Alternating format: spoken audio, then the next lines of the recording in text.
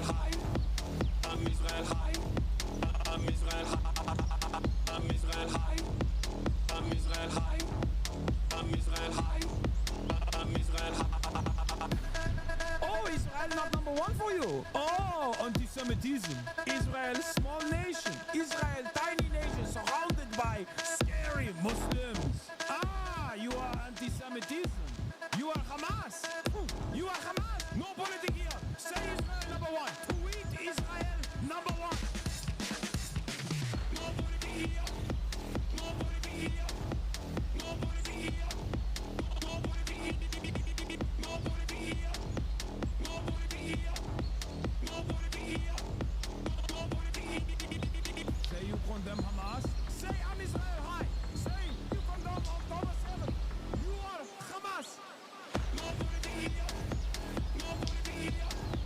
No politics here. No politics here. No politics here. No politics here. No politics here.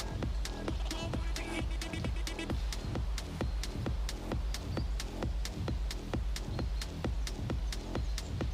What's going on, everybody?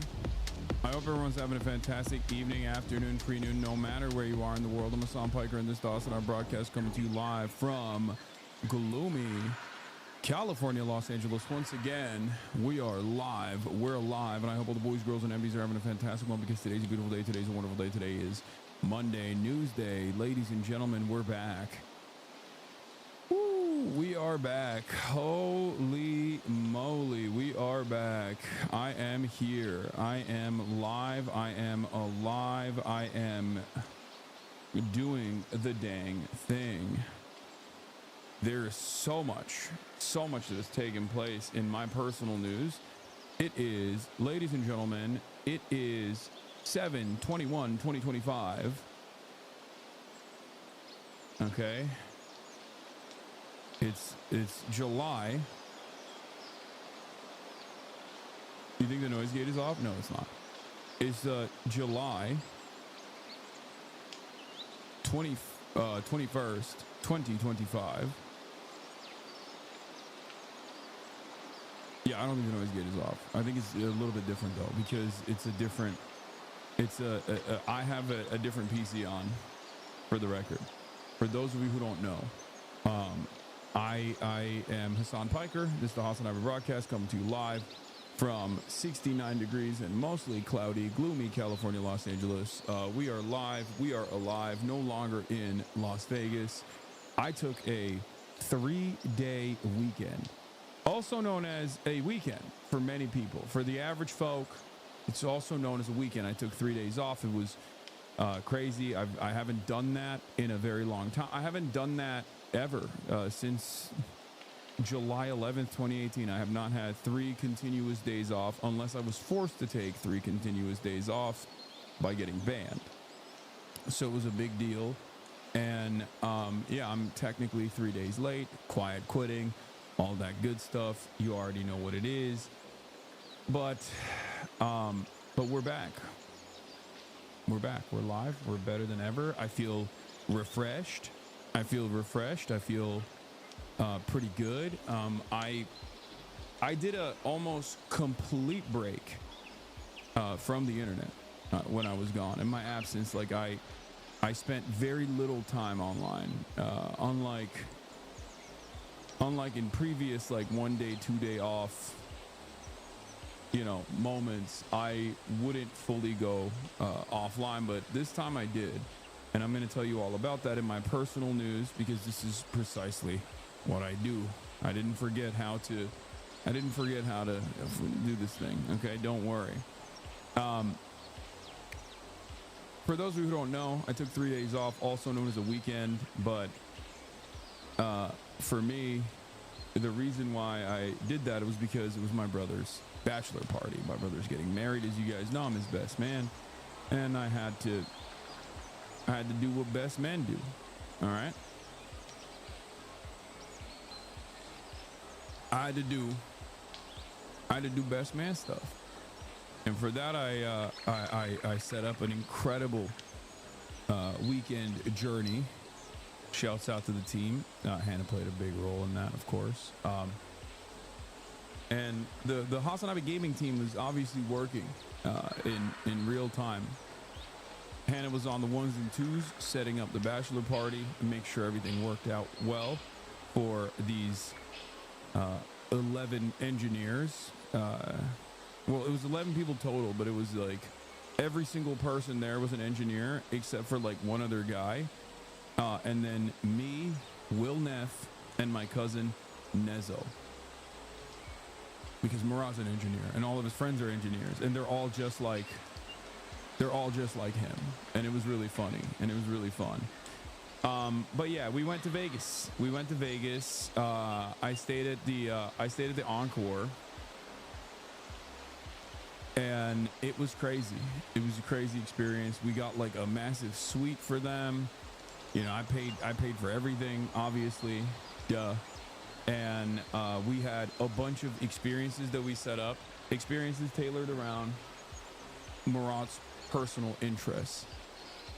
Flying airplanes, racing trophy trucks, Baja style, you know, jumping trophy trucks off of sand dunes, and shooting guns.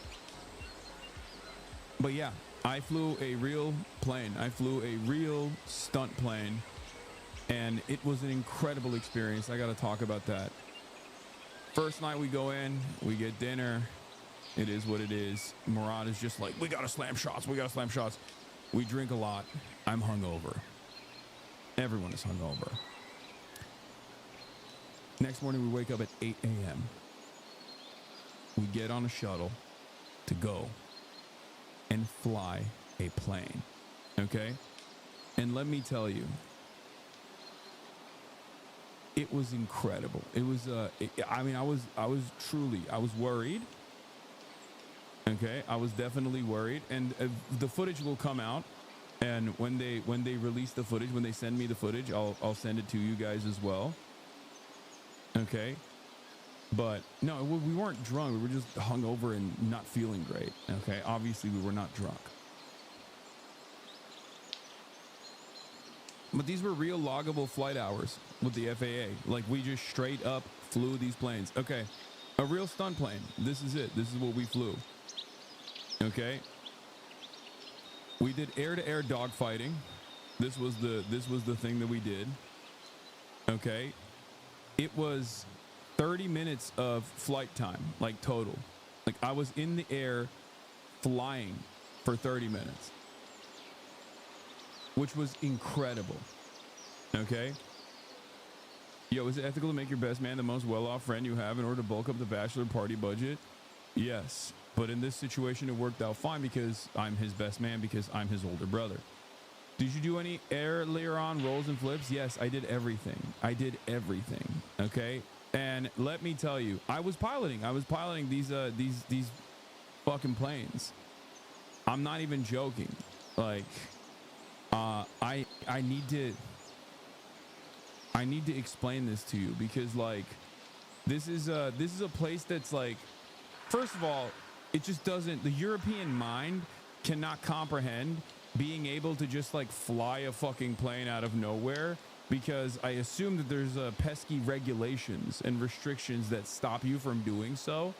Whereas in the land of commerce, okay, in libertarian paradise, America, the United States of America, specifically in Nevada, but also all around, they do this in like San Diego and shit too.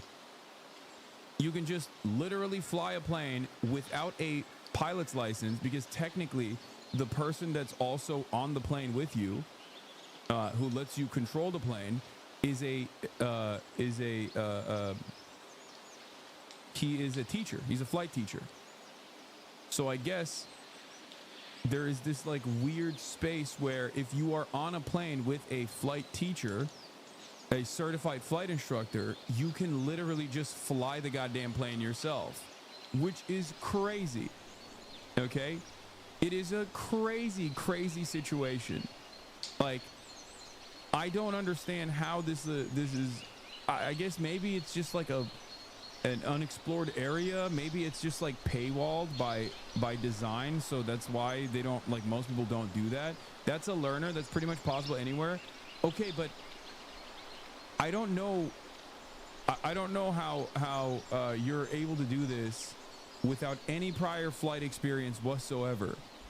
Like, I suspect that there's got to be, with a flight instructor, you have to at least have like prior flight experience, right?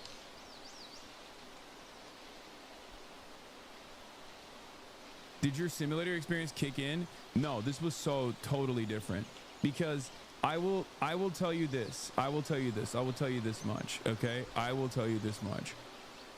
So this is the fucking plane. Okay. It's not very big. It's not a very big plane. It's like there was a moment, the scariest moment for me was when we lifted off, when we left the airfield and we were flying and we're going up to like 5,000 feet, right? And there's 3 other planes ahead of us, and these are all stunt planes, right? These are planes specifically designed to do stunts, so they can just like, they can do more than what a fighter jet can do. Basically, it's not as fast, I don't think, but it's like they are designed specifically for stunts. So they're designed to stall, for example. Like if you crank it too hard, it stalls, but it's fine. You can recover it. All this stuff, like heavy G turns. So basically, when we were flying up, there was a moment where I looked around, because you can see everything, right? Because it's like, right, this is all open. I was looking around. I was looking up, maybe like 1,000 feet above, or a couple hundred feet above me were the 3 other planes, and I was looking down, and I thought to myself, oh my God, I am currently in a fucking bicycle. Like, I'm in a motorcycle in the air. How is this even possible? Okay, I'm literally floating in the air. It doesn't feel the same as like being on a plane. Okay, I have no fear of flight. I don't really have any fear of heights either. But it's the difference between not having a fear of heights and then going up to a skyscraper with like one of those like glass box, you know, with the glass box where you can like look down and see under your feet, you know, the ground super far away. You can like barely make out people like ants. It's kind of like that. Okay. So I'll tell you this much. That was the terrifying experience. When we first were flying up, and we hit turbulence, and when you hit turbulence in one of these bad boys, let me tell you, you fucking feel it. Okay, if you've ever been inside of a Cessna and you've hit turbulence inside of a Cessna, you're probably already aware of this to a certain degree. When you hit turbulence in this, it is the most terrifying experience. You just drop, you just straight up go boop. Okay, but in any case, we hit turbulence a little bit, and I got like definitely very scared. I was like, there is nothing holding us up. Like in that moment, I can hear you screaming in the head. No. I was super cool, calm, and collected because I was being recorded the entire time, so I had to be. Okay, but basically, in my mind, I was thinking, we are being held together by will. Okay, it literally felt like we were just floating in the air by pure magic. I've never felt that before in my life. When I was like looking around, we get to formation. Okay, we get up to formation, all 4 of us, and then everyone does like a cross, like a barrel roll, and then goes underneath the formation one by one. And the moment that we did that barrel roll, that was when I was like, oh, okay, this is fine. This is actually not scary at all. Because once I did the barrel roll, I was like, oh, this is actually awesome. I'm totally in. I'm totally locked in. The scariest part about the entire experience, like I said, was the turbulence and when I first took flight. Once I did the barrel roll, I was like, oh, this is the most, I'm in. I'm locked in. I can do this. And what's really interesting about all of that, what's really interesting about this experience overall is that, like, obviously it was yet another thing where I was like nervous to do it at first, and I was just like, ugh, I don't want to do this, blah blah blah. They do the whole, you know, instructor training, and they talk about like G-force and what the G-force is supposed to do to your body. And I'm sure you guys have seen those videos of people's like face getting sucked in and then they just like pass out because they can't, the human mind and body is not capable of dealing with G-force to that degree, because you become, you know, 10x or 100x the weight that you actually are, right? Or wait, is it 1,000? So like if you're 200 pounds and you're doing 10 G's, you're literally 10x. No, not even 10x. It's like 5 to 10x, right? Something like that. So you're 10xing your weight. You all of a sudden have 10 times the gravity. That's what it is. 1G is like 1 gravity unit. So if you're 200 pounds in 1G in the normal world, okay, when you're at 10G, you are literally 10 times the weight. So you're 2,000 pounds. And I'm pretty sure like once you get up to a certain level, you pass out because your blood circulation, unless you've trained, the human body is incapable of hitting anything past like a certain point without losing their grip on reality. There's no more like blood rushing to your brain, and it literally cuts off the oxygen to your brain, and you basically start passing out. Most people pass out at 7 or 8G. I hit 7G. I did not pass out, for the record, and I did it on my own. And I'm going to tell you about this because this is also totally separate from person to person. Every individual has a unique experience with this. Some people can't handle G. Some people can't handle like the flips and stuff. Like they get motion sickness. I don't know why. This was like sumo Hasan. If you guys remember when I just like locked in when I was sumo wrestling for the first time and it just felt organic. I swear to God, it fucking felt organic when I was flying this thing. I don't know how. I don't know why. I was legitimately worried because like I was too big for the plane.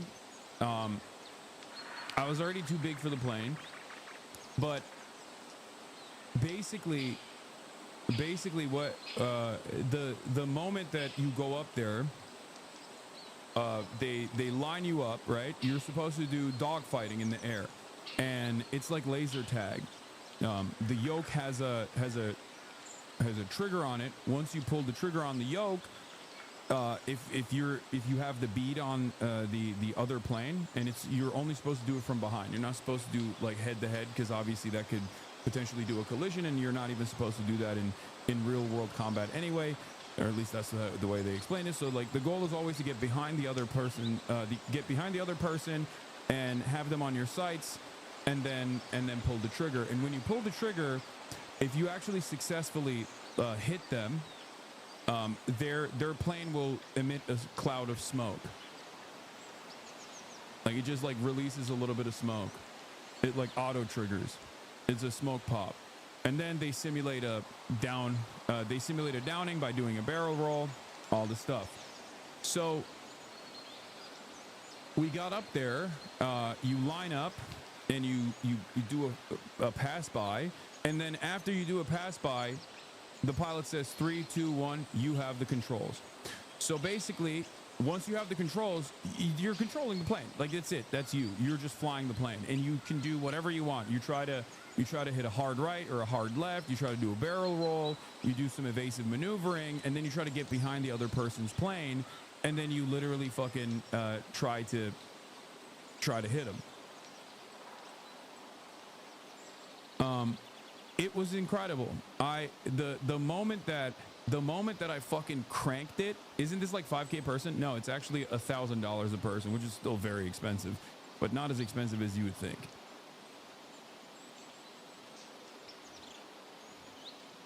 So basically, the moment that you crank that yoke, you pull it back and you go above and you hit and you see like the G-force on the there's like a odometer thing in front of you, and you just feel it. It is an incredible experience.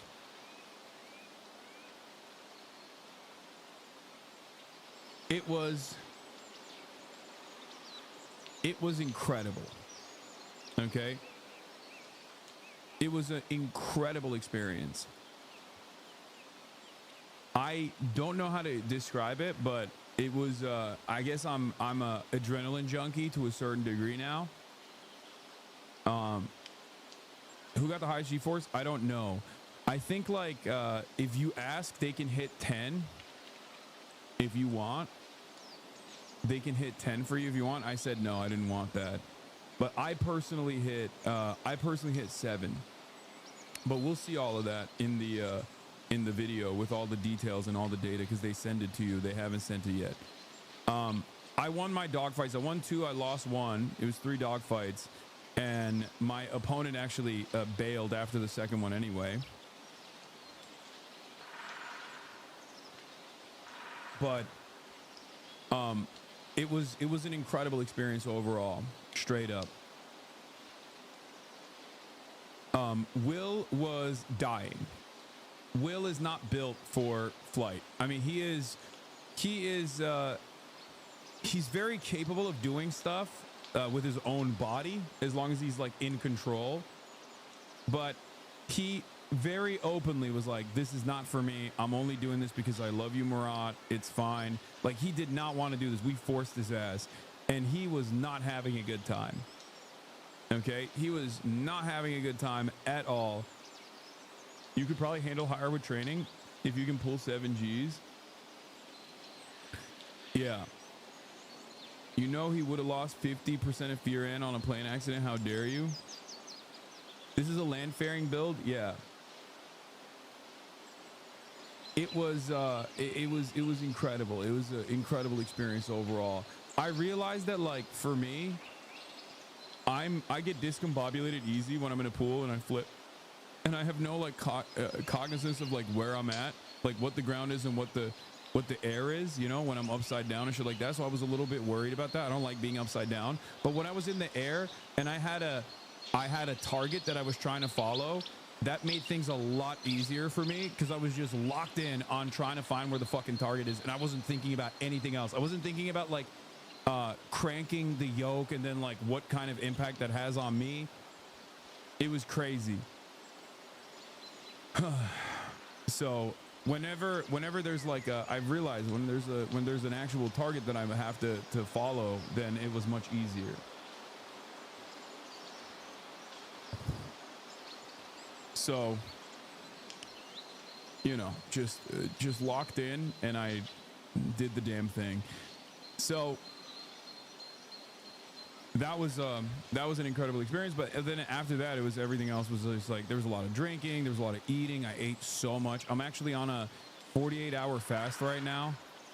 I've been fasting since Saturday night. Basically, I went to bed early Saturday night, and then Sunday we went and we raced Baja cars, like trophy trucks.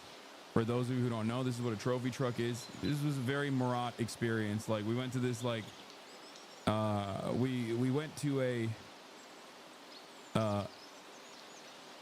yeah, these are trophy trucks. They're basically like Ford Raptors, but specifically designed for like jumping sand dunes and things like that. So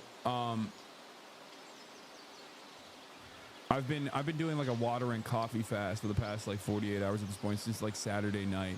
So not 48 hours, I guess. Wait, almost 48 hours. But I'll be eating later today. I'll be finally eating a little bit later today. And I haven't even felt bad. I actually feel pretty fucking awesome. And I've worked out. That is the most bro trip, Lamau. Exactly. How did it feel to unplug from the internet? I bet it ruled. Yes, it did. And you can tell it fucking ruled because there's so many people in the chat that I haven't... there's so many people in the chat right now that are predictably sending me like spamming links nonstop, and I haven't even paid attention to it. So I'm capable of locking in and telling you a fucking story without all the people that are like in the chat being like, why don't you do this? Why don't you cover this? Netanyahu, Nelk Boys Netanyahu, Nelk Boys Netanyahu, Omar Fateh, talk about AOC, talk about AOC. Like, I don't really, you know, I'm going to get to all of that. But under normal circumstances, I'd be so mad. I'd be so mad coming back and having so many people just like spam stuff. But I'm not, because it was good to take 3 days off. The only issue that I have with the 3 days off that I took was, like I said, I ate too much. And I drank too much, and it fucked me up, and it felt like I was poisoning my body. Literally, I was like in pain all the time. Also, also shouts out to Spearman Rhino. So many Hasanabi heads that worked there did not realize it was like that. Lots of strippers. Lots of strippers also happen to be fans. So, you know, I don't know if you guys are in here in the chat right now. I don't know if you like watch in the mornings or whatever, but that was crazy as well. That was a crazy experience too. Yeah, that's all I'm going to say about that one. And, yeah. King, I legit had to watch your streams for 4 to 5 hours a day, so your break was brutal. I had to go watch your clips from a year ago, lol. I mean, there's so much content out there of me that you can just like never run out, even if I didn't stream for a couple days. So you'll be fine. I know Hunter Biden interview is out, channel 5. I got it all. Don't worry. But yeah, would you have Omar Fada on stream? Yeah, I'm working on it. Don't worry. But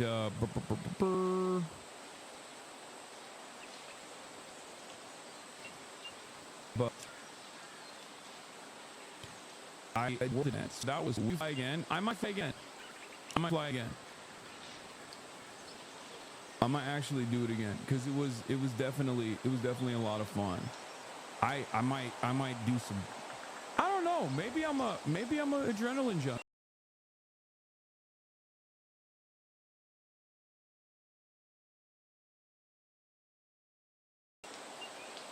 Because like I realized I was thinking about this because my brother is doing flight, like actual flight school, and he also drives motorcycles, and I constantly get on his ass about this. I'm like, dude, what the fuck are you doing? You're like about to get married, you're gonna have kids one day, like what's wrong with you? You have so much to live for, and you're just like kind of throwing it around.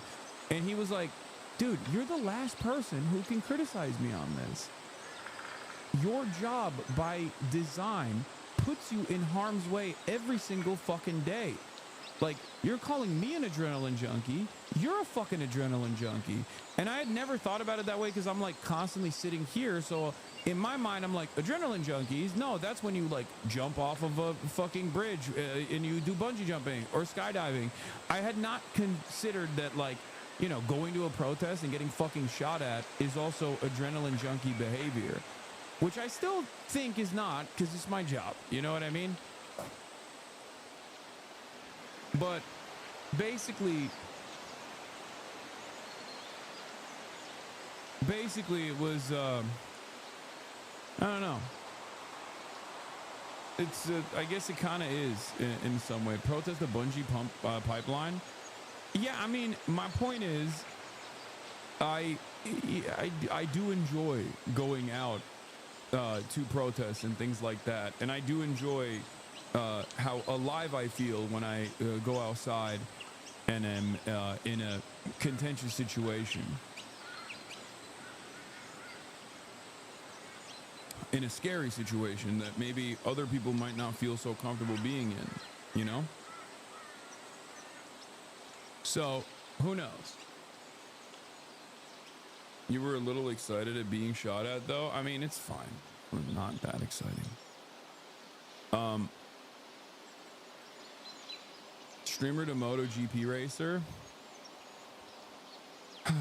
Yeah, I mean, the problem is I was gonna do that. I was gonna do GP4 for Squeezy, as you guys know. My French friend Lucas, also known as Squeezy.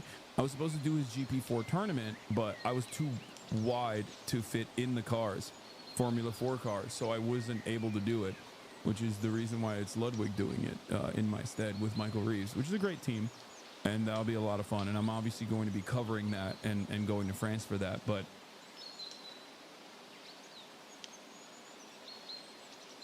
so, you know, sorry if it's already been mentioned. You're going to cover AOC's pro-Israel vote. It's not in the title. No, I'm gonna shelter you from AOC because I'm gonna defend AOC. No, of course I'm gonna cover the AOC vote thing. It's very stupid and wrong, and what she did was ridiculous, and I'm gonna of course talk about it. It's a huge deal. Anyway, where else was I? What else was I saying? Oh, Will was adamant about going and watching this show called Awakening, and I thought it was going to be corny and cheesy, and I like didn't. I'm not like a big theater boy, but we went and we watched it, and it was actually pretty good. I swear to you, the funniest person. Hasan didn't take edibles. He's the only one who didn't take edibles. But we were all there, and Hasan's like, I'm gonna fall asleep, dude. I'm gonna fall asleep, dude. I'm gonna fall asleep. 20 minutes in, this fake ass real theater kid, don't let him tell you anything else. Don't let him tell you anything else. He's got the theater in his fucking heart, in the cockles of his soul. Dude, he's in there going, no, dude, I'm gonna fall asleep. 20 minutes in, this was him. And he just kept going, I'm awoken, dude. I'm awoken. It was great. Dude, Awakening was phenomenal. It was. It really was. It was amazing. And we had a great time. We had a great time. I didn't even do any drugs for it, and I still had a great time, honestly. Yeah, I was awoke. I was awoke as heck. Awakening. So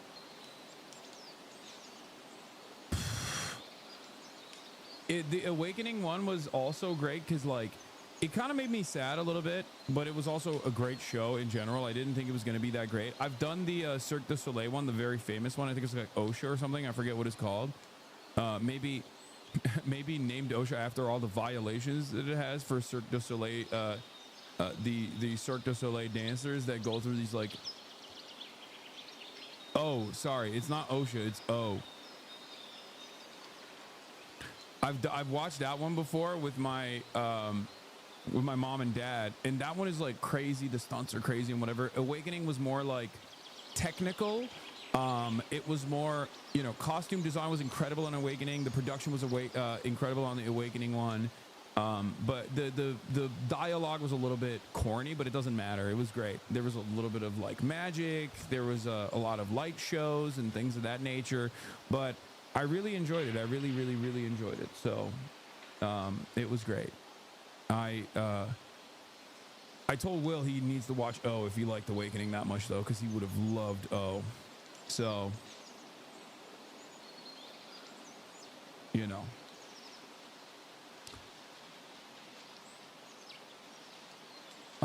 Damn, sounds like a perfect Vegas trip. Yeah, perfect Vegas trip.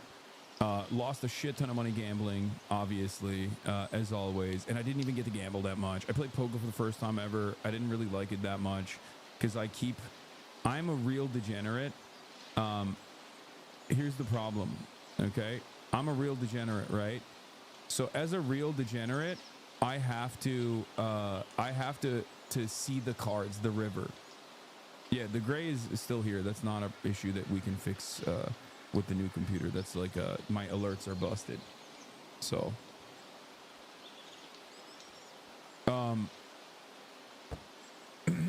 so as a real degenerate, I always want to see what the cards are in the river, so like I have to fucking play even if my hands are ass. Even if my hand is ass, I have to keep playing.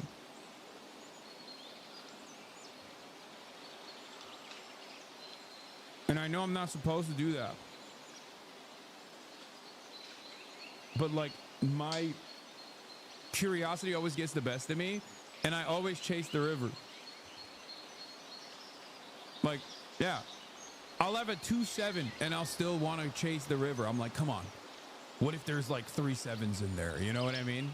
What if the dealer pulls out 3 7s? Look how, I mean, think about how fun that would be. You know? That's not a real strategy. I know, man. It's because I'm bad. I'm bad at poker. And I am a bad gambler.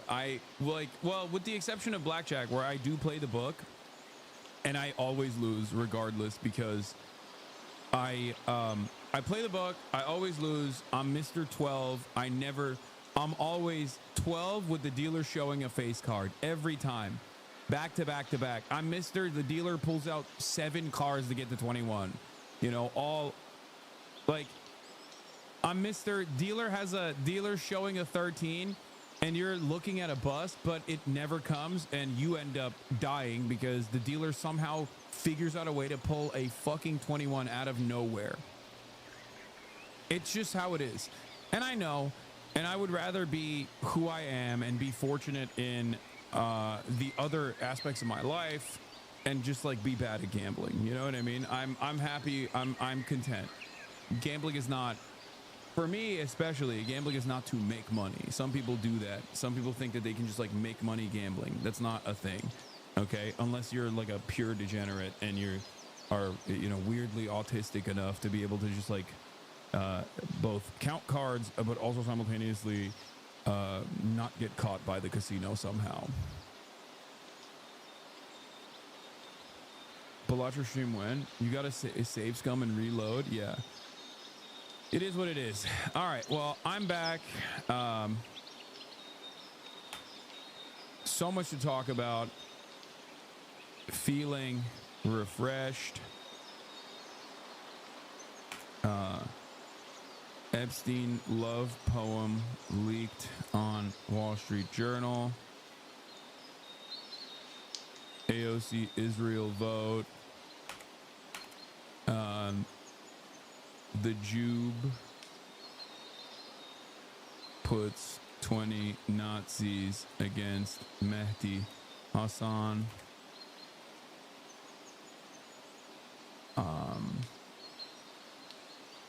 3-hour-long Hunter Biden interview. Yeah, sure. We'll look at that as well. Okay.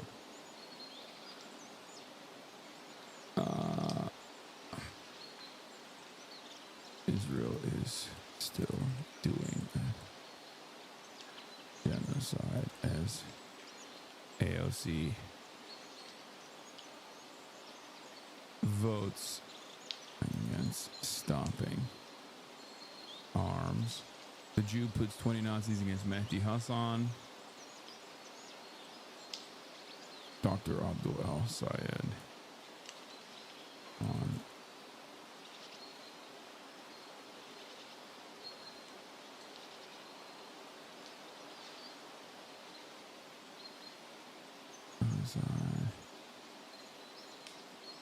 hold on.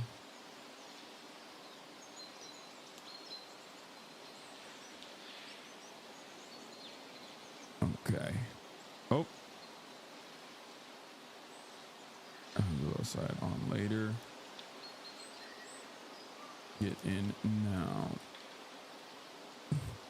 I've been following up on Jacare as well in my absence, and it seems like everyone is healed, and I myself am healed as well. I was definitely I was in my most hungover moments.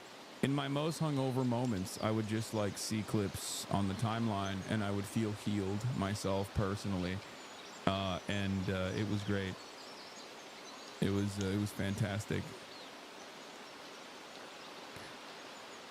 All right, let's blast it. Let's blast it. Let's blast it. Let's do it. I'm back, feeling refreshed. You already know what it is. Healed. W parasocials. Big W's all around. I mean, I will say there's two things that have healed me. Okay, one, they're great. That stuff, Japan, fantastic. Love to see it.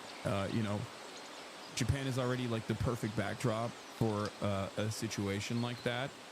Okay, and then two, I gotta give a shout out to Black Boy Max as well. I love seeing the Phase Boys just absolutely pop off. Black Boy Max came back. I haven't really watched a lot of the stuff that's going on. He did like a dating show or something, but I saw him at like 170K, and that made me very proud. That made me very happy.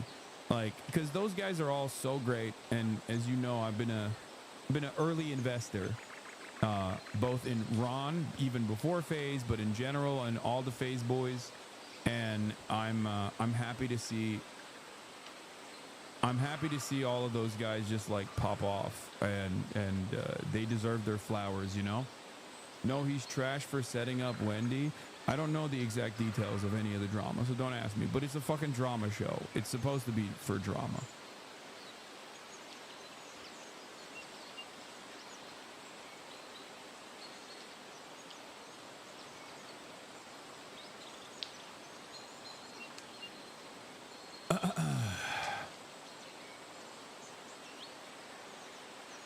Blast off meme if you still need one. No, we already did it. I already blasted off. We know what really happened.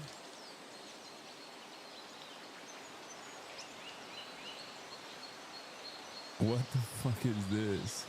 Hasan, what did you do? All aircraft grounded at JFK due to emergency? What the hell? Did you catch AOC lying on social media about her vote on Green's Israel funding amendment? She said she voted yes, but the record shows she voted no. I don't know what, like, how she's tried to defend herself on this, but it's an indefensible proposition for someone like AOC. For someone of AOC's status as, like, a leader, as a leader of the, is supposed to be a leader of the left, in this day and age, in this time and space, like, there's no excuses. And I think, like, there are quite literally, there are people from all different shapes, colors, from every other kind of background. I'm not even talking, like, there are people, like, Maddie Iglesias wrote an article today, I think, talking about how, like, Israel doesn't need our funds. Okay? I'm sorry. You can't get outflanked by Maddie fucking Iglesias if you're AOC. Okay? It is completely unacceptable. It is completely unacceptable. And I'm shocked that she's just not doing the thing that she does that leads her to make these decisions initially, which is listening and learning and doing standpoint theory and, like, hearing from all sides, right? Like, this is the type of stuff that I think is just, like, really bad instincts. This is something that I've, like, criticized AOC on, especially when it comes to foreign policy before. And I'm like, I don't understand why she's just, like, doubling down on it. I don't get it. I genuinely don't understand it. Because, like, it is so obviously a bad fucking move. It's ridiculous. Like, this is the type of shit that you expect from, like, Chuck Schumer, you know what I mean? Not AOC. And yeah, it was everyone on the entire spectrum, from, you know, Revcoms and people like the ACP people, but, like, even liberals were like, what are you doing? mostly liberals love AOC, and yet even liberals were kind of in awe of her decision on this. And did she get AIPAC? No. Did Bernie vote the same way? It's in the House. Bernie's in the Senate, but I don't know what Bernie would have voted for if he had if given the opportunity. But these guys try to make a distinction between defensive weapons and offensive weapons. Okay, this distinction does not matter. It does not matter. Let's get started on the AOC situation real quick. Does anyone have the initial, like, thing that started it? Because this was a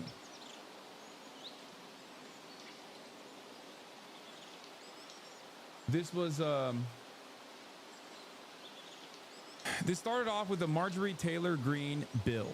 Okay, it started off with the Marjorie Taylor Greene bill, where she basically I think, like, put out a messaging bill. That was bullshit. Like, it's a classic messaging bill, but it's no different than, I guess, like, when Bernie Sanders puts out a messaging bill to deny weapons transfers to Israel in the Senate. You know what I mean? Or an amendment. Sorry, not a bill. It was an amendment. Marjorie Taylor Greene's amendment to cut off offensive aid to Israel and also even defensive aid to Israel, which is completely oblivious. Completely irrelevant in this point of contention. So but again, like I said, she basically pushed for this as a messaging bill in a way that is no different than, like, when Bernie Sanders does this. Bernie Sanders has tried to veto weapons transfers to Saudi Arabia in the past, knowing full well that it's not going to pass, but he's still trying to make an effort.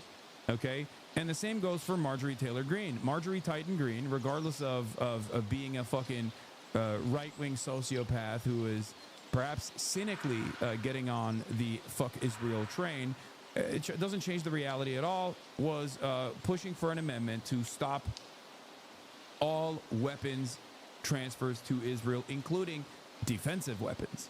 This distinction does not matter ultimately, because as we know, Israel uses the defensive shield that it has to be as belligerent as possible while it conducts its genocide and continues to bomb other countries, including but not limited to fucking Syria now. As a matter of fact, as you know, Syria is in a state of turmoil at this moment, and so like the idea that like Israel, oh, this is just a defensive, this is our ally, and we're giving them defensive weapons is like, yeah, okay, that doesn't mean anything unless you're going to be a real one and say, if you were to turn around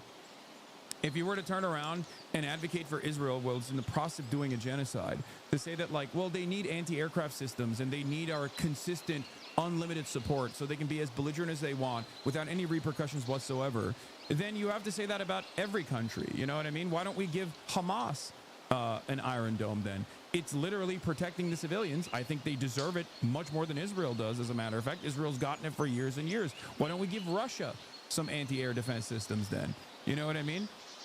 Like, what do you mean? Do you think there's no civilians in Russia? You think there's no civilians in Gaza? Gaza is pretty much all civilians. What are we talking about?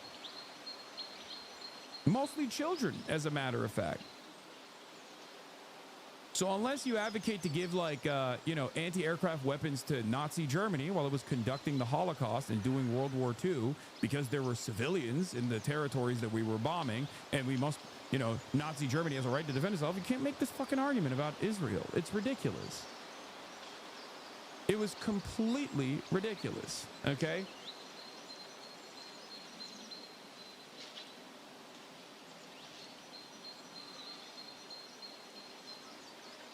So let's get started on this here. Members of Congress speak on the House floor. Marjorie Taylor Greene and AOC's response and all that. Israel is a nuclear armed nation, and they're less than $400 billion in debt.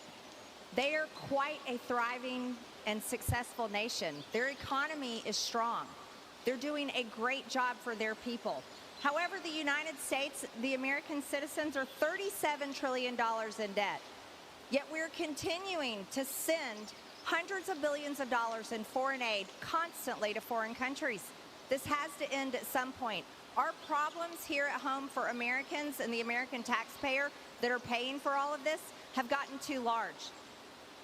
And I also want to point out that Israel bombed a Catholic church in Gaza, and that an entire population is being wiped out as they continue their aggressive war. I'm sorry, under no circumstances are you allowed to be outflanked on an issue of morality that, like, the overwhelming majority of the American public can see by Marjorie Titan fucking Greene, of all people.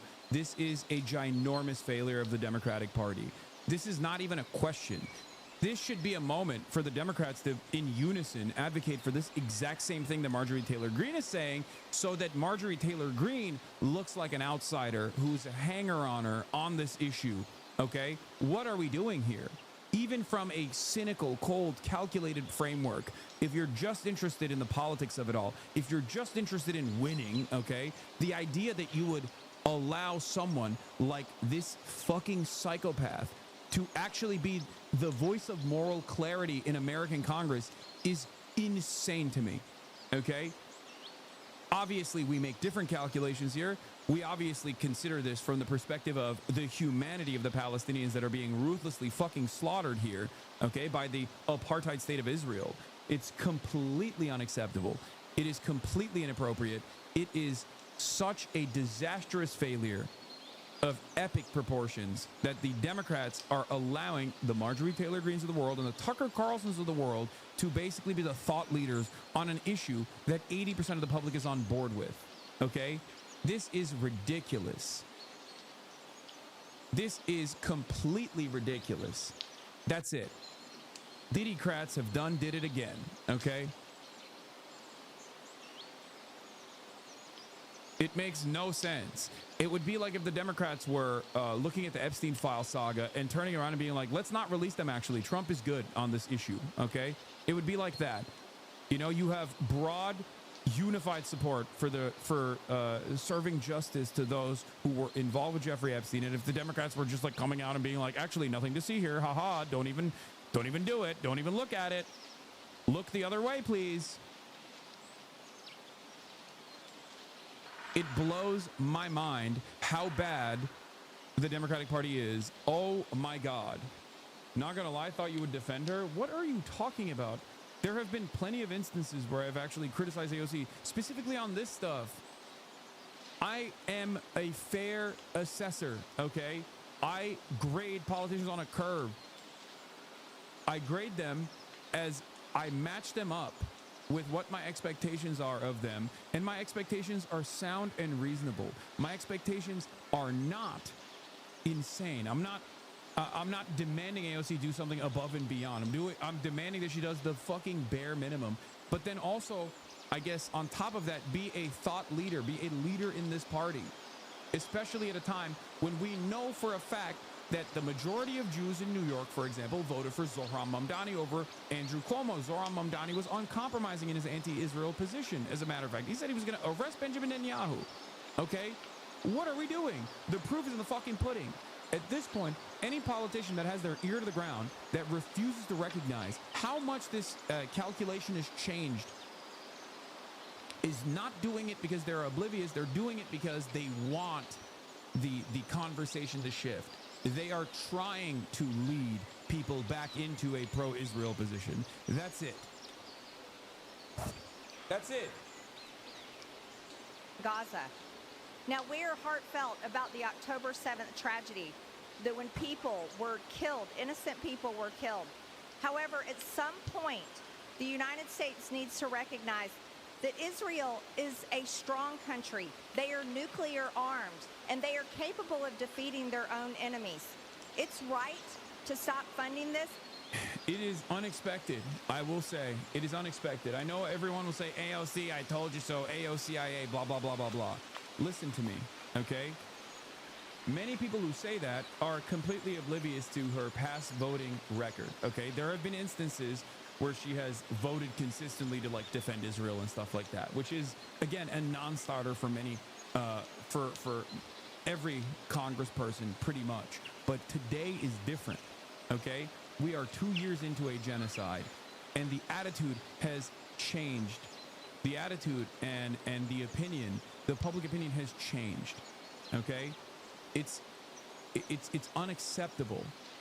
It is unacceptable after 2 years to still stand in defense of Israel, to say, oh, there's a difference between defensive weapons and offensive weapons. There is no difference. Very mad at AOC. I think people are misunderstanding this amendment vote, though. It's not selling out or being an agent or anything like that. It's likely a cynical attempt to fend off attacks in the future statewide, nationwide elections. Bizarre and out-of-touch risk aversion. Yes. Bizarre and out-of-touch risk aversion. She ultimately voted against the funding package, but you can't fence-sit this, and the justification she gave doesn't make any sense. No, it doesn't make any sense. That's what I'm saying. Exactly. I'm not saying she's AOCIA or anything like that. This is someone who is refusing to read the fucking room.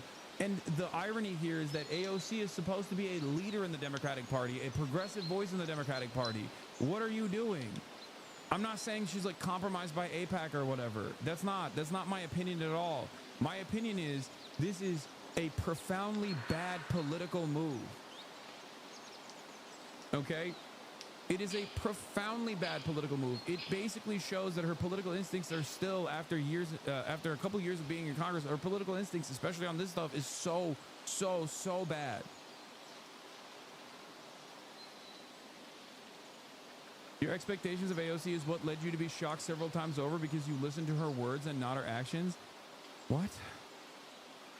No, that is incorrect. My expectations of AOC are working within the confines of the Democratic Party and being able to read the goddamn room, okay? I am an incredibly fair critic of AOC.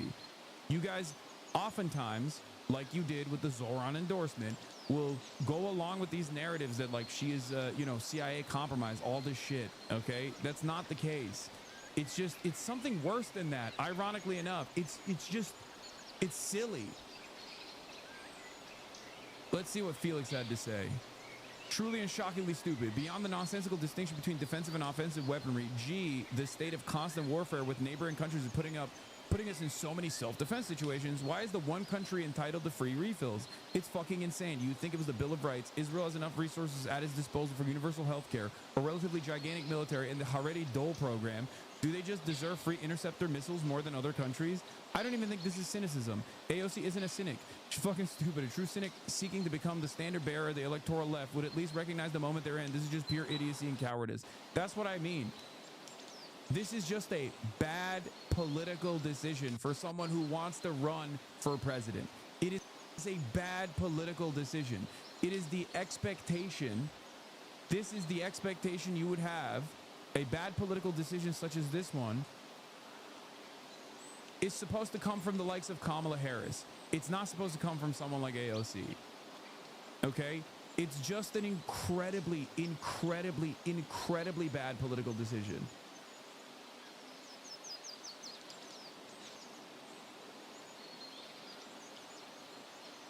I think she's 100% running for president in 2028 and thinks AOC doesn't even support defensive weapons. It's just too much heat and impossible to explain to ADL fed a reporter, so is vibing through it, despite it making no sense. This, of course, doesn't justify the defense, but it's my read. Yeah, that's quite likely. But I think she's also such an article head that she's afraid of legitimizing MTG by voting on this. I think that Felix on this entire cut. She doesn't want to look like she's aligned with Marjorie Taylor under any circumstance whatsoever, and she is way too old school woke, the old school woke people that work in these campaigns, that woke in as a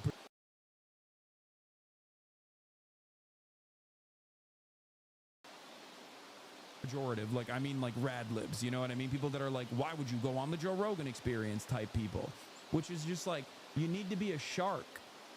You need to be a shark. You need to be vicious. None of that stuff works anymore. We're in the post-Trump era. Okay? That's it. Fuck the rad libs. Who gives a shit?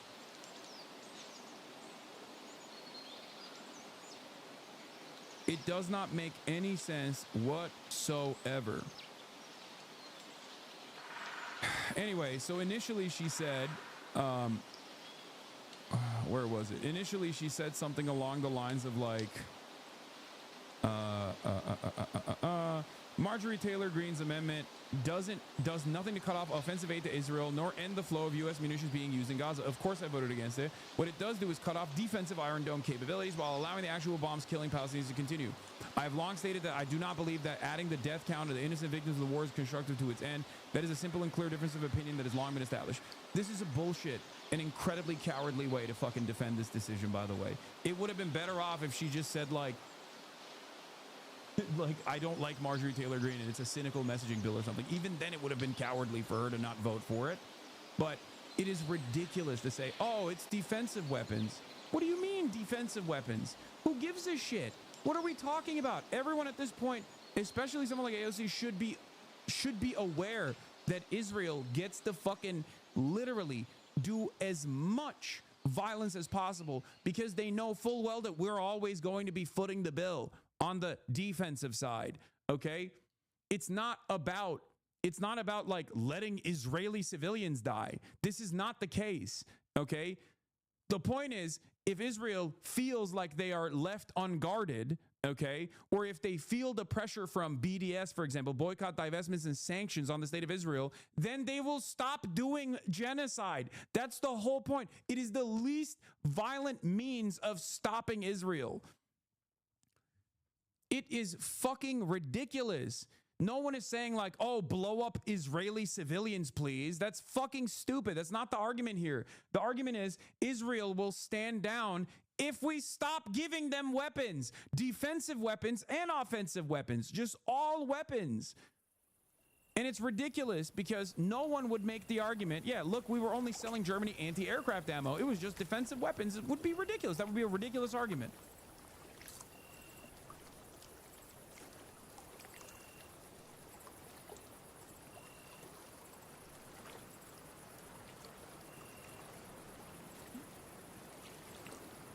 How are you this dense? If Israel was limited in defensive weaponry, it would be forced to choose diplomacy and over war to come to the negotiation table sooner. You think it'd be this reckless in Gaza if it knew hundreds of rockets were headed its way? So short-sighted is the case. That's it. Like, this argument is not a real argument at all. This argument is an argument that you take if you are still trying to exist in the old world, okay? In the old way of politics. This is pre-October 7 politics. This is Bernie Sanders pre-October 7 being like, well, you know, Israel has a right to defend itself. It's done. That's over. It's especially over for you. This position maybe is not over like a Kamala Harris, but for you, you're supposed to be the room reader. You're not supposed to be tone deaf. You're not supposed to be tone deaf to the fucking cries of the Palestinians. So I think it's just such bad politics. It is such bad politics.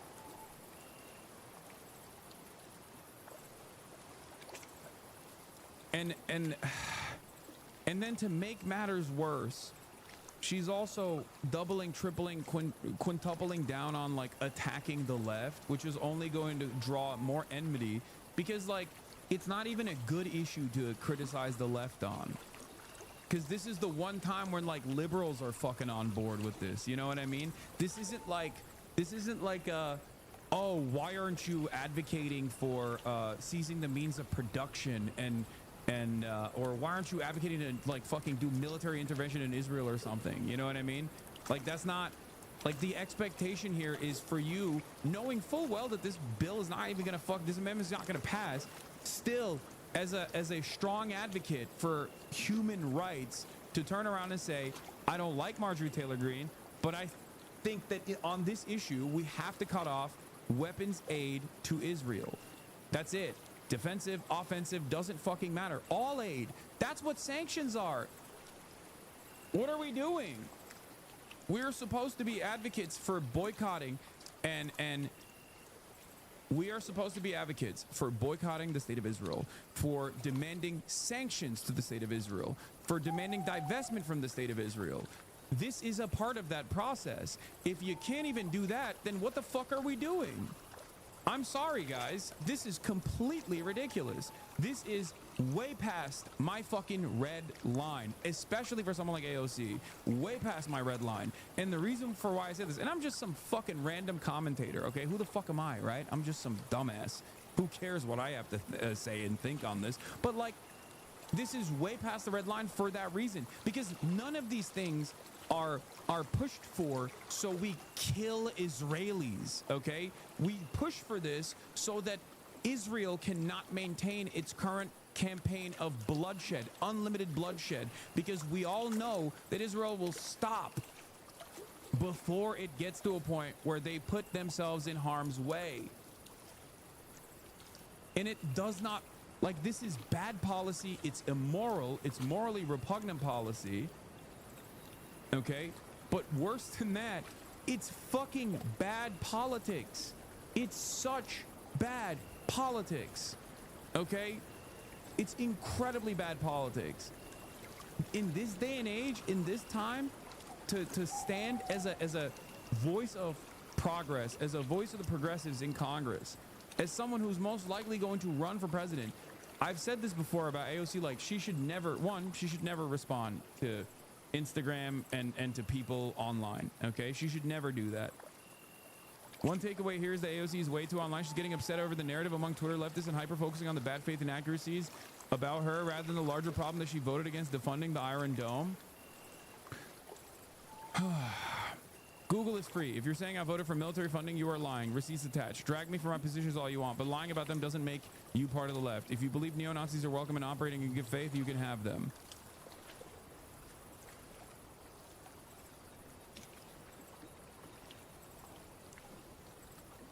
This, by the way, is the overall package, but she voted against the amendment.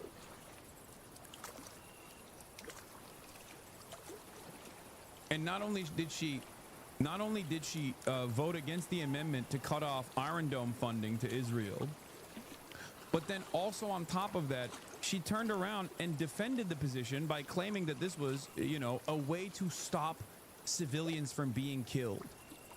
Okay? A way to stop Israeli civilians from being killed. And it's like, that's not the point here. Okay?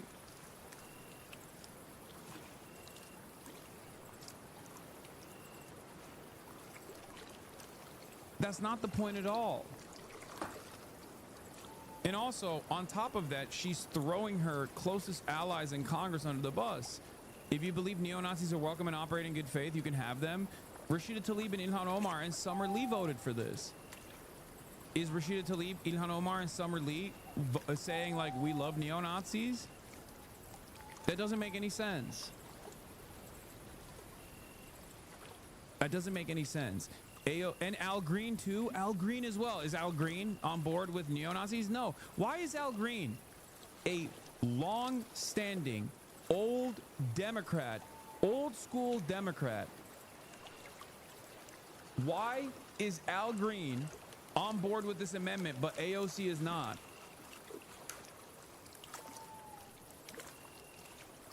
It is completely unacceptable. Okay? Every single person in the Progressive Caucus should be on board with this. Greg Kazar should be on board with this. Every single person in the Progressive Caucus, including AOC, should be on board with this. This is completely unacceptable. Okay? This is not a single issue thing, okay? Not that it matters. It's a fucking genocide, so obviously being single issue on the genocide is perfectly fine.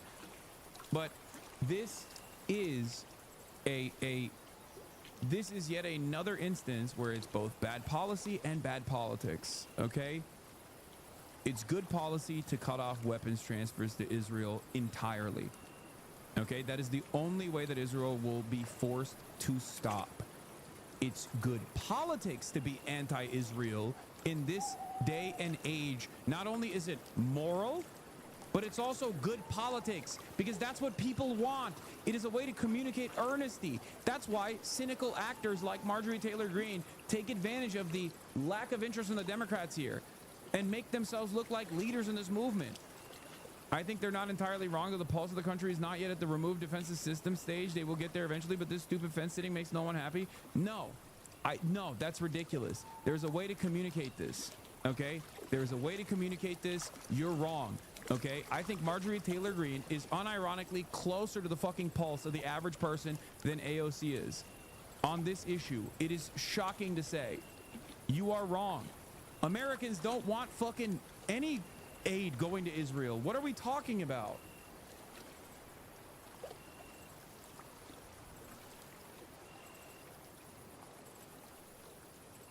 It's gone. It's done. Anyone that doesn't read the writing on the wall here is basically still operating on the old guard way of thinking, and you're exactly the same type of person who most likely looked at the Zoran stuff and was like, well, Zoran has to take a wishy-washy position on Israel because he wants to win. He wants to win. It's like, no, that's different. That's a different time and place in politics. We have moved beyond. We are in an entirely different space. The zeitgeist has shifted. Think about how much even a little bit of hope, a crumb of hope, can change political discourse in this country. Post Zoran, think about how every single person has recalculated. You got like the Andrew Schultzes of the world being like the Democratic Socialists are the only America First party. Like, think about that. How did that happen? How did that happen? How did we get to a position where the Democratic Socialists are seen as like the saviors of the Democratic Party by broad Democrat Party voters and the basic support? The Deborahs, the Barbaras. All of these people have decided that saying fuck Israel does not matter.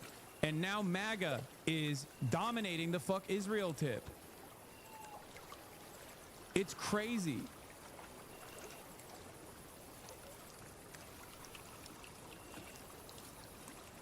With AOC's recent vote, this is worth consideration. Will clock the 2. Given AOC's most recent statements, I now fully believe Bernie Sanders and AOC purposely ducked the full interview they told us on they give him. I don't buy that they were running behind on schedule or whatever. I never did. I think they used him. Will clocked it too. That situation was weird. I was willing to give the benefit of the doubt, but come on, this is no shade to Hasan, and I could be wrong. But my instinct from that whole interaction was that they used him for his audience and never planned on giving him the push, giving him time to push him on anything. I don't think that's the case. But I mean, look, it's, you know, I haven't had them on since then, so who knows? No, they had a speech. I don't think it's the case for this particular situation.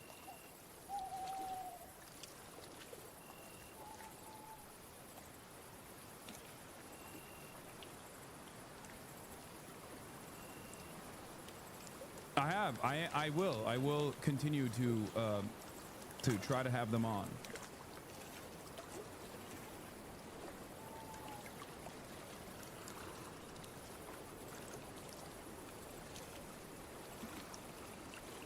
Anyway, she bailed on you at the DNC. Don't fall for this shit. No, that's not the case. Yeah, Bernie's private messages on Israel was also fucking terrible too. I didn't get a chance to talk about it either, but I mean, look, Andrew Cuomo, here's with audio, okay?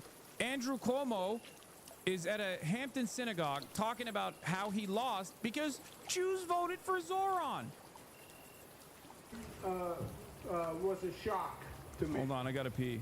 I never saw it coming, frankly, and I lost, and it's embarrassing to lose, and it hurts to lose, and the way it happened was even worse because all the polls had me up 15 points. And all the geniuses say, you know, you're up 15 points, you want to play it safe, and he was nowhere on the radar screen, Mom Diamond, just nowhere on the radar screen. So we played it safe. I didn't engage him, I didn't debunk him enough, I wasn't aggressive enough, which is really ironic because all my life I'm too aggressive, I'm too combative, I'm too tough. And then on election day, there was an historic turnout that nobody has ever seen anything like. There was an explosion of the under 30 vote. Under 30 white socialists who voted 3, 4, 5 times what anyone has ever seen. And that totally changed the numbers. There were about 100,000 young under 30 who had never voted before. I lost by 100,000 votes, 400,000 to 500,000. The young people who came out, they were socialists, and they were pro-Palestinian. And I would wager that in that primary, more than 50% of the Jewish people voted for Mandan. Yep. This is the first time anyone has even recognized that Zoran won the Jewish vote in the most Jewish city after Tel Aviv. Okay? With the largest Jewish population. More than 50%. Because with those young people, the under 30 people, they are pro-Palestinian and they don't consider it being anti-Israel. I am, as you know, 100% supportive. No, they do. Plenty do. The difference is they just don't have an issue with being anti-Israel. Because why should they? Why would they? It's a fucking state, dude. It is a state, and it's a Nazi state, as a matter of fact. That's the point. No, maybe in the first couple of months after October 7, there were a lot of people who were like, oh, I just, you know, I'm not anti-Israel, but also I think, you know, maybe Israel is doing some war crimes. But we've pushed past that point at this juncture. Like, we are so far behind.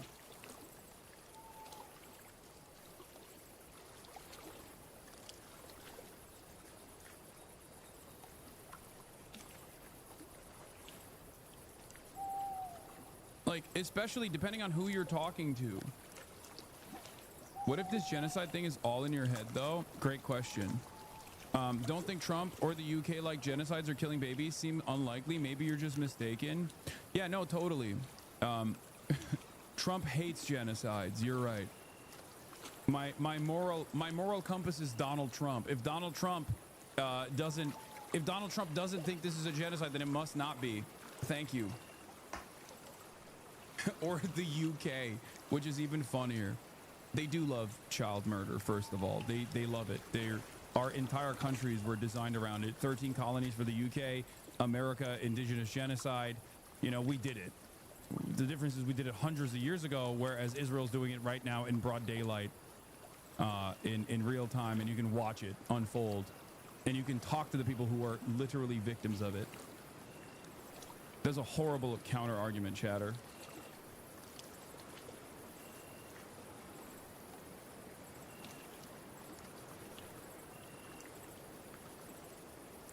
Anyway, welcome back to the internet. Don't you miss the break? No.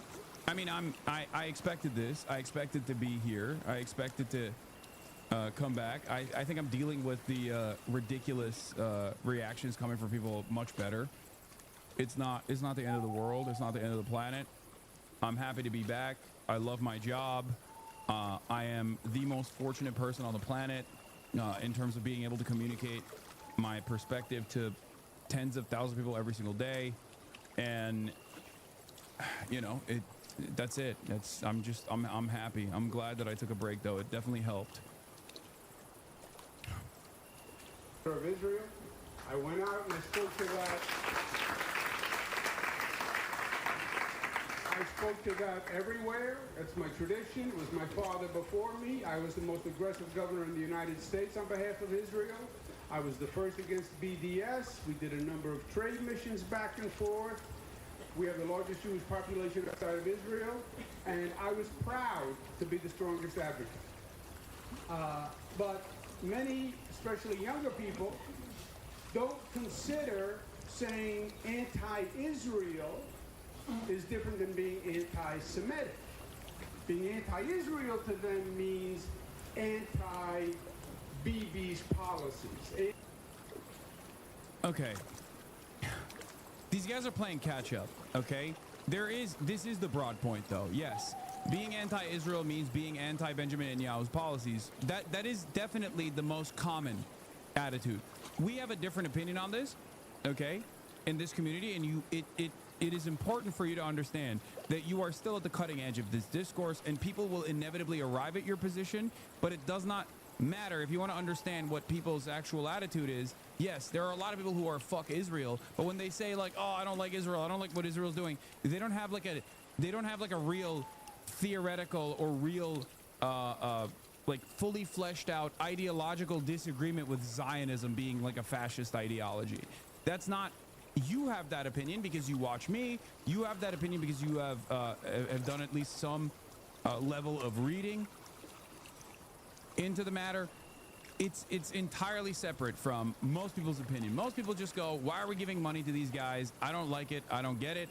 And also, yeah, this is a incredibly bloody affair. I don't want to be a part of this. And there are a lot more people now that certainly recognize that it's a genocide. Okay. So just understand that, like, you are at the bleeding edge of discourse. Most people's attitude on this is killing is bad, killing children is wrong. I don't like to see dead children. I don't really like it. But my expectation from the likes of AOC, for example, is to read the room and see where the trajectory is for discourse and be ahead of it and be a leader that actually moves people in that direction, because that is beneficial for her in the long run anyway, because people will remember that AOC was in the front lines on this issue, okay?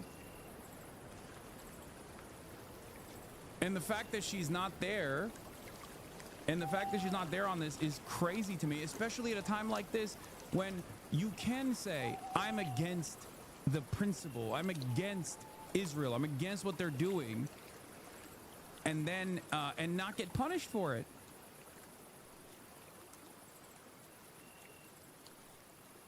Anti-Israel government policies. And they are. And they were highly motivated, and they came out to vote. And that totally distorted what was expected. And in many ways, it was a national wave that has been building. This socialist wave in the Democratic Party, this AOC, Bernie Sanders going across the country, the No Kings, brought out hundreds of thousands of young people at rallies all across the country, basically fueled by anti-Trump. But anti-Trump then fits with socialism, then fits with pro-Palestinian, and he was the perfect vehicle for this under 30 wave. I mean, he is incredibly reactionary. Like the no king stuff is like socialist is hilarious. Obviously, like he sounds like a Republican because he is a Republican, okay? Anyway, at Hampton Synagogue this morning, Andrew Cuomo said he didn't debunk Mamdani enough. Cuomo added that Mamdani got more than 50% of the Jewish vote. David Grossman says, assuming this is true, what would it mean if a clear majority of Jewish voters in the most Jewish city in America, in the traditional Jewish party, voted for a candidate who the Jewish establishment orgs told them was anti-Semitic? Hard to think of a more forceful rejection. You don't even need the majority in this situation.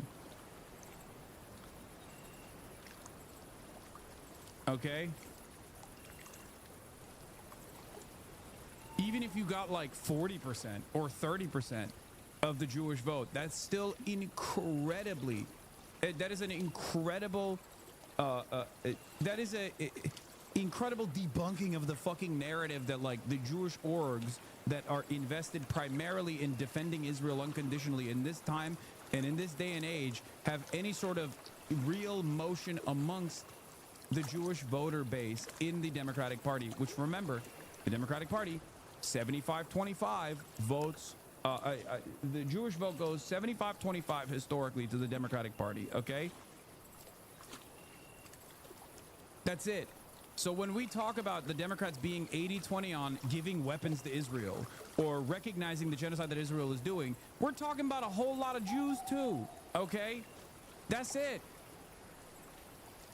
75% of Jews historically vote for the Democratic Party, regardless.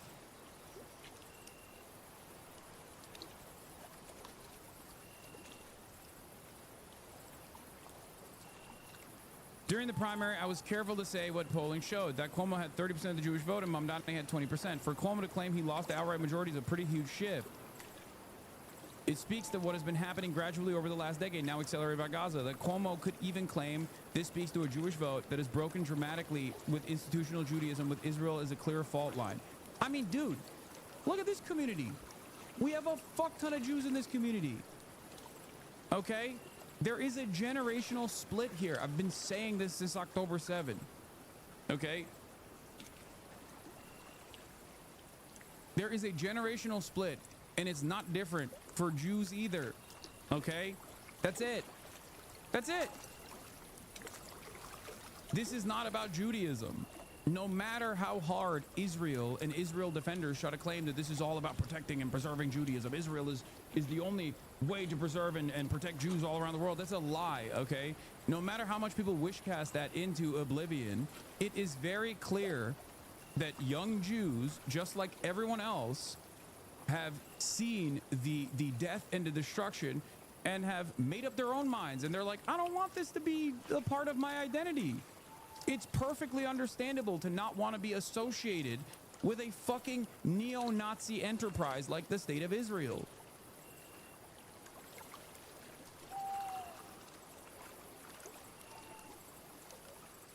That's it.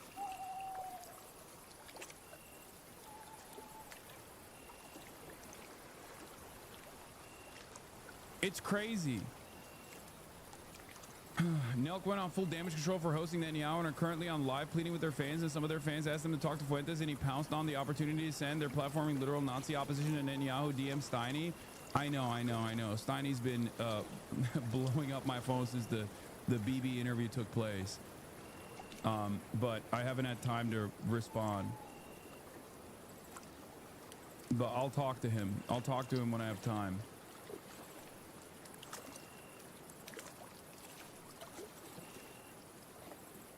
Not just young Jews. Did you see the interview with Mandy Patinkin and his wife? Brought me to tears. Yes. Yes.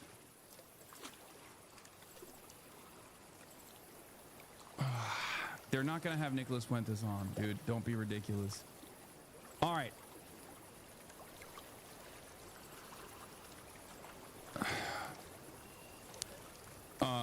Tarek Kenny Shawa says, my friend Shabaranks and El Gindi, Dylan Saba, and Khaled El Gindi, and others have explained at length why the Iron Dome is essential to Israel's shield of impunity. What I find insane is that one could call what Israel's doing in Gaza a genocide and still vote to fund their military in the same breath. If you believe Israel's committing a genocide in Gaza, and that is the word AOC has used, given Giving even a single dollar to the military committing the genocide is an explicit act of support. Cutting a genocidal entity off from any type of funding / support should be the bare minimum, which is the truth. That is the truth. It is bare minimum.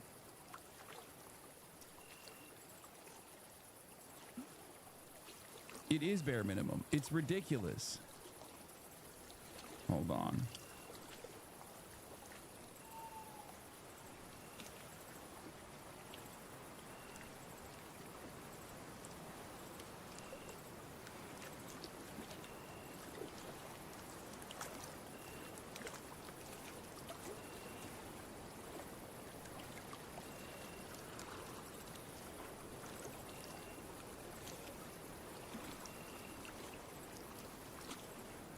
Bro, Steiny's talking to Nick right now. What do you mean you doubt it? Oh my god.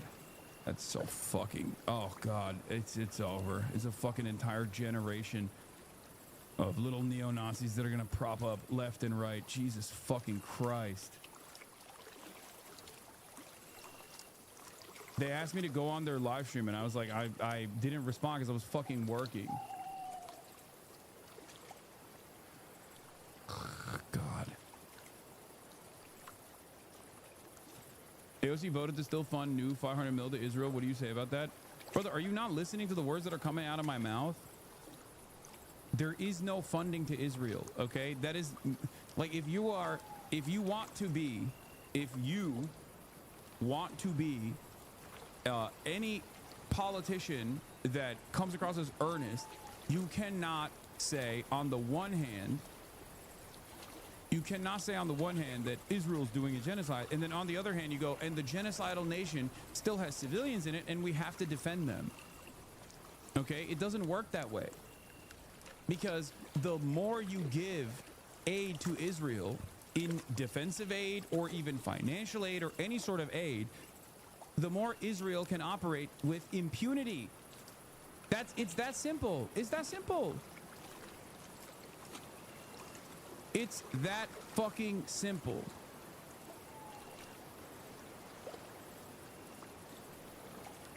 That's it. To be clear, should not vote for the funding. Doesn't make our stupid and bad vote any better.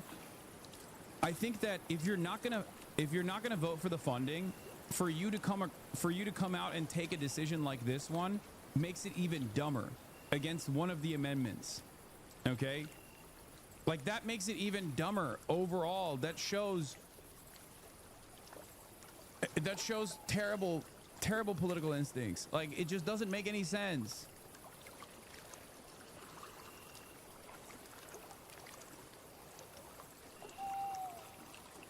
That's it. You're ultimately not even fucking... And then on top of that, to come out and defend it too, and to be like, Israel has a right to defend itself, is ridiculous. No, it does not. It does not. It does not. It does not. If they want to defend themselves, they can do so with their own fucking weapons. We've already given enough. Okay? The idea that, like, Israel has a right for us to defend it whenever it does incredibly violent things to every other country in the region is fucking insane. It's just so beyond the pale. It is such a ridiculous fucking thing to say.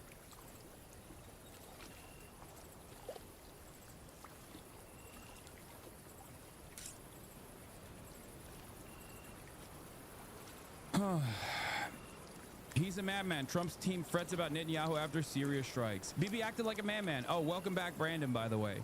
Welcome back, Joe Brandon. The Brandonization of the Trump administration is complete, by the way. Here it is. He's a madman. Trump's team frets about Netanyahu after Syria strikes. So funny that Tucker Right has its own helpless, fuming, concerned Trump alternative universe. And like what the MSNBC said, it's laundered via Barack Ravid.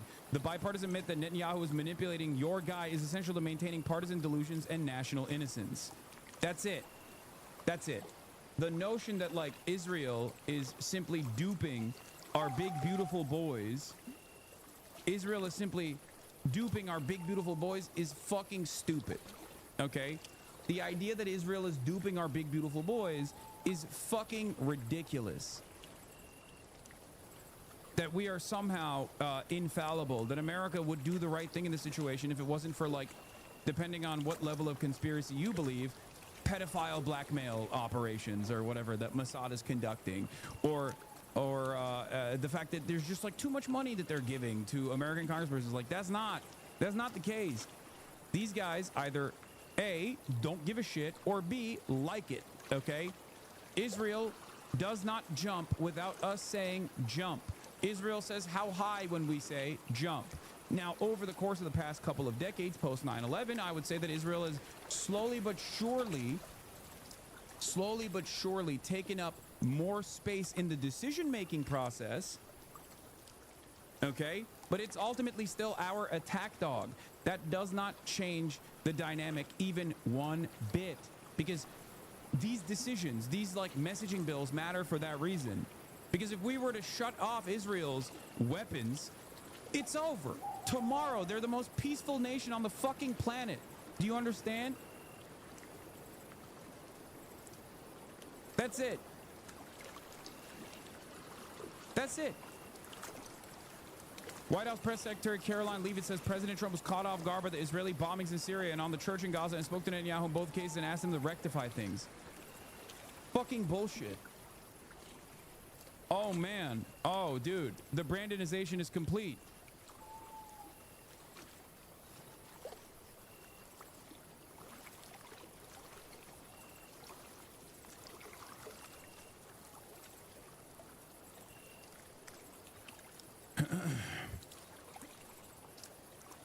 Is Israel like a U.S. client state then?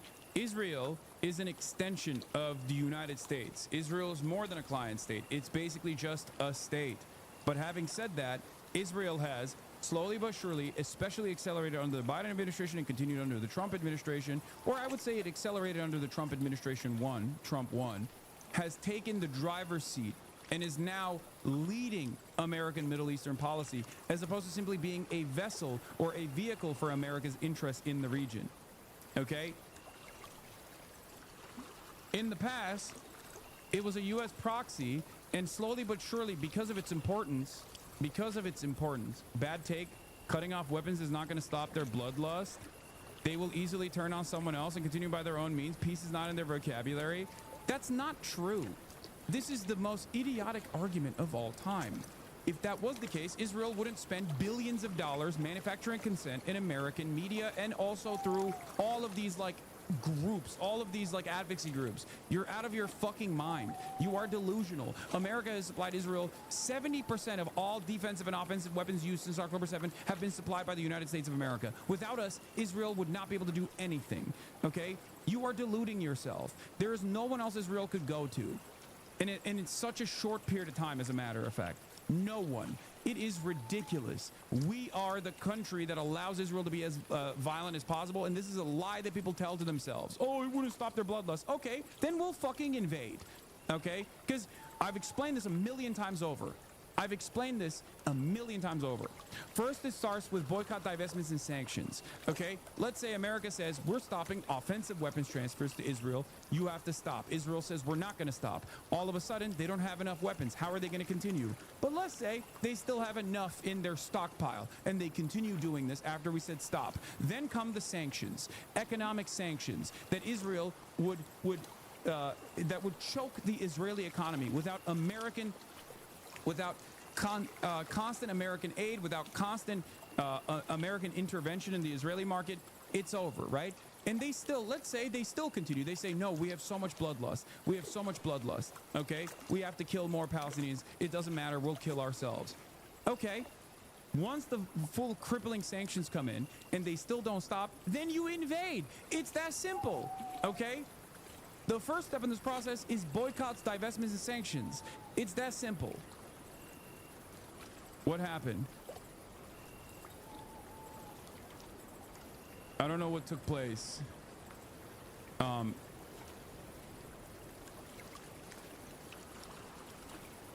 It was a weird graphical glitch. Purple screen. Okay. Regardless.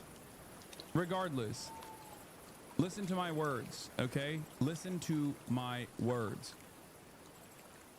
It never has to get to that point anyway.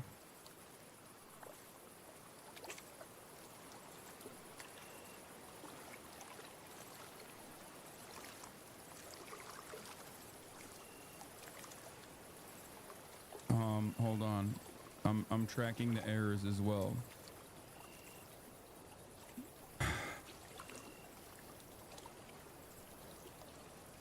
I hope you guys understand.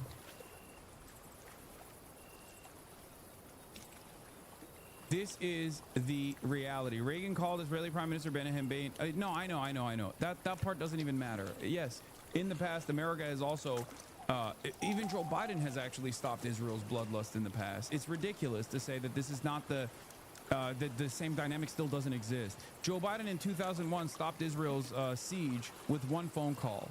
Okay, with one phone call. That's all it took.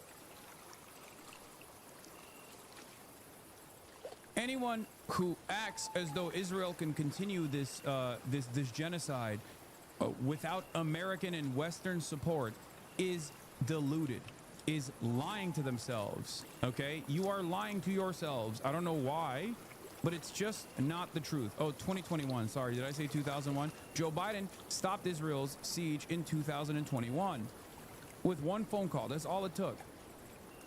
Ronald Reagan did the same. George H.W. Bush did the same. That's all it takes. That's all it takes.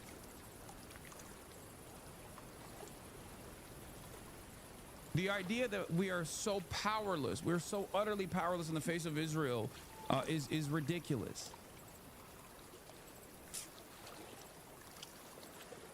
Israel is the ultimate American client state. Their entire military apparatus and government are relying on the United States. No other major country except maybe Egypt is that relying on the U.S. in the same way. Israel's a proxy, except we barely even bother to do oversight on that proxy anymore. People often mistake that for capture of the U.S. government.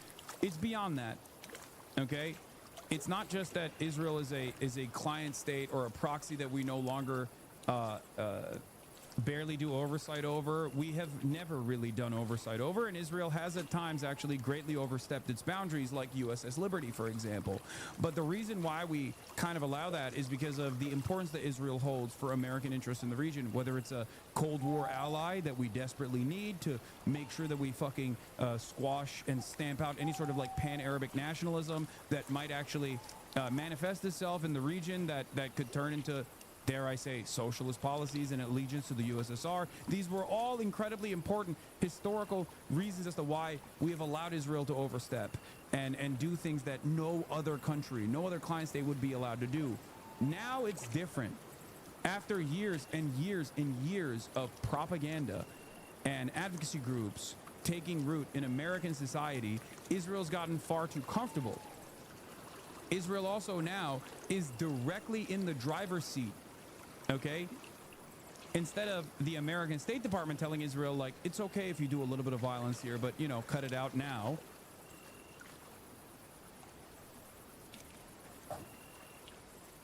Israel is now in the driver's seat. Israel is basically post 9/11 telling America, this is what you need to do. And America's going, yep, that's right. That's what we're going to do. What is this? You covered it well. How many countries support Israel? They can avoid the sanctions by receiving a sub from other countries so they no longer see the ads and continue the... Okay, dude, Jesus Christ.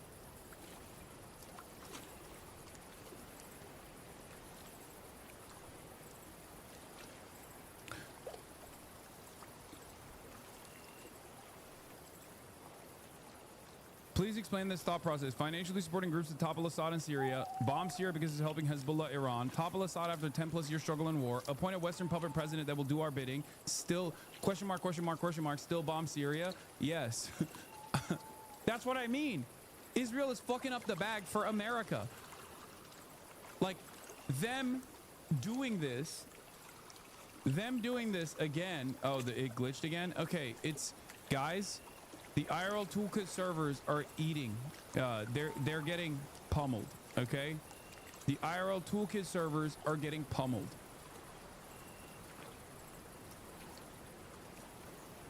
This is the best possible option that we have at our disposal currently.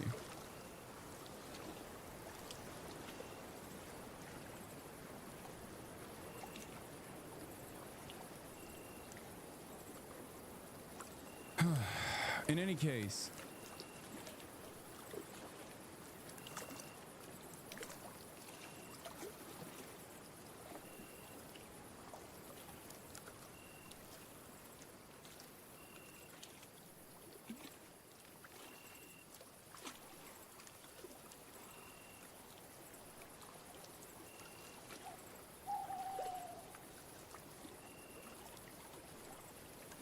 move on.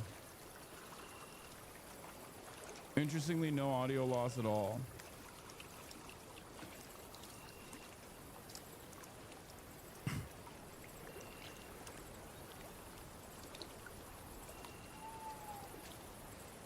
Okay. Where was I?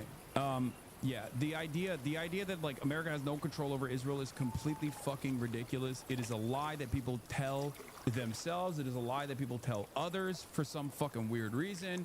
Not sure exactly why people tell this lie. It's I mean, I do know why people tell this lie. It's a way to basically wash our hands of the morality of the situation, to claim that basically, you know, Israel's just doing all this and we're just simply powerless in the face of all of the casual cruelty that Israel demonstrates with regular frequency, but it's not the case at all. It's a way to fucking deny moral culpability, okay? And it is not true. It is completely not true. And it's not true when the Chuck Schumer and the Brandon and the Kamala Harrises of the world try to fucking make this claim. It's not true when like Ethan Klein tries to say this fucking idiotic bullshit. And it's certainly not true when Trump is president either. Okay? We are trying to dodge accountability. That's all this is. That's also another clear-cut indication that you're talking to someone who is like, you know, running on patriotic fumes, which is why it's such a good it's such a successful way to propagandize. That's why Nazis get a lot of play on this, or even Tucker Carlson gets a lot of play on this, where it's like, oh, our politicians are actually simply being manipulated into taking these decisions, or Israel would do this regardless. Like, these are all different ways in which people try to lie to themselves in order to wash their hands of this. But that's precisely the reason why, like, you know, anti-Semites get a decent foothold in this discourse, because they can always claim like, no, America would never do this. Israel simply has figured out a way to manipulate American politicians by blackmail or whatever, you know? It's just fucking bullshit. It's bullshit.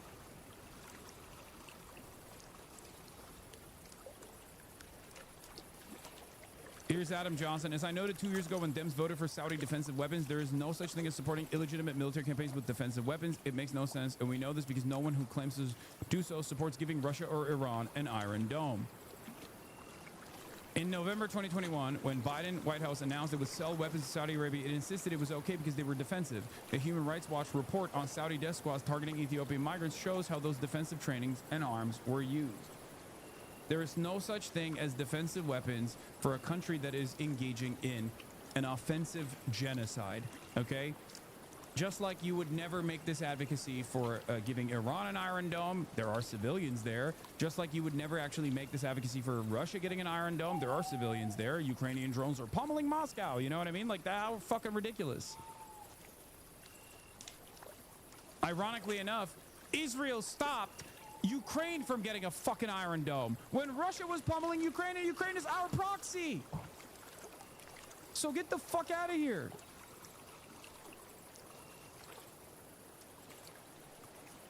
From a clinical standpoint, Zoran showed that you can totally avoid spats online by just never mentioning or explaining moderation. When he left his shift on policing unstated, nobody cared. While writers who explicitly said they liked what he was doing got pilloried.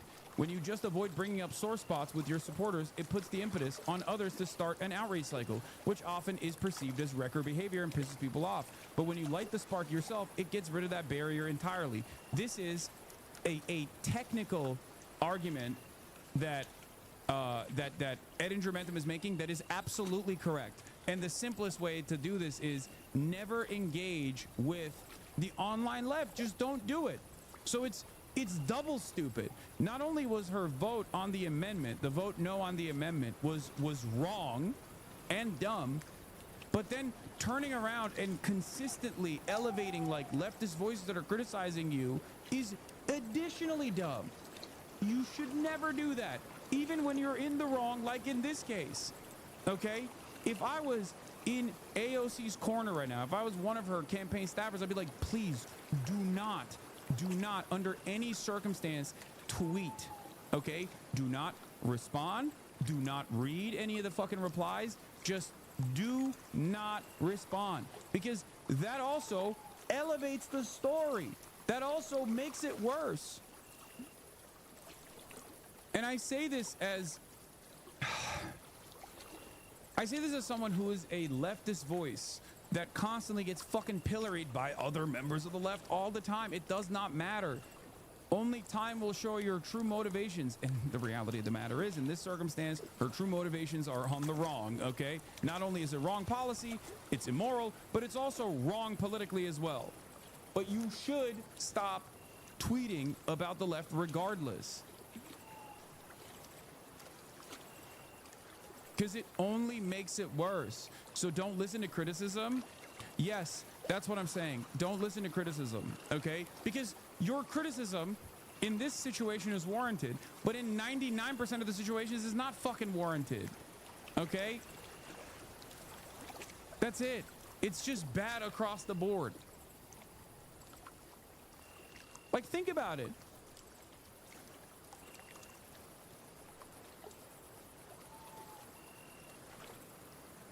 The optics of her centering herself during one of the worst mass starvation events over the weekend. How does she think this makes this shit better? Exactly.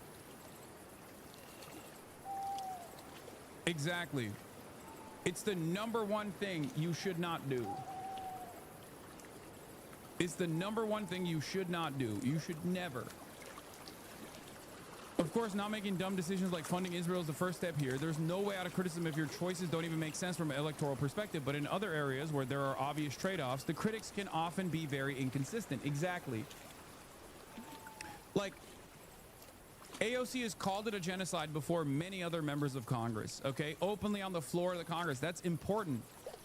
Okay, that should not be discounted. But this action right here goes directly against that. Because this action right here is in the aftermath of other people also arriving at her position, her early position. Her earlier position that it was a genocide is the correct position. So then when you turn around and you're like, but defensive weapons are a necessity because we need to avoid further bloodshed, is ridiculous.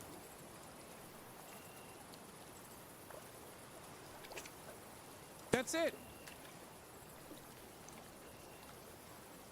I'm not gonna lie, it is getting old seeing you get disappointed in liberals.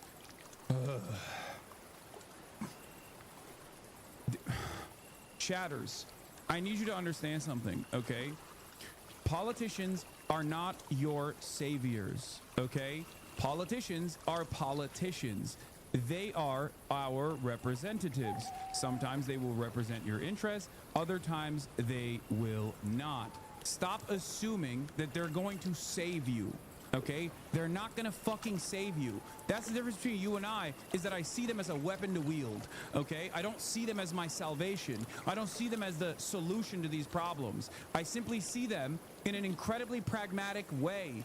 Okay, I see them as a potential thought leader that can reach out to a much broader audience and get them to also arrive at the position of truth, especially when it comes to Israel conducting a genocide. Okay, that's the difference. A lot of you, for some weird fucking reason, think that like AOC is going to be your savior. You think that she is going to be 100% on board with every single thing that you believe. Some of you also think that for Zoran Mamdani, for example. I don't, and I love Zoran. I think Zoran is great. Okay, Zoran is a 33-year-old Muslim socialist who is an avowed anti-Zionist, okay? I have never felt as closely represented in American politics until this man. And even then, I understand that there are limitations, okay? I understand that there are going to be moments where I'm at odds with him, where I disagree with him. Use politicians as a jump-off point to organize. Use politicians to create networks of pressure. Okay, that's it. No one is coming to save you. China is not coming to save you. AOC is certainly not going to save you. You have to save yourself. You have to organize. That's the point. I understand this reality. Many of you don't. That's the problem. That's why you get like, you get into this stan culture behavior where you feel like your favorite K-pop star is dating someone that you disagree with. And you're like, oh, I can't believe she would betray me like this. This is not a betrayal, okay? It's only a betrayal if you thought that AOC was like your champion, okay? This is not a betrayal. This is a fucking stupid decision, both politically and on the policy side. It is an immoral decision. Okay? Do you understand?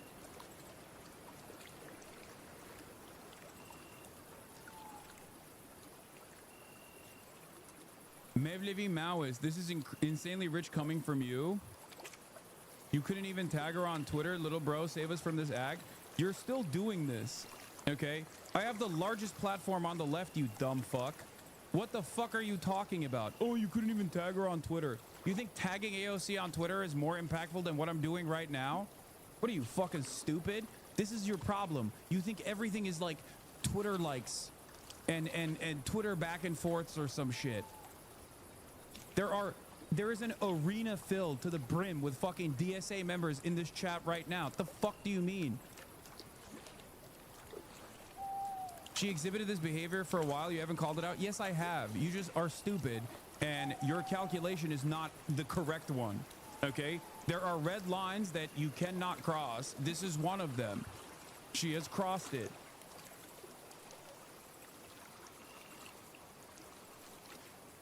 Aren't you adding insult to injury by commenting on this? How do you expect her not to respond? Because she's a fucking politician, okay? She's a politician. Of course, as a political commentator, when a politician, whether I like them or not, whether I am in contact or not with them, when they do something like this, I'm obviously going to respond.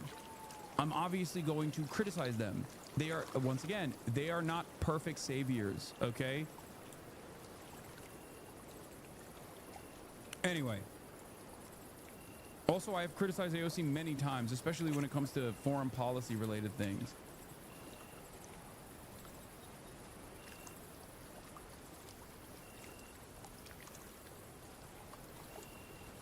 She crossed it in 2021. Don't be an easy mark. She voted for Iron Dome funding. See, this is what I mean. Okay? Do you think voting for the Iron Dome funding in 2021 is the same as voting for the Iron Dome funding? Morally speaking, it is the same. I totally understand. But when you're thinking about it from a political perspective as a politician, do you think it's the same environment that we're in?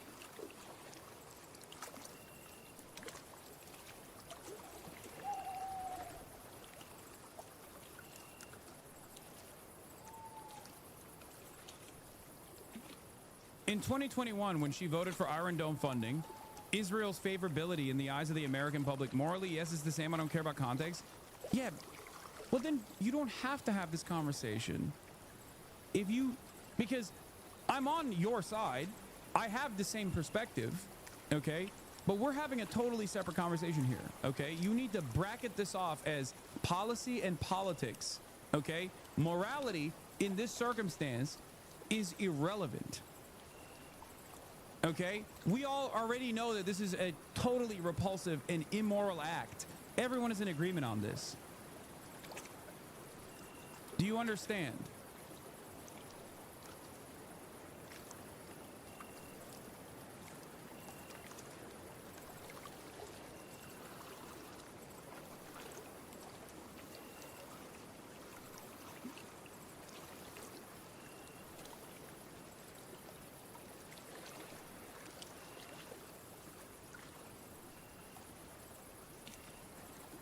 You have a direct line to AOC holder to the fire. Democrats just have to vote for the kill baby bombs. It's fucking monstrous of her to be like, this is a genocidal state, but I want to fund it. At least other members of Congress say it's not a genocide and AIPAC money. AOC doing it for the love of the game.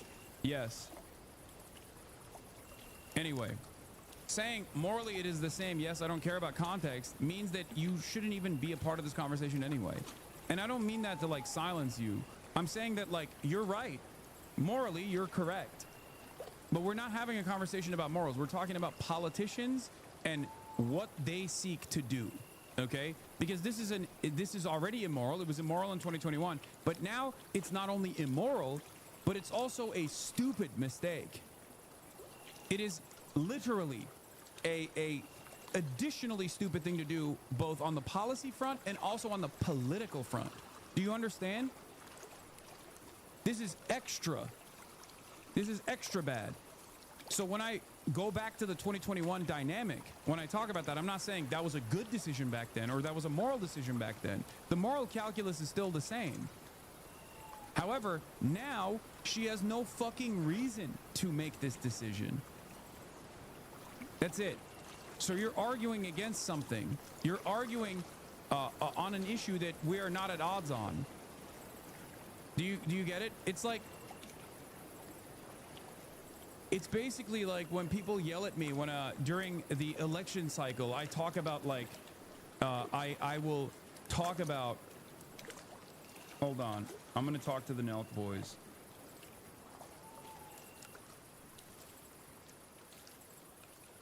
During the election cycle, I'll talk about like during the election cycle, I'll sometimes talk about fucking you know, what politicians are doing politically.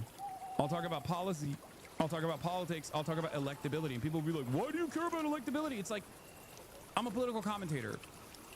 It is my job to explain why something is either moral or immoral in terms of like the behavior that politicians are engaging in. It is also my job to explain to you if it's good policy or if it's good politics. Okay, these are the three dynamics that you have to take into consideration. That's it.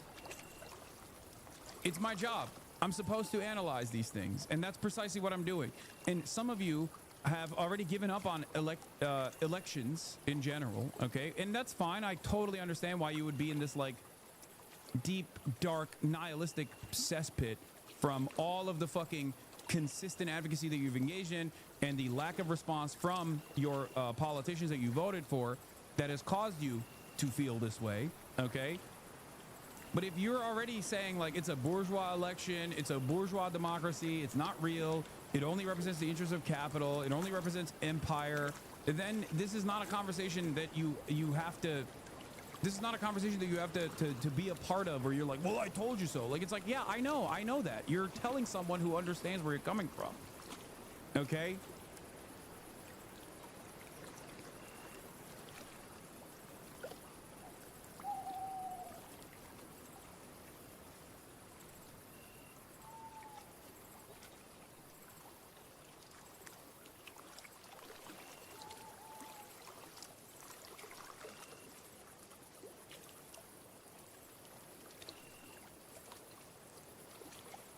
Hold on.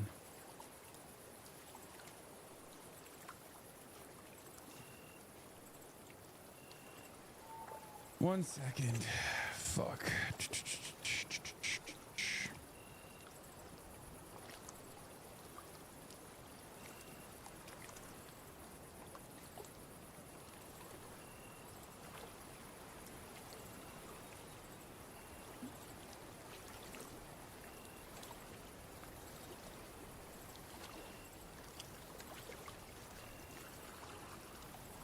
Why is chat moving slow at 40k viewers? Real question. Because I'm botted. No, I'm kidding.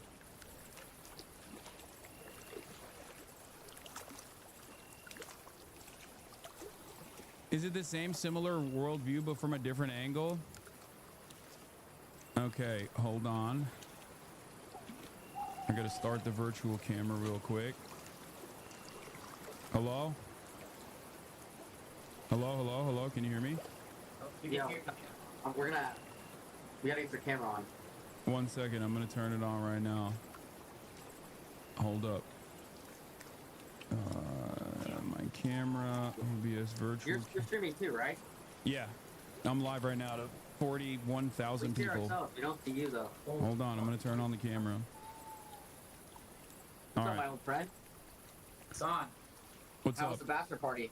Good to meet you over Kids Store. Yeah, you're the last Nelk standing that I have not met. That you met in Greece, you guys. Okay. All right. So I haven't seen what you guys did, but I assume that it's a. Wait, you can hear us, right? Yeah, I can hear you guys. Good. All right, let's see what you gotta say. Okay. Hold on. Can you also say hello to my friend Kyle here? What's up, Kyle? What up, bro? Where are you at right now? Where am I at right now? Yeah. I'm in LA. I'm in my house. Sonny said you were doing a little bachelor party today. Yeah, no, I just got back from Vegas yesterday. I was in Vegas. Oh, nice. Nice. All right, so you guys interviewed the Adolf Hitler incarnate, Benjamin Netanyahu, and now everybody's yelling at you guys. I assume, right? Is that what's going on? Yes, we're getting definitely some yells. Yeah. Okay, so first and foremost, who the fuck set that up? Was it Miriam Adelson? Well, we actually toured the White House right before, and he was in DC. It was kind of like a Someone hand-in-hand must thing. have. Benjamin Netanyahu wasn't like, I love the Nelk boys. I'm a big consumer of Happy Dad, and then was like, let's do this. Well, we've had Trump a few times. Some communications team at the White House hit us up, connected us with their communications team, and presented us the opportunity to do it. Okay. All right. Yeah. And you guys were like, let's do it. Sounds great. I mean, yeah, I can say it again. I've said it a few times, but I can't speak to podcasting as a whole. And, other podcasters, they'll have people on with just people they've had good relationships with, or their friends, or people they agree with. But with the Full Sun podcast, hate it or love it, right or wrong, if we ever get the opportunity to have a controversial guest on, we're never going to turn it down. Because in my opinion, what we want to do with the Full Sun podcast on is we're not afraid to have controversial people on. We're going to ask them questions. Sure, we're probably not the best at asking questions. We're not the best journalists, never claimed to be, so we might not be the best at pressing them. But in my opinion, it's up to the viewer to form their own educated opinion. Like, we have someone controversial on, we ask them questions. I think people give us a little too much credit when they say, oh, you're platforming him, or like, I think, sure, we have a young audience, but they're not fucking stupid. And we don't think they're stupid whatsoever. And I think this podcast is a perfect example of that. If you go and read the comments, just because we have someone on, we're sitting beside someone, people aren't going to be like, oh my god, Nelk's with them, like, I fucking love this person. Like, yeah, wait, that's just not the way it works. I don't think anybody loves Benjamin Netanyahu. I don't even think American presidents like Benjamin Netanyahu. Yeah, I know, that's what I'm saying. But and I don't think you can listen. I don't think you can platform the fucking prime minister of Israel. That's not my argument. I don't really give a shit about that. My question is, like, do you feel like there is a culpability that you have? Because, like, look, Donald Trump is a contentious figure, and obviously he's responsible for a metric ton of pain and violence as well, but so is every other American president. That's one thing. But Benjamin Netanyahu is, like, unique in the sense that he's also a foreign leader. So I guess the question is, like, what because he's getting something out of this, right? He's getting something out of this where he gets to, I guess, like, try and humanize himself. That's the thing, Hasan, is we'll have anyone on. Like, next episode, we're going to have someone on with the complete opposite ideology that we've already been planning before this podcast came out. Who are you guys having on? I mean, I'd love to hear your suggestions. We have from different friends. You could DM us after if you don't want to say them live, but we're talking to a few different people, and we want to choose the right person to kind of represent the opposite side. Okay, but Benjamin Netanyahu isn't just like a podcaster, you know what I mean? Like, he's literally the fucking prime minister that is a war criminal by the International Criminal Court. He's, like, literally branded as a war criminal.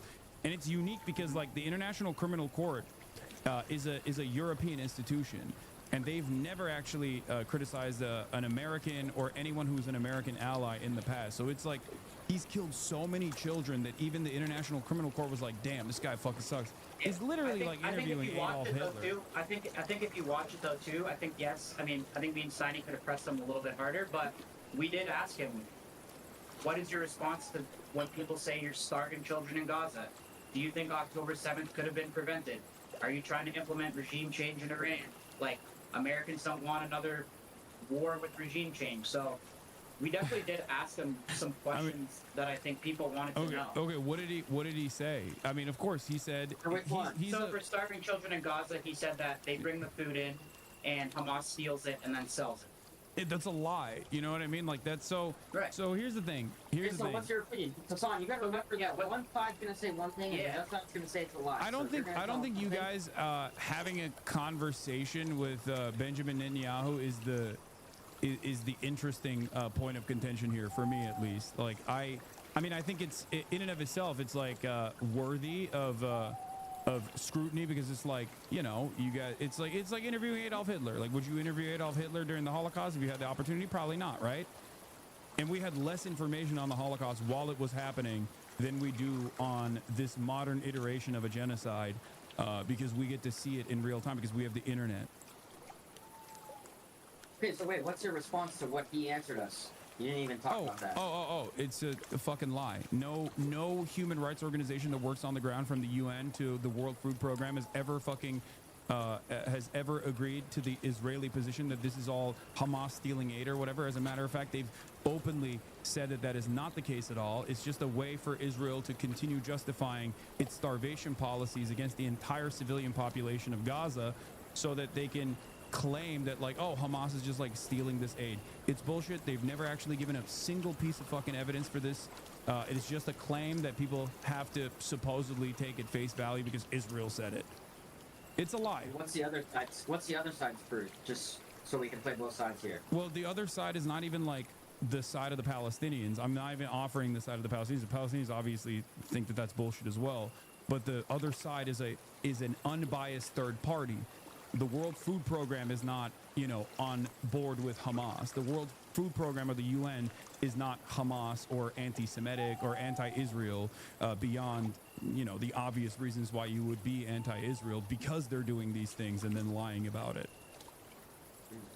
So what's your overall opinion of us?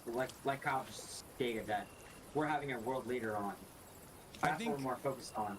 I think it was dumb. I'll be honest. Because it's not. But you would do the same thing, Hasan, if you had the opportunity. 100%. No, I mean, there's a difference, though. I'm well equipped to have a conversation with Benjamin Netanyahu, because when he says something like that, I can turn around and be like, well, the World Food Program has said that, you know, there is no evidence to suggest that Hamas is stealing aid. Whereas you don't have that follow-up in that situation, and Benjamin Netanyahu knows that, and his team knows that, which is precisely why he went on the Nelk Boys podcast, and he didn't go on, you know, my stream or something. And I don't even know if I would honestly have a conversation with him if given the opportunity. In my opinion, I think that, like, for example, I think Trump is really good on the podcast. Like, obviously, that's why he did his whole talk. I mean, he's clearly a good speaker. Like, you can't deny that. But I think, in my opinion, just because we platform someone, it doesn't necessarily equate to, like, a positive outcome for the guest. And I think this is, like, a perfect example of that. Like, this could even be a negative thing. No, I think in the grand scheme of things, like, it's not moving the needle, because Benjamin Netanyahu gets positive coverage from every outlet. He gets positive coverage from every outlet. So you guys are marginal in that regard. It's not like all that significant. But if you're looking for, like, if you're looking for, what I'm trying to say, though. What do you mean? Like, if Fox News has him on and they're more supportive of him than we have him on. CNN yeah, no, that's why I'm saying it's marginal. Like, you having him on is marginal, as opposed to, like, him going on Fox News, MSNBC, CNN, CBS, all of those other outlets, and then not just Benjamin Netanyahu, but like Israeli envoys going on CNN every night and saying, well, we blew up this mosque, or we blew up this church because Hamas was in it, or whatever. That is ultimately playing a role in crafting this elaborate narrative that Israel is always in the right, Israel has a right to defend itself, and that they have to do these things. They have to contextualize this violence. Like, all of that plays a much larger role. You guys just basically are presenting a similar perspective that you get from CNN or Fox News, but now to a younger audience that's going to look at, I guess, maybe Benjamin Netanyahu and be like, he's a chill guy that you can hang with, but I don't even know if he's capable of doing that. Wait, Hasan, here's kind of where I disagree with you. Is if you watch CNN or you watch Fox News, you kind of know what narrative you're looking for. And with us, playing that neutral ground, you don't know what you're going to get, right? So that's the differentiator. And like we told, I don't know if Kyle mentioned this earlier, but we're having a pro-Palestinian on as our very, very soon here. So I don't know who you guys are having on, but I mean, it depends on. What I'm trying to say is, like, how are we, if we're a neutral podcast, how are we anything like either side? If you know what you're going to get when you tune into either network. No one is fully neutral in that regard, right? Because, like, that's why I asked, like, would you, if Osama bin Laden wasn't dead, would you interview him? Do you want, I mean, honestly, I don't know. That's a tough question. Would you? If Osama bin Laden wasn't dead, yeah, of course. And the same for, but it would be contentious in the same vein as the Benjamin Netanyahu interview. Like there are people that I interview that the American audiences would consider. If you got Bin Laden, you'd never be able to grill him because you would have had to go to Afghanistan. You would have mission to a cave, and they would have. No, I mean we're setting up a hypothetical scenario where Bin Laden is able to like connect via Discord. You know what I mean? Like obviously, I'm not gonna fucking interview Bin Laden with a gun trained on my head. That would not be a situation. Like that would not be the case. He's dead anyway. In the hypothetical, well, I mean, would you be able to? We interviewed him in the White House with fucking 20 people standing around us in suits that we didn't know who they were. So it's almost. I think in that not the same situation, but yeah, I mean, respectful. Okay, so my point is, it would not. Would you be neutral with Bin Laden in the same way that you're like a neutral podcast? I think we would. Yeah, we would do our best to ask him tough questions. Okay. All right. I think what there's about a sense ISIS? of understanding too, right? Well, what about Adolf Hitler? I think we'd always kind of play the neutral role. You would play a neutral role interviewing Adolf Hitler. I don't think that's the case. I think you're just saying that right now because you want to. We're just not the best at grilling guests and pushing back on them, to be honest. Like I said, we're not claiming to be good journalists. Like we can ask a question, but when it comes to like follow-up question, I'll be honest, we're not the most like I've never claimed to be super educated on this. Hasan, you haven't even watched the podcast. I haven't. I haven't had time. I don't know what kind of questions you guys ask, but I assume. Wait, listen. The first few minutes is us sitting there like, yo, we are not qualified to do this. This is fucking insane. We acknowledge the fact that yeah. You're right. We're not the best journalists. We're not the most fit to do this. But the fact that we had an opportunity to interview a world leader, two guys like us, we're gonna jump on that just as I know you would. So yeah, but the difference is the difference is like if there was a situation where I felt like I was ill-equipped for the task, I would just not do it. You know what I mean? I didn't say we're ill-equipped, but I said there's people probably more fit. Well, I mean, if you're I mean, this is a unique opportunity. You have an unprecedented opportunity. The Full Send podcast is, I'll be honest. No, let's be honest. The Full Send podcast is never going to be the fucking best line of questioning. Like, I'll be honest. That's the honest truth. Let's be fucking real here. That's exactly, and that's why they choose us, and that's why the show is what it is, because we're kind of dumb and we're not the best fucking. We're not. Let me ask you guys this: Is there a person? The Full Send podcast is what it is. Is there a person that you guys wouldn't interview? Because like we're also like now stuck on whether you guys should be interviewing Benjamin Netanyahu or not. I think if someone is in today's age, like right now, I think that's a fair question to ask. Right now, like, would you? What did you say? I think about right now. You gotta speak to people that are alive because you can't speak to scientists. Yeah, we're saying right now because that's pretty much where we're at. Like, if we could interview anyone right now, like, who would we say no to? Is that what you're asking? Yeah. I can't think of someone. Okay, so, like, even out of, like, because the reason why I have to go back to historical figures that have conducted genocides is because, like, Benjamin Netanyahu is doing one right now, and he's not even the singular force of evil here. But you're talking about hypotheticals, bro. That's where you lose me, because you're talking about. Well, I mean, the reason why is trying. Well, I'm using this as an analogy. Like Tucker Carlson had Putin on. Other journalists have. Yeah, Tucker Carlson had Vladimir Putin on. And when Tucker Carlson had Vladimir Putin on, he did that in a capacity to do propaganda for Vladimir Putin. For sure. He didn't push back at all. He was there, he was in Russia, and he did it specifically so he could do... You really can't in that situation. I know, but that's precisely why, like, sometimes it's better not to take that opportunity. You know what I mean? That's my position.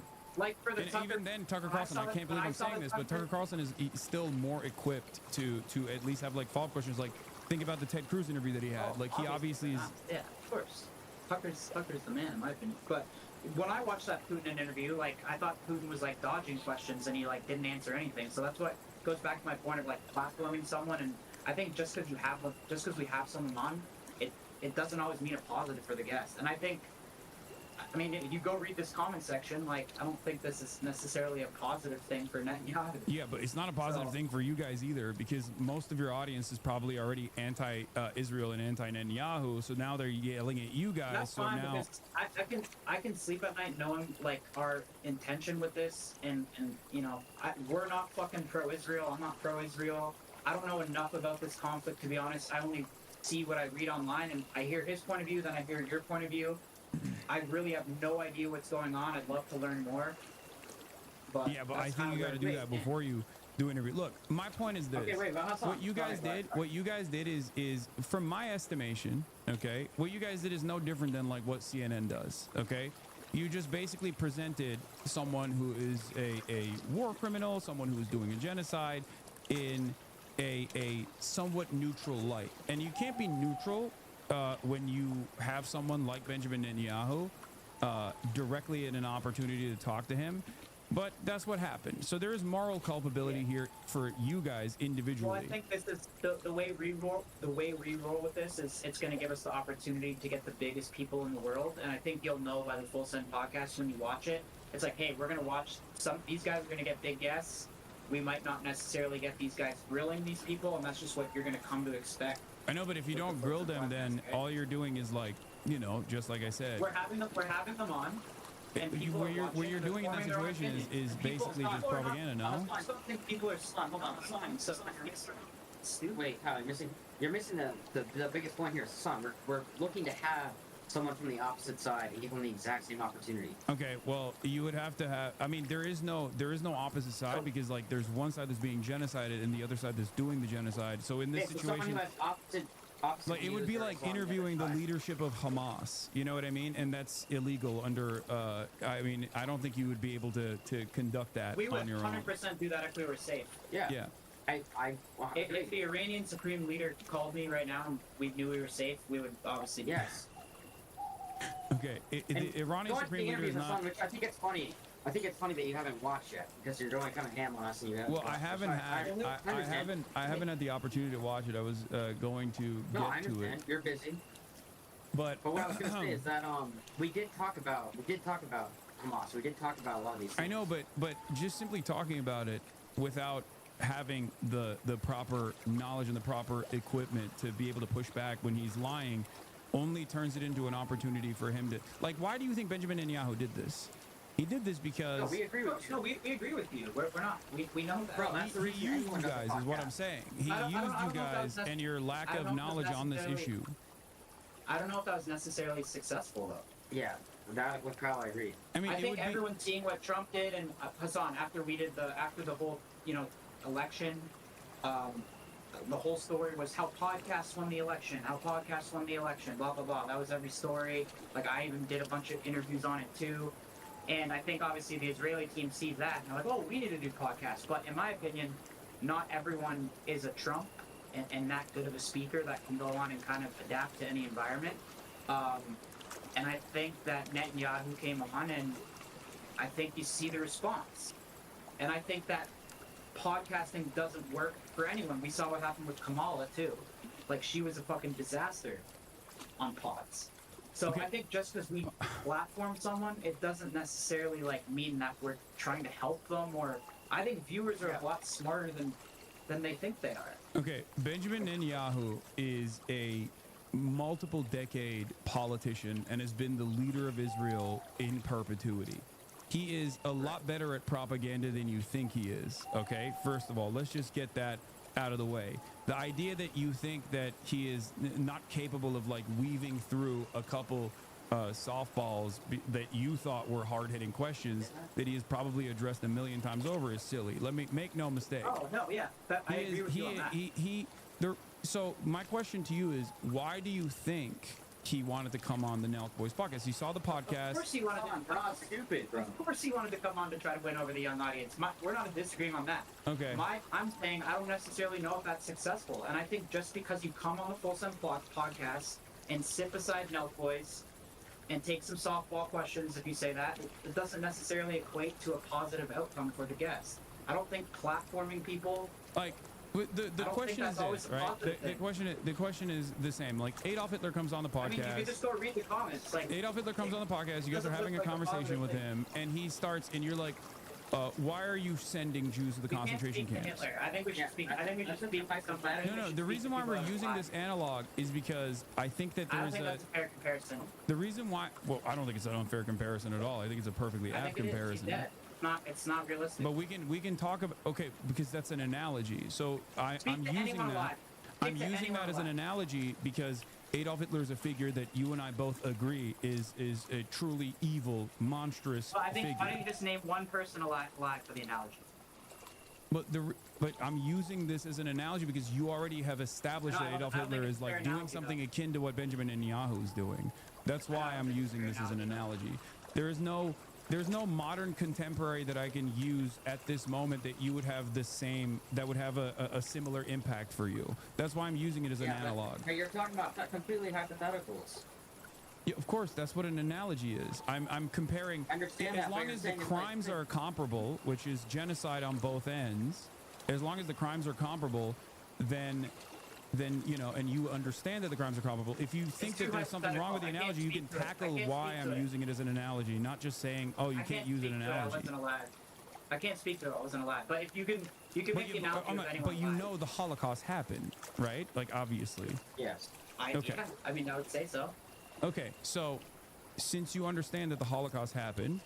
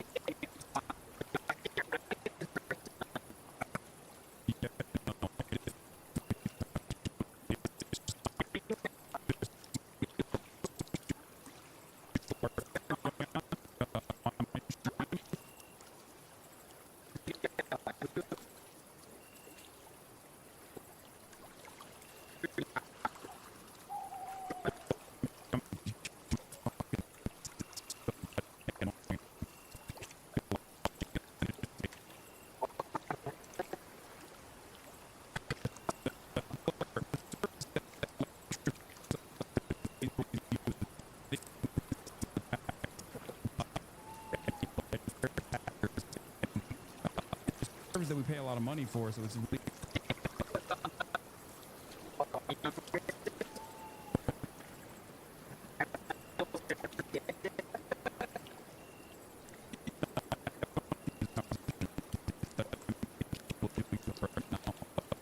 hold on. Myron,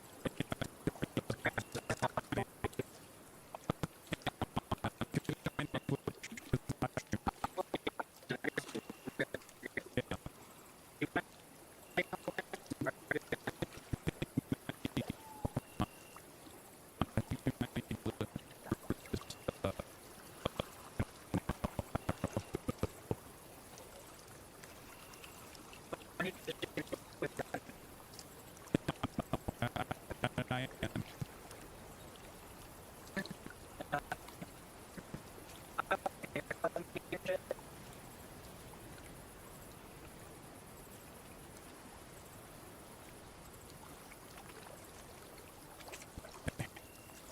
Yeah.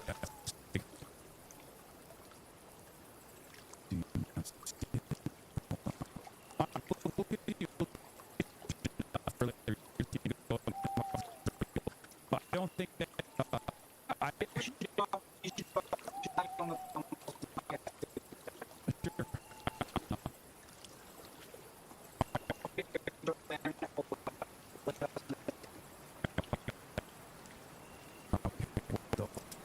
going on, dude. Oh my god.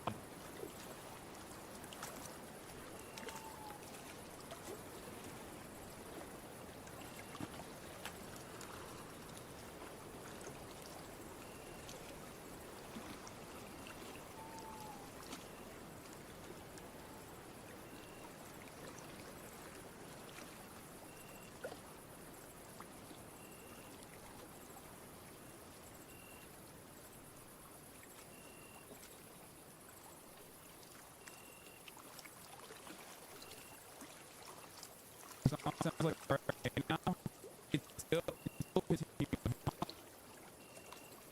Yeah, this is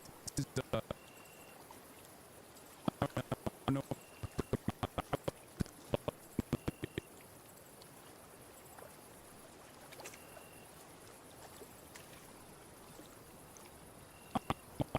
Busted chatter. I know it's and it's we're using the go on.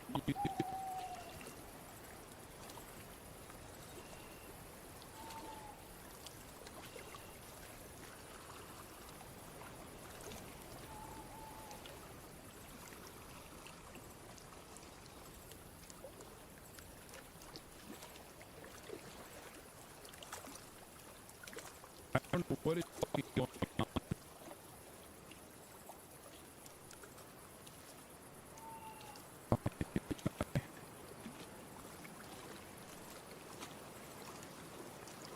Is that what the I might just shut it on and off.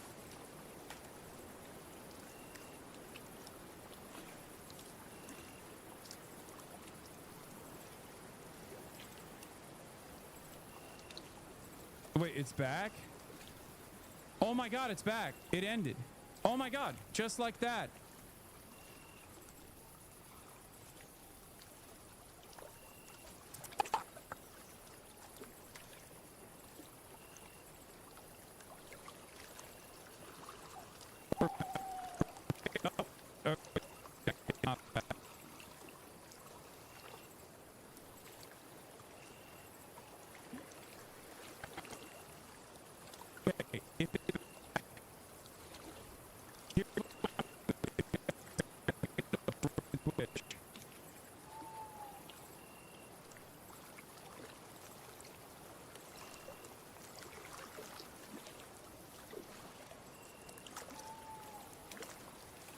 Yeah.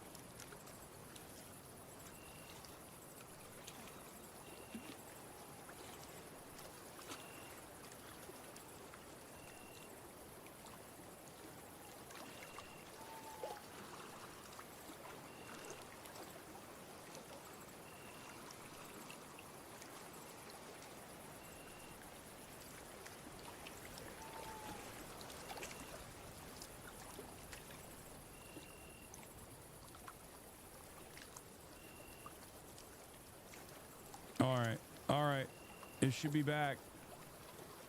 Is it back? All right, we're back. We're back. We're back. We're back. Refresh. We're back. Refresh. Refresh. Refresh. I restarted it. I went straight.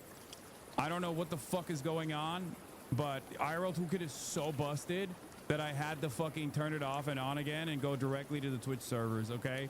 I don't know what the fuck that was about. But that was insane. That was so goddamn annoying. Guys, it's not the new computer. It is the fucking servers. It is the server that myself and the server that IRL Toolkit has an easy vulnerability to manipulate, so I wouldn't use it until the issue is fixed. Yes, it is because, chat, listen to me, okay? It's not the Nelk boys. It's not anything. It's literally IRL Toolkit. We trouble fixed everything, okay? We fixed all of the issues. The only reason why this issue is happening right now is because of IRL Toolkit, okay? What we use, what I've been using as IRL Toolkit is the reason why this shit was busted, okay? That's it. That's it. Refresh.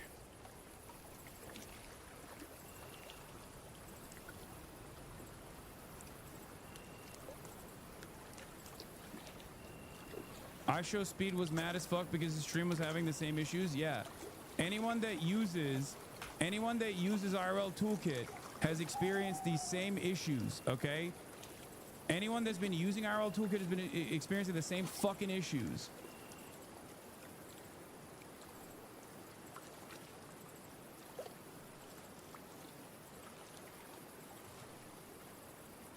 You don't think it's Mossad? No, it's not fucking Mossad. Why the fuck would Mossad care about the FaZe clan? And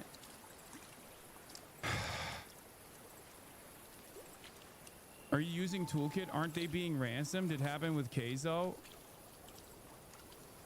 Guys, I don't give a fuck who the Nelk boys are talking to. Shut the fuck up, okay?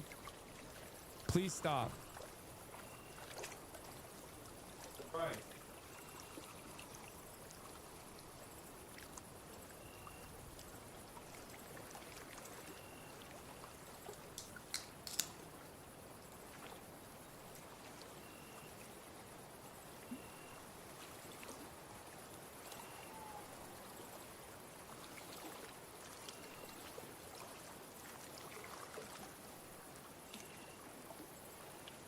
They literally released a podcast with Netanyahu, dude. Come on. Okay, I'm gonna start perma banning people. Okay.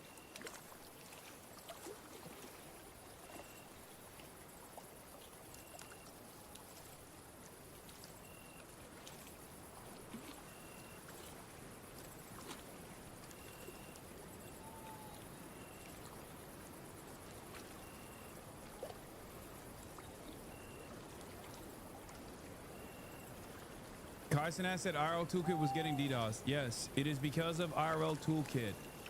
It is because of IRL Toolkit. That's it. That's the real reason. They've been getting fucking destroyed.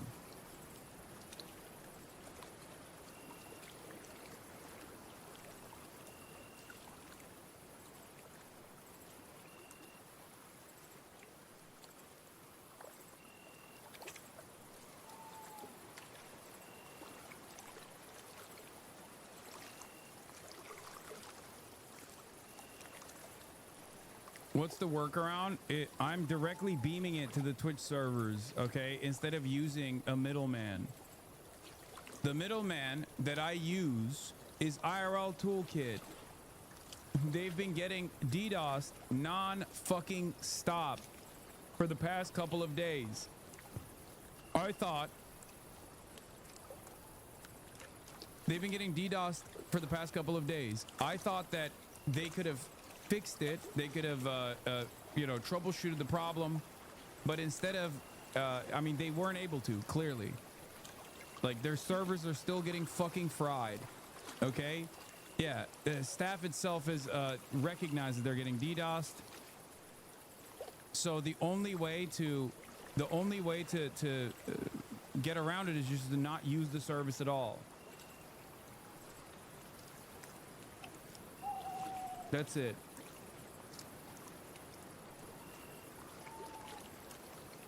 It wasn't the ISP. It's not the computer. As you can see, there is no issues now.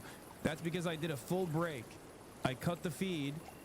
I swapped out of the IRL toolkit, and I am beaming my stream directly to Twitch. So I'm using Twitch servers. So if there's any sort of fucking additional problems, that would be directly related to Twitch's own servers, which are sometimes also fried.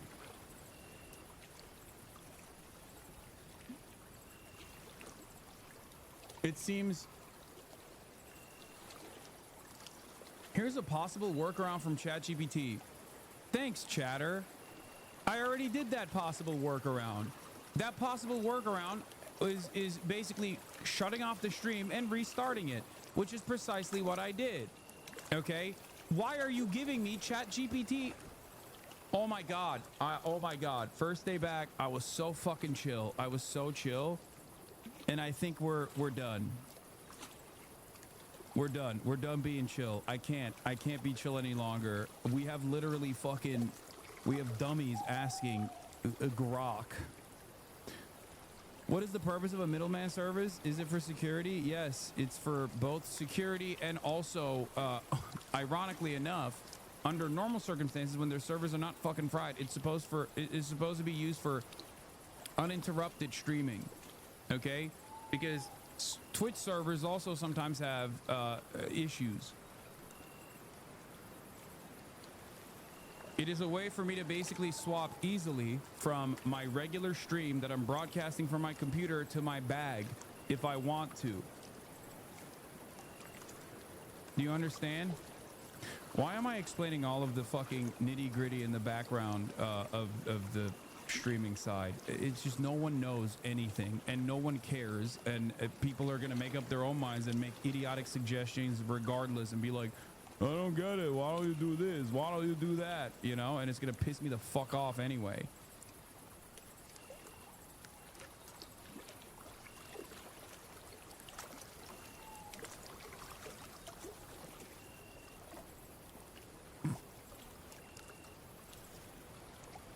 I don't usually Sam, but I'm very frustrated you didn't challenge him on calling Zoran an anti-Semite, and I probably need to log off before you ban me. Here, I'll give you a day off anyway, because I don't even fucking know. I didn't even watch the interview, dumbass.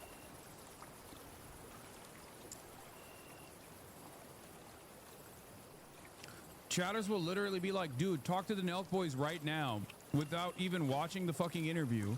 And then they'll get mad. They'll be like, why did you talk to the fucking Nelk boys without watching the interview at the same fucking time? Is it an F again?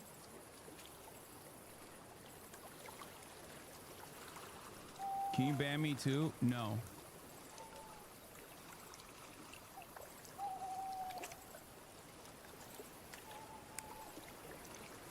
Anyway, we're back.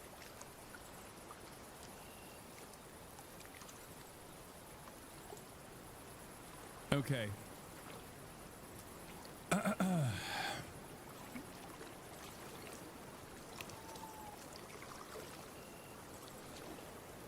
So.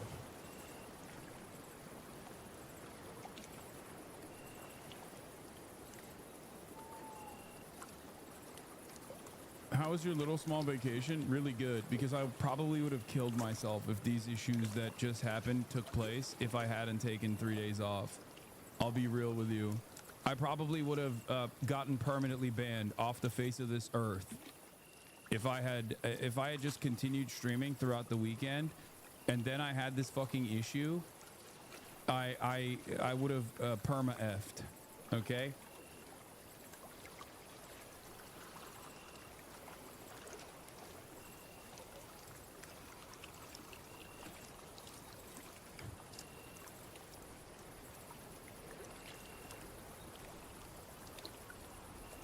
Anyway.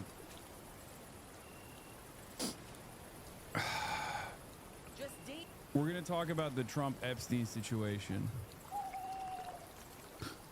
Because when I was about to go on my 3-day break, the Wall Street Journal released new information that they had found that detailed Jeffrey Epstein's connection to Donald Trump in a more meaningful fashion. Okay? And we're going to talk about that. Donald Trump since then he wrote like this bawdy, salacious letter to Jeffrey Epstein celebrating his 50th birthday. It was very weird. But also on top of the weirdness of the Trump letter, he turned around and basically denied the entire thing and said he's suing Wall Street Journal, which is very stupid. Let's take a look. After the Justice Department requested federal courts to release more information related to Jeffrey Epstein, this morning some Republicans say it's not enough. I think it's a start. I don't think we're ever going to get to the bottom of anything, all of it. This town doesn't give up its secrets very easy. The Justice Department asked to make public grand jury testimony related to the convicted sex offender. Writing in a motion, transparency to the American public is of the utmost importance to this administration. But releasing those transcripts will likely be a lengthy process that could require hearings with a judge to determine the impact on victims. Epstein's former lawyer says the information requested from the grand jury is likely only a portion of what's within the full files. Grand jury information is narrowly tailored by prosecutors only to provide sufficient evidence to result in an indictment. The president had hoped the move would get his supporters to turn the page, but this weekend acknowledging nothing will be good enough for the troublemakers, adding even if the court gave its full and unwavering approval, it will always be more. Yeah, Wall Street Journal has been booted from the White House press pool. Scoop, a Wall Street Journal reporter was slated to be a part of the travel pool this weekend when Trump travels to Scotland. After the paper's Epstein story last week, the White House booted them from the pool. This is like, this is the peak of like access journalism. They're just basically whipping them. They're just whipping the media into submission. But it's being done in like the stupidest way possible. It's being done for the dumbest story, because we already knew that Jeffrey Epstein and Donald Trump were connected to one another. We already knew that. This isn't even a new revelation. So the idea that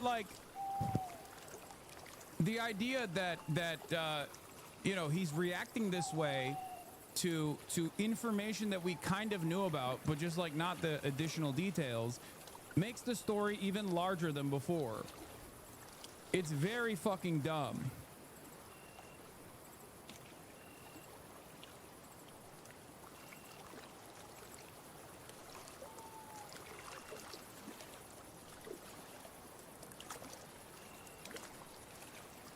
Hold on. I'm back live and going direct to Twitch servers after our L2K was taking a beating. No more service interruptions.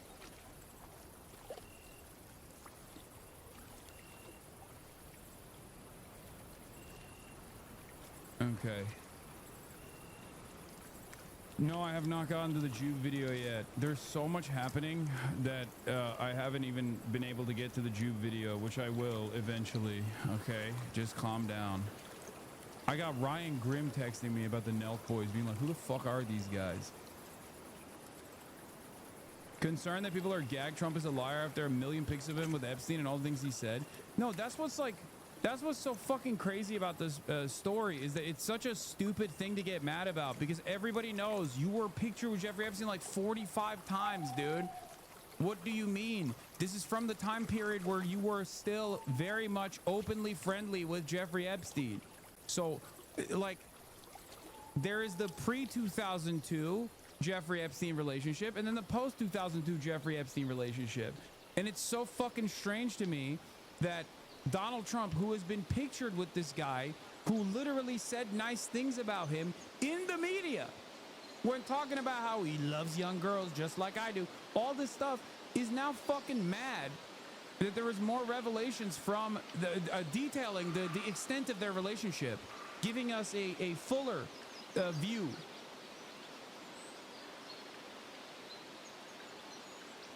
National correspondent for the New York Times, Mike Baker, detailed basically what we do know so far about the Jeffrey Epstein relationship. And I'm obviously going to get into it, but it's like incredibly dumb that he's trying to sue the Wall Street Journal and claiming that claiming that he didn't actually send this message to Jeffrey Epstein for his birthday is so stupid, because in the process of this coming out, we found out that Trump is, as a matter of fact, a doodler. Because he was like, I've never written pictures. Like, that was his first response to it. His first response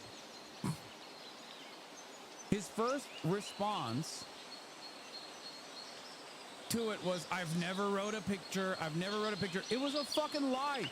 It turns out he's a massive doodler. I didn't know this. And I consider myself to be somewhat of a Trump stan turned hater, you know? Okay?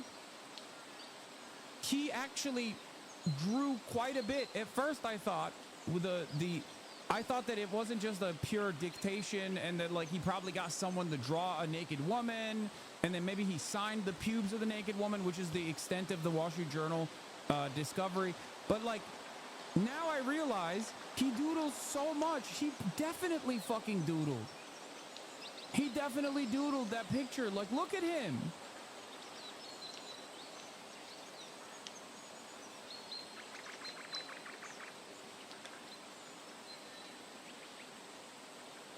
It makes no sense. So it's just like every time he just acts like there is no relationship there, it comes out that there is more of a relationship there than we thought. Democrats joining the calls for transparency. So, to me, as a former prosecutor, there are times when you release things for the good of the country. This is one of those times. The president instructed the Justice Department to seek the release of the grand jury testimony just hours after a report from the Wall Street Journal, alleging that he sent Epstein a letter to celebrate his 50th birthday in 2003. Trump now filing a $10 billion defamation lawsuit against the paper, including owner Rupert Murdoch, saying the journal falsely claimed that he authored, drew, and signed a letter to Epstein containing salacious language and that no authentic letter or drawing exists. Dow Jones telling ABC News, we have full confidence in the rigor and accuracy of our reporting and will vigorously defend against any lawsuit. ABC News has not confirmed the existence of the letter. So over on Capitol Hill, there is a bipartisan push for a vote that would call on the DOJ to release the full files.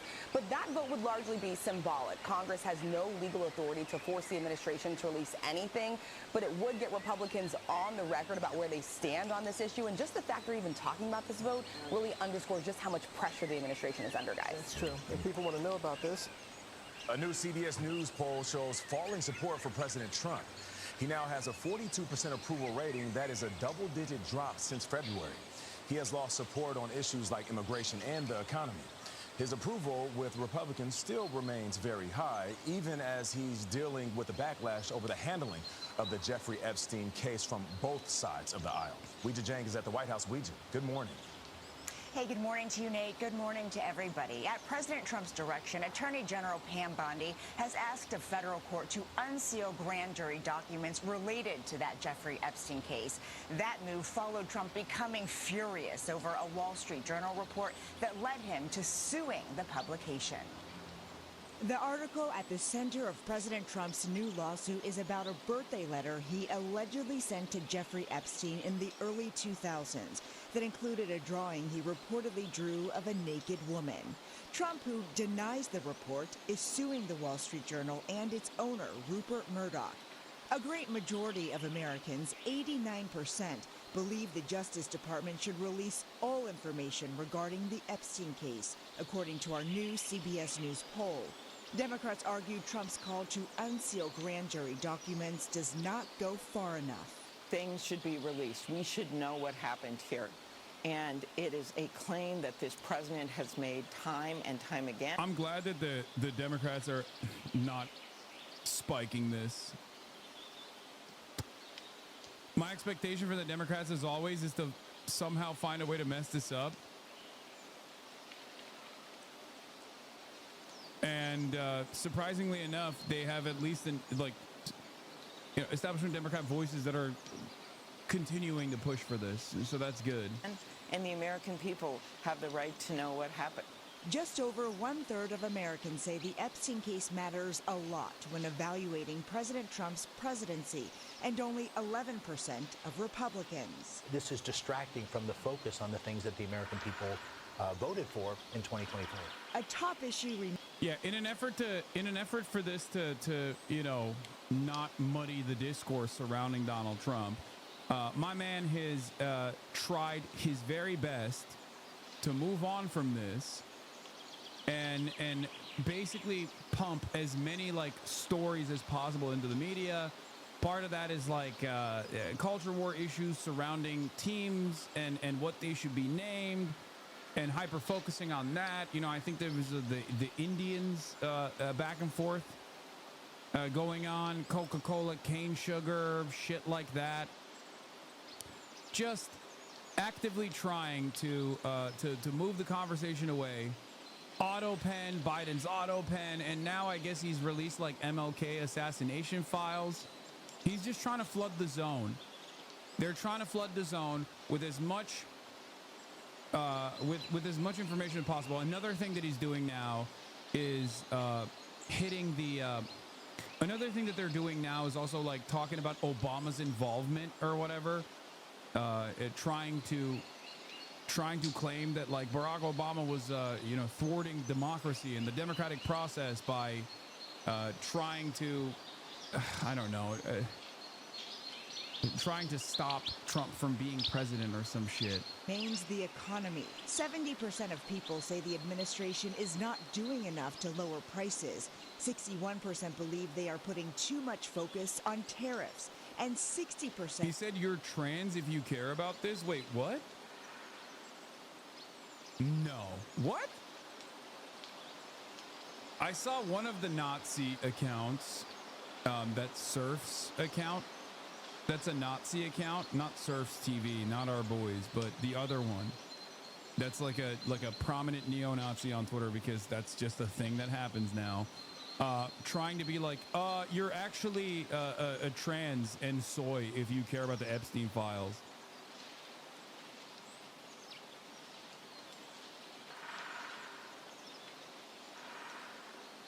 Yeah, the Royal Surfs. Yeah, prominent neo-Nazis on Twitter have been posting about how if you care about the Epstein, if you want to release the Epstein client list, that means you're gay. That means you're woke, gay, and trans. Which they think is going to be... They think this is going to be a good enough way to stop people. What?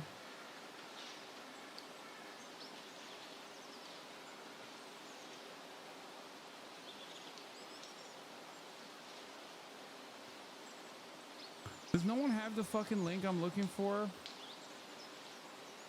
Yeah, oh, here it is. Lee Jelani posted about it. So anytime the admin does anything wrong, they're just going to jangle some immigrants or trans people in front of their base. Not Trump and his admin promised something. They went back on their promise. We want the list. Hey, guys. No. Look no further. It turns out it's trans that care about the Epstein list, and that's a bad thing as well. You're woke, gay, and trans. Of course, back then, you weren't woke, gay, and trans. Epstein definitely had a client list and didn't commit suicide. 7/6/25.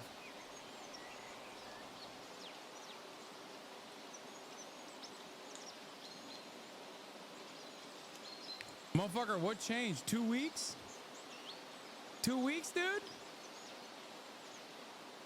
So all it was for Trump to just turn around and flip the switch? That's what this is? That's what's going on?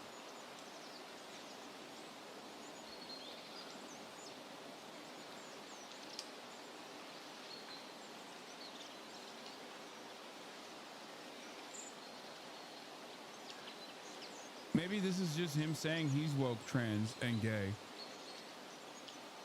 2 weeks ago, he was woke, trans, and gay. Now he's straight.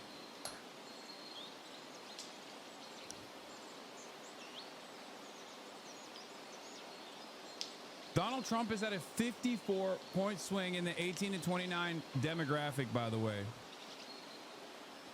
Trump's approval trends among ages 18 to 29. Early February, his approval rating was 55%, plus 10. Now in July, his approval rating is 44, minus 44. Do you understand? His disapproval rating shot up from 45% to 72%. It is a net 54-point negative swing. Can't wait for every fucking dumb fuck slop tuber piece of shit that has been suckling on the teat of this administration to start quickly turning around. I'm sure that they'll start with the Epstein stuff as a reason for it, and they'll move on. Just wait. I told you all this shit was going to happen, and it's happening now. I told you. Did I not fucking tell you that eventually when Trump starts doing his fuck shit, that people would inevitably realize, like, maybe this is not the solution to all of their incoming problems, to all of the regular material issues that they are experiencing? No, you didn't. No, I didn't. No, I didn't. Motherfucker, this is literally what I kept repeating over and over again, that the pendulum would swing back. As soon as people realize, like, oh, the trans stuff didn't actually fix my fucking paycheck. The immigration stuff didn't actually fix my paycheck at all.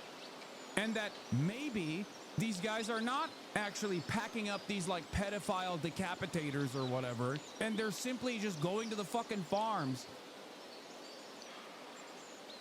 They're simply just going to the farms and doing dragnets.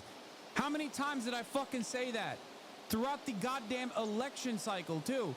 I told you over and over again, the Democrats need to visualize what mass deportations look like, because Americans at that point, did not understand what 20 million migrants getting deported looked like.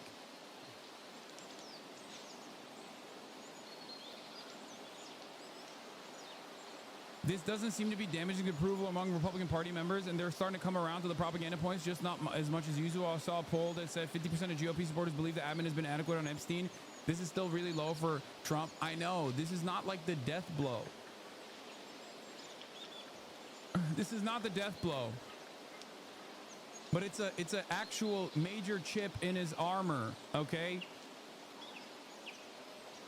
The point is, none of the fucking policies that he thinks or that he claimed were going to save America are actually going to do that, and people are going to slowly come to that recognition. Not everyone will, and plenty of people will obviously still believe, no, you don't understand. We have to fucking deport every single Mexican, okay? And then things will get better. There is no real death blow, okay? There isn't, because Trump is a cult-like figure. You cannot tackle a cult like this. You just have to hopefully keep hitting slowly but surely and assume that enough people have decoupled themselves from the administration and its movements. Because they will slowly but surely, at least people who are cognizant enough, will slowly but surely recognize that Donald Trump was basically just lying about all of these criminal migrants. This is precisely the reason why I kept repeating the importance of the Democrats to create adequate counter messaging on the issue of immigration early on. Okay? On every single quote unquote problem that he created, he had no real solutions for because they weren't real problems. That's how it works, is death by 1,000 cuts. It's little by little. Every other day, there is a new person that voted for Donald Trump last time around that goes, yeah, I don't know if this is actually real. I don't know if this was a good thing that I did. Going back on their votes. Okay? That's how it's done. And I said this over and over again. And I also said this about Israel too. And look where we're at with Israel. Uncompromising in the face of clear injustice was the appropriate thing to do. Every cult ends one way, it's never from the outside. I mean, it doesn't matter. Despite realizing that voting for Trump did not solve the problems they were going through by deporting and attacking queer people's rights, it doesn't change the fact that these people are not and can't be allies against Republicans and overall establishment. These people are still racist, homophobic, transphobic, and so on. No, it doesn't matter, because as long as they're not fucking voting for Donald Trump, and as long as you have real leaders on the opposing side, which we unfortunately currently do not, then you can move America in the right direction. Because it's not just about cutting Trump from his audience, okay? Cutting Trump from his base of support. There also has to be a counterbalance that is leading America in the right direction, and we currently do not have that counterbalance. This is why I talk about the importance of having a real competent party that fights back against the Republican madness. Okay? Without that, we just go back to business as usual. Without that, we go back to, you know, another marginally better Democrat that doesn't fix any of the issues, and then that creates an opportunity for even a worse Trump-style figure to come in and use populism to his advantage and to consistently diminish material necessities, material interests that Americans have. That's how we got the Trump 1. That's how we got the Trump 2.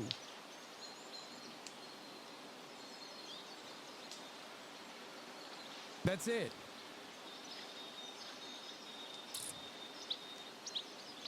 People make up crap about you saying don't vote for Kamala. Meanwhile, you're literally saying people who don't vote for Trump can be allies, literally carrying what is left of non-Republicans. No, I don't. I want real change. I don't care who brings it, okay? I want real change in the positive direction. Why is it so hard for people to understand that a vote is an agreement? If you vote for the progressive candidate and you're being progressive, even if you're not always the most progressive in your personal life.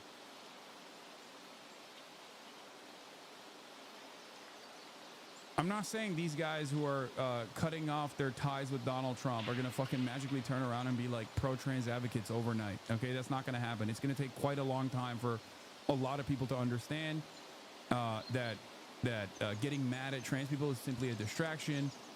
That's it. That's all it is. It is a very effective tool that the right uses all the goddamn time.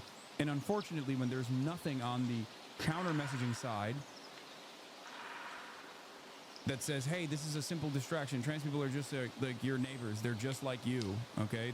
They have the same exact needs. Like, they're not magical, mystical beings, okay? They still have to fucking pay rent. They still have to go work at McDonald's. They still hate their boss, okay? When grocery prices go up, they also suffer, just like you do. And any conversation that chooses to separate them from you is stupid. And it's being used as a simple distraction to make you hyper-focus on these people, to make you feel like they're weird, they're different, they're degenerate, they're destroying American civilization. Meanwhile, the people that are telling you that they're destroying American society is the people most responsible for destroying American society. And they don't want you to pay attention to that. How many times have you heard a Democrat say this? There are some examples that I can point to. But how many times has a Democrat come out and been like, guys, this is fucking ridiculous? What the fuck is a trans swimmer in a high school swim meet done to you?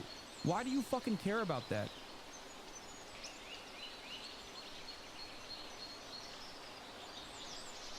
There are very few Democrats who just who will actively defend marginalized populations, and will say, actively defend marginalized populations, and will say, like, the only reason why you care about this kind of stuff is because these guys don't want to actually enact any sort of positive change. They recognize that you're angry. They recognize that you're angry because of the affordability crisis, as Trump, you know, kept repeating over and over again. Okay? But the reason why they're hyper-focusing on trans people or undocumented migrants is because they want to distract your attention away from the real issues that persist in your life. They do not care.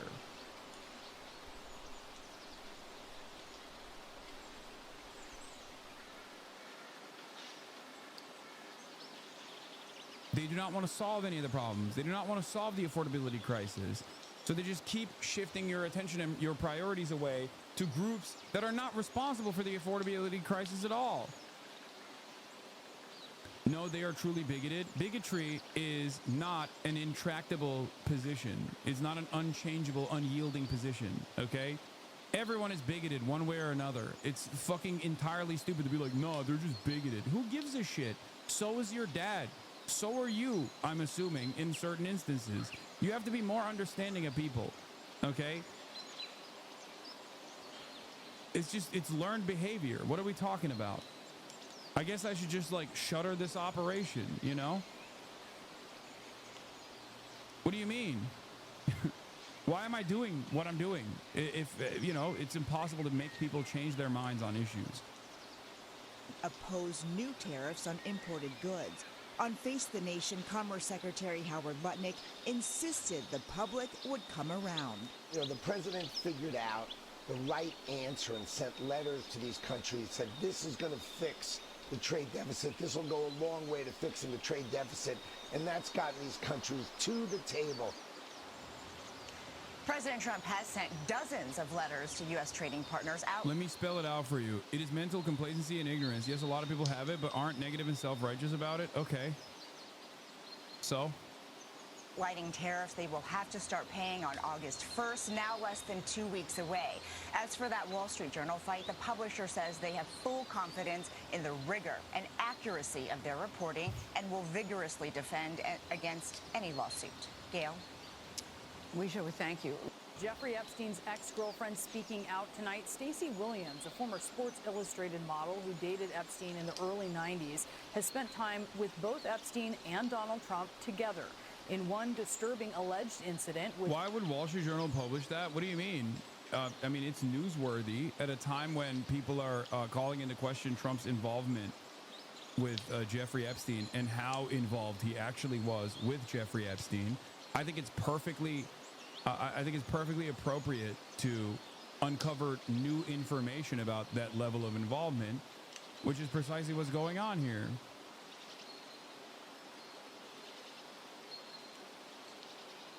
It's newsworthy because people want answers. And Trump's response to the Jeffrey Epstein stuff, to the Jeffrey Epstein client list, and his and standing in opposition of like more information coming out. Yeah, but it's owned by Bezos. No, Wall Street Journal is not owned by Jeffrey Bezos. It's owned by Rupert Murdoch. What you're thinking of is the Washington Post. Okay. Williams went public with last year before the presidential election. Williams says Trump groped her in front of Epstein at Trump Tower in 1993. Here's what she told our Sunland Serfati when she first broke her silence. The second he was in front of me, he pulled me into him, and his hands were just on me and didn't come off. Then the hands started moving, and they were on the, on the side of my breast, on my hips, back down to my butt, back up, sort of then, they were just on me the whole time. Ugh. And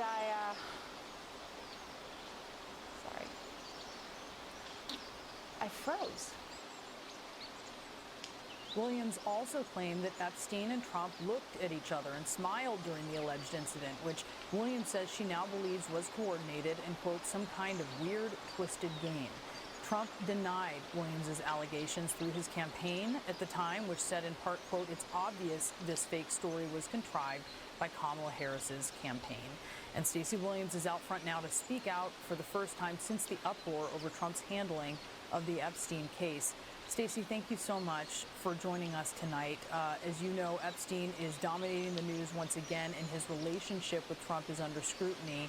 While you were dating Epstein, can you tell us how close? I'm not American, so I'm asking this in good faith. You were talking about this sort of imminent collapse of American economy due to the first round of tariffs that would be felt regardless of whether Trump calls off the tariffs. Have you Americans seen a genuine increase in prices? Only limited increase in prices have been seen so far, partially because some of the mediators just ate the cost, and also on top of that, because he called off the tariffs, a lot of people just kept doing the trade regardless. But it has already started.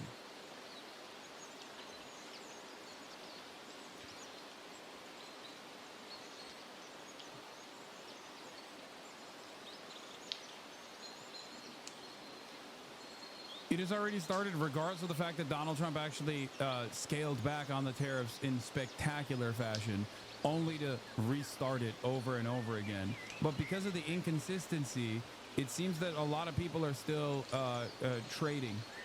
And okay, so here's what happened. Okay, here's what happened. Knowing that these tariffs were coming in, there was a major amount of imports. They literally came in, and ahead of the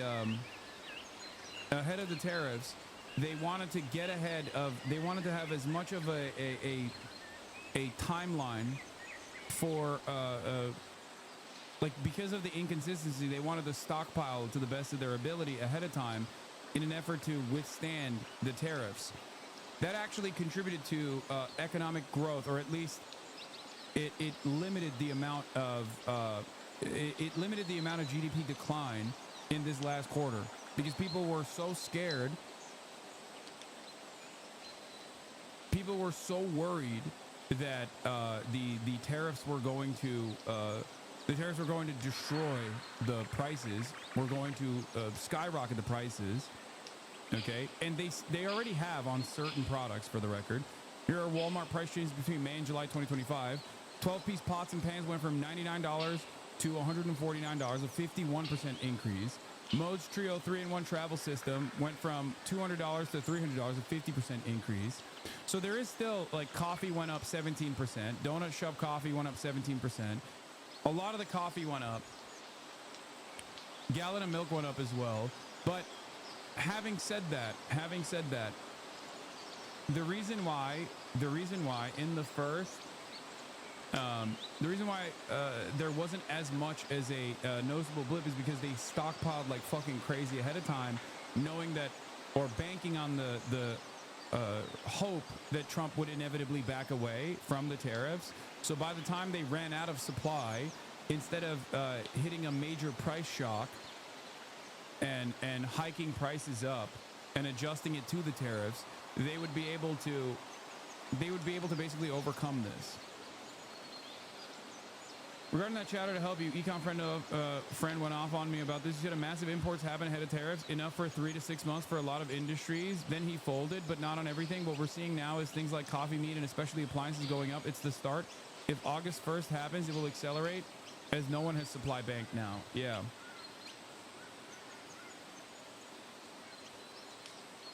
So companies stockpiled ahead of time with the hopes that they could withstand the major tariffs price hike that was imminent. But because he has just like went back and forth, he's only extended the timeline of tariffs. He's extended the timeline of tariffs and the likelihood of a trade hit. So now they don't have enough stockpiles.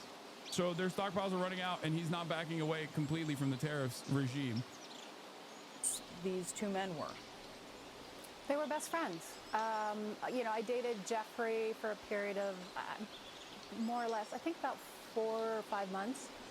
And the only friend that he would mention every time we saw each other or had a phone conversation was Donald. And he would share a lot of anecdotes. I have plenty of anecdotes.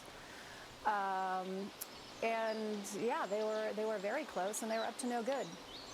And how did Epstein talk about Trump? Sort of what was the quality of those anecdotes and how he described him?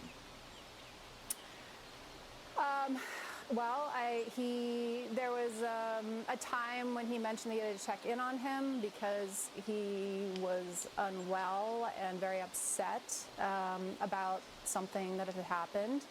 I remember because he was late to pick me up, and he was explaining why he was late. They were just, it was such a long time ago, but it was just that was his bro, that was his wingman. It was clearly, I'd hear about Ghislaine and I'd hear about Jeffrey. And I met Ghislaine in his house. She would come wafting in and out, the home in New York. So he was clearly just someone that he talked about all the time. And again, I met Jeffrey the second time, and we started dating based on, It's Ghislaine, but she's saying Ghislaine, which is probably still better than the way I say it, which is Ghislaine. So I can't falter too hard. The reintroduction that happened at the Plaza Hotel at a Christmas party in 1992 that Donald Trump threw. And they were very, very close. So let's talk about this incident, alleged incident in 1993, where you say that Trump groped you in front of Epstein.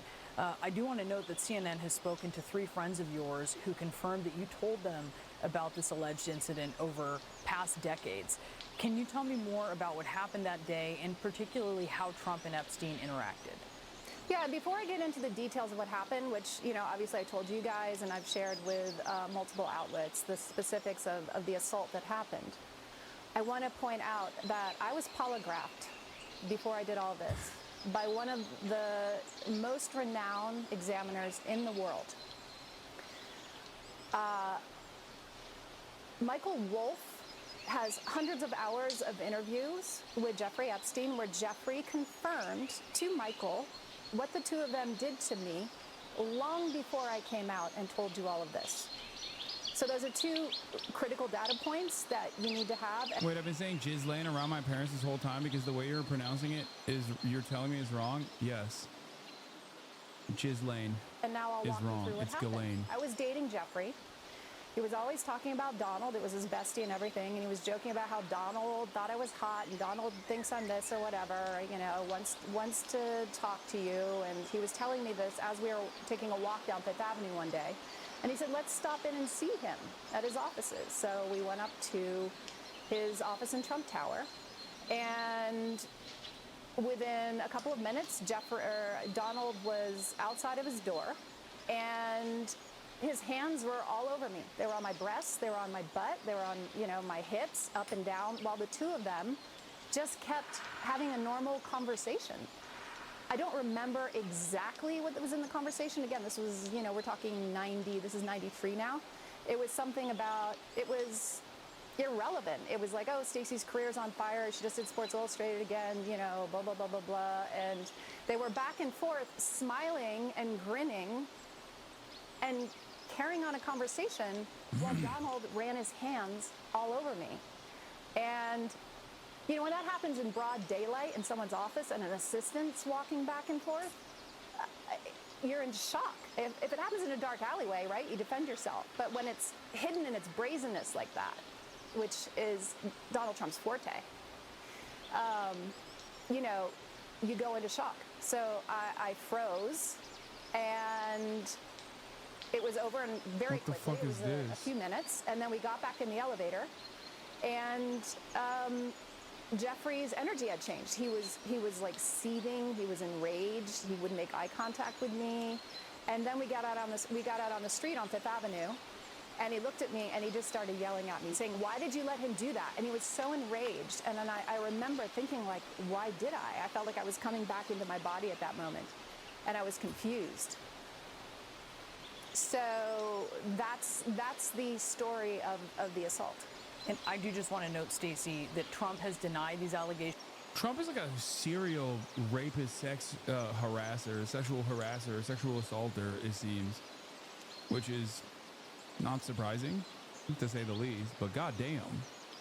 Which you are well aware of, and I know at times you've referenced videos which we have not confirmed the existence. And I say this is like someone who is still firmly committed to the Trump, is not even like interested in the sexual gratification aspect of sex in general. Like, I don't think he has sex for the same reasons why you would. I think he's just a rapist. Like, that's the only way that he derives any sort of like, it's a power thing. It's a signifier. Being around like beautiful women. It's just about like having control and having power over another person. But I know that you felt that this was coordinated later when you look back on it. What was it that made you draw that conclusion? Well, I was sort of known in the industry for being somewhat combative with, photographers who would expose themselves or do inappropriate things, or even guys who would touch or harass on the streets. And Jeffrey was aware of that. And I think he was excited. I think the gist in my mind, given what he knew and the way it played out, was, hey, I'm going to deliver this person to you who's actually not going to let you get away with what you do. And I did, because I froze. Like I said, when it's hidden in its brazenness like that, you freeze. And, he's a master of that. So, I mean, he talked about it, right? He talked about pussy grabbing on the Access Hollywood tape. And tonight, if you're aware, President Trump has filed this libel lawsuit against the Wall Street Journal over its reporting that there was this note bearing Trump's name as a signature in an outline of a naked woman that was included in a 50th birthday album for Epstein in 2003, a note that also depicted an imaginary conversation between the two men. And part of it reads, quote, Donald saying, "We have certain things in common, Jeffrey. Jeffrey, yes, we do. Come to think of it, Donald, enigmas never age. Have you noticed that? Jeffrey, as a matter of fact, it was clear to me that the last time I saw you." And then finally, Donald, "A pal is a wonderful thing. Happy birthday, and may every day be another wonderful secret." Trump called that letter fake. He said it was out of character for him because he never wrote a picture or drew a picture in his life. Wrote a picture, I think he said. No, it's not his kind of language. Based on your time with both men, does that sound out of character to you? What, are you kidding me? I know what they were up to together. It happened to me. I was polygraphed. I have the post-assault postcard with a love note. So I have the receipts. Where are Donald Trump's receipts? Where are they? I know what they're up together, and I know what that means. It's very clear. It wasn't baking or fishing. Well, Stacey Williams, I really appreciate you taking the time to speak with us tonight. Thank you so much. Thank you.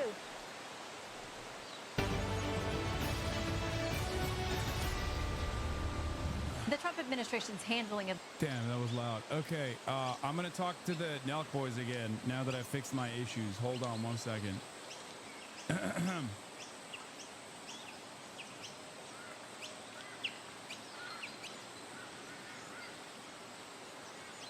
Why? Law?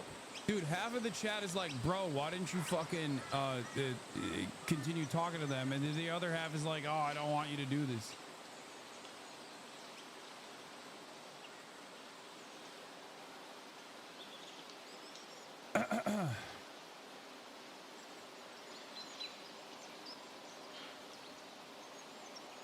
It's not 50:05? What do you mean?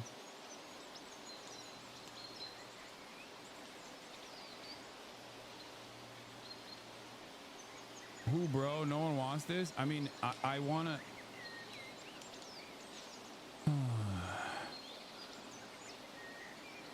Hold on.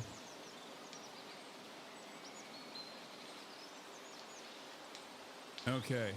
Hello? Are you good now? Mr. You take her fit. You take her fit. EDOS hacker. No, we have, this is the same problem that's persisting with, what do you call it? With the Phase Boys too, and like Kai Cenat. Anyone that uses IRL Toolkit's been getting clobbered. Speed has been having issues too. We all use the same service as like a mediator between OBS and Twitch, and their servers are getting fried, which is why I was unable to continue streaming, so I had to shut off my stream and restart it. But it's fine now. Take your fit as well. Yeah, I put on a jacket. You threw on the black jacket. You gotta look good for the big interviews, right? Yeah, yeah. No, it's cold in here. All right, so we were talking, for those of you in my chat who are just tuning in, I'm talking to the Nelk boys. They interviewed war criminal with an arrest warrant out by the International Criminal Court, Benjamin Netanyahu, the Prime Minister of Israel. This is part two of the conversation that we were having. So, I was giving you guys an analogy, a hypothetical. Hold on. Hasan, 1 second. Spice it up. No, hold on. I told Hasan one thing. Hasan, you want absolutely nobody in here, even if they're allowed on Twitch? Real quick before I cut you off. No, I can't. I can't have someone who is not allowed on Twitch to be on the call. Then I'll get banned. What about Adam Friedland? Oh, Adam Friedland's fine. Yeah. What? Yeah, of course. Let's spice it up for part 2. Okay, we'll bring Adam in now. That's not Oh, wait, spicing it up. No, it's not. It's not. Adam's not gonna spice it up. Adam is a comedian. He's funny. Adam is also a good friend of mine. That's what I mean by yes. Hasan, go ahead with what you were saying. Okay, so I mean, he's not gonna spice it up, but he will turn the conversation into a silly direction. But what I was asking you guys is the reason why I said Adolf Hitler is because it's a comparable crime, right? We were using that as an analogy. I was using that as an analogy because like we both understand that he did a horrible crime, the Holocaust, and that it is comparable to what Benjamin Netanyahu is doing. Wait, did I lose you guys? What the fuck? Hello? Oh God, I think they opened up another chat. Jesus Christ. Okay, hello? Never, bro, what's good? One side better. Turn on your camera. What up, Adam? Me? Adam's No, camera's Adam, on. you're fine. I think it's just us three. My camera's on. I can hear you. Dude, We're fixing it. We have our guy doing this shit remote. Okay. Aaron, is that you? Adam, what's going on, bro? Who's in the pink square right now? It's the Nelk boys. Yeah. It's Steiny and the other Nelk. It's great to Say the thing. Hasan, say the thing. Do not be disrespectful up in here. Aaron, what's goody, bro? Did you watch the episode? I did. It was amazing. Hasan, you can't say my name. What's up? What is Kyle, right? Funny. You know my name, bro. Is Kyle? Kyle Beauregard. Yeah. Is Steve there? No, it's just me and Kyle. What are you guys doing? Hitting happies, doing zaps. Dude, I watched so much of your guys' stuff for like 2 weeks. What's going on? Zap tonight. What's going on? Oh, by the way, Aaron, hold up. bitch Our guy's just fixing this shit right now. No, I want to tell Aaron something. My guest this week is G Herbo, and you were talking shit to me that rappers would never accept me, and he's by far he's accepted me. I love G Herbo. It's also G Herbo. The H is silent, bro. What? The H is silent. It's G Herbo. But yes, I love him. Yeah, we're very good. We text and stuff. Can you guys see us? What is going on right now? How do you know Hasan? That's the real question. How are you and Hasan allies? Hasan from the Bund, from the workers, the People's Workers Party. And we're actually getting gifted. We're actually getting subs during this. Shout out Benny, full-time community. Okay, so Adam. Why can't I see you guys? And why am I on this right now? Give us. We're gonna get in there in a second. But Adam, we have Hasan's here. They interviewed. We've had 5 different people in here, and now Hasan. Oh, there we go. Oh, boom! Whoa, it worked. Kyle Beauregard. What up, Adam? Good to meet you, bro. This guy, Aaron. Adam's a great guy. Adam's a good guy. Adam seems like good vibes. He's a troll, but he's a good dude. What's going on right now? You guys please explain to me. Hasan will explain. Yeah, wait, Hasan, why don't you go ahead and debrief Adam on what's going on as you changed your fit before you lagged out? Yeah, what happened is these guys, the Brilliant Minds of the Nelk Boys podcast, went and interviewed war criminal Prime Minister Benjamin Netanyahu, and now they're getting they did. What? Guys, in the middle of a war? It was a genocide. Adam, it's a war leader. We have to do it. You know, 60,000 people, lowest estimates are dead right now. We understand. We have empathy with everyone who's been affected by the war in general, but we are going to have a pro-Palestinian on next week. That's what we do here. We do not... He's charged as a war criminal by the ICC. It's like, you could have Slobodan Milosevic on? We would have a lot of people on. We would have anyone on. They said they would have Adolf Hitler on. No, we did not. We haven't said that. Hasan. Okay, they said they would have Osama bin Laden on, but not Adolf Hitler. Okay. We said Did- it was too long ago. I'm It's too catching up. hypothetical I'm catching up question. right now. Did you press him? Did you you dunked on him or something? We asked him what was his response to starving children in Gaza. Could he have stopped October 7th? Is he looking to have regime change in Iran? And we told him that Americans don't want to see another regime change war in the Middle East. We told him We asked him why it's a big They asked him if he was starving children in Gaza, and he said no. It was Hamas starving children in Gaza, Adam. Wait. Answer this. Hasan, did they glaze?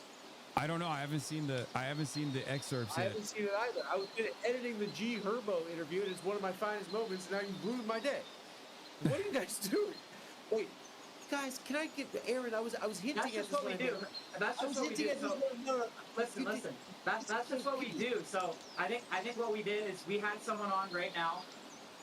But he watched Aaron. I know this boy. Let me He watched finish. 4 I want to podcasts talk and to Adam. I think this is actually going to be a great thing.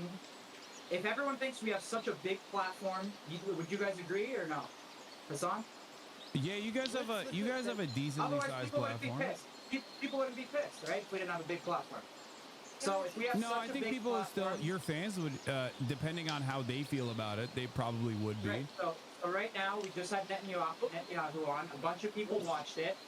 I think a lot of people saw through what he was saying. Now already on the same day, we've had 3 people on with complete opposite viewpoints: Hasan, Sneeko, Myron, Nick Fuentes. So Okay.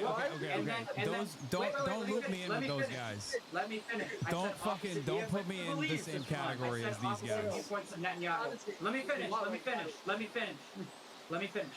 So already we've had 4 people with opposite viewpoints on the very same day, and then the next episode of the Full Sun podcast, we're gonna have someone very, very reputable with the complete opposite viewpoint of Netanyahu. So I personally think, and listen, there's a lot. You guys gotta understand though, Hasan. There's a lot of people. I know there's a lot of people like Hasan though that are educated on this issue, and there's a lot of people like myself who are really not. And I know there's a lot of people watching right now that are the same way as me, that just read shit and don't know what to believe. And if you read stuff and you really don't know what to believe, like I know Hasan, that might be tough for you to understand because you're so educated on the topic.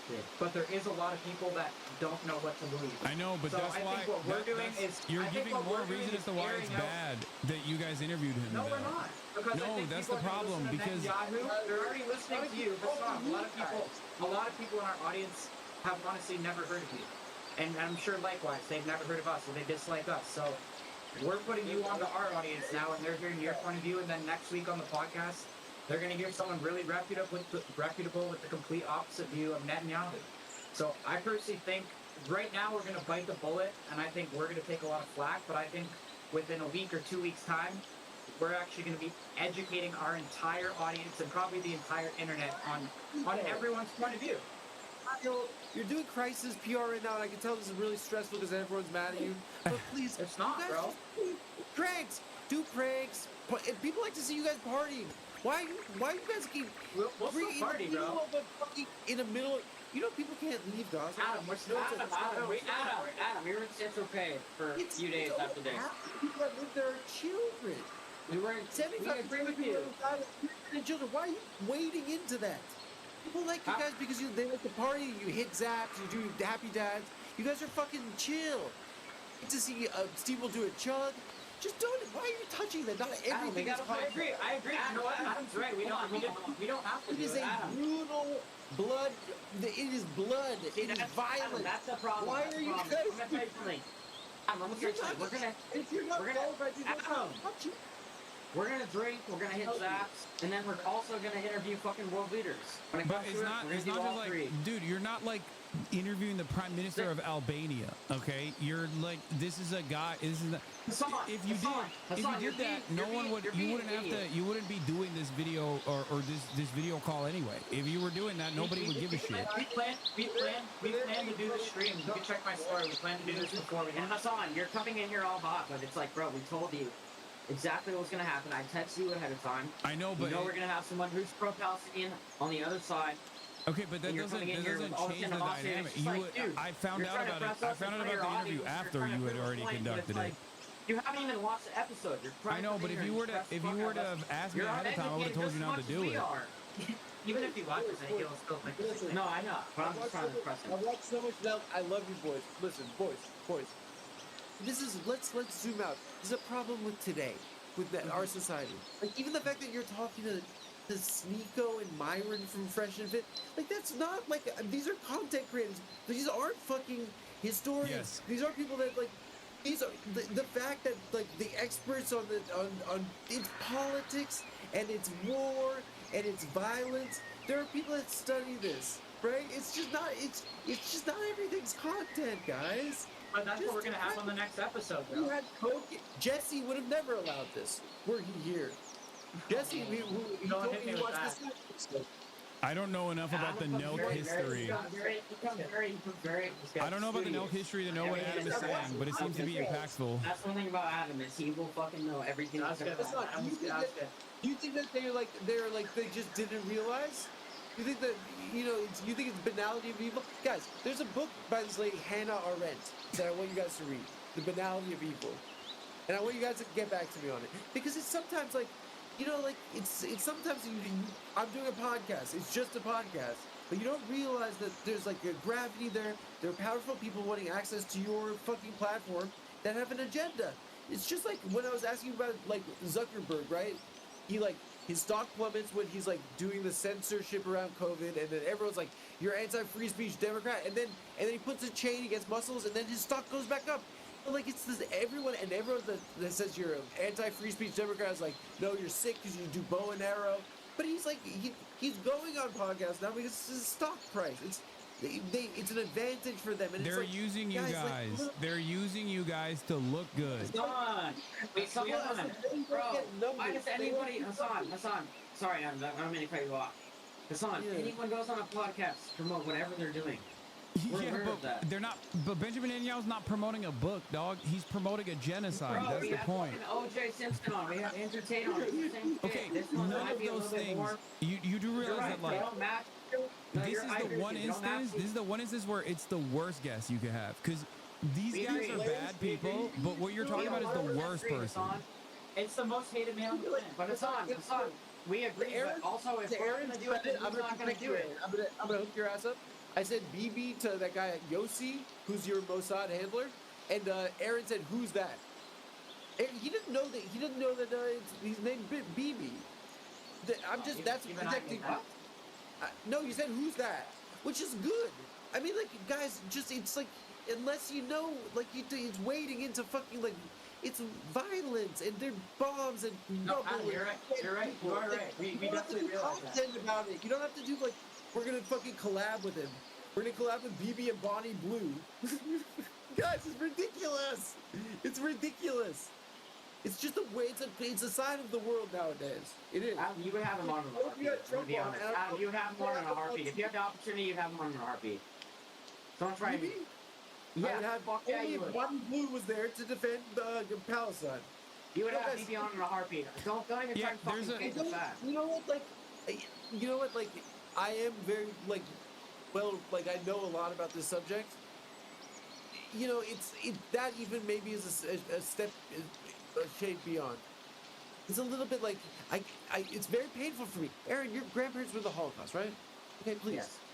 Our parents' generation, right? We're told that like we have to protect these people, and if we don't protect these people, the Holocaust will happen again. I'm Jewish, by the way, Kyle. I don't know if you could tell. I don't really read as Jewish, but okay. Our parents were told that, right? And they were really scared. They were really scared because they knew Holocaust survivors, right? And it really freaked them out. And they were like, we got to protect Israel and stuff like this. But like, it hasn't protected Jewish people. It is. I agree with you. That's why Adam, you've been watching. It's been a failure of a project.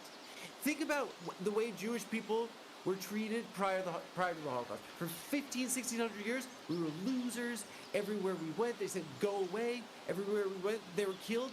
It sounds a lot like the Palestinians. Because they are people who are dispossessed, and everywhere they go, they get killed. And if we can't see ourselves in that, it's a shanda. Adam, I'm going to tell you something really quick. I don't agree with Netanyahu. I disagree with a lot of things he's doing. I think he's acting. It doesn't matter. I think in certain aspects he's acting the same way as Hamas is. We've talked to him about this. No, there's no. See, this is what I mean. You're saying he's acting the same. No, but Hassan, you're disregarding the point. And Adam, you're not listening. There's no comparison between Benjamin Netanyahu and Hamas. That's my point. The point is that Hamas. You tried to compare them earlier.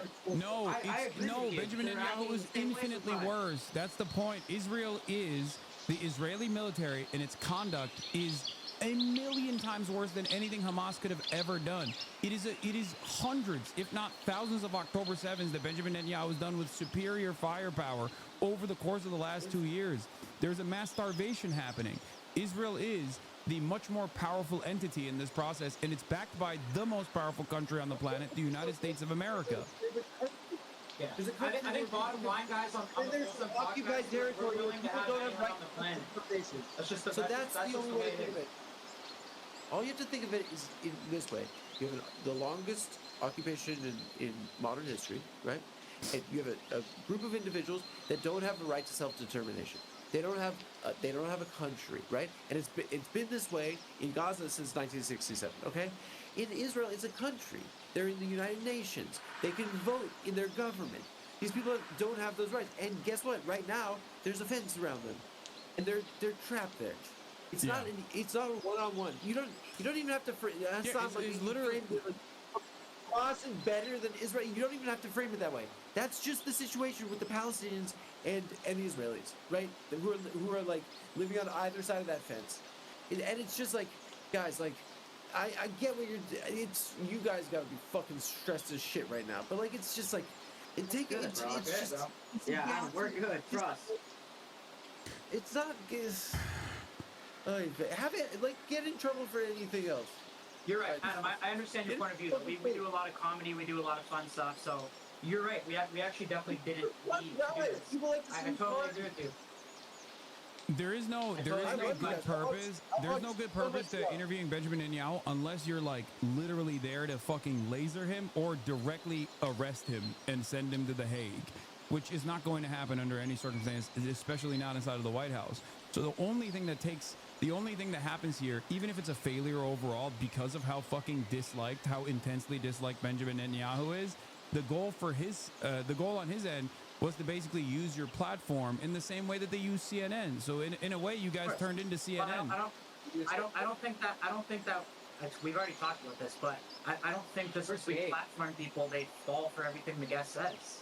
And this is the perfect example. I know that, and they clearly aren't, and people are going to be more mad at you guys as a consequence of like interviewing. Yeah, they're going to be mad at us. Yeah, my point is that if you're asking me about the morality of it, there were journalists that were implicated and also charged with crimes in the Nuremberg trials for literally participating and doing propaganda for the Nazis, right? So in that regard, if you were to ask, will there ever be a Nuremberg-style trial for Israel? I don't know. Probably not. Okay? That doesn't mean that the crimes are not comparable. And that doesn't mean that your moral culpability in this regard is not close to what those guys did. I'm not saying that you guys are going to be tried in the Nuremberg-style trials, but the moral culpability is still there for not, for conducting an interview such as this one. I can definitely understand your perspective, Hasan, for sure. I just think that, that's just what we're going to do with the full send bot. And I don't know, maybe we got to get a little better at grilling them, or maybe next time when we have a guest like this, we can hit up people like you, Hasan, and get what you would ask and stuff like that. But no, Benjamin Netanyahu is never entering the same room as someone like myself. If I were to be in that room, he would not do this podcast with you, or maybe they would assassinate let me ask you something, Hasan, why wouldn't you do someone from both sides? What do you mean? I mean, we've already debated this. But if you could do Netanyahu and do somebody else, why wouldn't you do that? But I don't think that there's both sides in the situation. There is the perpetrators, like that's why I'm saying it's like akin to interviewing Adolf Hitler. Hamas, then you can do Netanyahu. There is no both sides in the situation. That's why I'm saying it's like interviewing a concentration camp survivor and then interviewing Hitler. You know what I mean? Is there both sides in the situation? No. interviewing the leadership of the Jewish partisans in World War II versus interviewing Adolf Hitler or like one of his, loyal advocates or whatever is not comparable. There are no both sides in a genocide. That's why it's a genocide. It's such a big crime that it doesn't even justify a genocide in retaliation to said genocide. It's the crime of all crimes. Guys, I think you're getting in the weeds a little bit, right? It's not about. No, I mean, but no, I'll be honest. He's like you guys are well known not for politics, right? It's like unless you're not gonna research more and get ready looking you're Rocky. Guys, just like politics sucks, right? I got made fun of for liking it when I was a kid. It should go back to fucking being like for losers, right? Everyone's into fucking politics now. It sucks. It's just like you don't have to purport to like that to know about it, and just like leave it to fucking like the fucking Wolf Blitzer. You know, it's just it's not. Everything is concentrated on it. Whatever fucking happened with Wolf Blitzer. Me too. No, he's still kicking. How dare you guys come for the wolf? Wolf Blitzer still buzzing around? He's still at CNN, yes. But Wolf Blitzer also, ironically, literally worked for APAC before he did CNN. Like understand like what's happening in the world, like, and you guys don't have to, because like people love you for prank and lifestyle content. You know, yeah, and see, that's where I think I'm gonna be honest. Okay, I gotta go. What? But yeah, no, go ahead. You're good. I gotta go. No, you're good. You're good. Go ahead. Guys, Tyler, it was really nice to meet you. Good to meet you, bro. We'll link back. I'll talk to you soon, man. Are you in LA? Up to Steve. No, I'm in New York. New York? All right, Adam, I'll see you, buddy. Easy. What's up, bro? Take care. Did he just shut off his laptop? That's so funny. Oh my god, he's such a fucking boomer. So that's actually what I want to ask you, because... Wait, how do I... Why is he still in the call? Okay, here. I don't know, but he gets pissed at us. Understandably, he gets pissed at us for platforming, but that's what I'm trying to figure out is like, when are we supposed to say no? When are we supposed to not do certain things? I mean, look, there are certain people that that not everyone is equipped enough to be able to talk to, because that conversation, instead of being a productive one, turns into one where they could just like do propaganda and use the platform that you have to get their message across. I would use the same principle for Nick Fuentes, for example, except with Nick Fuentes, he's a neo-Nazi, but he hasn't done literal fucking crimes like Benjamin Netanyahu has, while also simultaneously being a neo-Nazi of a different sort. So it's even worse than someone like Nicholas Fuentes, and I don't think that Nicholas Fuentes is appropriate to also platform in this situation. What do you think about the goal of the Full Sun podcast being to platform anybody? What do you think about that overall? That's the direction we're gonna go, right? The reason why I think it's up to you guys, whatever you want to do. I obviously can't fucking advocate for deplatforming, especially in this day and age, especially in this time and place, because a lot of these institutions that would otherwise be tasked with like taking people. Hello? Oh, your camera pooped for a second. A lot of these institutions that are tasked with deplatforming people spend way more time deplatforming someone like myself, or at least trying to deplatform someone like myself, for having a consistent, moral, anti-genocide and anti-Zionist position than people who are actually anti-Semitic. They call me anti-Semitic, despite the fact that I'm not anti-Semitic.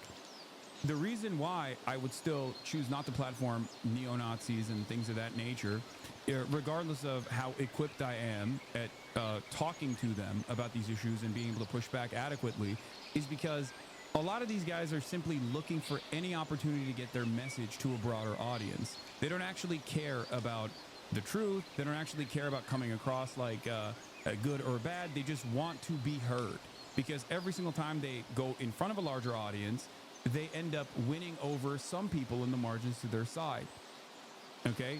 And if you understand that they are not honest brokers here, that they don't like care about, back and forth discourse, then ultimately you're playing a role in allowing people to be recruited to that side. You're playing a role in getting more people to be recruited to neo-Nazis, to neo-Nazi groups.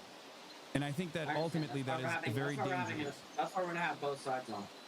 But having both sides on doesn't actually make up for that. Is my point. I agree with you too.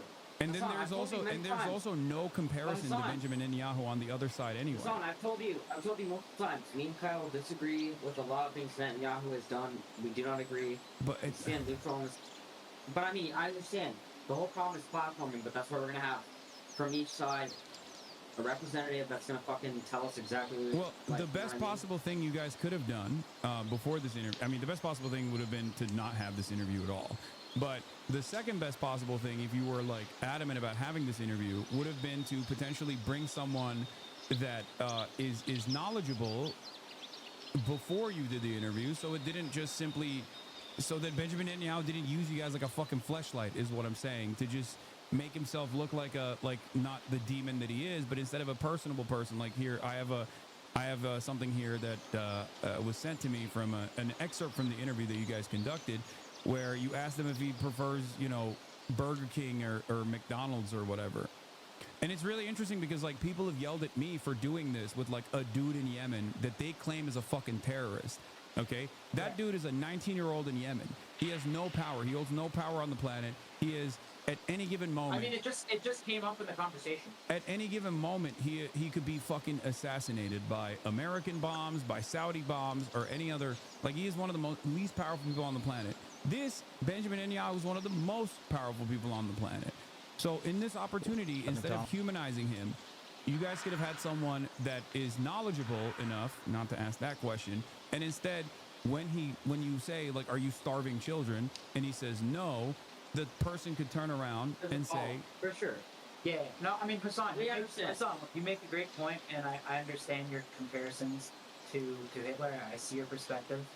And, yeah, I think just with the Folsom pod, like I told you, we're just not here to choose the guests. We're going to have anyone on, even if it is a wanted war criminal, and we're just going to let the viewers decide. And I think they spoke very clearly, and I don't think just because we platform people, that people fall for the person's message. Yeah. Like, I don't, that's just the bottom line.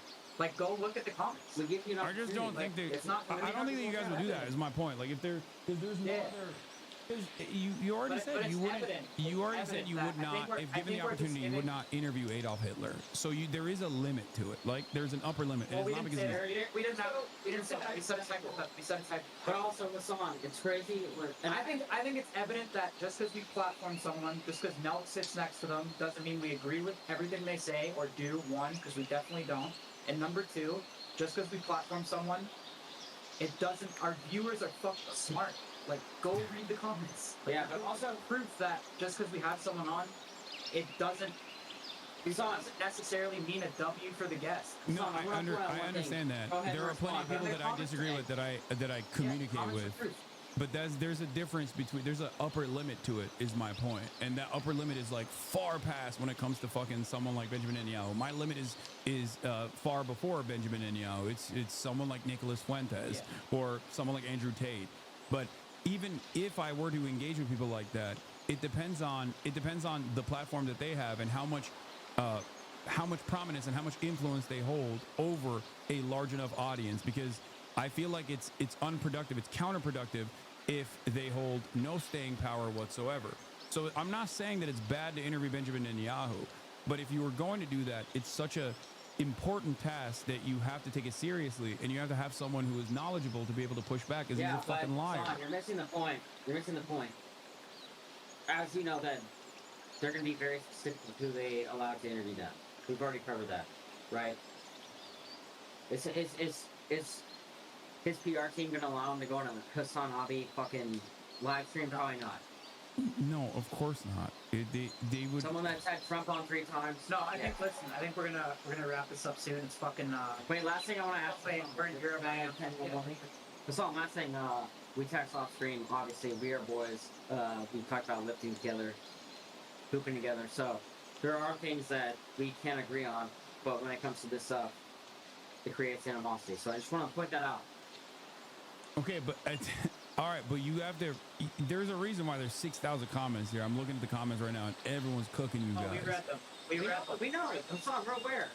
I mean, that should be evident that the Folsom podcast has people on, and the viewers decide. All right. Well, Yeah. All right, good But, luck, Hassan, guys. John, we You appreciate should have it. Gabor Mate, or Gabor Mate is a Hassan, Holocaust text me. survivor. I'm gonna have Steiny text you, and if you text me the names. Okay, I will. I will send you people to interview. But if you were to ask me ahead of time, I would have told you not to do this interview. For the record, I only found out after you did this interview. But when he texted me, he said, "Yo, you had so and so on the podcast!"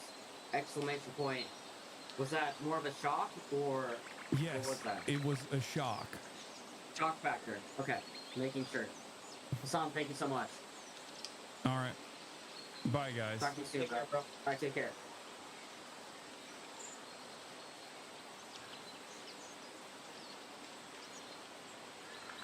Oh, ay. Don't send him Norm. He's not good on podcasts. No, I wouldn't. Gabor Mate, I think, would be better than. No, I think. Look, I'm gonna be honest. I think they realize they bit off more than they can chew, because like everyone's cooking them. Zero pushback. You literally just let a war criminal talk freely for an hour to millions of fans. Just horrible. You guys are truly. That's what it is.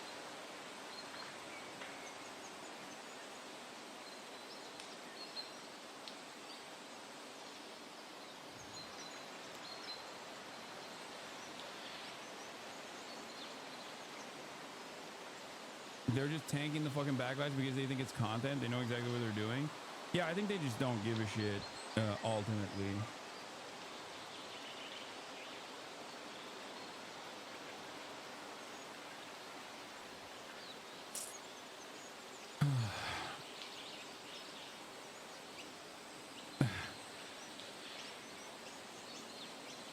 Will you watch it on stream? Probably not. I mean, maybe. Just not right now. There's a bunch of other stuff that I need to cover than, you know, an hour and 13 minutes of Benjamin Netanyahu trying to present himself as like a human being.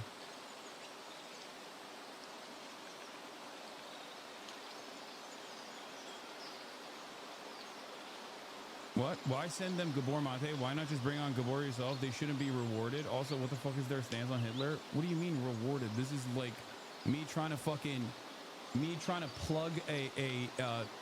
I mean, I think Benjamin Netanyahu is such a fucking repulsive, monstrous piece of shit that it doesn't even matter. I'll be honest with you.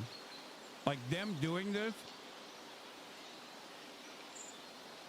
here's what I think. I think the Full Send podcast interviewing Benjamin Netanyahu is not actually going to win any favors for the Full Send podcast, and only invites understandable frustration and enmity and animosity and anger and hate in their direction. And it doesn't even help Benjamin Netanyahu look good. Okay? That's what I think. Because Benjamin Netanyahu is already a fucking demon. And not only is he already a fucking demon, he gets to be on whatever fucking news media outlet he wants to regardless. And if he can't do it himself, he can send someone else to fucking go and one of his envoys from the Israeli state to go and defend the state of Israel and still get fucking clobbered regardless. But if we're asking about like the individual's moral culpability here, yeah, they are morally culpable in a very meaningful way, and they unironically, this is almost like a self-solving problem. Calling them CNN would be an insult that they actually would understand. That I did do that. That's why I kept repeating that.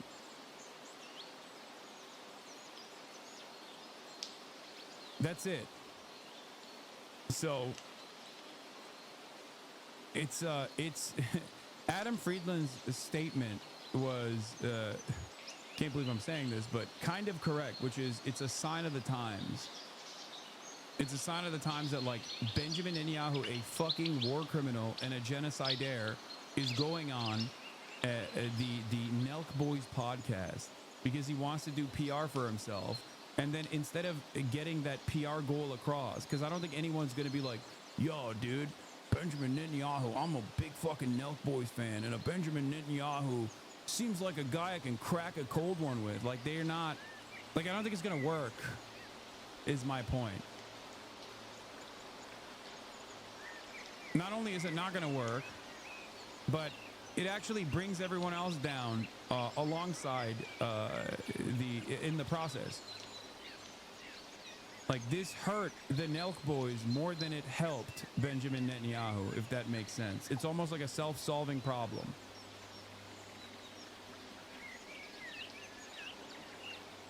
And it's not even like something that Benjamin Netanyahu could solve by being charismatic or whatever. It's just that his crimes are so major and so in broad daylight that I can't in good conscience just understand how anyone would ever operate like this and think that it's like it's I don't know. I mean, dude, while we're having this conversation, in the past 48 hours, 20 people in Gaza have died from hunger, according to the Director General of the Ministry of Health. Hunger and famine is completely set in the Gaza Strip.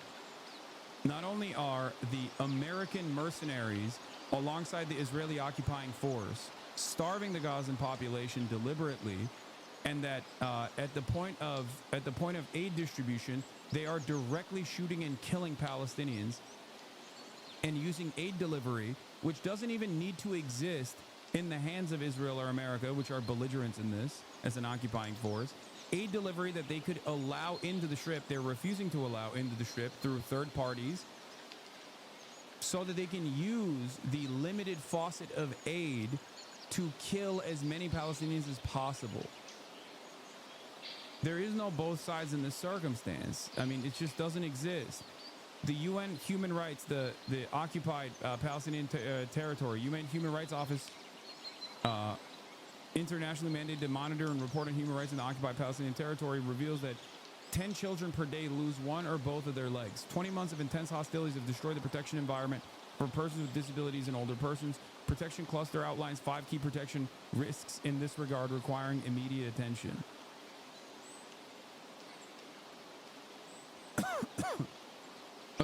And this is the limited amount. These are conservative estimates because Israel, under the directive of Benjamin Netanyahu, the war criminal, has actually intentionally destroyed the healthcare infrastructure of Gaza. In Gaza, 134,105 people, including over 40,500 children, and new war-related injuries. 25% are estimated to have new disabilities requiring acute and ongoing rehabilitation. 35,000 plus people are believed to have significant hearing damage due to explosions.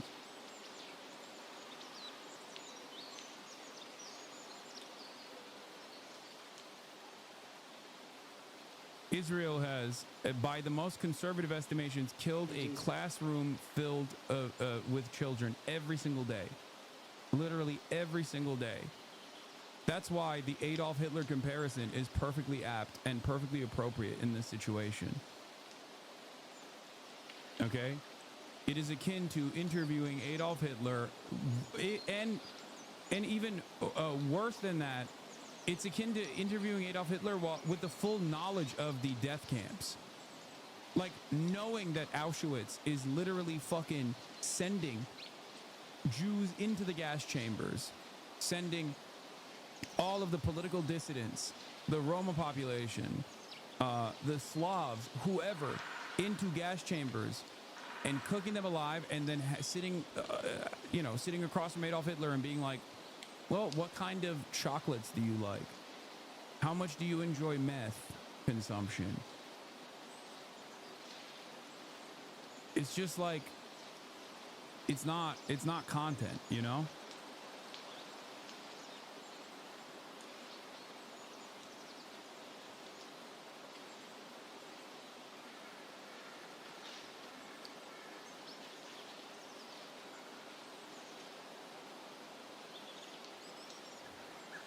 The reason why I make Holocaust comparisons while still explaining this key factor is that during the Holocaust, while it was happening, the overwhelming majority of the population, with the exception of like Germans, regular Germans, did not know that it was happening.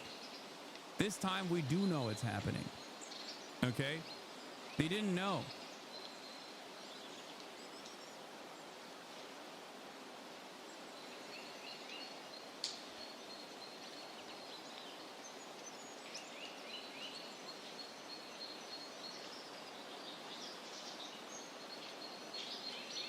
The major reason why I make this comparison, of course, is because it is apt. This is a live streamed Holocaust. So if many of you were asking yourselves,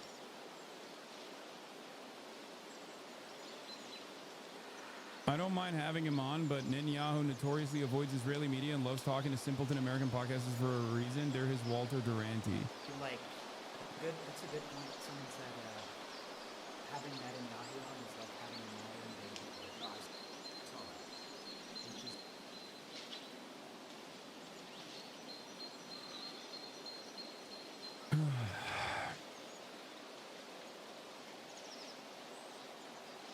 There's proof that the Allies in England knew about it as early as late 1942. The Germans were well aware too via newspapers. No, it's one of those instances where there was surveillance and spies that actually were able to get message out. But it's not the same. It's not to the same degree. Like, there was evidence. There was certainly evidence. But how can you say it's identical to what you can see today? It's like literally having a direct CCTV footage inside of the gas chamber, dude. What are you talking about? Do you think that it is the same? There is no modern day comparison due to the technology, like the limitations of information disseminating worldwide.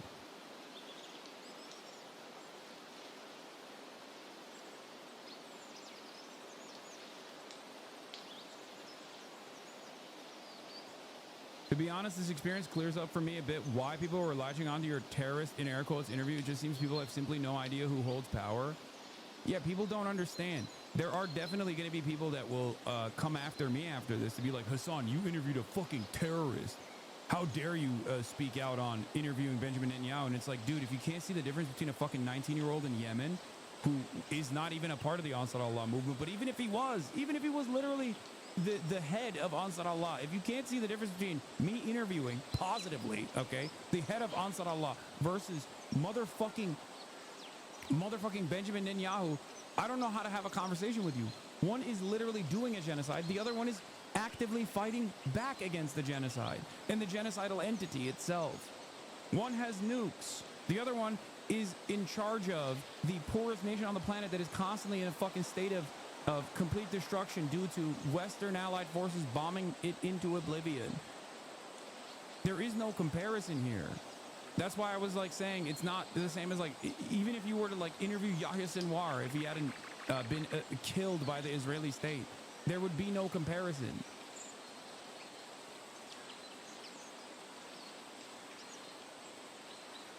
That's it.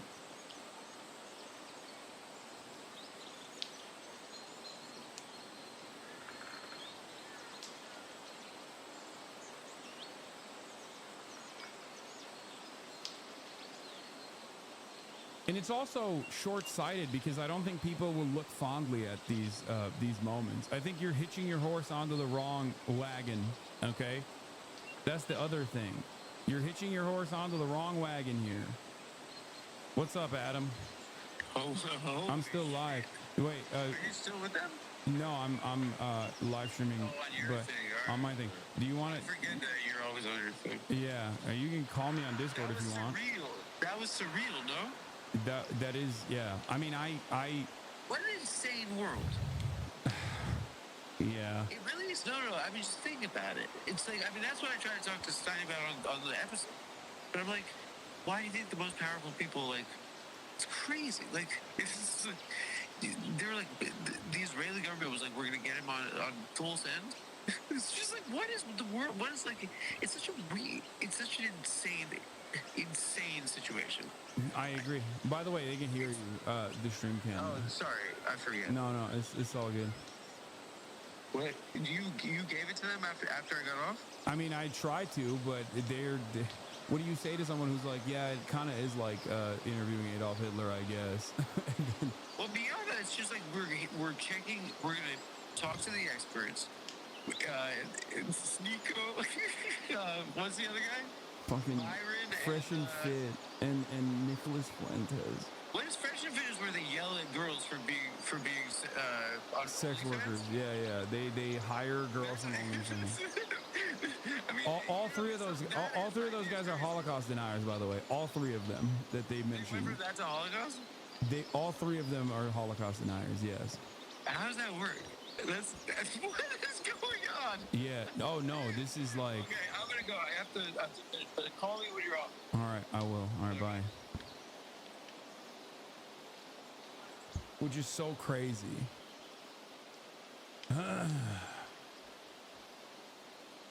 It certainly wasn't known by civilians or even the average grown on the ground in the U.S. and UK, even if their intelligence committees were aware before the end of the European theater of war II. That's what I'm saying. I don't know how we just get people to understand that not everything is content, you know, but at least their audience seemingly understands it.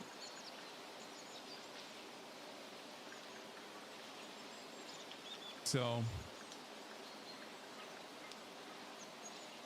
there is nothing that is in comparison in the modern history, human history of the world. We have never seen anything like this in the modern human history, and what is being allowed to be done to the Palestinians with the complicity and permission of the entire world ensures that near future is filled with more of this. Palestinians are collapsing in Gaza Street from Israeli-imposed starvation campaign. A frontline report on people forced to face death from starvation or being shot in a perilous quest to obtain meager rations. Like, when people try to say this is normal or like, oh, this is nothing, this is a mere blip in the history of mankind, like, what they don't realize is, no, it's not. The only reason why you are saying it's normal is because you want it to be like, the world is a cruel place for sure, but this is quite literally like doing Holocaust denial in the duration of the Holocaust happening with full knowledge that it's happening. It's just not even, I don't know how else to describe it.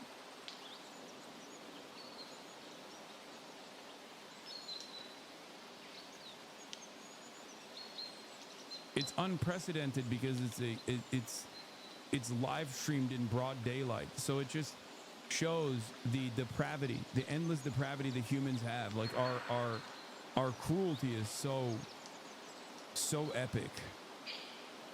It's like shocking. This is one. Here is Cindy McCain, John McCain's wife. Okay, speaking as the spokesperson for the World Food Program. The worst tragedies we've seen so far in this particular war. What happened was we had clearance to go through the Zakim gate. We were through the gate. The Israelis had, as you know, they clear everything and they decide when and if you go in. And we began our trek down the road, and what we saw were thousands of people running towards us, and they were hungry, they're starving. And all of a sudden, the Israeli tanks, Israeli guns, Israeli weapons from all kinds started firing on the crowd. And it was it's something that I hope never happens again, but more importantly, our group, WFP, our people that work for us were there too, and they were put in grave danger as a result of that. No humanitarian aid worker should ever be a target of anything. This follows a trend over the last 2 months where over 800 Palestinians have been killed around aid distribution sites. The majority of those are at the controversial US-backed and Israel-supported Gaza Humanitarian Foundation. Can you be very specific? Are you coordinating in any way or supporting in any way that operational model? And what is your view on the GHF? Well, we are not coordinating, and we do not work with GHF. As you know, we're a UN agency, and so we have our UN, the way the UN operates is different from what the GHF is doing. I don't really have any information about them at all because we don't even talk.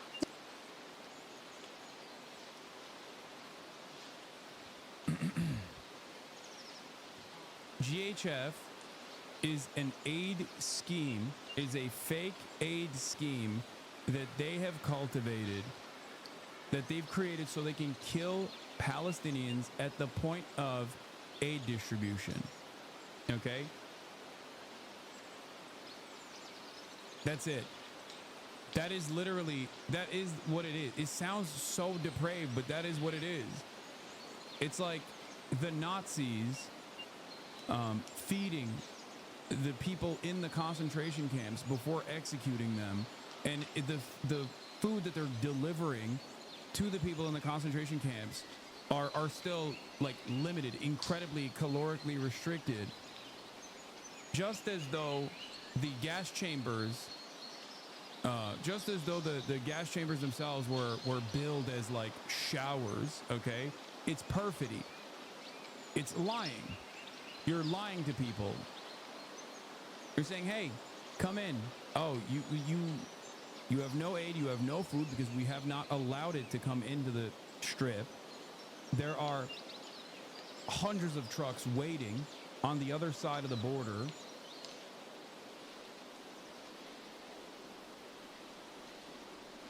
And basically, the remaining starving Palestinian population is so desperate for that aid that even if they shoot at them every single day, which they have, they've killed hundreds of people, more than 600, 700 people, just at the aid distribution sites. They're using the aid as bait to lure Palestinian children and Palestinian men and Palestinian women into the aid distribution sites where American mercenaries shoot them and kill them. The Israeli occupying force uses tanks to kill this civilian population desperate for food, a crumb of food.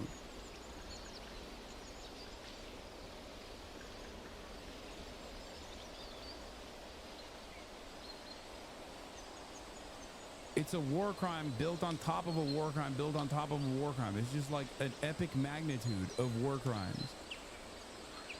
It's not just a difference in opinion. It's just like incredibly evil shit. And a state that conducts these kinds of evil activities, our state included, is completely morally bankrupt. It's just pure evil. So that's why I get frustrated with even the likes of Bernie Sanders, who apparently told Zohran Mamdani he's creating the appearance that he's minimizing the fear of Jews. What Bernie Sanders told Zohran Mamdani about anti-Semitism and pushing back on Democratic leaders. Sanders urged his now protege to be firm in calling for Democratic leaders to rally behind him, but also more carefully address what he said about Israel. Sanders, who's Jewish, urged Mamdani to be cautious about how he approaches talking about Israel. According to the person familiar with their conversation, Sanders told Mamdani he had to do a better job explaining what his criticism is not anti-Semitic and to not let himself seem like he's minimizing the fear of Jews in New York and elsewhere, feel from the threat of hate against them.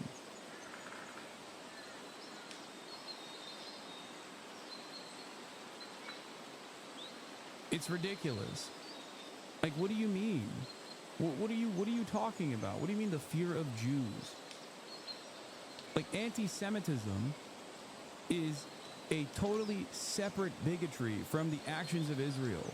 And every single person with a conscience should be using that space to describe that anti-Semitism increases because people conflate Israel with Jews. Zohran Mamdani has done that. He has already talked about the distinction over and over and over again. Any sort of inference that implies that he hasn't made that distinction is disingenuous. That's it.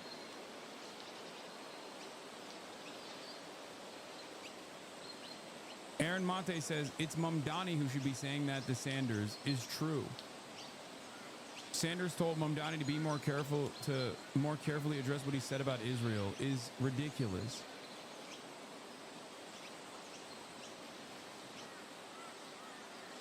Hakeem Jeffries is terrified. Hakeem Jeffries reportedly told allies that if Zohran Mamdani wins, he can't become Speaker of the House. Leaders like Jeffries see this fight as existential to their control over the party. I wonder why.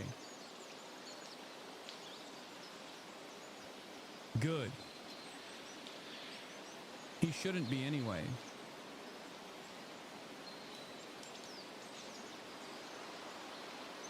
I watched a video of an IDF soldier saying they would never listen to anyone who doesn't legitimize the Jewish fear. It's an interesting choice of language. Legitimizing Jewish fear in this regard, okay, as it serves as an interest of defending the Israeli occupying force, is no different than legitimizing the Aryan fears around Jews.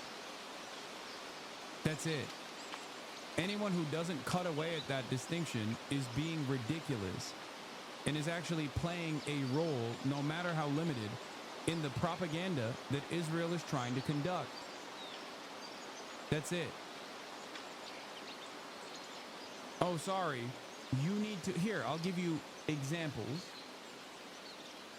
I'll give you examples from modern day.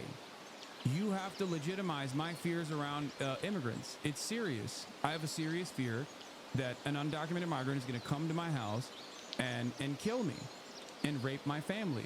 Why won't you take that concern that I have seriously? Excuse me. Why won't you take my concern about black people seriously, that they are more predisposed to crime? We don't take these concerns seriously because we broadly understand, at least on the progressive side, even with progressives except for Palestine side, we understand these as reactionary perspectives. Okay?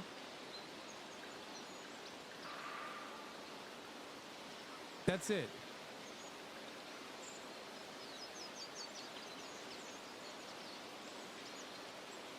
Is anti-Semitism a real bigotry? Of course it is.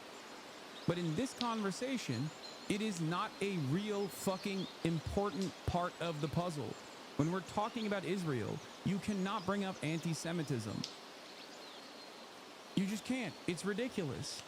When talking about Israel's monstrous crimes, the only way to talk about anti-Semitism is how much Israel's monstrous crimes, due to the negative conflation, the ridiculous and false conflation between Judaism and Zionism, has contributed to anti-Semitism increasing. It's that simple. It's fucking ridiculous. Any other serious point of contention around this is pure hysteria.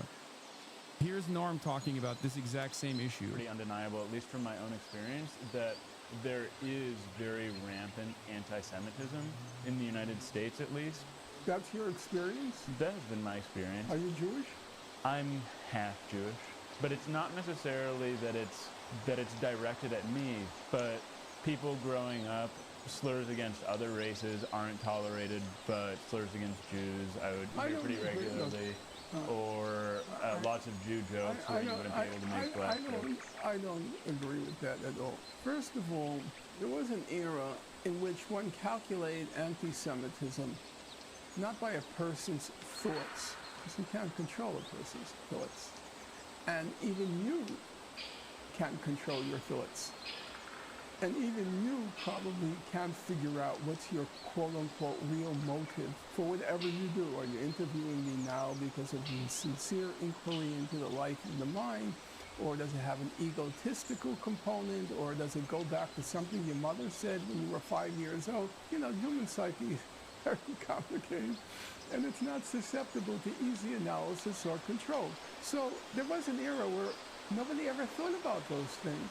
When you talk about anti-Semitism, it meant, does it affect your job opportunities? Does it affect your access to higher certain institutions? Yeah, he's talking about institutional forms of bigotry, not like a personal slight.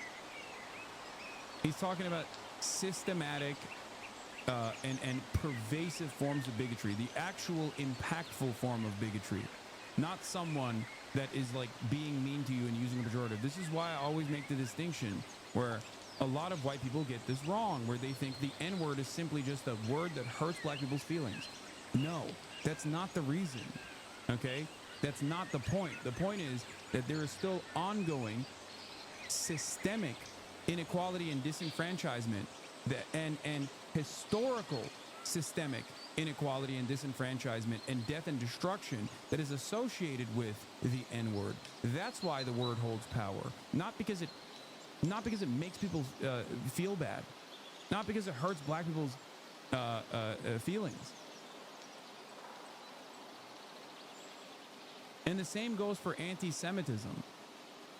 There has been historically institutional anti-Semitism in this country, but in contemporary American society, there is no systemic anti-Semitic bigotry. Okay, now that might change in the future, but as it stands currently, anti-Semitism is like an individual basis, on an individual basis, is a hate crime. It's still completely unacceptable.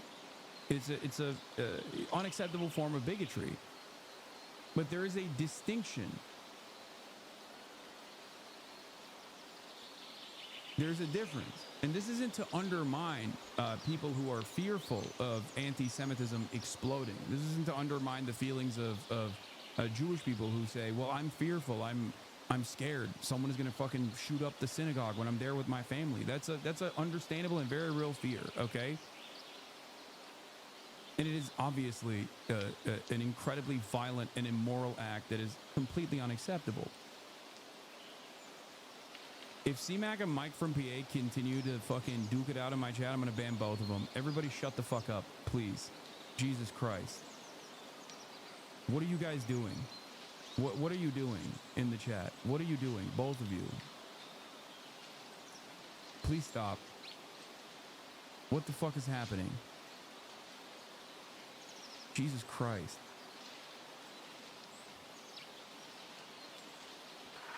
Come on, guys. Lock in.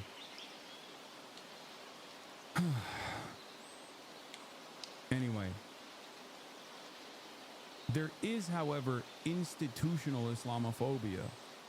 Okay? Islamophobia is perfectly permissible, perfectly appropriate, perfectly allowed, and can even be seen as a means of upward social mobility. Even you can be as Islamophobic as you want to.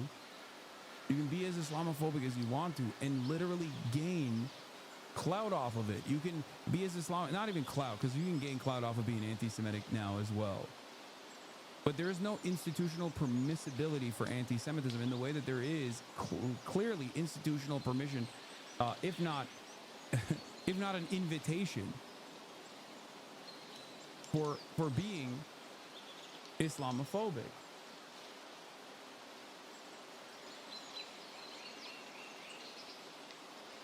Of higher education. Does it affect where you're going to live?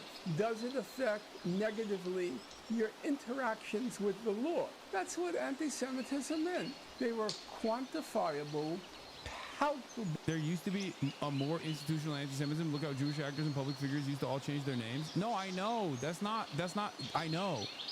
I mean, affirmative action. Like, a lot of these, dude, no one is saying that Jews were completely welcomed in American society from the start to finish, okay? I'm not saying that at all. That's precisely what I'm talking about. That's not really the case anymore. Things have changed, and despite the real threat of anti-Semitism, American Jews are deeply in the in-group of white. It's not the same. Exactly. Like, American Jews are white. I'm white. But American Jews are even whiter than I am, okay?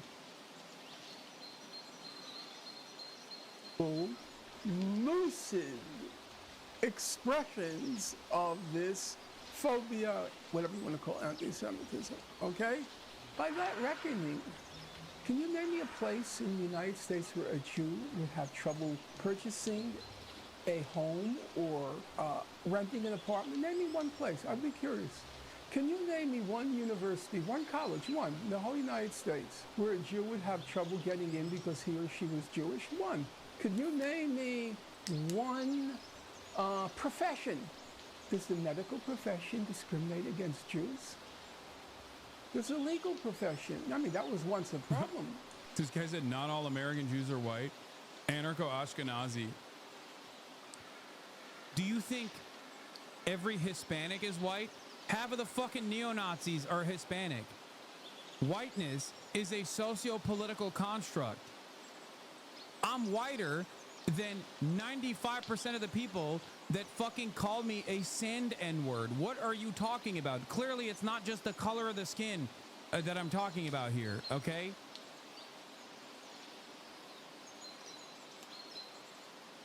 God damn, dude.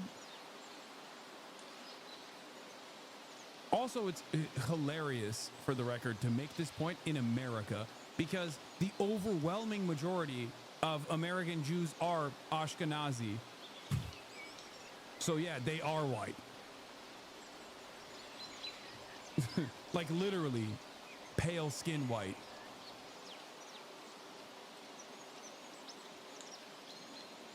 That's why Jewish law firms were created, because they couldn't get into the white shoe WASP law firms. Does that exist anymore? So this is just completely and totally ridiculous to talk about anti-Semitism in the United States. On the contrary, being Jewish gets you into professions. It's an asset in our society. In publishing, being Jewish makes a big difference. You know what they used to... I'm just saying that there are American Jews who aren't white and you should erase Jews of color. I'm going to erase every anarchist from this chat. Starting with you. Motherfucker said you shouldn't erase Jews of color, dude. Holy fuck. Oh my god, dude. What planet are you operating off of? God damn. Take a fucking shower. Anarchists, this is a reminder once again, okay? To go out, draw a bath, get in it, clean yourself, okay? Jesus Christ. 2025, motherfuckers are still doing this shit, dude. Doing it while also, I guess the earwax is getting in the way of fucking hearing the words that are coming out of my mouth. That whiteness is a socio-political construct. Like an Ethiopian Jew is not being treated as a Jewish person. They're being mistreated as a black person, okay?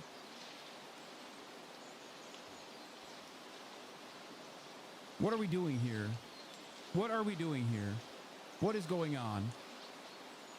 Called the New York Review of a book. They called the New York Review of each other's books, and they were all Jewish.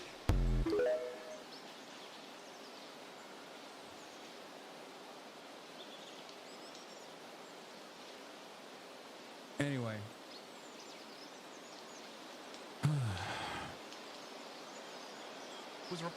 We covered this already when it first happened. Yeah, he said as he privately told business leaders this week, he discouraged the use of the phrase globalized intifada after learning how it impacts Jewish New Yorkers. I think it's not that relevant or significant. I absorb on seeing how the liberal Zionist advice he got from Bernie and AOC is completely untenable if he wants to keep grassroots support and actually win in the election. Every time he takes advice from them to soften towards Israel, it would be a fatal error. I don't think it's as impactful one way or another. But I think that he shouldn't, on principle, soften any of those stances, especially because he has the correct position, and especially because it shows that he is earnest. And the amount of concessions, no, he's not pushing away his base. The concessions that he gives to liberal Zionists on what kind of language that he's using serves a different purpose. It doesn't actually fracture his base. It discontinues his perfect way to cut through the noise. It becomes additional hurdles that he sets up for himself. Because when you give a concession like that, like Jeremy Corbyn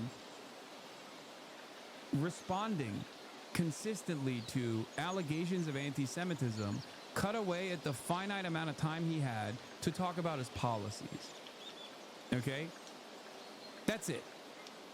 That's the most impactful part of this conversation. You don't want the entire back and forth to be around how much you hate Jews by cynical actors, okay? Cynical actors consistently claiming you hate Jews, you hate Jews, you hate Jews, and you're like, oh, I don't hate Jews, I don't hate Jews, I love Jewish people, and you know, I'm so sorry that I said something that was what created a fearful environment, and like all this like fucking standpoint theory bullshit. Like nobody gives a fuck about this, and I mean it's stupid. It's just a stupid thing to do. It is a fucking incredibly stupid thing to do. It makes you look like a loser. It becomes a larger problem. It becomes a larger problem because you offer it, you know, you give it credence. You lend this cynical framework credence. It's like when people force you to or demand you apologize for some shit that they misunderstood. When you offer that apology, you're basically admitting that they were right. But they aren't right in this circumstance. Are they right? Are you actually creating a panicked environment around Jews in New York? Or is this carefully crafted hysteria? Because if you apologize for something like that, all of a sudden you are saying, oh, well, unintentionally I did create a dangerous environment for Jews. Okay, well, good luck. You didn't do that.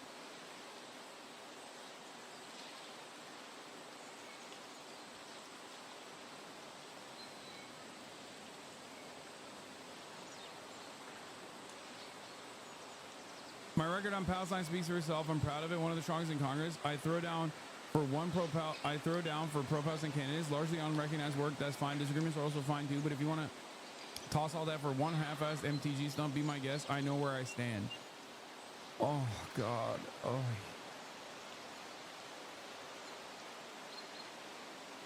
For someone like myself, okay, her record of Palestine, her record on Palestine, is precisely the reason why I expect her not to make a decision like this, to go out on a limb to say like, oh, we need to keep giving defensive weapons to Israel. Okay? That's it. It is her past record that doesn't make sense with this. Like, Israel's doing a genocide. Okay, Nazi Germany is doing a Holocaust, but we have to give them anti-aircraft weapons is crazy, right? Like, that's... Anybody that says that would be laughed out of the fucking room. What are you, Nicholas Fuentes? What the fuck do you mean we need to give them anti-aircraft weapons?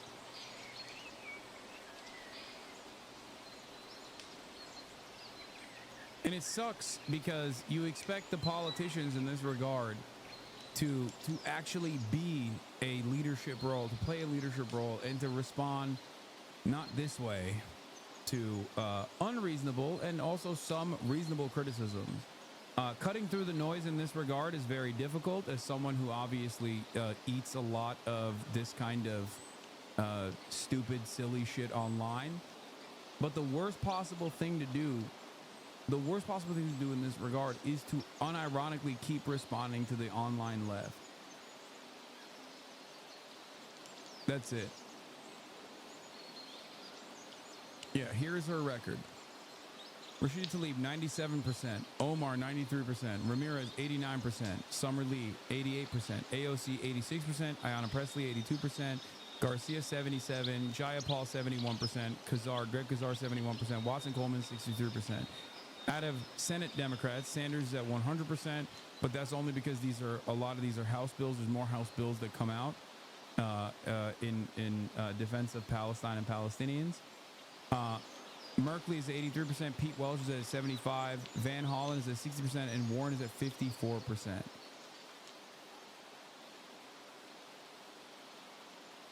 Bernie has only 100% because the Senate doesn't vote on as many Israel-Palestine resolutions as the House, and we don't count the ones that pass by unanimous consent.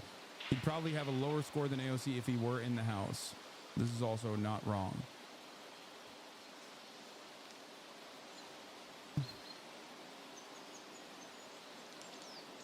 And for the record, like, I mean, this is disastrous when you think about it, because this is such a black and white issue that it is disastrous that like the 10th best congressperson on the issue of Palestine in the House is at 63%.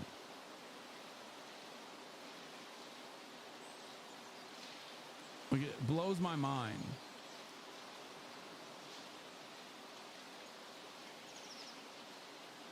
Told you she's doing this to stay away from Marjorie Taylor Greene. How would have AOC combated? AOC is with Marjorie Taylor Greene in a TV ad that's on repeat. She would have obviously faced in a 2028 Dem primary.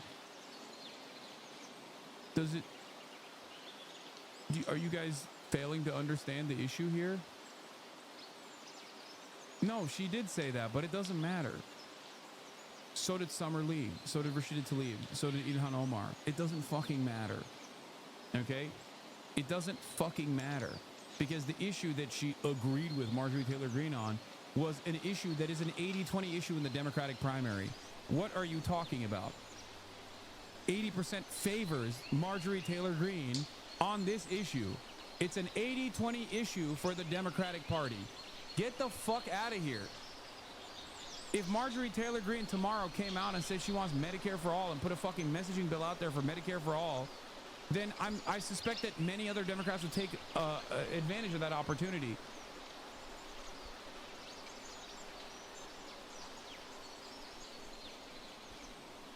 Can one of your mods approve my chat message? I have to head out. What is this?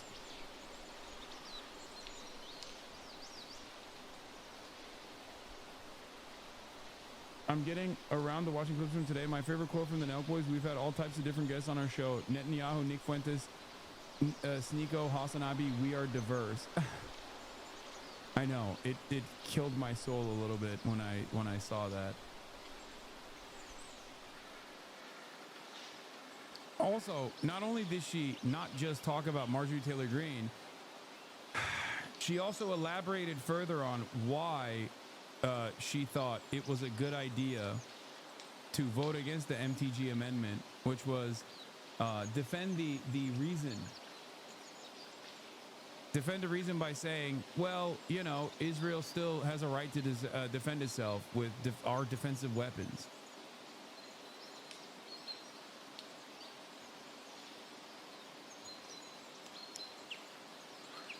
If anything, coming out and saying, well, they deserve to have a lifetime supply of Tamir interceptors is almost worse than even fucking voting no on the amendment.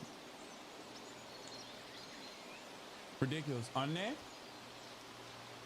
Oh, Nizzle. Not bad.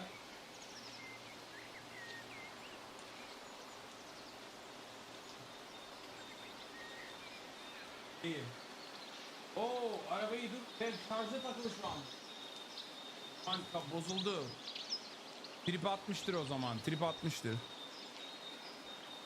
Ha, takmadın. O zaman çıkar, ondan sonra diğerini tak. Her defense and the not vote is 100% worse because of her justification. Yeah, that's what I mean. Anyway, it's just like an incredibly disappointing moment.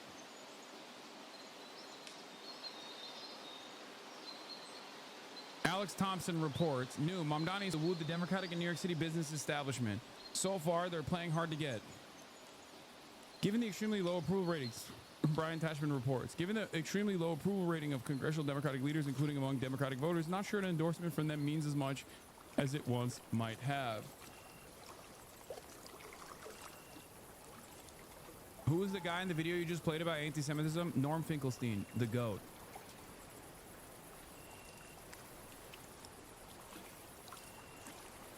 Anyway, this is, yeah, Zoran needs the New York City business vote. Zoran needs the moderate Democrats to be on his side. It's like, no, the moderate Democrats should be begging to get a crumb of the organic attention that Zoran has been able to develop. It should be the other way around. Okay? If a more moderate Democrat beats a progressive in the 2028 primary, as in 2016 and 2020, it will be tough to convince progressives to unite behind the nominee when the Democratic establishment won't rally behind Zoran Mamdani after his convincing primary win, says Dan Pfeiffer, and he is not wrong. Except he's saying that to the moderate Democrats to try to get them to wake up, when in fact the moderate Democrats don't care about that. Moderate Democrat, not voters, but moderate Democrat leaders see someone like Zoran as a major spoiler, a much bigger problem that must be addressed than the right-wing neo-Nazis even, okay? That's the problem. Because Zoran presents a real threat to their cushy jobs, to their these are creature comforts, okay? They like being in this position of power and not really doing anything and being able to farm donos off of how fucking awful the Republicans have been. After your meeting on Friday, are you prepared to endorse Mamdani? And if you don't go that far now, or if you're dragging this out, do you run the risk of turning off more progressive members of the delegation, or excuse me, of the Democratic coalition? At the meeting on Friday, we agreed to reconvene with other members of the delegation and high-level community leaders in Brooklyn upon his return to the country. After your meeting on Friday, are you prepared? Yeah, Hakeem Jeffries is apparently worried It's as if the voters are saying, I'm in charge now, and that's not hard to see why. Today marks the one-year anniversary of Joe Biden dropping out of the presidential race. On Saturday, 35-year-old Minnesota State Senator Omar Fateh won the Minnesota's governing party's endorsement for the mayor of Minneapolis. Without any major organizational backing, Fateh defeated the two-term incumbent Jacob Frey, who had the backing of Senator Amy Klobuchar, former Minneapolis Mayor Sharon Sales Belton, and a long list of party officials. Mamdani, meanwhile, is poised to become mayor of America's largest city, winning the primary without the support of his party's leadership, and now snubbed by the very same leaders who made excuse after excuse for Biden right up until it was too late to find a candidate who might defeat Donald Trump. Trump is left having to argue the Jeffrey Epstein scandal is a nothing burger. Party discipline is on its deathbed. Yes, Mamdani and Fateh are both millennial-age Muslim men born to immigrant parents, but more substantive is their common message. Both Fateh and Mamdani ran campaigns focused on affordability and economic relief for the working class, including rent control to address the insane cost of housing, by now a national humiliation, having put not only home ownership, but even just renting out of reach for many. Unlike many of their colleagues who might talk a good game about affordability by focusing on rent control, Mamdani and Fateh gained credibility by identifying the problem as landlords, a powerful lobby others avoid crossing. They both had gained further credibility by showing that they were willing to go to war with their own party. Mamdani, of course, chose to campaign against the notoriously vindictive former Governor Cuomo, who had a seemingly endless list of party endorsements, including Bill Clinton, numerous members of Congress, and countless state officials. Many were the same officials who called for Cuomo's resignation in 2021 amid allegations of misconduct. Today, we saw the power corporations hold on our government despite the trifecta, Fateh said in a statement, referring to the Democratic control of all three branches of Minnesota government. He then singled out the Walz administration, saying, while Uber and Lyft had access to the administration and elected officials, I want to make it clear that not once has the administration reached out to the drivers. Not one conversation. The revolution will not be authorized by the party, at least not in its current form. Democratic Party leaders still refuse to endorse Mamdani, who is poised to win the city with the same Uber and Lyft drivers and other unprecedented voices who have the temerity to vote. When asked if he would endorse Mamdani, House Democratic leader Hakeem Jeffries continues to trot out the laughable excuse that I don't know him well. In a lot of ways, the intransience by party leaders makes sense because this battle is existential for them. Polling shows that a majority of Democrats want to kick their party leaders to the curb. If the Mamdanis of the world keep winning, that's what will happen. Okay?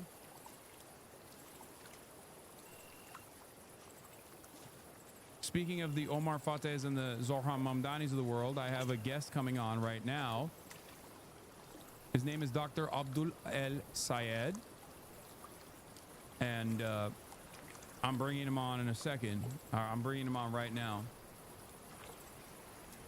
Hold on.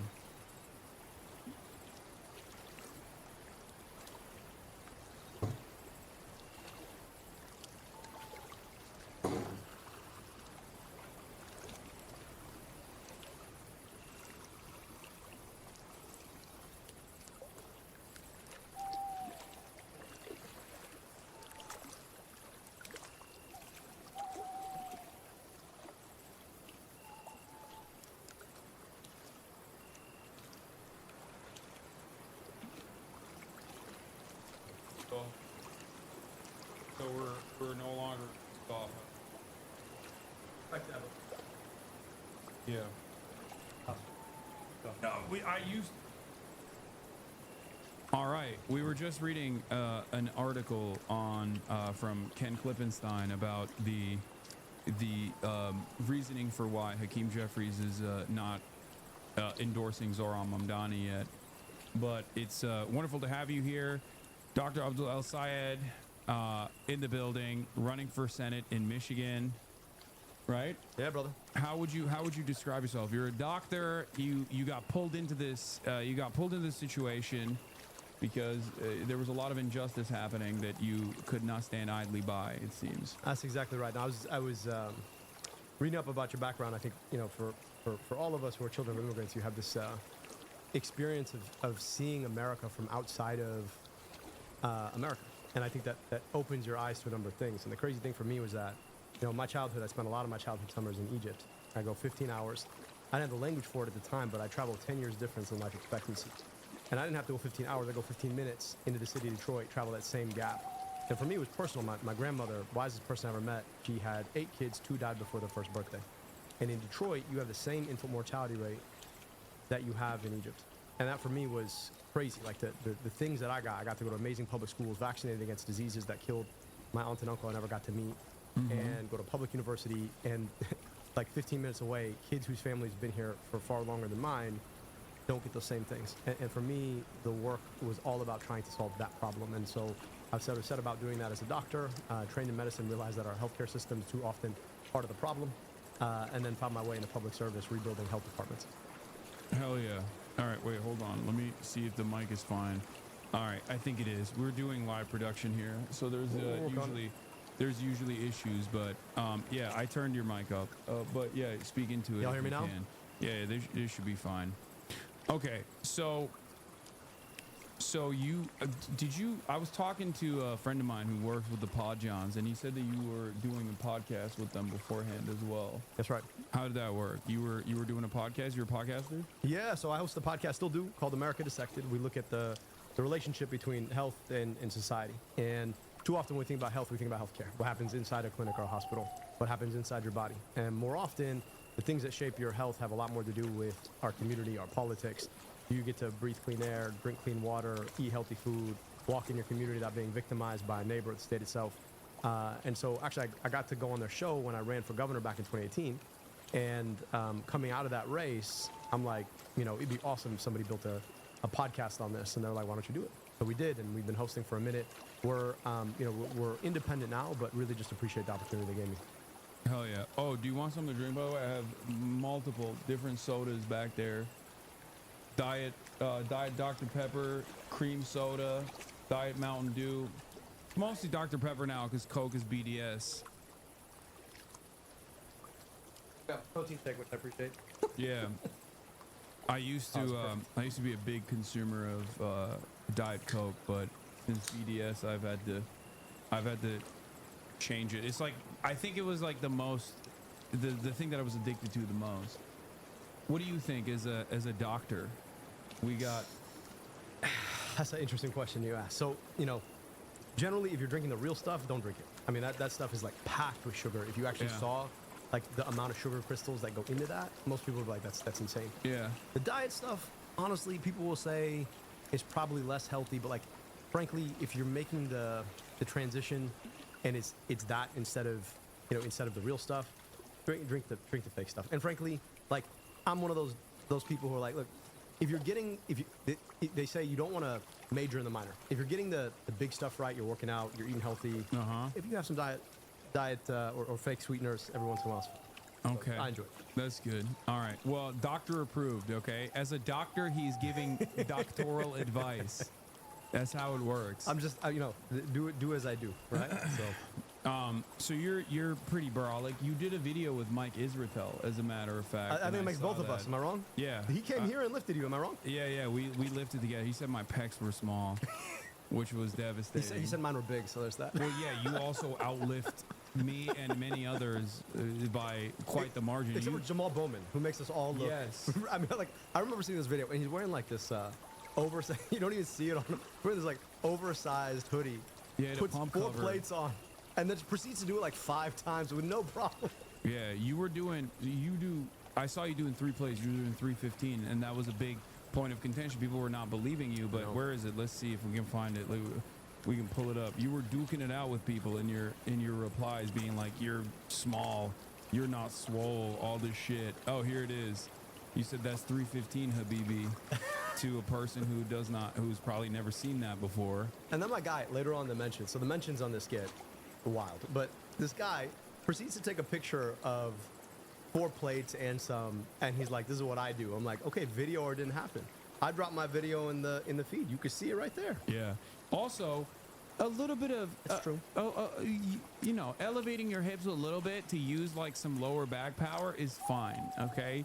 I mean, it's very heavyweight to do that with, but you clearly have a decent control over 315. Let me defend myself on this. If you're a power lifter, that doesn't pass. Oh, yeah. It was not a powerlifting competition. And on top of that, if you're lifting for strength, you want to use some leg drive, right? Yeah. Because it lets you maximize the amount of power you can drive through your chest. Yeah. And you want bigger weight because that's the point of being able to grow muscle. So I don't know, man. There was a big debate. I'm not a power lifter, never have been, never claimed to be. Yeah. But no, it's crazy. But foreign policing is like #1 on the internet.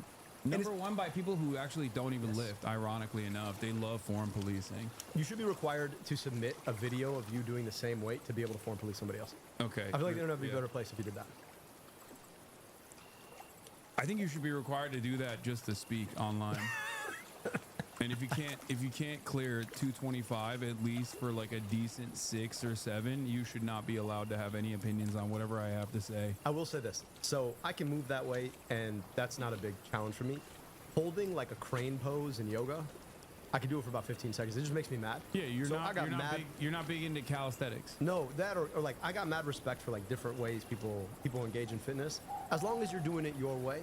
Because like some of these things, I mean, you know, some folks are built for power, some folks are built for flexibility, and like I feel like if you're not being physically active in the way that you can, then at that point, like I don't really want to hear it. But I got a lot of respect for folks who work out in different ways, and like this just happens to be the way that you and I enjoy doing it. Yeah, and definitely Dr. Mike. Yeah. So you're. Have you been to his gym, by the way? I have not been to Dr. Mike's gym. It's like worth the trip to Michigan, just because that is like the.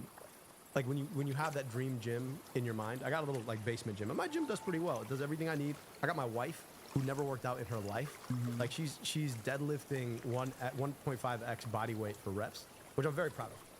But like you go to his gym and it's immaculate. You have to take your shoes off to walk into the gym. It's definitely like worth a go if you enjoy it. That's dangerous. No, it's that's crazy. Okay. Yeah, I mean he's an interesting dude for sure. So yeah, you were doing 315 and people were complaining and saying that that's not 315. I saw in your replies, but here's the video. Let's take a look real quick.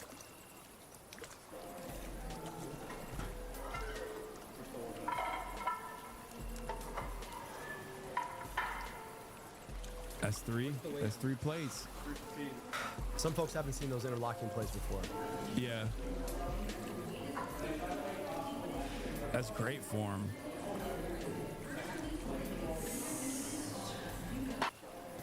That's what I thought, man.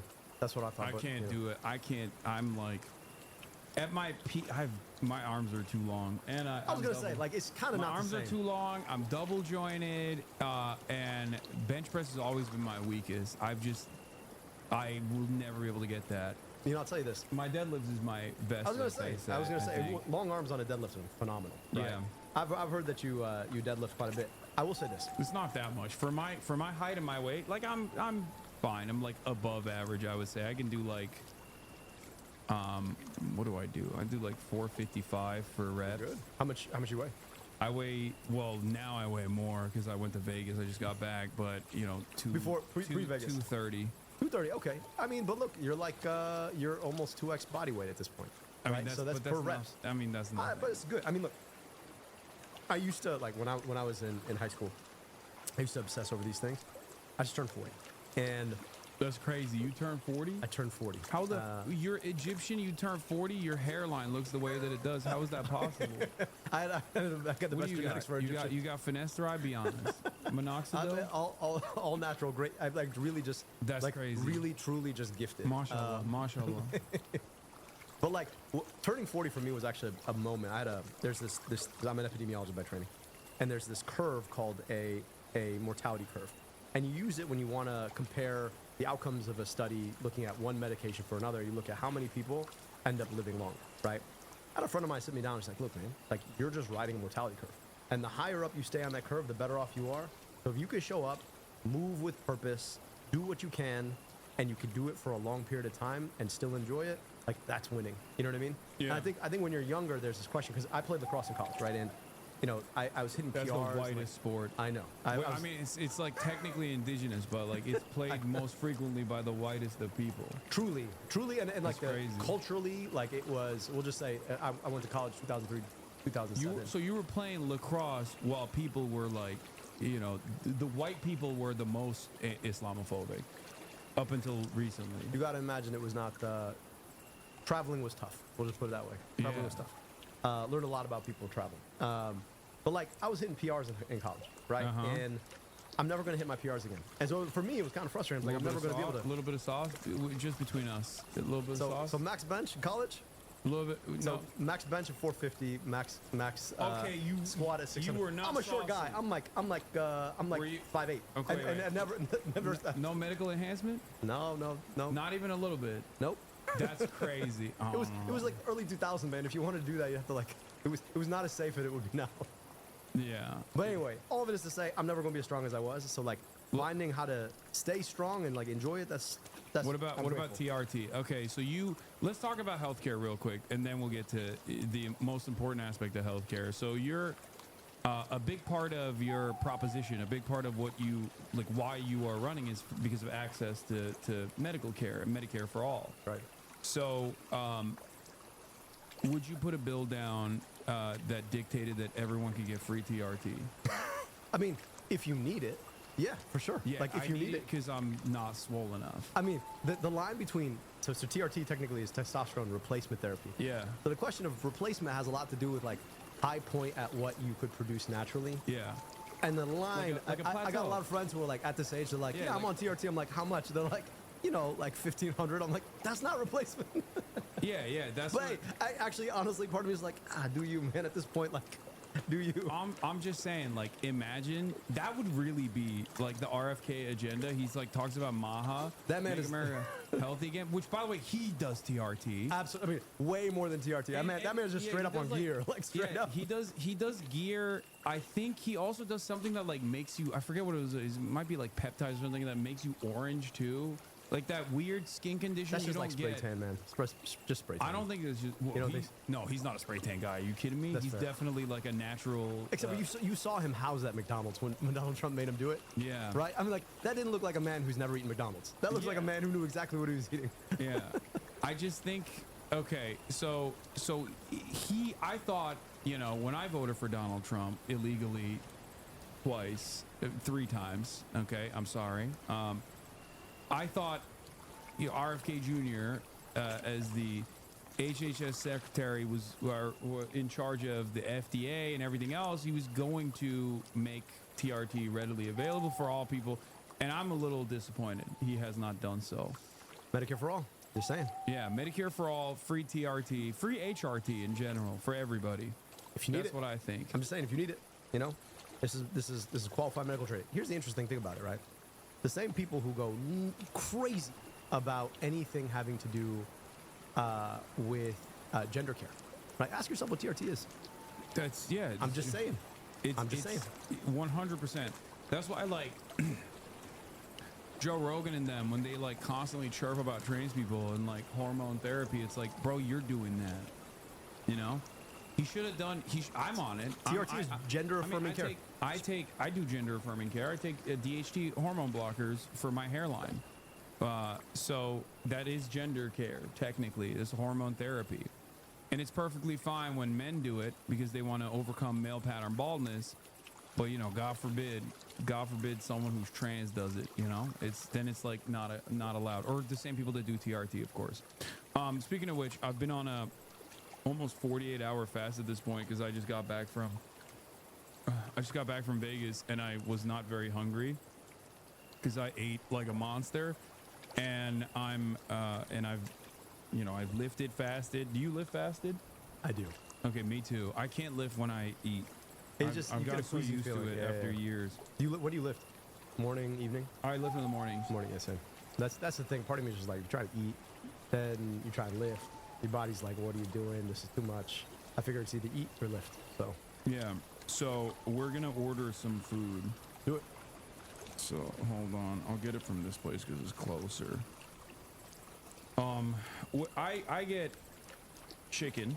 I want you to go through my daily consumption as a doctor, and tell me if this is like, because I weigh my chicken as well. Good for you.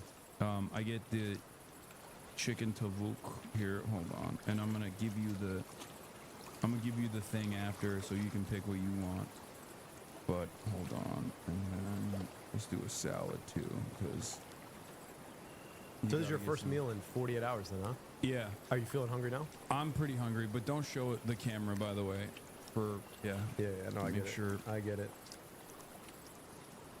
It's Middle Eastern.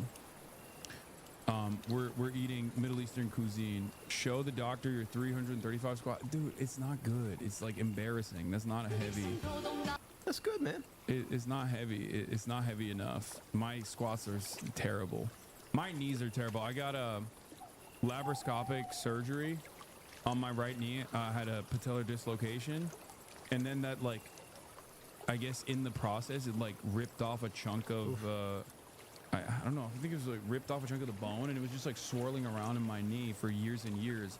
And then I got this like not super invasive surgery. Laparoscopic surgery is not that bad. No. And yet I was never able to recover fully from it, and now it's just like, you know, I got a lot of issues. It's so as a I mean, but look, 33-year-old, so 34. You're 33. You have the like height and flexibility of Gumby, all right, and you're putting on muscle, and you're doing 300. This is what 1.5x body weight, almost. That's Yeah. like 1.4x body weight. Yeah. That's great. I feel like people get so focused on the numbers, man. It's like, you know, if you feel good about how you're moving, let's see it. Let's see it. Are you an ass to grass kind of guy? No. Wait, Okay, first one is not the best. First one's Okay, not the best. okay. Hold on. So just warm up. This is my top set. That's why. That's good. I mean, it's all right. It's I not mean, great. if I had a tip, I mean, you already know what my tip would be. Right? What? Go deeper. Like, yeah, there you go. That one was good because you're going to 90 degrees, right? So Yeah. once you get to 90 degrees, that's I mean, you're there. How do your knees feel when you go that low? Not great. That's why I have That's the the knee hard wraps part, on. yeah. I mean, that's what I'm saying. It's just not. I lost it. Sorry. Oh wait, hold on. I got you. It's too. Wait. Oh, do you want the chicken tabbouleh? Yeah, let's do it. Okay. Salad. Perfect. Tabbouleh salad. And then what kind of dip do you want? Hummus, baba ganoush, spicy hummus. You can add rice too if you want. Okay. Good. Also, I mean, it's just that. You don't want anything else? No, we had a family wedding, which is what I'm here in LA for. They had like a lunch this morning. They had like I've never seen this before, a mobile Brazilian barbecue. That's awesome. Which is phenomenal. Like, truly, someday, goals in life, have a mobile Brazilian barbecue. Get a live autism diagnosis. We don't have to do that. I already did the RAD score. Also, you're an epidemiologist. I am. Yeah. He's not like a my wife in here, she's a psychiatrist. He's not a psychiatrist. Can you ask him what he's a doctor of? I just did. I just told you what he's a doctor of. But yeah, my knees are dusty. I play too much basketball on. You still play? Yeah, you know. Here's my question: what's your goal? pavement. Like, big picture for you? Like, let's say you're my age, maybe a little bit less than 10 years from now. What do you want to be able to do? I want to be able to dunk. Okay. Yeah. Are you doing like plyo training on top of it? Not. I was for a while. I haven't really been doing too much plyo training. Right now, I'm all over the place because like I've just been. My schedule has gotten Insane. destroyed. Yeah. So, but I was right now in the short term, I got to go back down to 220 because I've been just like packing it on. My dad was here, and when he's here, he's a feeder. Yeah. I feel like all our dads are. You know how men and parents are. Like they can't talk to you about your problems, but they'll feed you the health through them. He got a gastric bypass. Okay. To literally survive because he was like 500 pounds. He's crazy. Wow. My whole family's gotten gastric bypasses except for me, and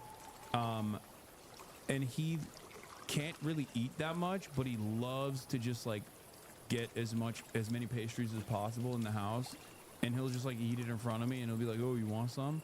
And then I just like when he's here for like 2 months, 3 months, I just keep packing it on. I know that's the and then hard he part. leaves, and then I have to, and then I lose all the weight. This question, I told you about turning 40. So like, my last campaign, I gained like 30 pounds. We were eating like Happy Cola and ice cream, and this is the way I was handling the stress. So during the pandemic, that's when I built this garage gym. We bought a house, built a garage gym. Yeah. And at that point, like, I had a really unhealthy relationship with working out, in large part because it was just always outcomes driven. And I had to get to a point where I'm like, all right, so what are my goals here? Like, what am I actually trying to do? And once I articulated the goal, then it became a lot easier to be like, okay, like I can optimize around that. And it's not awful if I miss a day. It's not awful if, like, you know, one day I'm just enjoying a meal. I'm gonna enjoy that meal. But like it helped me get to a sense. So that question of like, what do you want to do in 10 years? I think if you can always adjust that like every year, what do I want to do in 10 years? That's the key thing. You do cardio? Yeah, All right, but that's why I do that's why I play basketball, There you because it's go. like I can't run. I hate running. Unless you're chasing a ball. Yeah, Which but is the way all of us are programmed. But it's the best. It's the best cardio. Basketball is. The only problem with basketball is like it's horrible on your joints. Yeah. And when you're playing out there, sometimes like you have like a really aggressive defender who will foul you, and then you'll like I rolled my ankle. Yeah. And They got I feel rehab like- forever. Yeah, and then the more you roll your ankle, the worse it gets. So it's just like now I've just been nursing that nonstop. You ever bike? No. You might like it. I used to when I was younger. I don't really like it. No. Oh, here. Let's watch a video of your agenda so people will get a better understanding of who you are and what you represent. An all-American story. Public schools, high school. Wait, also there's this funny video that I want to show you after as well, but that's later. Football captain, scooped ice cream, loved his Camaro. Lacrosse at U of M. An academic scholarship to med school. Michigan values and a life of service to Michigan. His name? Abdul El Sayed. I know. It's a name built for American politics. My name is Abdul El Sayed. I'm running for U.S. Senate because in the state that built the American dream, it shouldn't be this hard just to get by. To pay our bills, or afford our groceries, or see our doctors, or get our politicians in D.C. to give a damn about us. Michigan made my dreams possible. I grew up all-American here, became a doctor to help people, and spent my career making government deliver for us. I took on politicians and rebuilt Detroit's health department, got glasses for thousands of kids, helped young moms, and took on corporate polluters and led in our schools. Then I ran the state's largest health department, Where we built big things, model programs. for veteran services and to protect our kids. Dr. El Sayed named Public Official of the Year. Cancels medical debt for thousands of Michiganders. And yeah, I'm a bro with a podcast. To dig into the epidemics America's facing. Of economic and health insecurity, and the political system that holds us back. Here in Michigan, anything should be possible. We need a little bit more of that Michigan grit and values in Washington. We've got to fight back hard against Trump and Musk with a hell of a lot more than paper paddles and broken promises. They're not the disease, they're just the worst symptom. The disease is the corruption of our politics by billionaires and corporations. While the workers who built this country are forgotten. They've left us with trade deals that have rotted out our towns and robbed our children of their dreams. Students are being snatched off the streets while our democracy crumbles and the politicians don't do anything.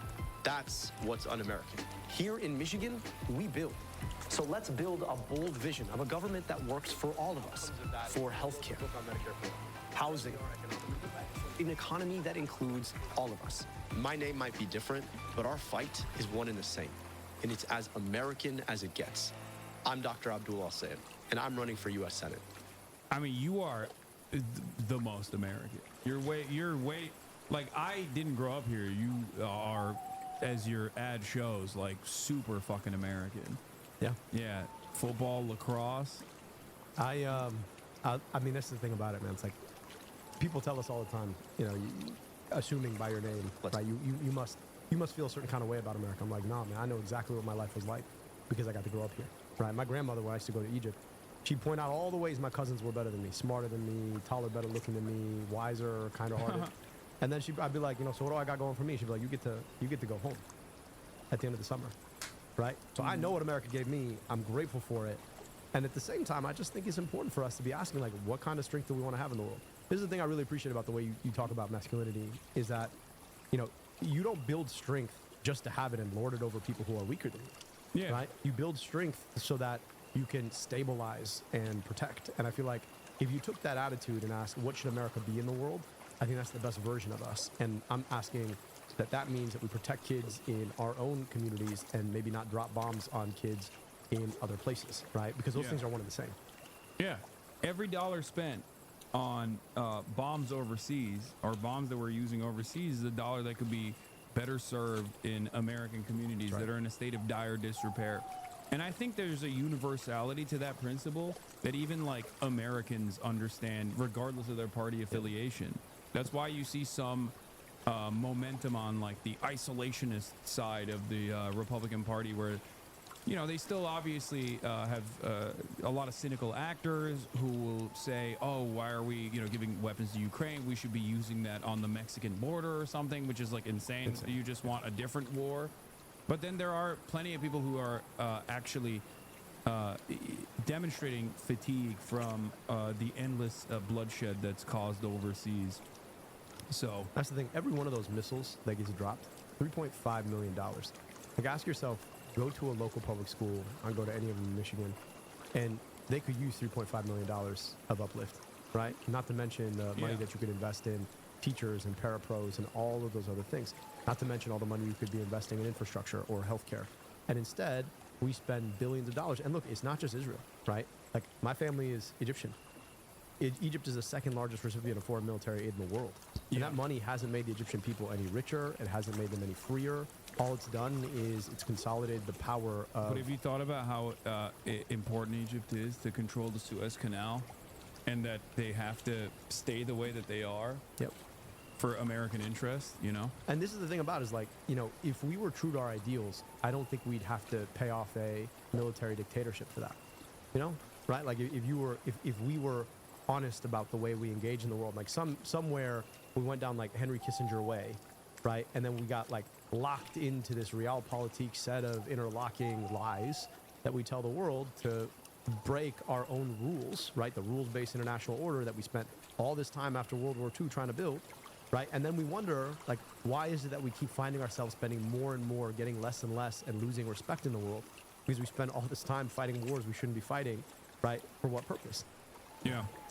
All right, well, here's something I wanted to show you. This is a real plague that I'm sure you have experienced as both a podcaster, but also a doctor as well. Someone says, epidemiology is a hoax science anyways. They don't know shit. Hoax science anyways, they don't know shit. You're a fucking baboon, dude. Not even a baboon, because I feel like even a fucking baboon would be like, there's disease, I think, here. I should move away. You, on the other hand, are rushing towards the fucking disease. What do you know? You're a fucking Twitch commenter, dude. What are you talking about? What happened to the fucking universe, dude? All technological advancements, fucking academia, the field of research, scientific discovery, cast it aside. Throw it away. Look alive, gentlemen. There's an American here. People just straight up, they go, excuse me, thousands of years of research, ain't never seen a guy like me before. All of the fucking experts are stupid. You're not even literate. Shut the fuck up. Americans unironically think they know better than, like, people who have poured their entire lives into this shit. So much of the shit that you take for granted is unironically experts working tirelessly behind fucking closed doors so you don't get trichinosis from the fucking meat that you're consuming, but you just take it all for granted. You know nothing. You're like, I don't know what a germ is because I can't see it, so it's fake. But we needed this. Like, you've spoken all the things that epidemiologists have been thinking for at least since the beginning of COVID-19. Yeah, it's just there is a real thing that angers me with there is definitely an anti-intellectual slant that has always existed in like historic fascist movements as well, certainly, but like lately I feel like it's gotten way crazier online, and I don't know how to deal with it. I mean, we got the Nelk boys, who I know personally, who I spent the other half of today's stream talking to, interviewing Benjamin Netanyahu. That's a real thing. Do you know the Nelk boys? I know of the Nelk boys. Don't know them personally. Yeah. Well, I mean, I didn't assume you knew them personally. But yeah, they interviewed Benjamin Netanyahu, and my question exactly, like how we have devolved so spectacularly that like you got international war criminals going on podcasts to do to basically, I guess, do rehab on their image. I mean, I guess you could ask them the hard questions. Are they asking the hard questions? No, they were just like, are you guys starving Gazans and children in Gaza? Look good. Yeah. Oh shit, this one banged on Twitter already. They're using you guys to look good. Hassan, bro, why does anybody, Hassan, sorry, I don't mean to cut you off. Hassan, anyone goes on a podcast, promote whatever they're doing, Yeah, but they're not. But Benjamin Netanyahu's not promoting a book, dog. He's promoting a genocide. Bro, That's the point. Yeah. So that's the situation in front of us in terms of like public discourse. That's where we're at this point. But the other thing that I wanted you to look at was not the Nelk Boys necessarily, because who knows? I mean, you're doing the bro slant right now. I'll go on. Maybe the Nelk Boys will have you on. I'll hit him up and be like, yo, here, talk to this guy instead. He's a bro. Not that they lift. They don't really lift. Only Bradley Martin lifts there. And Bradley and I can get a workout, and then we can talk to the rest of the Nelk Boys. Yeah. But there is one other thing that are you a big Twitter user? Ish. Honestly, Okay. man, like, here's the problem I have with Twitter. Every time I go on it, it pickles my brain a little bit, and then I have to come back off of it. I ask myself, why did I even go on it again? And then inevitably somebody says some stupid shit, and I find myself back on it, and then I have to go back through the whole revolution again. It's like I don't learn, but Yeah, no, I'm the same way. That's why, like, I will consistently. I'll delete Twitter from my phone, and I'll only be forced to download it back when I'm like traveling and I have to communicate with people like journalists and whatnot. But one thing that I've noticed, especially, is that it's just so negative. It is. It's just so negative. It's so awful. It's obviously like you determine what your For You page looks like and what you engage with and what you read. And I guess I'm reading too much, Nazi shit that angers me. So it's like what's polluting my For You page. But then also, on top of that, what I've noticed is Twitter also will just like serve me the dumbest videos, and it's all botted. Yep. And it's all like, here are some easy hacks. And I just like, even when I'm scrolling and I spend like 30 seconds on one of those videos, I catch myself watching that and I go, what the fuck am I doing? I just wasted 30 seconds of my life. Or like the highest and intensity it pisses me off. Like a high intensity theme or scene from some movie that you're never gonna watch. Yes. You getting those? Yes. Damn. All And then the you always time. watch them. All the time, and I hate it, and I feel stupid. I feel like a fucking bot. When I'm like, why am I watching this? Like, it's just like they have these clip bots. Yeah. Like, they're just constantly pumping excerpts from a Hollywood movie with like an AI voice being like, and then this person did this, and then this person did that. And I like, when I spend any time, and there's always a line on it too. I don't know why. They always have like the weird line on it. Because I think that way it doesn't violate any of copyright? the copyright laws. Oh my God. Yeah. And then the voice does the same thing. I'll be honest with you, like, I will say this, like, Twitter has become so much more garbage, but if the goal is engagement, whatever they've done to like rockify it so it feeds you stuff that reads your limbic system and keeps you on, I will say, like, the experience of reading Twitter has become way weirdly more engaging. I don't love it. It's like engaging in the worst possible way. Yeah, it's like it's tickling the lowest common denominator attention-seeking part of your brain. I don't know what it is. It's so fucking annoying. Weird though. scenes from mid-2000s movies that Like, you're never going to see. Yeah, honestly, at first I was annoyed because it was like constant fucking insane right-wing Nazi shit. And now I'm annoyed because it's also anything that's not constant rage bait is just content slop that is like movies and things like that. And they're both bad. I feel like it just makes me dumber when I go on it. Like back in the day, this was my primary mode of like figuring out what was going on in the world. Journalists were breaking their stories on this goddamn platform. They were doing investigations. They were writing. People were writing thoughtful things on this platform. And now you have to scroll and refresh 1,000 times for you to reach like one readable, one legible thing that actually gives you any sort of insight into what the fuck's happening on the planet. It is so goddamn annoying. You know, Hasan, I'll tell you this. I was one of the first 10,000 people on Facebook. All right, so like 2003, it shows up. Damn. Still says Mark Zuckerberg production on it, and used to go to colleges, right? So Michigan was the first colleges that I went to. And it's funny because I got a little brother who's about your age, and I got a little sister who's 15 years younger than me, so she's like 8 years difference from you. And it's interesting, obviously, I'm an epidemiologist. If you like set up like a case study, you can kind of see the impact that it's had to have more of your youth on these kinds of platforms. But I'll tell you, man, like I don't have much going for me. I used to have a really, really good attention span. I could sit, I could read for like hours and hours. I could play Legos for hours and hours, whatever it was, I could do for hours and hours.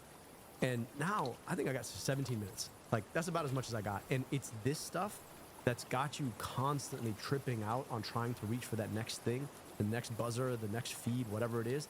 And honestly, like, I say this as somebody who got through all of, like, I turned 18 before social media happened, right? And so I can't imagine what it's like for folks in your generation, or even younger. It's crazy. Oh, the AI too. There's so much cognitive offloading taking place where people are just basically like delegating tasks that normally their brain would do to artificial intelligence, like LLMs, and they think that it's making them smarter, and they don't realize that it's making them dumber, because it's the difference of like I see so many, and Twitter plays a role in this as well. There's so many like viral threads where some dumbass with a blue check mark on Twitter will be like, I just input 8 different books into ChatGPT and I just read the summaries, and it's like, okay, if you went to the bookstore and read the back of the 8 of those books, you would get probably more information. So we had that before, bro. But even then, like, you didn't read 8 of those books. You didn't even cliff note it. Yeah. No, just think this through. So a PhD is the process of writing a set of studies. And the reason that you have to do it to become a quote-unquote expert in an area is because you learn a lot when you actually climb through the labyrinth of having to think through the study itself. And I think in our generation, we've mistaken information for knowledge, and then we're mistaking knowledge for wisdom. And the hard part about it is we throughput a ton of information, but we don't spend that much time marinating on it, and that's where the experience really is. I'll be honest with you, like, the thing I'm really scared about is there's a lot of AI encroachment in medicine, right? And you see it happening all the time. And there's a reason we call medicine a practice, right? Because you kind of have to practice. And there's going to come a moment where people have relegated too much of the thinking to AI, but you haven't really thought through the difference between cases that might present a certain way. Like we talk about horses and zebras. And the reason you pay a great doctor, what makes a great doctor is their ability to tell a zebra from a horse. But if you're giving the AI constantly the ability to make that decision for you, you're not going to have spent enough time thinking through the process yourself to be able to differentiate yourself. So at some point, we keep saying, oh, well, we want humans on the loop to make sure that they can like relegate the AI. But like you assume those humans have actually done the thinking. Yeah. And over time, if you're just not thinking through your cases, you're just not going to be able to do it. And it's going to happen across all these different fields over time. And I just shudder to think about what that reality is going to look like. Yeah, it's truly terrifying. And what's even worse is that there's a lot of people, especially growing in this environment, that thinks like, no, you're stupid. You're a dumb boomer for thinking that my mind should be doing this when I can just like let the machine do it. You know, and there's even people in my community, they get mad. They say I'm a boomer and I'm anti-AI. I'm not anti-AI. I just think that there are certain tasks that it's good for your brain to use. It's kind of like, I don't know, maybe it's because I'm Turkish, but like we had calculators when I was growing up. They wouldn't allow us to use them. We had to use, like, we had to use our brains to multiply. The other thing I'm really worried about is just the incentives behind AI, right? Like, there's a world in which you build the tech, you're really thoughtful about where you deploy it. It really does deliver a world where, like, a lot of the hardest things get easy to do and people get their time. The problem, though, is that all of these AI companies are on a 7-year VC cycle, and that 7-year VC cycle, those VC companies expect to have a return in 7 years. And they're going to pick the lowest hanging fruit. And the lowest hanging fruit, guess what, is your job. Yeah. And that's the thing about it, is like, you think about, you know, in the last... Not my job. Not your job. No. Well, I mean, I'll just say, man, like, all of our jobs at some point, right? Like, as a creator, it's a pretty crazy thing that you've got, like, AI that can make a podcast out of they name the stuff. They have it. Like, they have it. They can do my job too. Like, I didn't think it would happen this fast, but that's truly a thing that's happening. And like, you look at the numbers of kids graduating college, and you're starting to see fewer kids get placed. Like, what, Harvard Business School couldn't place 20% of its kids? That's pretty crazy. That's a crazy thing. And so, you know, and the funny thing is, like, you'll ask the AI companies, and at the same time they'll say, yeah, we're producing AI coworkers. And they'll be like, but we're not really responsible for all these kids who can't get jobs. And you're like, there's a clear mechanism. It's clearly how you're trying to sell your technology. Yeah. And I mean, this is the other crazy thing. I mean, yeah, they're using it as a mechanism of labor displacement, exactly. Which is how all technological advancements work under capitalism. So the problem is capitalism is not technological innovation. I will say this, right? Like, there's a world in which you could say the tech placed in the right place under the right incentives could be great, right? The problem right now is actually not even capitalism, it's corporatism, right? It's like if you're a small business, right, there's an opportunity for you to say, listen, like I see the people I work with, and actually as a member of a local community, delivering a service in the local community, employing people in the local community, like I don't want to displace these folks. As a corporation based in Delaware whose CEO lives in Washington, D.C. or California, at this point, you're completely dislocated in the first place. So it's just a labor bottom line for you. And, you know, I just think that there's an opportunity we have to like try and get much more local to try and take the problem on. And then, you know, regulate the use of AI in corporate work. I mean, like the idea of a 32-hour work week, it's a buttress against AI.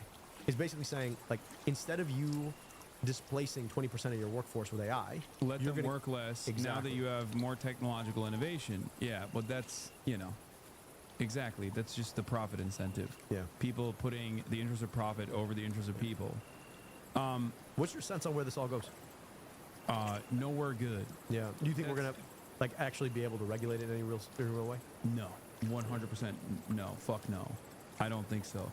I think America is a hellish libertarian dystopia, and it's going to become worse and worse. It is nightmarish already, and it's getting only worse. Now you have a global hegemon that is actually a competitive superpower against the United States of America, and is slated to actually overtake America's overtake America in terms of like manufacturing. It already has. China. So that has, I think, caused even more panic among American investors and American capital and American politicians in general. And instead of trying to redouble our efforts onto R&D and investment, fixing our infrastructure, making sure that we have the proper educational infrastructure and a better positioned labor force, we've decided to just completely accelerate in the opposite direction, in the wrong direction. I mean, the big beautiful bill obviously took away incentives for all green energy, renewable energy at the behest of fossil fuel production, because China now has a monopoly on renewables. This is the thing about it. There's a massive brain drain happening in reverse as well. Ironically enough, I mean, you're here, like I'm here.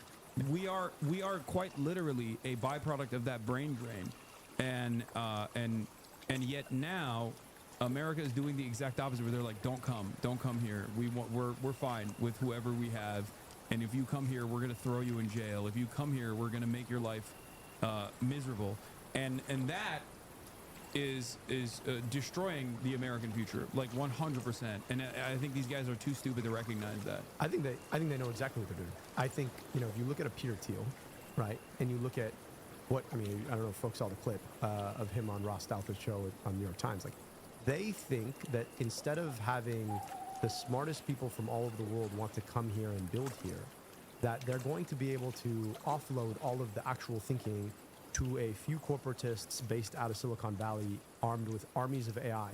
And to your point, right, like, there's a choice that we have to make. We should have made it like 5-10 years ago about what kind of future we actually want in America. Like what you described of this, like this libertarian techno autocracy, that is a possible end outcome. I'm like, if you think about dislocating labor, especially middle income and high income labor, you're now talking about like this new sort of kind of serfdom that they're all envisioning. But like, we got a choice, and we got a choice to make really, really quickly. And my point to everybody who's looking at our political cycle, we get caught up in the horse race. If your candidate is not talking about AI like 25 to 35% of the time, they are not serious about governing, right? Because AI is the way in which they dislocate capital, ergo unions, ergo all of that productive potential equalizing force in American politics from the political system. And like, they see it coming. That's part and parcel of the goal. And we got a choice to make about how we stand up and regulate this, like right now. We should have done it 3 years ago, but it needs to be happening like right now. But yeah, but we're moving in the opposite direction of what we're supposed to be doing. And it's the same with, like I said, all the initiatives like redirecting resources back to fossil fuel production rather than renewable energies to try and at least make a dent in the global marketplace. We've just completely given up on that. We would rather flip the table than allow anyone else to win the game of Monopoly. And that's it feels like it's scary to admit, but I feel like that's in the direction that we're heading. Yeah, Hassan, I'll tell you this, man. Like, I'm still a bit of a you know, there are so much about what the decision making in our country has left us with that is so damn frustrating. But I still, you know, I spend a lot of my time in Michigan talking to folks who are trying to live honest lives. And I just wish more folks understood the decisions that were being made in their name. And I think if we can, in our politics, and maybe I'm Pollyannish about this, but I gotta believe in it. Like, if we can connect those folks to what is both happening and what could yet happen, I just think that there is a way for folks to come together around something that's still better. Now, I don't know. A lot of folks have closed the door on that, and maybe just running for office is an act of hope. But, like, I actually get to see people in their living rooms and, like, go to their union halls and talk to folks. And, like, the vast majority of American people are really good people. Like, they believe in the idea of America, and they believe that if you work hard and try to advance and try to be good to your neighbors, that things can be better. And I just think that, like, the more we make our movements around the opportunity to build something together, the better chance we have at succeeding. But I'll be honest with you, man, like, you know, it looks pretty bleak from where I sit. Yeah.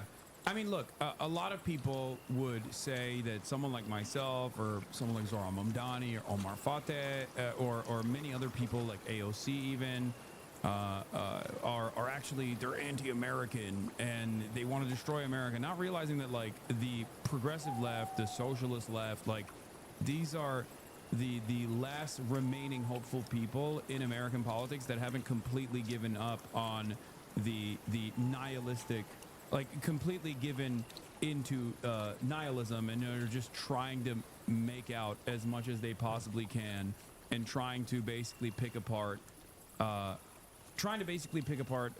carcass of America for scraps. Yeah. It's so transparent that, like, the Trump administration is doing exactly that, and it is destroying what remains of, like, labor power that this country has, what remains of, like, some semblance of upward social mobility that this country has, and yet people obviously still hyper focus on these culture war issues and find themselves because they find themselves at the mercy of anger and resentment based politics, because one side recognizes that there's a lot of anger and frustration in the base, the Republicans that is, and then they redirect that attention back to marginalized groups that are vulnerable populations that are easy to attack and easy to legislate against. Yeah.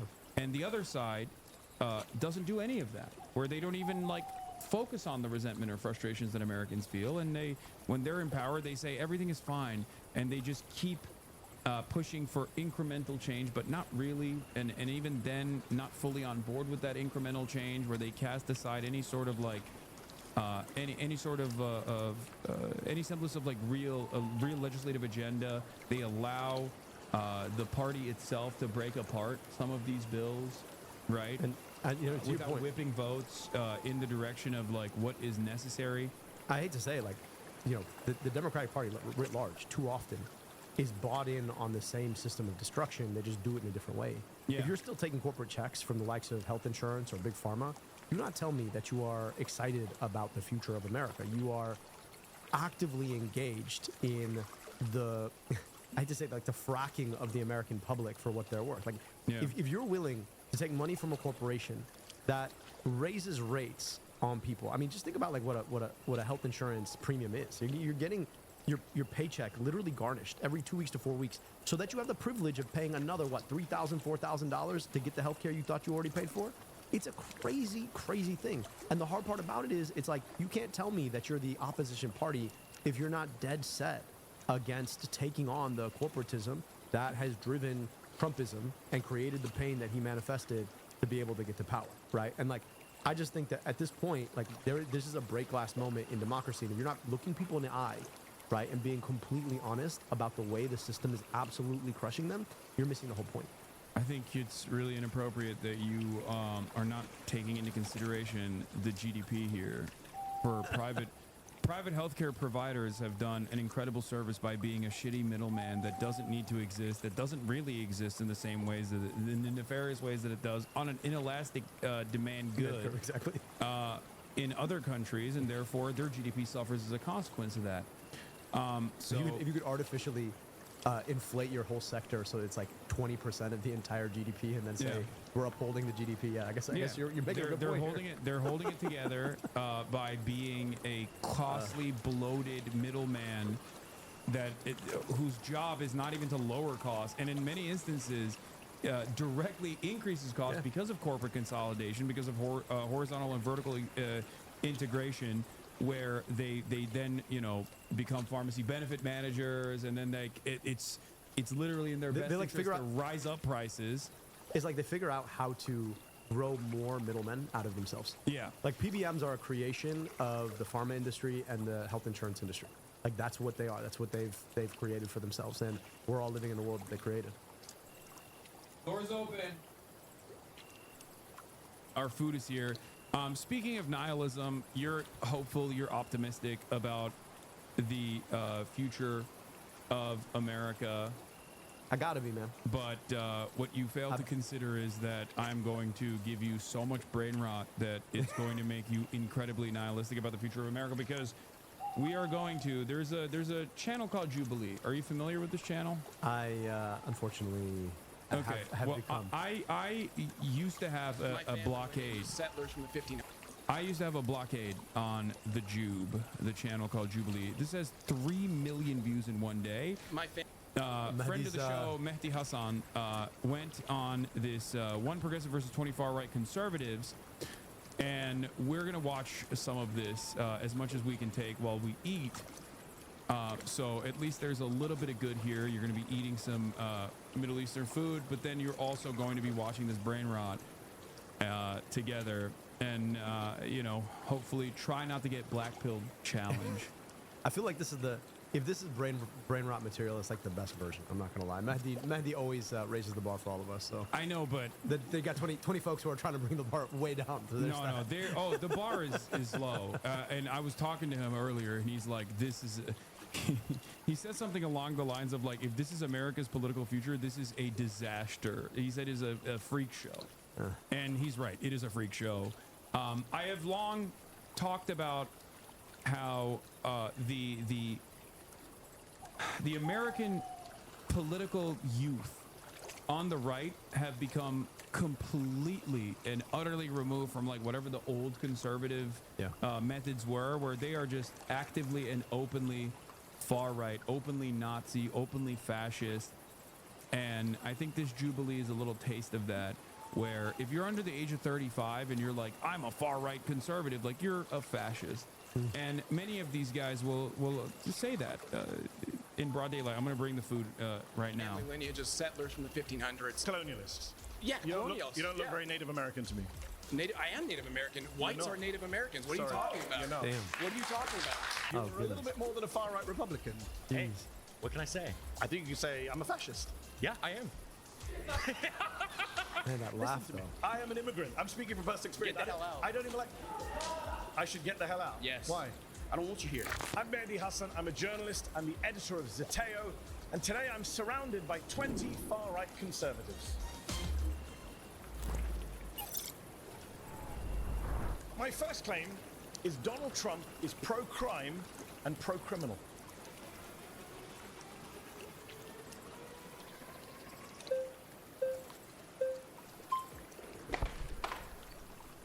Welcome.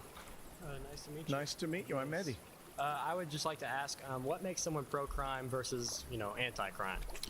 I think when you're soft on criminals, when you let criminals out of prison, when you pardon people who've assaulted police officers, you're pro-criminal. Donald Trump pardoned almost 1,600 people who were involved in January the 6th. I think 600 of them had been charged with assaulting a police officer or obstructing a police officer. 170 had pled guilty to assaulting a police officer. 70 had pled guilty to assault with a deadly weapon. J.D. Vance said, we're not going to pardon the violent criminals from January 6th. Donald Trump pardoned all of them. Are you okay with that? I would say January 6th is a very special case. I would say it's almost a climax point in history. I would just phrase the question this way. Right now in the LA protests, if they were to, just for example, they were to rush the capital of LA, I mean, they'd have to move over all the homeless people living in tents on the steps of the Capitol. But if they were managed to get into the Capitol and they were just protesting, peacefully, let's say police officers were rushing them in. They were letting them in and saying, hey, you guys can go in, like we have many testimonies that say. What about the violent ones, though? Okay, violent ones like Like what? a man named David Dempsey, a judge, a Reagan-appointed judge, sentenced him to 20 years in prison. He stomped on police officers' heads. The judge said his conduct was exceptionally egregious. He attacked police officers with flagpoles and pepper spray. Donald Trump pardoned him. There's a man named Daniel Rodriguez. He got 12 years in prison for taking a stun gun and tasing a police officer in the neck and giving him a phenomenal. The judge said he was a one-man old army. school. Donald Trump I'm good, man. pardoned him. Thank you. Does that not make Trump pro-criminal? Appreciate it. I would say no, it doesn't make him pro-criminal. One, You're okay with that? I did not say that. I said that one pardon against somebody. It was 1,600 pardons. 600 of those were people charged one with... example that you just gave me. I can give you more. Okay, here's the thing about and I'll say the exact same thing every single. I feel like, I mean, the hard part about fascism is it is not a logical conclusion. It's like the end outcome of power meets tribalism, and it's very difficult to actually either debate for or debate against. It's just like, I just think I'm better than because I am a certain particular kind of person, and I have the power to turn that into governance. So it's just like, it's fascinating to watch this exercise, because I feel like you're trying to use the weapon of logic against a group of people who have foregone logic entirely. Yeah. It's that's why, like, race realism, for example, is a really important tool for a lot of these guys, because it's like it's a failed scientific justification for like inferiority and superiority, but that's the most extreme level of like fascist racist politics, is like trying to justify it, trying to logic your way into these positions, even though the positions itself are completely ridiculous and illogical. Yeah. Your argument will fall apart because it's not just one example if I keep going.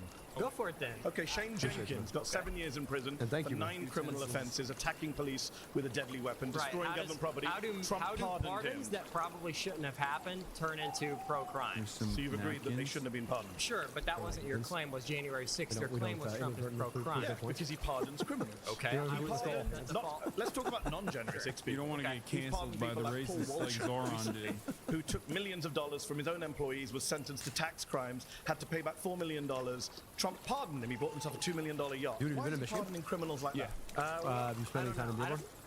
I have never been to Dearborn. I have been to Ann Arbor, is the only place I've been to in Michigan, because I went to University of Michigan, like the campus. Nice. That's my hometown. Way back in the day with the Young Turks. Nice. So you gotta, next time you come, you gotta go to Dearborn. Oh, we gotta take you to 100%. go. There's a place called Dearborn Meat Market. Big shout out.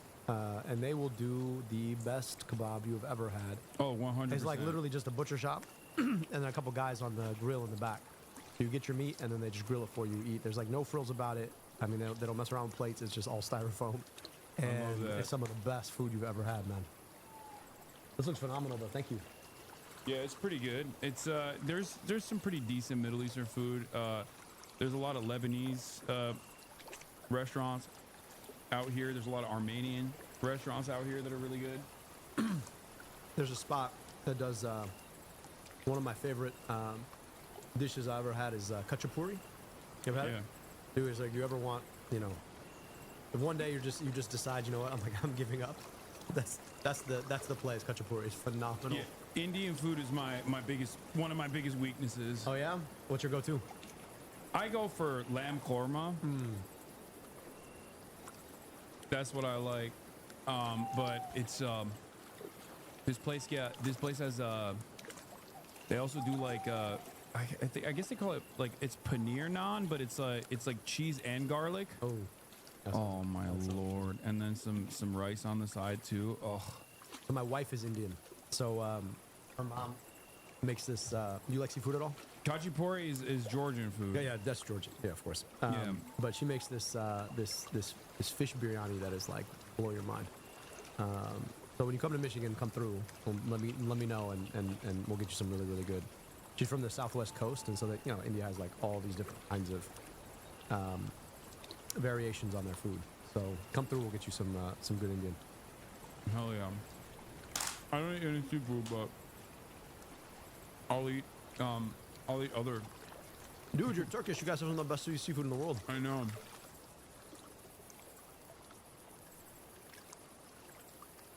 don't think you should.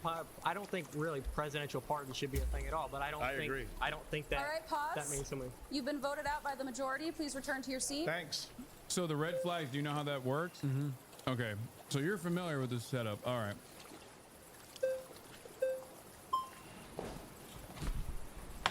How's it going? Hey, how's it going, Mehdi? What is it? Mehdi.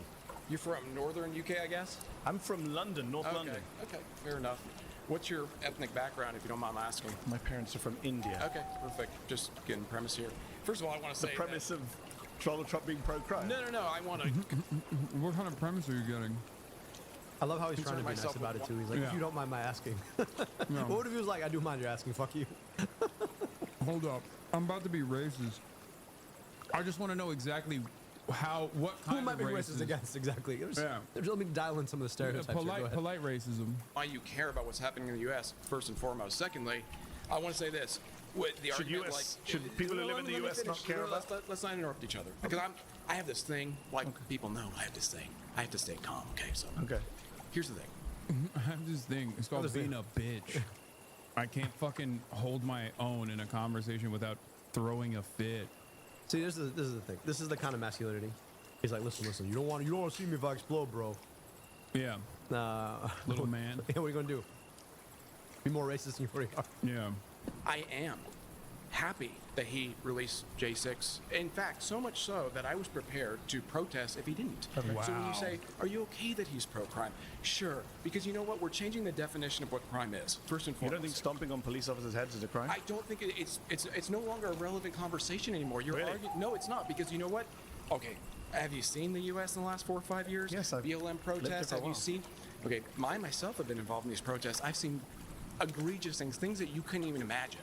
So being done to conservatives, it's not about that. It's about tribal warfare. Okay. That's where we're at in the U.S. I don't know where you're at in the UK. You're from India, so I don't really. I'm not from India. Oh, sorry, your parents are from India. See, this is the thing that kills me. It's just like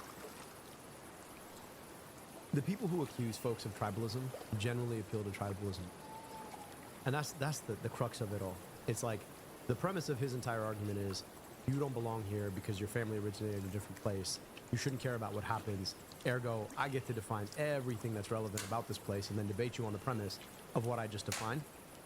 And anytime you refute me, I'm going to go back to this idea that actually essential tribalism is really the differentiating factor that really matters at all. And I'm going to keep making that point to you. And part of me says, the funny thing about it is like, because when you speak and you say, let me refute this point, they're like, oh, but you're coming from a different tribe. So it's like, it's impossible to refute that essential argument. And it's so antithetical to everything that this country is built on. I'll blow your mind here for a second. I was raised by my father, who's an Egyptian immigrant, and my stepmom, Jackie. And so I'm ethnically 100% Egyptian and, I'm born and raised in Michigan. My brother, Osama, he is ethnically half Egyptian, ethnically half white. And so my stepmom is a daughter of the American Revolution. They can trace their lineage back to Abigail Adams. And so, somebody like him, at some point is like, look, he's as ethnically American as this kid is, and his name is Osama. And their vision of America would be that somehow that's a bad thing, right? Like the whole idea of what makes this place amazing is that it's not built on one ethnicity, that it can actually encourage people from the rest of the world to come here and build here and be a part of it. Your dad came here to build stuff. Mom came here to build stuff. My dad and mom came here to build stuff, and they did. Like my dad holds patents and taught, thousands potentially of students and hundreds of thousands of students, and worked for the big three. Like the notion that somehow America is better without immigrants, part of me is just like empirically untrue. But then in the conception of somebody like him, impossible to refute because you don't have a contrapositive of what it would have been. And so it was fascinating. My brother, after 9/11, right, my parents were like, oh, you could just go by Sam. He's like, no, my name's Osama. And it's as American as any other name, right? And it was like, I would have been 8. This discourse was popping off on Twitter, unsurprisingly, about Omar Fateh being like, no one named Omar would be a part of the Revolutionary War. And I always found that ironic because it's like, first of all, that's historically incorrect. And secondly, half of the accounts that were making that argument were like Catholic, papal enjoyer or whatever, and it's like those guys would literally skin you alive before they would even harm the head of hair on a Muslim's head. Originally, like the OG Revolutionary War guys would literally just destroy you for being a Catholic, far before they would ever get mad at a Muslim person. Ironically enough, so. Pick and choose. That's what happens when you pick and choose your history, right? Yeah. Cherry picking history doesn't usually work out for folks. And so I'm an American you citizen. have your own stakes. I'm an American, you know. You're an American citizen? Yes. Okay, fair enough. I don't know how you got that, but fair enough. Here's the thing. Are you an American citizen? Absolutely. Okay. But here's the thing. Not sure how you got that. Okay. Born here. Okay. Born here, and my family lineage is settlers from the 1500s, so I have some stake in the claim here, okay? But you're a little different. But you're a than yours. descendant of immigrants. Settlers. I didn't know. Colonialists. Yeah, You don't colonials. look yeah. very Native American to me. I am Native American. Whites are Native Americans. What are you Sorry. talking about? You're not. What are you talking about? You're not. Whites are Native Americans. Really? I think What was happening before the 1500s? I think you're getting confused with it. I don't mind going on a tangent, but what was happening before the 1500s? Calm down. I think you're getting. What was happening before the 1500s? There was indigenous people here that came here from Do you know Asia. what indigenous means? Listen. All right, what do you do with this? What do you do with this? These guys are like, whites are Native American. There were indigenous people here. Okay, what does indigenous mean? Like what? How? I don't. Oh my God, it's so stupid. Before indigenous America, people can't come from somewhere else. Why do you ask a question if you're going to interrupt? I'm not sure if you know what the meaning of indigenous means. I do know what it means. It means they came here first, right? They came here from Asia by way of land bridge. Have an argument with Neil deGrasse Tyson or anybody else about that. I don't care. Is he an American? I genuinely don't. Oh shit! Never mind. He said it. He said it. Native Americans are Turks. Did you know this? Really? No, it's not real. But my grandfather. Turkish people think everyone is Turkish. There's a big like. I feel like this is true of a lot of groups of people. Yeah, a lot of people do that, but there's like a big Turonic mythology surrounding Turkish culture, and my grandfather would say that Native Americans, like, they crossed the strait and they're Turks, like they crossed from the Asian plains, so technically they're all Turkic. There you go. And there is like some kind of genetic thing that both Native Americans have and Turkic people have. It's like a tooth thing. I don't know, but it's not. It's ridiculous. It's before even like the concept of Turkic peoples of like an ethno of ethnicity as a. I mean, if you step back and you actually think about like what it means to be a member of an ethnicity, right? At some point, like we're talking about humanity originating, people going to different parts of the world, and then adapting to their local climate in ways that punch up certain genetics and punch down certain other genetics, such that we get different colors of skin and different body habituses and different propensities to sweat or grow muscle or run fast or run slow or grow tall or whatever it is. And now, like, we have this sort of fealty to this idea of like of genetics that have been expressed more or less, that we call ethnicity.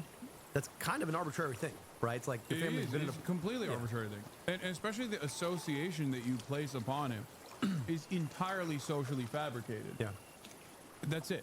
And the interesting thing is, like, people want to then, because what makes humans human is our capacity for cognitive engagement.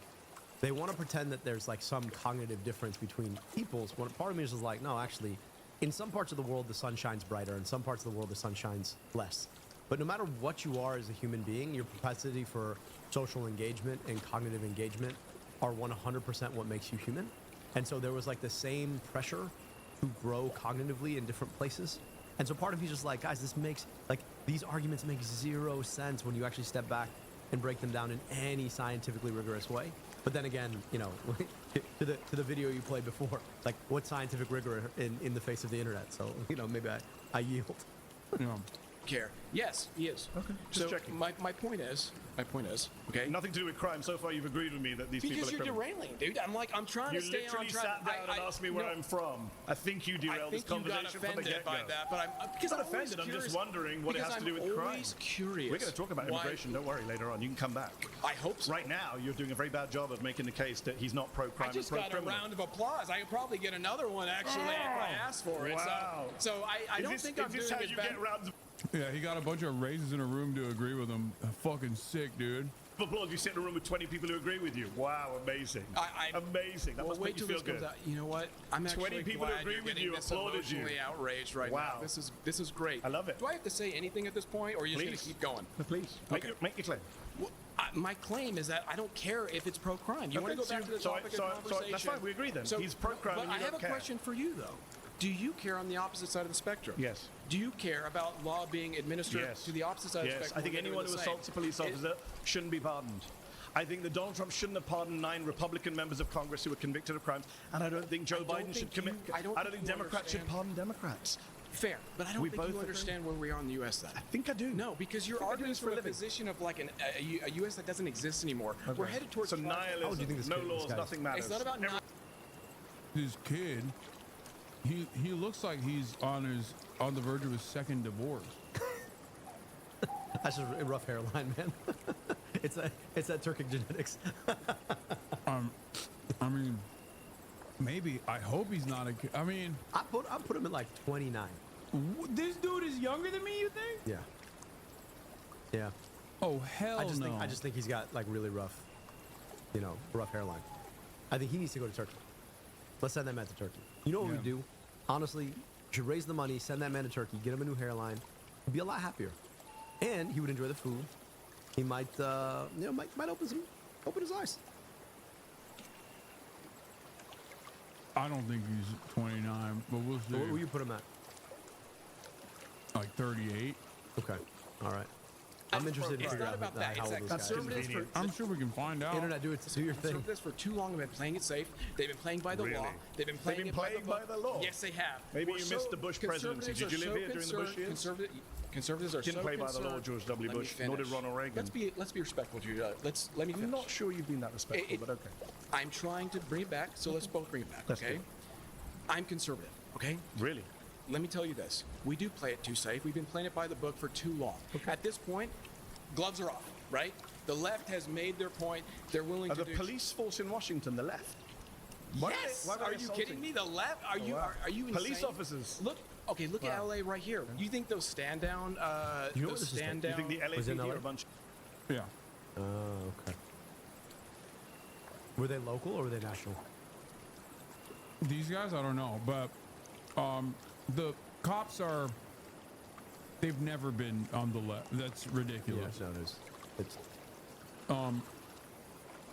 I guess maybe in the USSR, technically,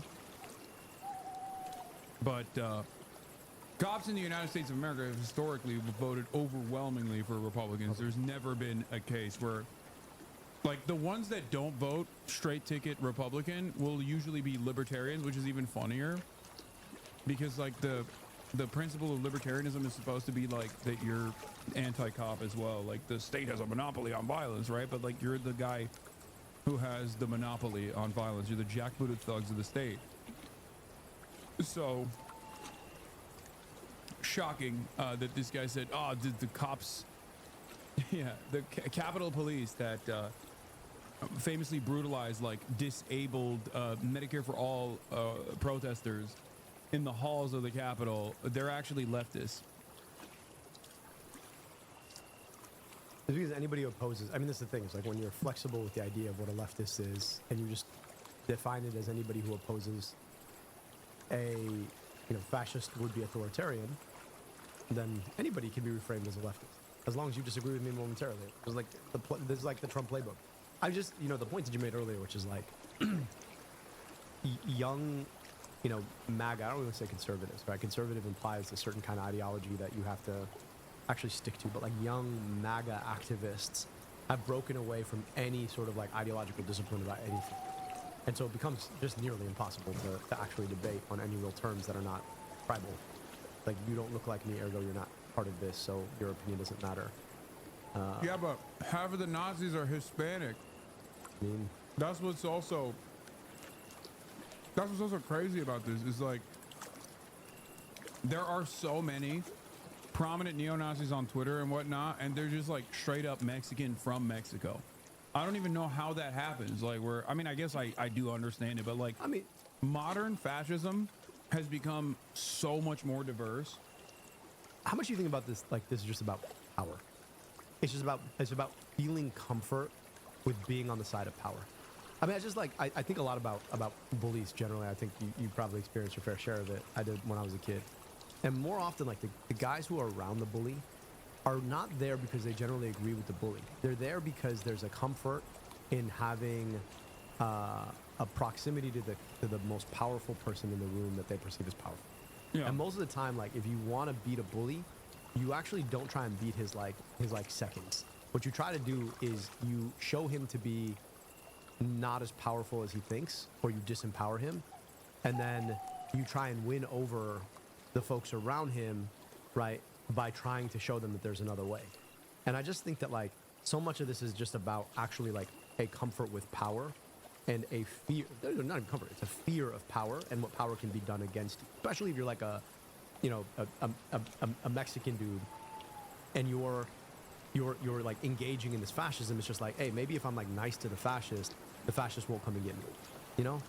I've been thinking a lot about that, and I think that part of the frustration I have with the Democratic Party is we do this thing with Trump where we venerate his power. He's such a bully, and you're like, yes, okay, what you're showing is he is more powerful than you, and you want to make an appeal to people who care about power on the principle of ideals, and that's just not going to work. Like you have to take him on straight up, and you got to play the same game. And then this is the frustration I have with it is when you That's why the weird narrative was so good.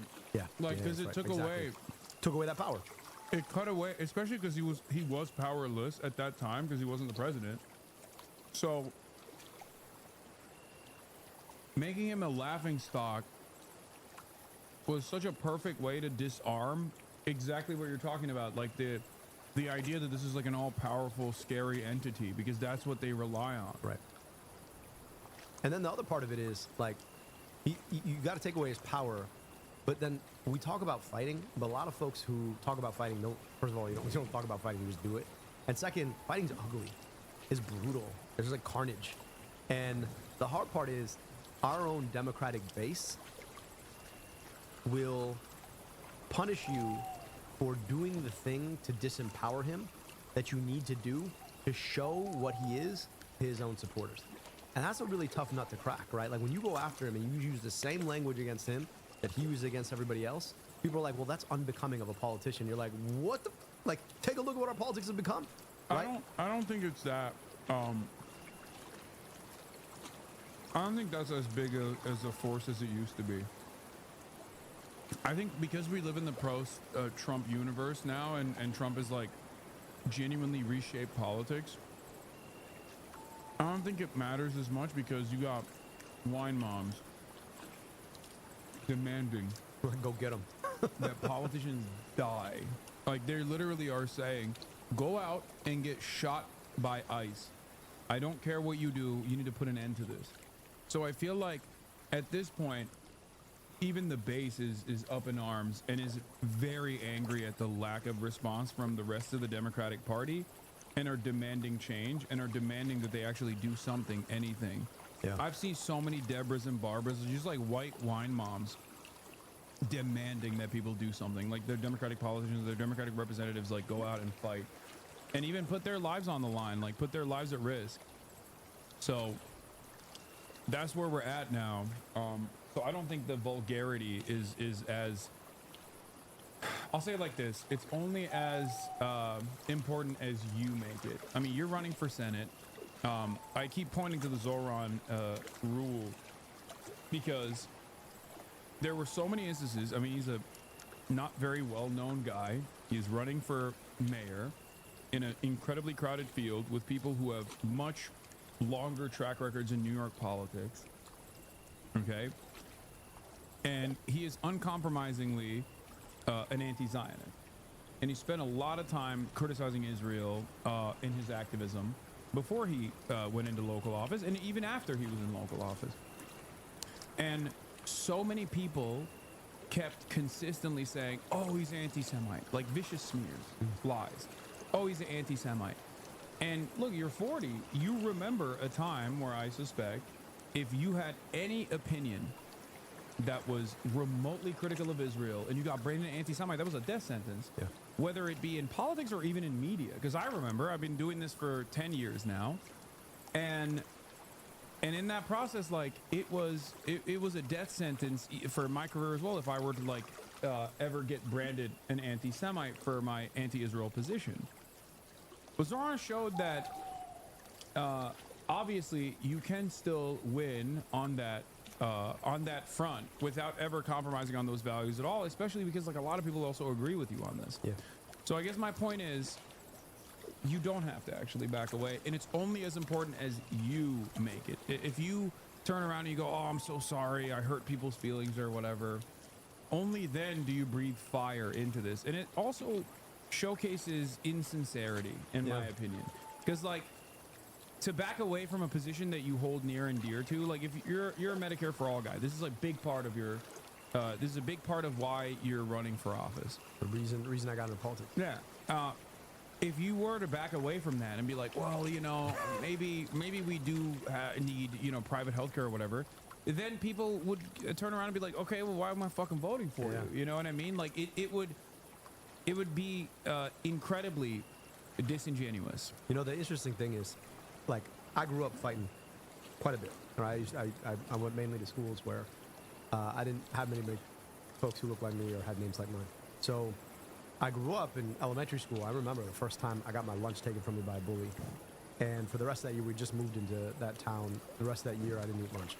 The next time I moved, I told my dad, I was like, listen, I'm going to get sent home early. And I was like, why? I was like, just trust me on this one.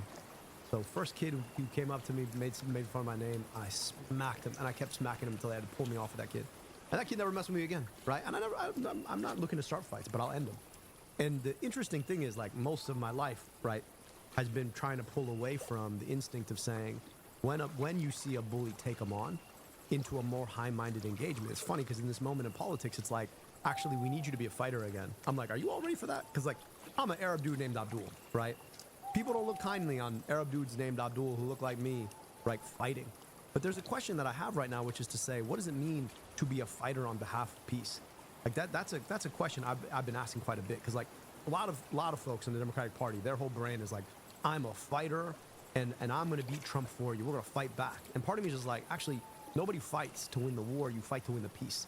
I'm just, you know, I'm not interested in being a bully. I'm interested in stopping the bully from bullying. You know what I mean? And I think that question of, like, how much you're able to do that, particularly as a guy who looks like you or a guy who looks like me, right, in a place where we've had 20 years of people being told that people who look like you and I are dangerous implicitly, that's a question that I'm trying to think a bit about, which is like, there's the real part of my personality, which is hopeful and excited about the things that we can do together. That's a real part of my personality. There's also part of my personality is like, step to me and watch what happens, right? And the question of, like, how much of yourself you can actually bring to a political conversation, or you're allowed to bring, is interesting. And it may just be that in this moment, right, folks are so sick and tired of the Donald Trumps, the J.D. Vances of the world, that I'm actually allowed to be my whole personality. I'm allowed to be both the hopeful, ideologically focused, in, like, you know, public health expert that I am, and also, right, the kid who grew up scrapping to make sure that, like, nobody was being picked on in the schoolyard. And that's always the question I'm thinking a lot about. Yeah, look, as a politician, your policies are your punches at the end of the day. So I think that the way you present yourself, the way you carry yourself, or how hard you fight with those policies will show people who you have the best interest in mind. Yeah. A lot of politicians will care about lobbyist funds. They'll care about the corporate structure that they are there to basically uplift and defend. And I think, like, as long as, I mean, in a weird way, Trump did this very well. Like, he is a bully, he's brash, he's rude, he's awful, but he was able to make it seem, at least to his base of support, that he was a bully for you, them. Yeah, for yeah. them, right? and that I think played a very meaningful role in people still to this day holding on to this idea that like Trump has their best interests in mind. Yeah.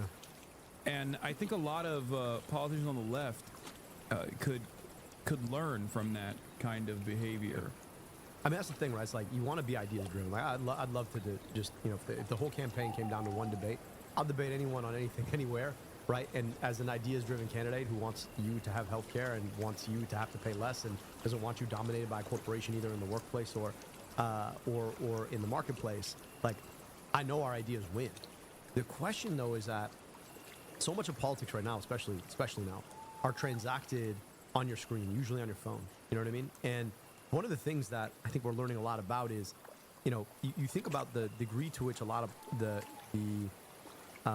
politicians who are succeeding right now have a background in entertainment, right? There is a certain like engagement with the camera, whether it's Donald Trump and his time on television, or Zoran was a rapper before he went into politics. I think the question of like, how do you engage with folks and get them to be thinking about your ideas in a way that doesn't talk down to them and is transacted in the conversation of the moment, like on the medium of the moment. I think that's the tough part. And your point, right, is like those policies are punches. But Donald Trump never actually had policy, right? He had a narrative. Like he never really. I build the wall, I guess, was his original policy point. He did have policies that matter in the sense that I would go so far as to say he had the only type of policies that get passed around in American politics nowadays, which is culture war shit. Yeah. Because the Democrats have completely dropped any notion that they are interested in improving the material conditions of the American working class. So the only war that is waged in this back and forth political football between the two parties is waged on the virtues of culture war agendas. And since Newt Gingrich, like the Republicans have basically expertly crafted every single culture war agenda item that they will always win on, because they spend every waking moment propagandizing and manufacturing outrage for certain things that aren't real problems at all. And then they are seen as the only people who can offer a solution to the problems that they created. And they do that by lying. Yeah. There is no undocumented migrant crime. Yep. That's like not a real, that is in the margins. That's not a real problem for Americans.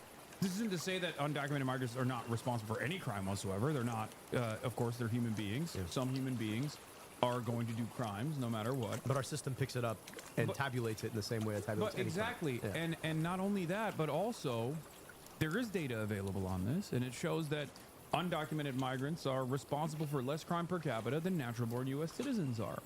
And that makes sense because you're like a lot more to lose. Yeah, like they are purposely avoidant of law enforcement. They don't want to ever be in a situation where they have to, where they violate any rule or law, where they could potentially be deported.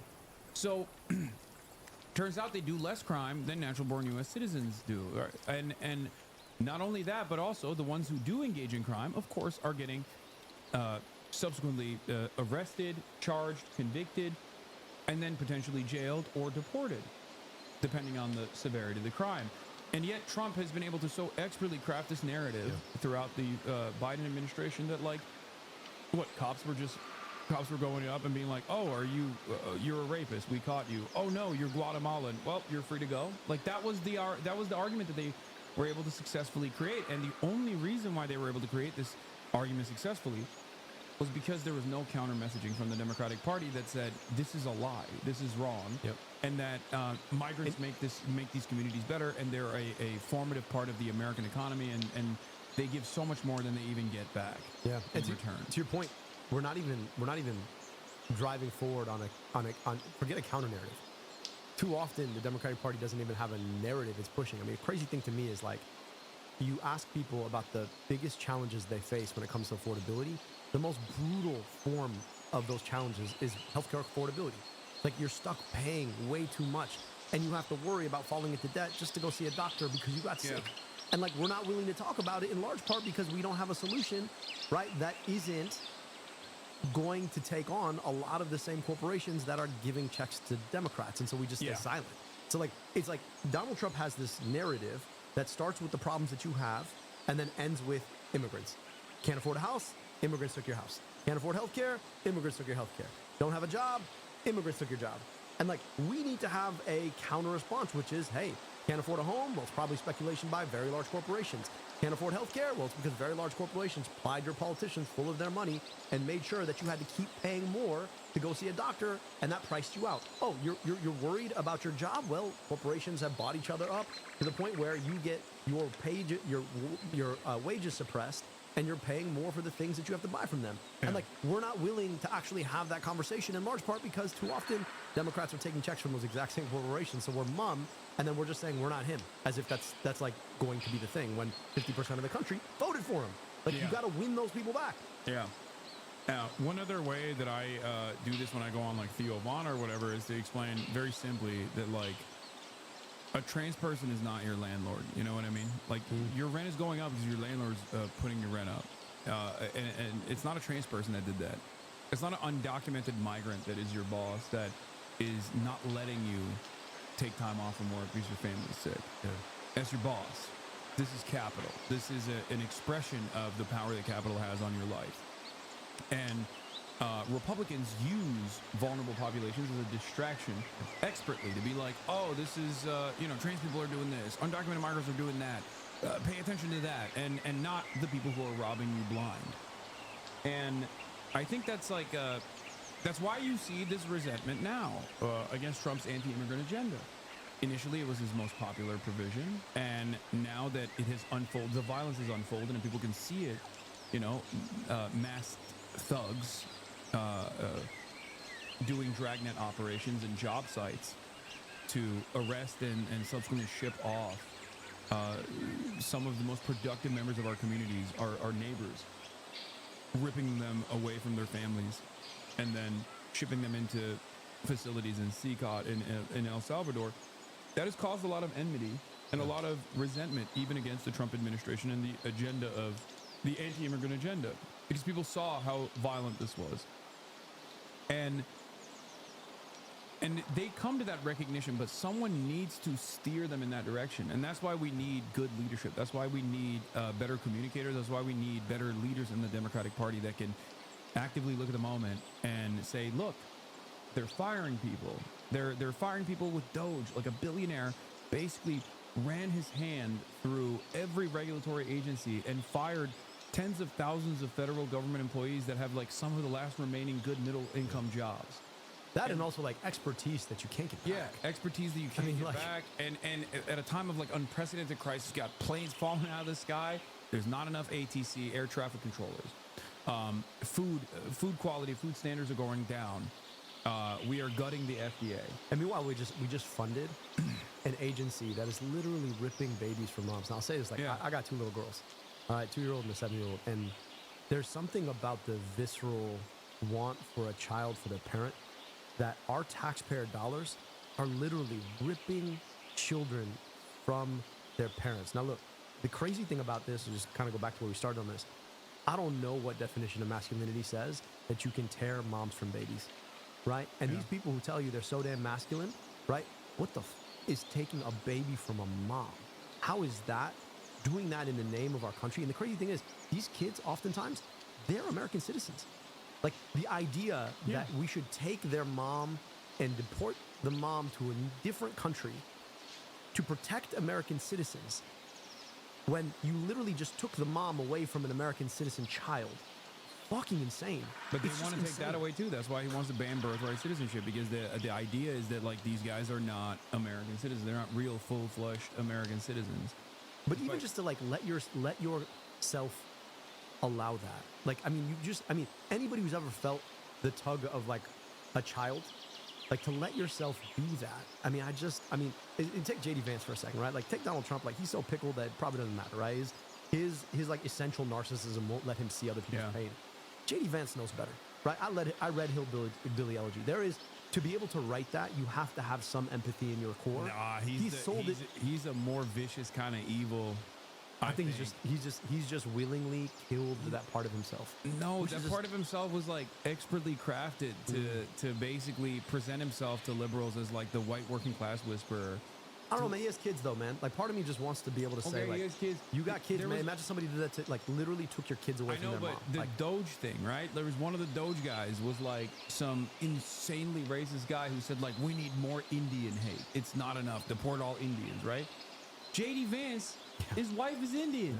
His kids are Indian. JD Vance came out and defended that guy. So he is You're just right. like Yes. a perfect sociopathic charlatan, brown noser. We got our own version of that on the Democratic Party side too, but I think that kind of like soulless monster that can take up whatever shape necessary to like win is even more terrifying than like a real honest racist. And a real honest racist is still still terrifying. pretty terrifying. Here's my question, though, man. Like, is it? I mean, I just don't understand. I mean, look, I'm running for U.S. Senate. I put my life on hold. I don't have a full-time job right now. Like, if I win the race, I'm gonna get a $50,000 pay cut, right? But like, I just don't understand what's worth it about it. You know, I'm like, if you're not using the job to do a thing that's like meaningful for people, that you can see people and be like, oh, you're categorically happier now because of what I'm doing, and your life is easier, and there's more joy and meaning. Well, they make a lot of proximity. money on the side. Like they do. But like, there's better ways to make Yeah. money. Like JD Vance, JD Vance made money. He doesn't need money. I just don't It's understand. power. Like, but like, to what end? Like, what the fuck is the point of having power if you're not actually making people's lives better? I really like. I actually struggle to understand that. Maybe like makes me a bad politician. But sometimes when I look at some of these people, I'm like, so you have this seat. And you have a bunch of people who I guess like look at you. You get to go to a chicken dinner where the food's not even that great. I mean, we had much better chicken here today than most of the chicken dinners. And you're waiting for some MC to say your name so you can stand up and wave to the crowd and people clap for you. Like, I don't understand what the value of all this is if you're not actually making people's lives better in ways that you can see. I don't get it. Like, I truly just don't get it. And I mean, enough people want it so that there's something there, but maybe you got some insight on it. I don't understand.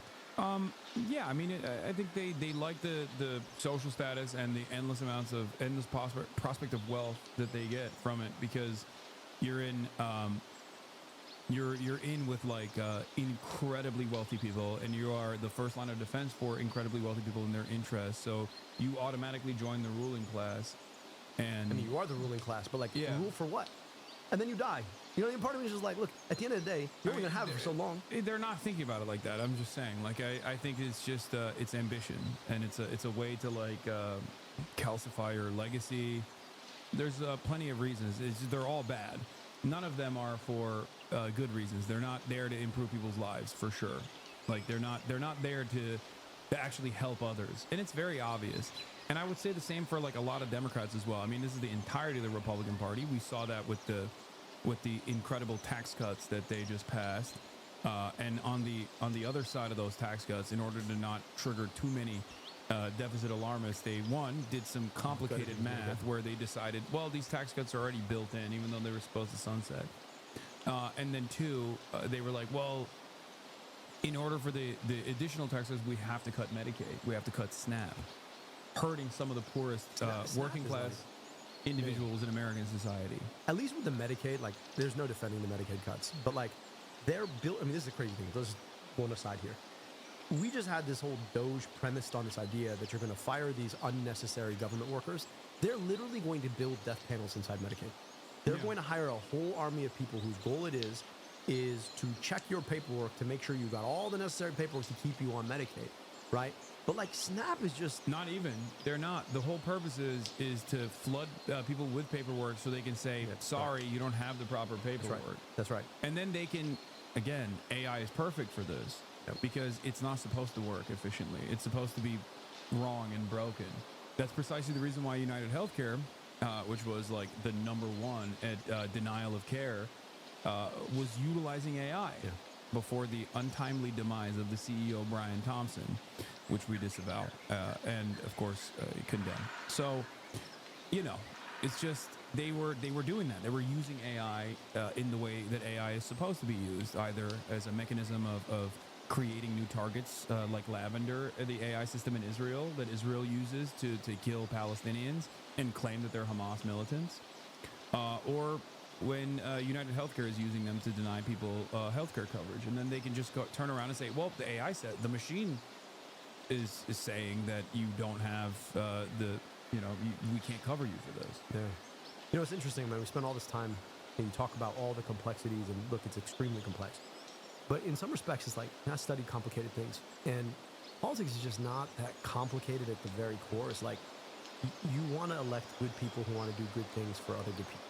You know, and if your politics aren't doing that, at some point we like kid ourselves with these complex ideologies and not ideas, just ideologies, to try and back justify why it's okay to have some bad people in positions of power.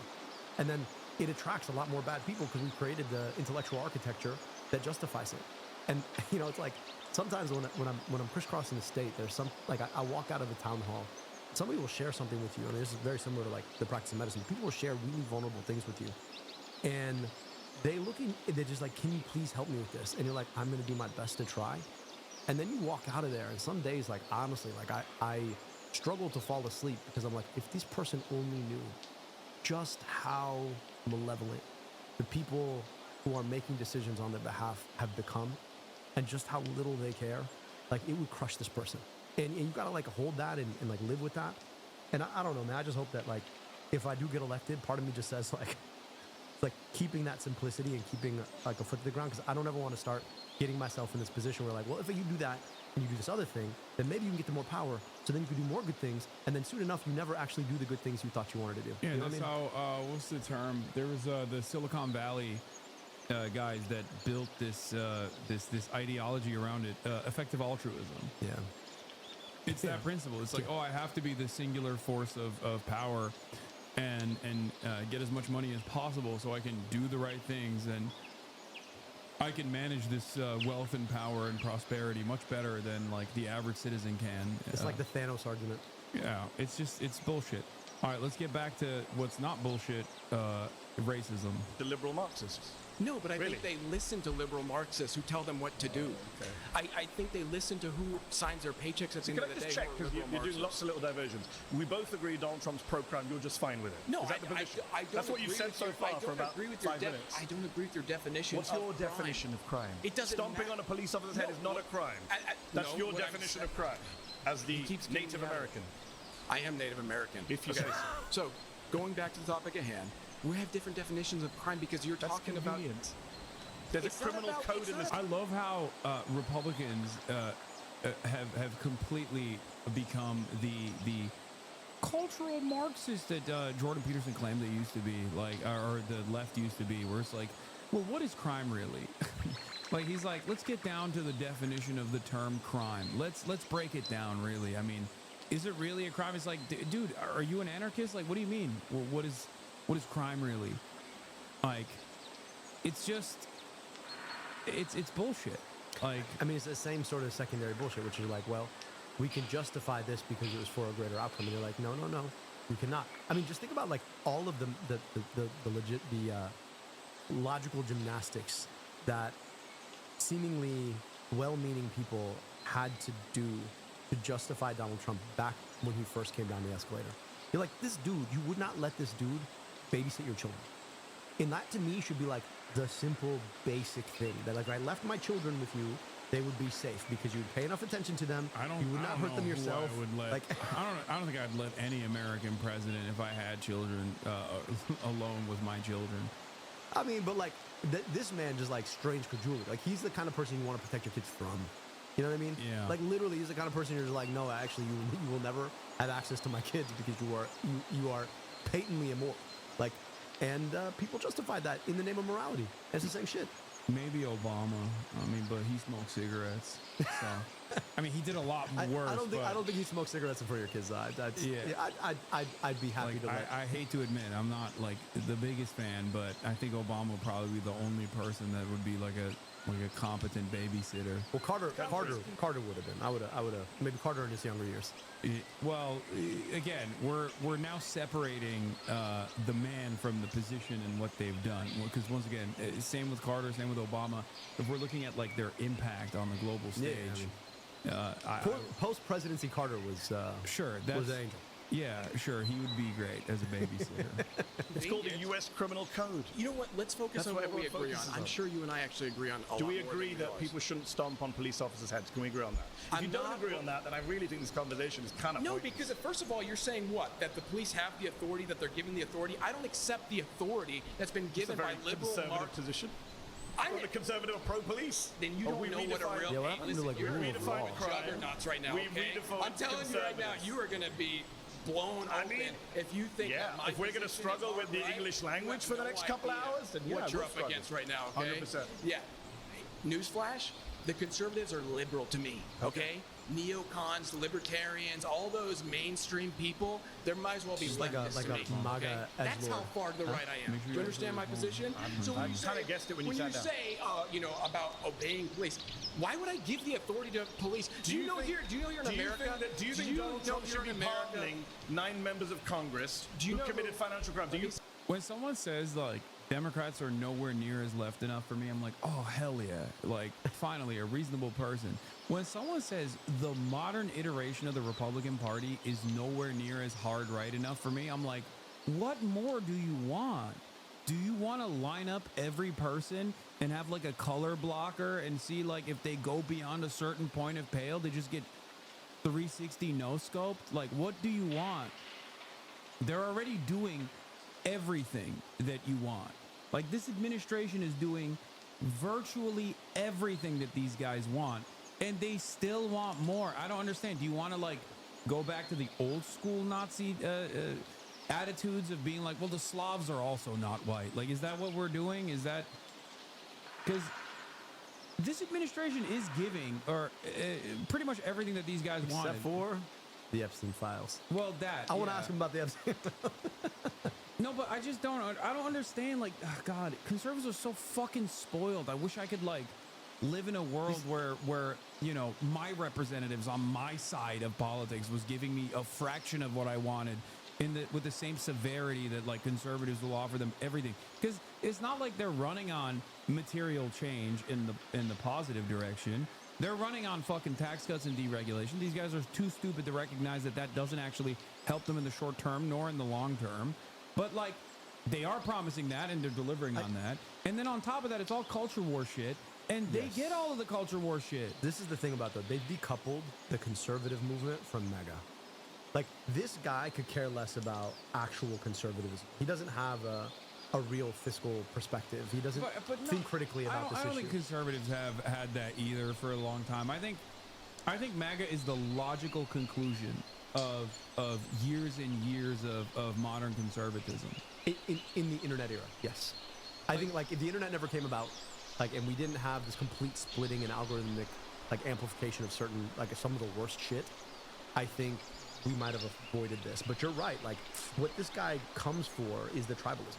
That's what he comes for, right? And I actually think that like there are a lot of conservatives who have felt some kind of way about like the implicit racism on the cultural war side of traditional conservative, like the conservative party baking. And I think in some respects now it's just decoupled and they're all trying to like figure out how to roll together.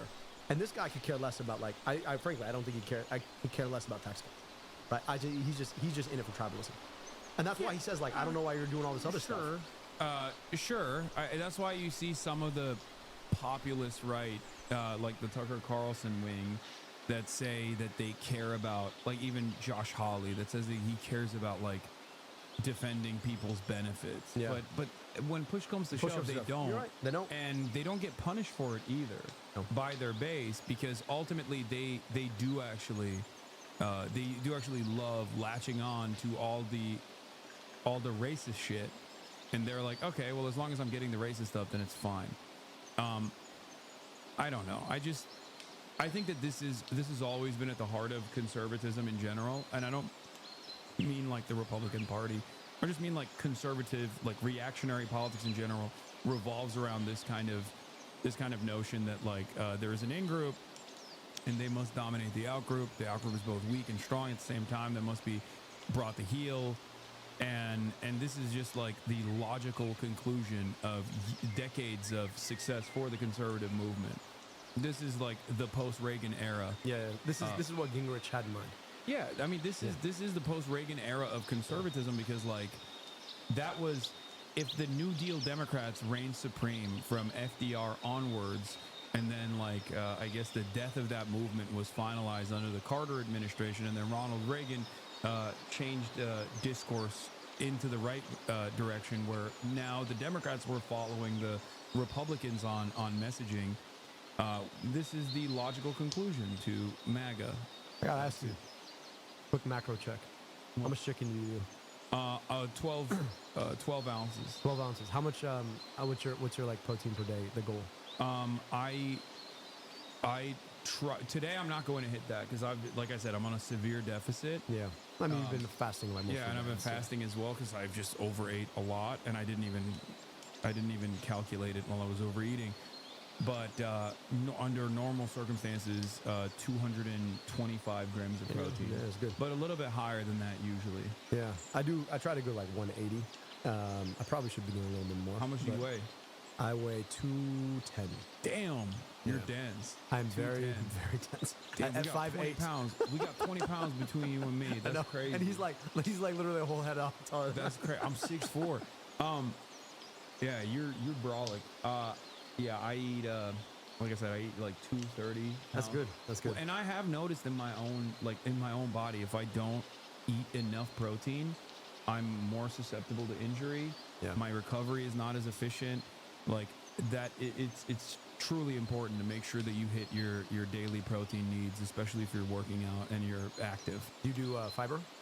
Because that's the other big one. Like that's the one that most folks miss. Like, so I mean, I just had a whole salad. That's great, but that's actually really good. The key thing is, actually, I'm gonna put it out there: beans, and then psyllium husk-based bread. So like I do a keto bread you actually get at Costco. Those things are packed with fiber, but like the big from like health risk standpoint, the biggest probability that you have of death is going to be either by heart attack or now, especially in young people, is colon cancer. We're seeing like a way higher increase in colon cancer, which we can't really explain. And the best arguments are around fiber density. So actually track beyond protein, I track omega-3s and fiber daily. And that fiber one is like the hardest one to hit. Okay. All right. Oh, also, how much longer do you plan on staying here? I probably got to roll in like 5 minutes. Oh, okay. Yeah. All right. Because I don't want to keep you. This guy's got like incredible stamina, man. I'm gonna keep going, of course. I feel like you've been. I mean, so you had your first vacation what, years? Yeah. Well, how'd that feel, man? Like you wake up and like how do you feel your day? I mean, I feel like it wasn't even a vacation; it was a weekend. Fair. I mean, like, ironically enough, because I've never even taken a weekend off in years. I literally have not taken 3 days in a row off, with the exception of being banned. Wow. I got banned for some comments about American foreign policy, and they got banned again for calling someone a cracker. I heard about both of these things. Yeah, anti-white racism, which is really, really damaging. I'm so sorry. But with the exception of those 2 instances, I've never been off stream for more than 2 days ever, and that's usually for travel or I'm doing something someone else's stream. So how did it feel for like 3 days to like not do this? If I hadn't been drinking so much and eating like a cow, I would have probably felt better, because we did a lot of activities. We did a lot of fun stuff. I flew a fighter jet, nice. A stunt jet, a stunt plane that has all of the you have a pilot's license? No, I don't. So how did this? I mean, America. No, literally, we went to Vegas and they just they let you fly. They literally let you fly a fucking. That's insane. Stunt. So I mean, but somebody else like took off and landed, right? Yeah, someone else. Okay, so you got to like maneuver it in the air. Yeah. But Okay, when I'm you're just imagining like, in the all air, right, let's see how it this doesn't goes. matter. Yeah. No, we did dog fighting. Damn. So like I literally flew against another person and shot them with it's like laser tag. Wow, did you win? Yeah. Nice. It was sick. Nice. Shot some guns. I didn't. Did you know the other person in the other plane? Yeah. Okay. All right. Yeah, it was one of them was my cousin. So destroyed him. How did this play relative to the drinking? We were very hungover. I was very queasy at first. I was like a little worried. How many G's did you hit? 7. Damn. But I didn't. You didn't splat all over the inside of the plane. No, I didn't pass. I didn't pass out. I didn't throw up. There was someone in our party that did throw up, and a couple people passed out. But that's like in the plane. Yeah. Okay. I hope they're not doing G's while like, because that just sounds like a no. They were doing G's, and they did pass out because like I think there's past a certain point where you will literally pass out unless you're like super well trained. Like I think 10 G's is like They try to hit that. You know what's on interesting? purpose. The same bearing down you do when you squat. That's the best way to avoid passing out when you do G's. Wait, really? Yeah. Wait, Because maybe that's why I didn't pass out. Because if you think about it, right, what's happening when you bear down is you're compressing everything so that you can bear the weight, go down, and push. And when you push, that everything sort of stays up, right? And you're actually experiencing G's under both like weight under the bar and then weight that you're pushing back up on. So if you build out your core, right, what you're experiencing when you do G's is literally all your blood pooling down because the gravity's working on your blood. Right? Yeah. And so if you've got a strong core and you're used to pushing, like compressing everything down. That's what they told me. They told me like flex your core and your legs and your quads. It's the same bear down. Yeah. Oh, that makes sense. I didn't think about that. I mean, I'm also like being 230. If you hit 10 G's, you're like 2,300 pounds. Yeah. It's fucking crazy. Yeah. But yeah, it was exhilarating. It was a great experience. That's awesome, man. I got to figure out how to like do this. That's something like cranking the yoke and then just like having that immediate response of like pulling it back and then just, like your face sinks in all of a sudden is exhilarating. It's like it's way more fun. I'm not gonna lie. I was super guilty for liking Top Gun because I was just like this. Well, I'm like the whole movie's about the war machine. I know, but I mean, it's a great movie. Who cares? It was a great movie. It was super entertaining. But like flying a fighter jet sounds awesome. I'm glad you got to do that, man. That's great. Like you spent your day. I feel like you made up for the lost time on vacation. Yeah, but and then we did we did trophy truck racing too. Oh, that's awesome. Baja. That was cool too. But like after the plane experience and doing like stunts, because I was like barrel rolling, you know, and I was upside down on the plane, like I'm, you know, trying to chase after the other plane so I can hit it from behind. After the adrenaline rush of that, the Baja racing was nothing. I was just like I didn't even feel anything. I usually look over to see Hasan's face and just. Yeah, it was. I was cranking it. I was slamming the fucking accelerator, trying to get as much height as I possibly could off of these like sand dunes, but it wasn't doing it. It wasn't doing it for me. I feel like you should have done that and then gone to the plane. Yeah, you got to kind of architect these things. Dopamine, man, is a hell of a drug. Once you max out on it, everything else is. So before we let you go, how can people help? How can people lend support if they liked what you had to say here? And what are you looking from? Like, what are you in need of right now? Yeah, so I'm in a competitive primary. It's going to be a long race. The election in the general election is November of 2026, and the primary is August of 2026. But we're building a movement, so I hope folks will do a couple things for me. First, go follow us on social, right? At ABDUL, I'll say it on TikTok, on unfortunately X, on Instagram. I hope that if you like what I'm sharing, that you'll promote us, and then go to ABDULforSenate.com. I don't take corporate money. I never have. I'm the only Democrat in this. I'm the only candidate in this race who never has. And yet, you know, we fundraise in the top 10 of all campaigns in the last quarter, Democrat or Republican, because we do this the old-fashioned way. So, folks want to chip us off $5, $10, something a little bit more. I hope that you'll consider doing that. That's ABDULforSenate.com.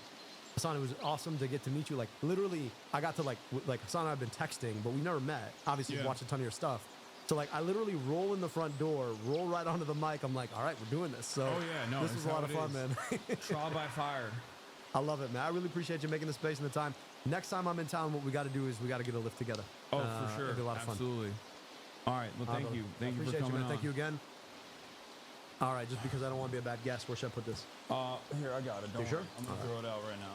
And you mind if I use your it's facilities on the way? first left all right, when friends. you get out. Thank you.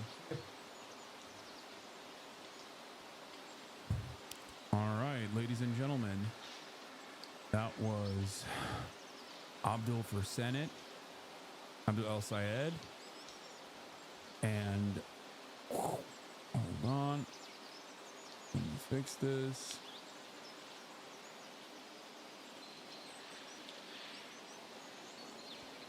Boom, boom, boom. Okay, we are going to continue on with the hellish nightmare of Jubilee now. I can remember Are you his name right because pro-financial it's so- crime? Are you pro-financial crime? All right, Thomas pause. Timbo is. Pause. I think the people who clapped you voted you out. All right. Head back to your seat. You've been voted out by the majority. Nice to meet you.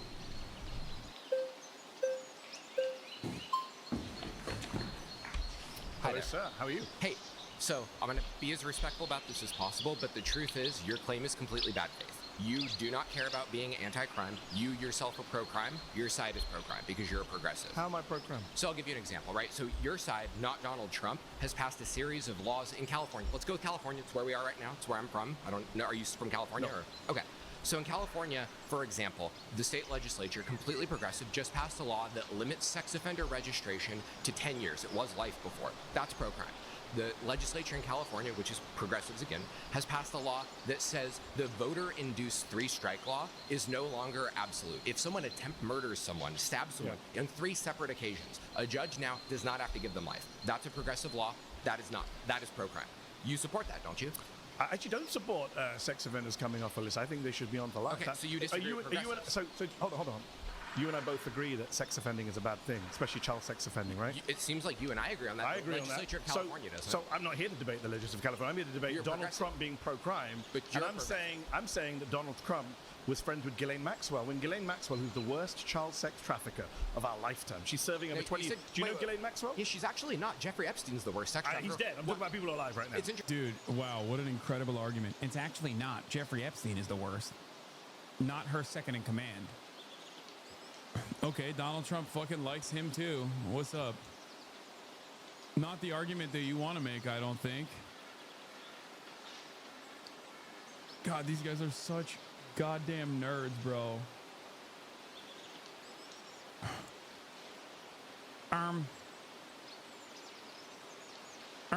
Actually, the second worst.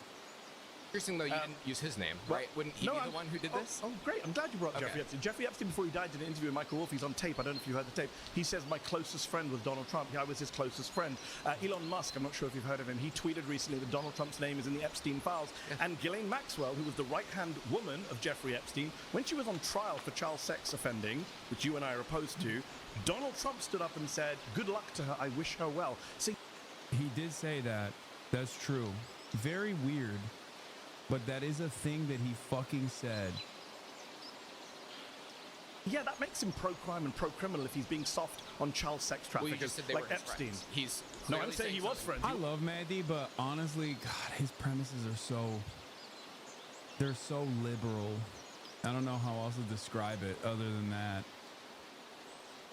He's like, Donald Trump is pro-crime and pro-criminal is like, yeah, it is.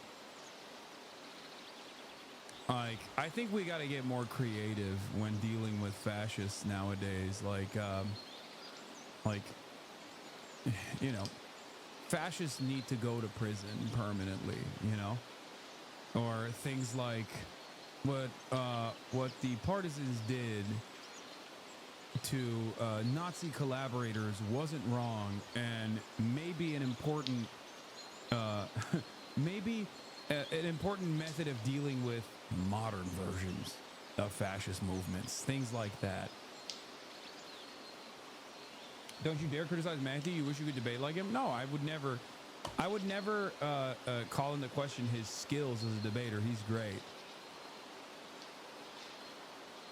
And it does seem like he was blindsided by how openly and transparently fascist they were. Like, to be fair, if you're not in the spaces that I'm in, this is unironically next level brain rot, where you don't realize like how much of the modern American right-wing movement is just objectively fash, especially under the age of like 35.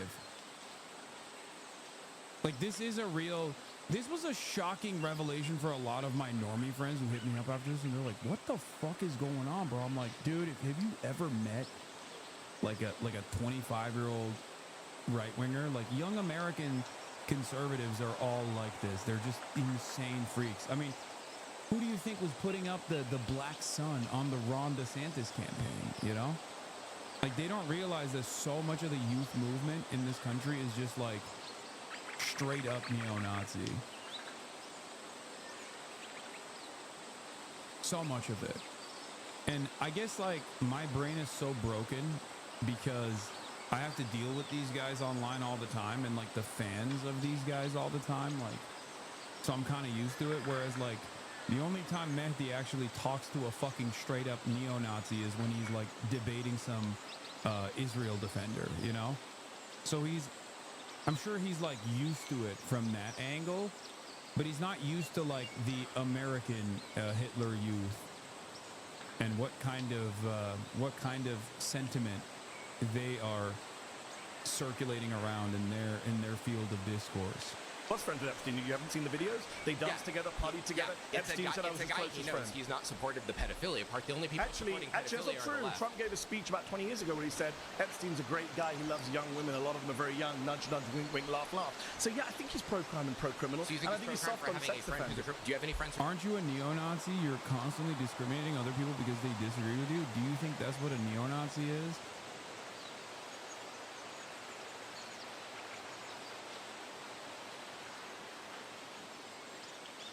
Discriminating against other people because they disagree with me.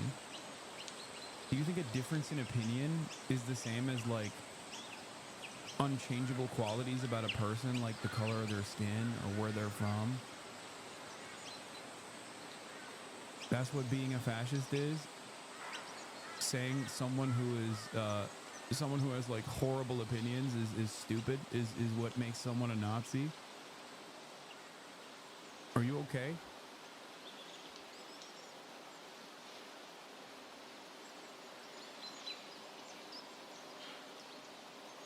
Not liking conservatives, the biggest crime we commit against them? Yeah, and they will never stop me. I will consistently continue to dislike reactionary thought. They're not even in chat anymore. I don't think they ever were. I don't even think they're existing on the same planet. I like your style right now. Fits you better than the Gen Z fits. I like both.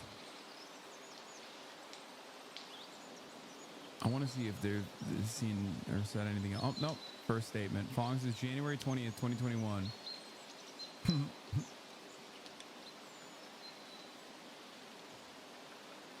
Criminals? Not that I know of. Certainly not child sex offenders. No, do you? If it came, no, of course not. Okay, so we're both in agreement again. So why are you defending Donald Trump? If it came out tomorrow that one of your friends was a child sex trafficker, you know what I'd do? You'd stop being friends with them. Yes. Yeah, and I wouldn't say. And then I'd go on TV and I would say, "Oh, look, Mr. Hasan was friends with this guy 10 years ago. Therefore, he's pro-child sex trafficking." What if Mr. Hasan said, "I wish them well when they're on trial"? Wouldn't you ever go at me for that? You wish your friend well on trial? Yeah, child sex trafficker. Would you mean that? I wouldn't wish someone well, but that's Donald your Trump gotcha. did. That's your gotcha. It's a pretty big. I mean, would you ever let anyone go if they were liberal and they were saying that?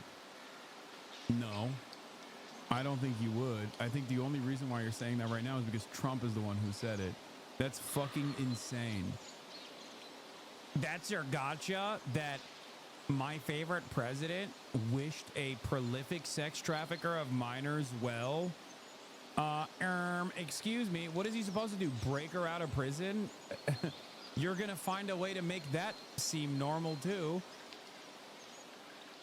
Gotcha. You wish your friend pretty well. big gotcha. Okay. He praised the what you're really woman trying for to do child right now is you're What trying to about get back to the fact Donald that Trump what on about a the fact personal that level. Elon Let's Musk talk says his policy. name is What's his policy? Oh, you want to talk policies? Yes. So when he left office in 2020, he left behind the highest murder rate for over 100 years. He left behind the highest murder. Yes. That is the most bad faith claim you No, could no, possibly make. it's a fact from the CDC and you know what? data. Here's why it's bad faith. Can I finish a sentence and then you can come back in? You're just lying to people. Donald Trump. I'm lying? Can I finish the sentence? Donald Trump does not cause the murder rates. Murder is a state level that's crime. hilarious. Gavin Newsom is more responsible for the murder rate than Donald Trump is. That's hilarious. So Donald Trump's not responsible murder rate, but other politicians who are Democrats. Yes, because it's Everyone a state can see level your law. partisanship. That's like saying no. I'll say Republicans are too. State governors who are soft on crime are the ones that are Let responsible me finish for the murder sentence.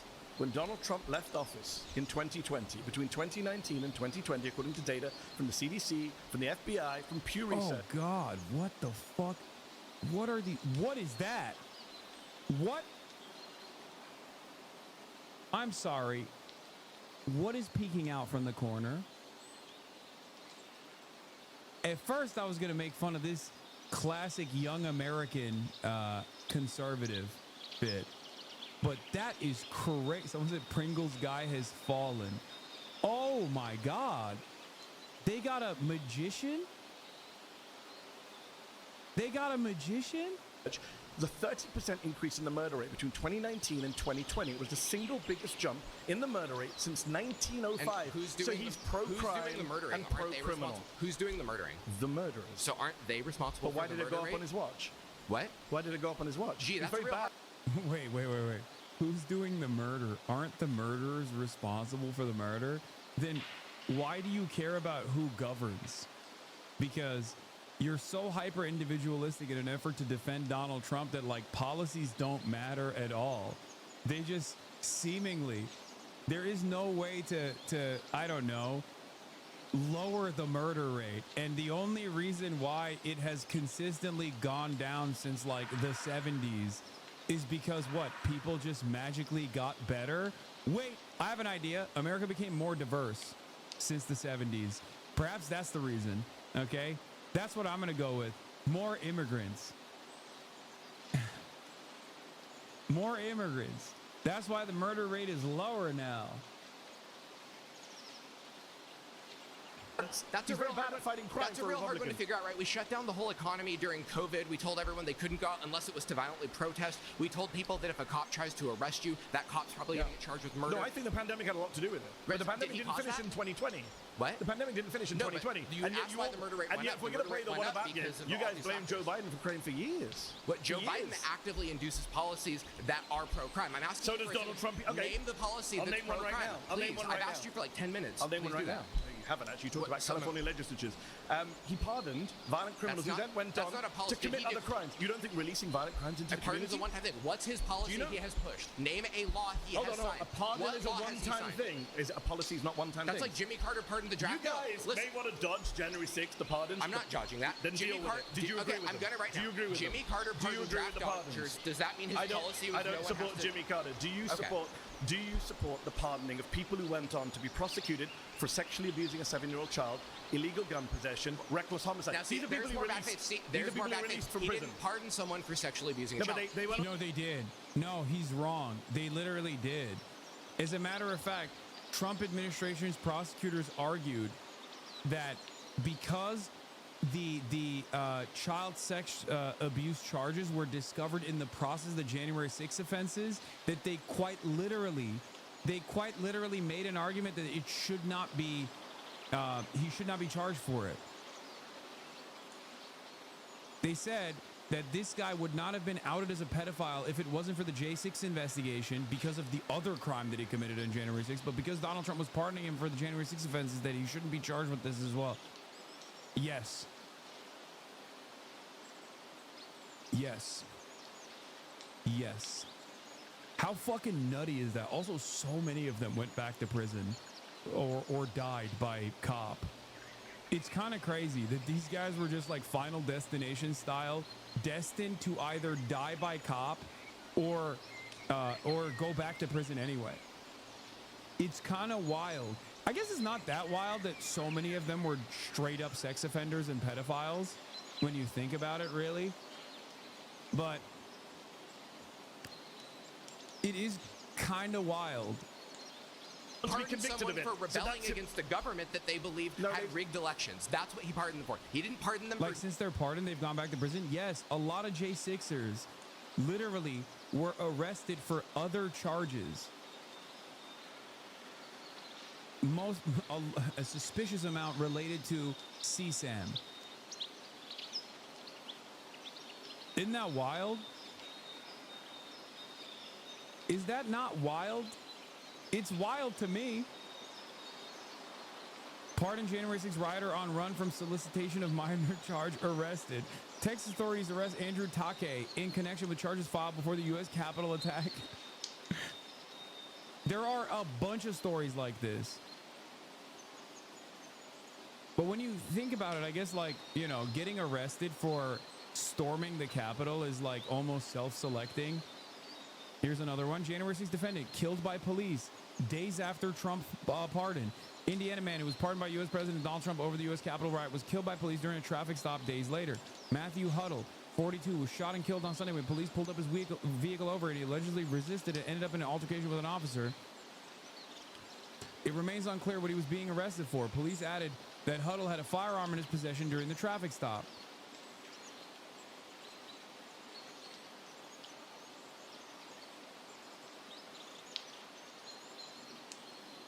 January 6th defendant sentenced to life in prison for plotting to kill FBI special agent who investigated him. President Donald Trump's mass pardon of January 6th rioters did not apply to Edward Kelly's separate plot to murder law enforcement officials, Justice Department said. Houston man pardoned by Trump, arrested on sex traffic charge. Oh, this is Andrew Take. This is the same guy, isn't it? Yeah.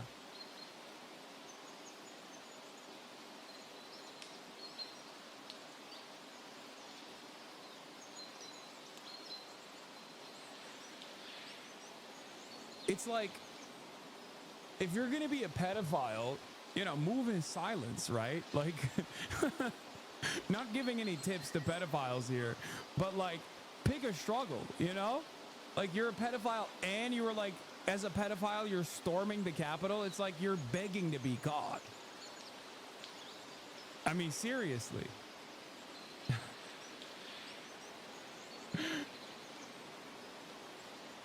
Alleged U.S. Capitol rioter who heckled police for protecting pedophiles served jail time for statutory rape of 14-year-old girl.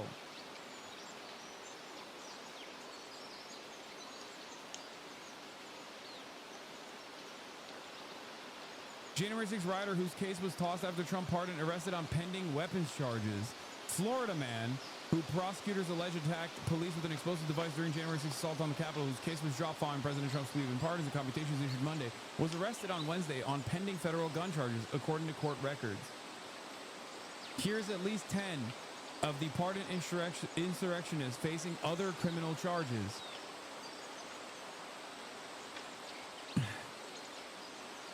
Emily Hernandez pleaded guilty in entering and remaining in a building in restricted grounds after Trump's pardon. She was sentenced to 10 years in prison for causing a drunk driving accident in 2022 that killed one person and injured another. According to prosecutors, Ball attacked police officers with an explosive device during the insurrection. He was rearrested days after Trump's pardon for illegal gun possession, given his felony record for domestic violence and strangulation. David Daniel, according to prosecutors, Daniel was part of the attempt to break through the barricaded Senate door and pleaded guilty to resisting police officers. He remains in custody after Trump's pardon on possession of child sexual abuse materials. Charges brought in 2024. Shane Jason Woods. Woods pleaded guilty to assaulting police and a press photographer. After Trump's pardon, Woods was convicted in April for multiple counts, including reckless homicide and driving under the influence in 2022. Theodore Middendorf. Middendorf pleaded guilty to destruction of government property on January 6th. He was previously sentenced in 2024 to 19 years in prison for sexually assaulting a 7-year-old and remains in prison. Taylor Toronto. Toronto was convicted of several crimes related to January 6th, including possession of an unregistered firearm. He was arrested in 2023 for illegal gun possession and making a threat to blow up the National Institute of Standards and Technology and was convicted this May. Brent John Holdridge. Holdridge pleaded guilty to parading, demonstrating, or picketing in a Capitol building on January 6th. He was arrested in May for stealing tens of thousands of dollars worth of industrial copper wire. This one's funny. And faces charges of burglary, grand theft, and possession of stolen property. Okay, this one's just a crackhead. Let him go, you know. Zachary Alem. Alem was sentenced to 8 years in prison for his role in the insurrection. After Trump's pardon, he was rearrested in May for an alleged home invasion and theft. A lot of heroes here, chat. This is before we talk about the guys who got killed by cops in subsequent stops where they were like resisting arrest and shit. And it's like, to be fair to the fucking insurrectionists, if you fight cops with your fists and you crush their skulls, and then the president literally offers you a public pardon, you're gonna think you can do that again to cops, I suspect. And it turns out you can't do that to cops outside of the Capitol Police, at the behest of the then President Donald Trump, who became president again. You can't do that to cops under normal circumstances, it seems.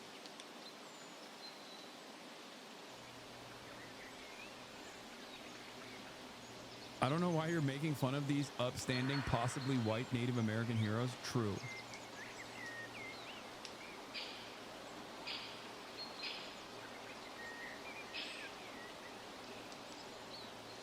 You know it's bad when the crack addict is the least bad one? Yeah.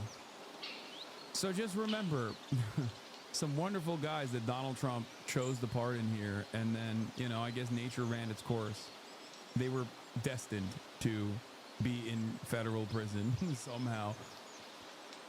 somehow, some way, one way or another, these motherfuckers were going to jail, dog. It was gonna happen no matter what. Part sexual child abuse. But they were criminals who committed those crimes. He let them out. So that means Now, the crime rate goes up. So you say they're criminals because they did the crime, right? Yeah. Would you extend that to illegal immigrants? They're all criminals because they committed a crime. I have a feeling your position. The Supreme Court. We're going to talk about immigration. Someone who's illegally entered the United States, not a criminal, but somebody who illegally entered the capital Not is. according to the Supreme Court of the United States. Yeah, what is a fucking civil offense, dude? What the fuck are you talking about? Yes, crossing the border illegally is nowhere near as severe of an offense as fucking pummeling a cop. Like, I'm like, look, I don't want to. Oh my god, these motherfuckers got me defending. These motherfuckers got me defending January 6th like a liberal. Okay, holy shit. Yeah, dude. There's a difference between, like, I don't know, jaywalking and fucking doing an insurrection. What the fuck? The Supreme Court has said that anyone who enters the United States illegally is not a criminal. And we can jump to future claims. Can I get the case We can site? jump to 20. You want to get the case? The case site, please. You said the Supreme Court. The said, citation of the case. Yes, that entering the United States illegally is not a crime. It's called Arizona versus United States 2012. Go look it up. Pause. You've been voted out by the Owned. majority. Please return to your seat. Jaywalking versus J6ing. Hey, how's it going? How you doing, sir? Nice to meet you, No, Manny. let the... Bro, I don't want to see another Hispanic Nazi, bro. Give me the fucking magician. I want to see... I want to see what the magician has to say. What is he going to pull out of that hat? Meet you. Thank you for coming. Appreciate you. I really just more want to get an understanding. When you say pro-criminal, what do you mean? I mean that when confronted with people who've committed criminal acts, Donald Trump has been either soft on them, friendly with them, pardoned them, and of course, let's not forget, I mean, we've got 5 minutes left, I'm surprised it hasn't come up earlier. He's a convicted criminal himself, sitting in the White House. Okay, I want to 34 make sure I felony understand you correctly, because Yes. I don't want to straw man you. No, You're saying I appreciate that. every time... Oh, God. Every single one of these... I guess Jubilee is self-selecting with, like, debate purgatory. But this level of debate purgatory is so gross. Where it's like, I don't want to straw man you, but can you define your premises, please? It's like, just fucking be normal, dude. What is this, like, incredibly soy? There is nothing more soy than being a Reddit debate guy, okay? And every single one of these guys has that exact same tendency. Much to consider for all the liberals, okay, in the chat who also behave in this exact same way. Time that he's been confronted... Not every time. I didn't say the words every time. Most times. A lot of the time. A lot of the times. Yes. He's leaned towards criminal activity. I didn't say criminal activity. He has committed crimes. Endorsed criminal. He's been indicted for 88 different criminal offenses in 4 different jurisdictions by 5 different grand juries. He was convicted himself on... I don't care about this. On Epstein. He knows more information All right, than I do. Pause. That's time. Please return to your seat. Good to meet you. Yeah, take care. You're just complaining because you've never grounded your moral axioms? Yeah, exactly. I just happen to be morally lucky and consistently find myself on the right side of history and morality. If only I had grounded my moral axioms so I could fucking defend Israel's genocide.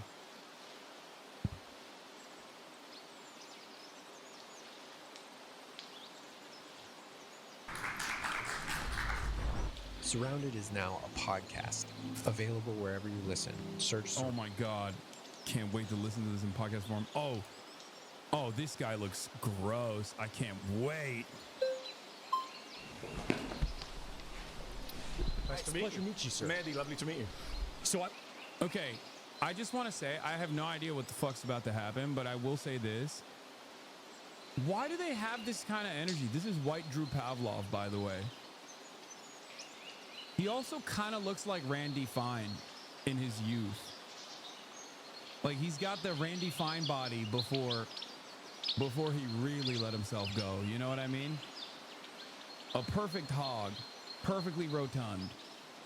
Can someone tell me why they have this, like, weird energy where it's like, buckle up, buckaroo. It's time for you to get a lesson in epic meltdown. It's like, why? Why are they like this? Why are they all like this? What happened?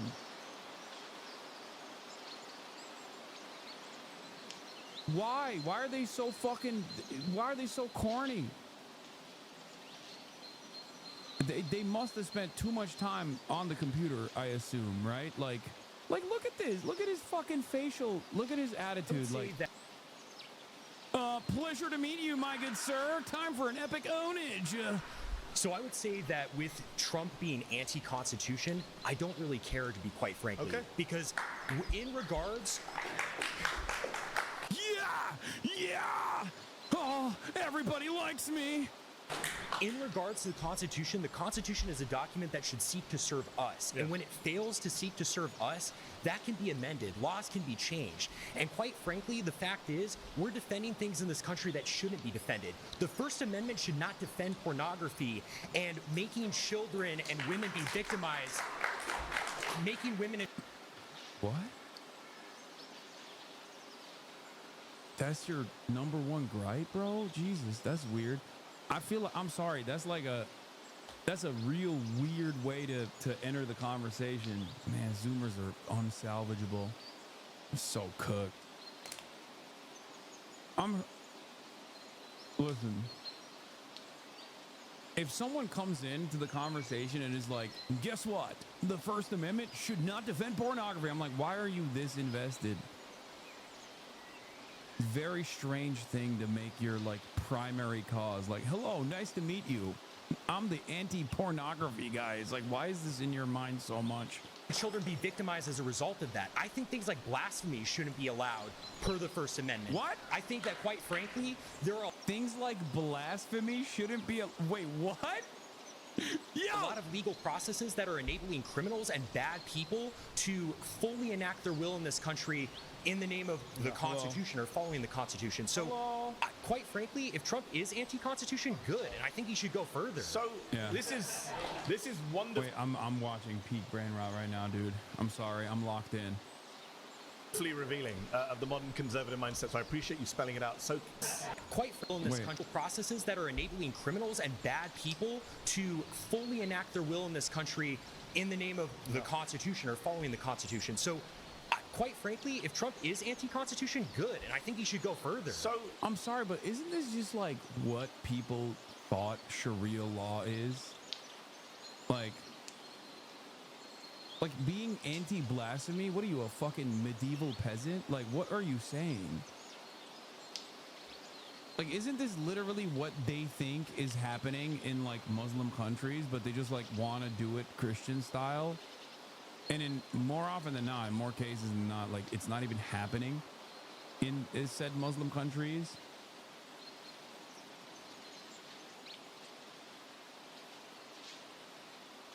This is wonderfully revealing of the modern conservative mindset, so I appreciate you spelling it out so openly. Just checking, do you support the Second Amendment? I do. Okay. Surprise, I was shocked to hear that. I'm saying that Donald Trump is defying the First Amendment, the Fourth Amendment, the Fifth Amendment, the 14th Amendment. He's thinking of defying the 12th and 22nd Amendments.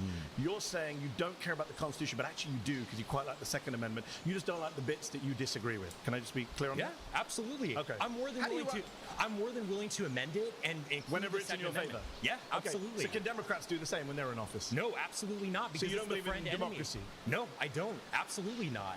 What do you believe in? Autocracy. By who? Honestly, quite frankly, anyone who is in line with Catholic teaching. Donald Trump is not.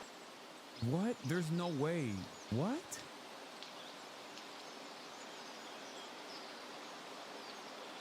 Wait, so he would be on board with like the woke Pope? Like, isn't the current Pope woke as well, as opposed to, I mean, the previous Pope was even woker than the current one, but like, they're pretty fucking pro-immigrant around those parts. So I don't really understand.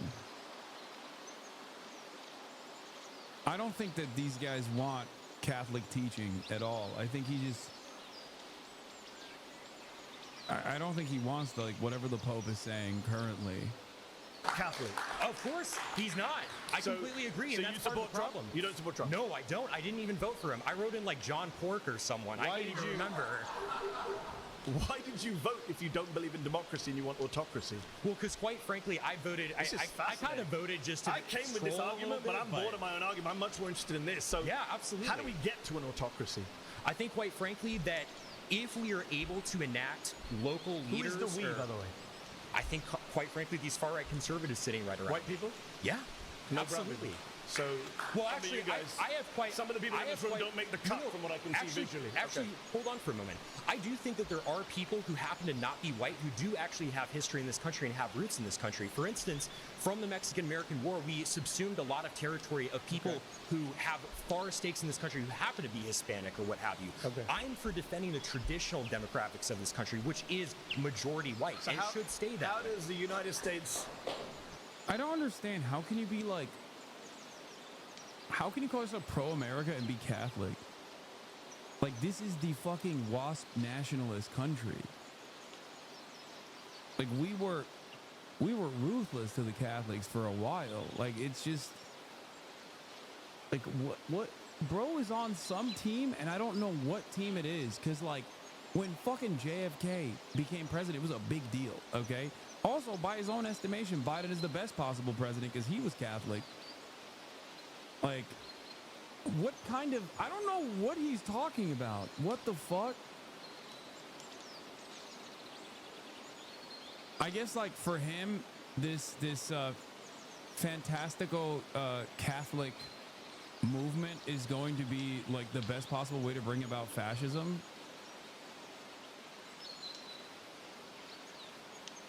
I mean, we've gone so off topic, but how does the United States look like under you? So what's your name?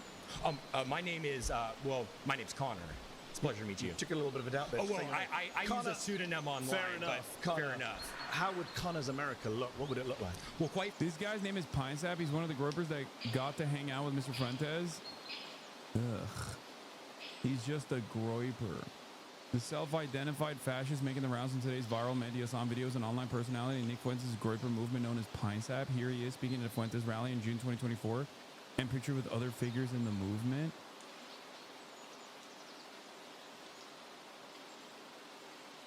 What the fuck? They're such fucking... Ew.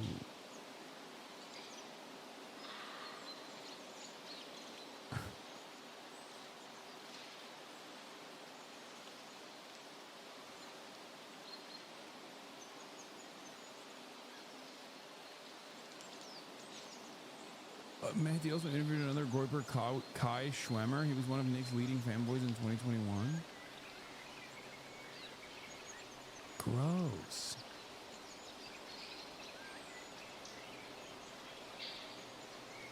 What? Frankly, I think we would deport people who shouldn't be here. No, I didn't ask about whether- deporting. What does the government look like? What does the government look like? Yeah. I would say, quite frankly, it's under a... God, you just keep saying quite frankly. Like... Evet. Ne aldın?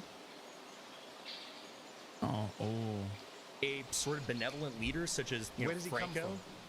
It could be a kind of aristocratic class. Could be someone No, but who picks the autocrat? Frankly, the people. I mean, we could hold a vote. Quite frankly, the people. Put on at Kings So were isn't that democracy? Well, sure. You can have a vote to get to that stage. And then no more votes afterwards? Absolutely. Wow. 100%. Wow. And if that autocrat kills you and your family, you're fine with that?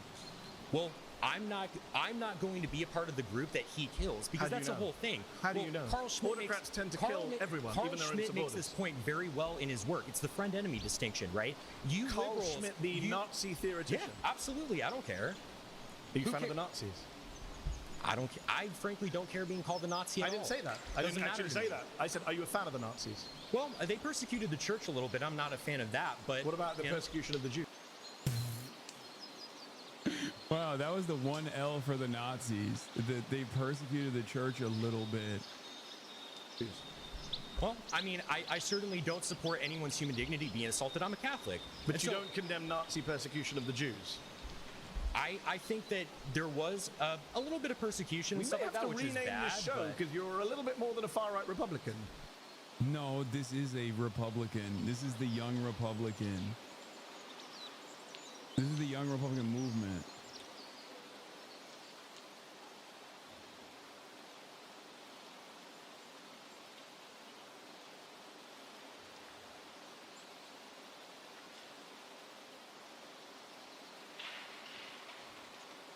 He said a little bit. Oh, you said 6 million equals a little? Dog, this motherfucker is not. He is not. He is trying to not so subtly imply that it wasn't 6 million. That's what he's trying to say. Hey, what can I say? If Mehdi didn't say anything, he would have slapped it too. Hey, what can I say? I think you can say, I'm a fascist. Yeah, I am. Look how happy he is to be like, I'm a fascist. I'm a fascist. Ah, what are you going to do about it? It's like, dude, I'm telling you, these people, when they're not in these limited environments, if they were to talk like this in like a random dive bar in the most right-wing town in the United States of America, they would get their fucking ass beat, okay? Like they would, even in a Nazi bar, they probably beat the fuck out of this guy for being too much of a nerd, okay? But like in any other bar where they're like watching Fox News, average conservative, super fucking right-wing, very racist, they would beat the fucking doors off of this dude. 100%. Straight up, dude. Ah, I'm a fascist. Ah, like, nah, no shot. How do you reconcile that with saying this is the average young Republican? I mean, I'm exaggerating when I say this is the average young Republican, but there are a lot of fucking prominent, like, people who self-identify as, like, young Republicans in the young conservative movement do operate like this, for sure. But they're not the most, like, they're not the average. They're not even close to being, like, normal Republicans in general. This is just the online face, unfortunately, of this movement.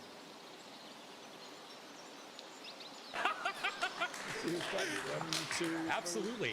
I'm just checking who's clapping just to get my set of where everyone is on this. Because you know that millions of people are going to be watching you on YouTube and checking out who the fascists and the Nazis are. I'm not ashamed of that whatsoever. No, clearly you're not. During the pre-war period, prior to World War II, it was only those parties that properly enacted the people's will. That's why they won. The conservatives were fat cats. They were aristocrats. Are you in favor of killing people who aren't like you? Quite frankly, I'm not. You mentioned Franco earlier. Franco killed a lot of innocent people. Oh, well, he killed communists. He killed people who raped nuns and killed priests. What about children who he killed and women who he killed? What are you talking about? He never killed any women or children. He was Catholic, He only killed combatants. Is that what you're claiming? Yeah.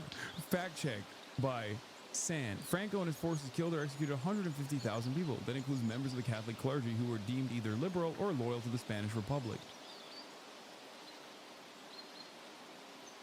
He never killed any. He didn't kill people. He killed communists. Like, that shit goes hard in, you know, whatever fucking Discord server you are in. But like in the real world, when you say stuff like that, people are like, it's weird. He only killed combatants. Never killed any innocent people. The White Terror was only punishing those people who did acts of terrorism. And again, are you supporting like raping innocent women? Nuns, dude. Killing priests? I mean, priests don't brandish guns and kill people. You just refuse to condemn the Nazi Holocaust, my friend. I don't think you're in a position to ask anyone any questions. I quite frankly don't care what you think about me. If I'm a Nazi and being a Nazi, is mutual, if being a Nazi means upholding human dignity, because I even believe in your dignity. I don't. In a state that I was running, I wouldn't want to hurt you or anything like that. But quite frankly, I don't debate fascists. Okay. So do you concede then? I mean, why? Do I concede you're a fascist who won't condemn the Nazis? Yeah. Yes, I concede. Okay, great. So I mean, what are we doing here? Because I mean, you just seem offended. What you're doing here, you just seem offended to be. You just seem offended. Did I offend you? Did I offend you by saying I'm a fascist? It's like, dude, oh my god. Like, what are you supposed to have a conversation with this guy on? Like, I mean, seriously, what are we supposed to do here? What a fucking insane person. I'm sorry. It's gonna sound a little ableist what I'm about to say, but this is no different than like talking to the mentally ill person at the fucking bus stop, okay? And trying to have a reasonable back and forth about like what kind of constitutional law theories is the Trump administration adopting? Like, what is this? What the fuck? What do you mean? This guy is just a fucking mentally ill charlatan.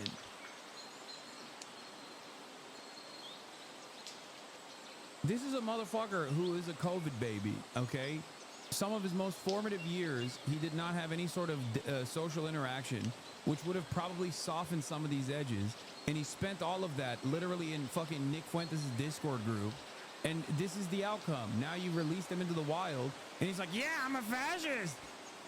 Did I own you? Ah! Did I destroy you? Why are you so triggered? I'm a fascist. It's like, nah, man, you're fat. That's what you are. First and foremost, sorry. I'm fat shaming. I apologize. Like, you look like a baby, like an overgrown baby, LARPing as a fucking loser. Quite frankly, like, I'm offended by people who can't condemn the Nazis. Yes, I am. Okay.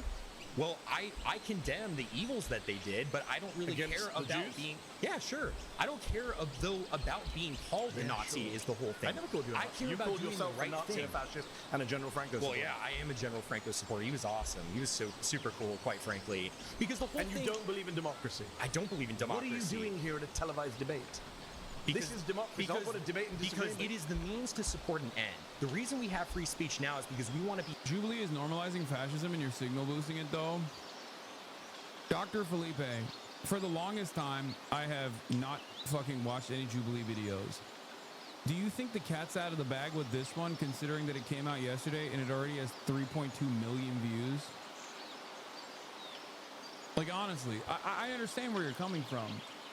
But do you feel like maybe if a video reaches fucking 3.2 million views over the course of not even 24 hours, perhaps there is a reason for why it's reached that level? So now it's like, unfortunately, a part of the political discourse. You and every other political streamer should boycott it from a moral perspective. You're right. We should just close our eyes to this thing that is moving and shaking discourse online. It's not a platform video. If YouTube allowed gore and a video hit 2 million views, would you watch it? If a video in and of itself was driving political discourse and it had gore in it, yes. I would at least talk about it. I wouldn't be able to show it within the terms of service, but yeah, of course I would talk about it. What kind of fucking idiotic argument is this? Why are you trying to debate lord me? Obviously, the reason why I have the no longer abiding by the long don't hurt me, I like you. I'm not trying to hurt you. I'm just saying you're being fucking stupid.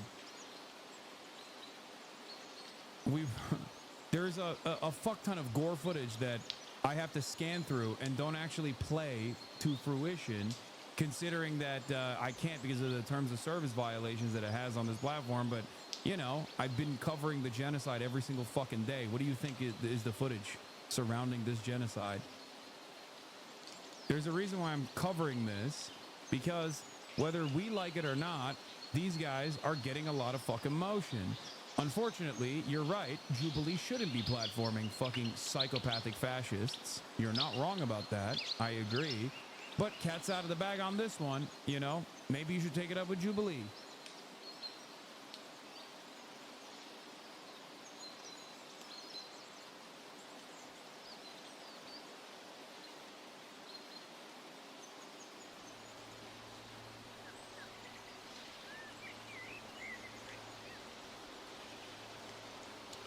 Jubilee and Nelk doing the same shit. Nihilistic content farming of both sides for clout. Social media was a mistake. I am shamelessly going into the chat of streamers I know to ask for a raise when they're done. I'm going to do my third stream at Donkey Kong Bonanza. Not listening since I'm streaming. I'm going for another couple hours or so. I'm gonna literally block. I'm gonna ban you. No, I'm kidding. Be openly talking about our opinions so we can get the state that we want. But it doesn't mean upholding free speech. I like that it's like, you can see why the Department of Education was the first target. It's never been easier to understand the rise of Nazism in 1930s Germany. I'm a fascist. Conservatives start clapping. I watched the video and I feel two things. Feel much better about myself and my intelligence. I'm terrified for the future of this country. They're not even here to argue a point. They're just excited to finally have an opportunity to verbally spew hate at a brown guy without repercussion. This episode feels like the beginning of something really bad. 5 years ago, these people wouldn't admit that they were bigoted. Now they own it. At least the YouTube comments are fucking shocked. After we win. Again, I mentioned the only good thing about this fascist moment the we're in whole reason is that you guys are so open about it. The whole It's great. reason Say I the mentioned quiet part loud. Keep saying it. reason I mentioned Carl Schmitt earlier, he kind of blew past him, is the friend-enemy distinction. Even liberals, when they take power, they want to enact policies and they want to act.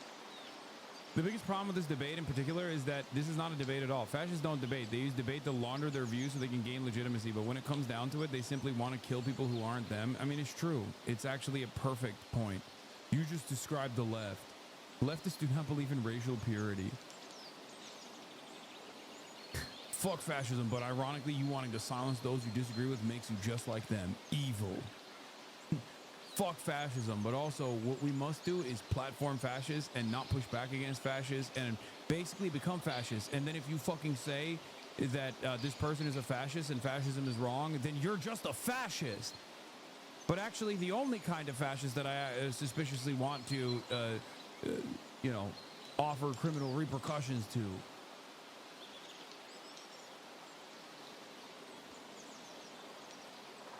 I don't know, man. There's a lot of crazy people out there, you know? You don't have to listen to every single person. Am I crazy?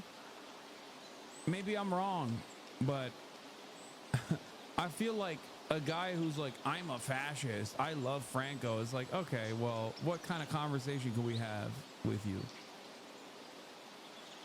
What kind of conversation is there to be had here?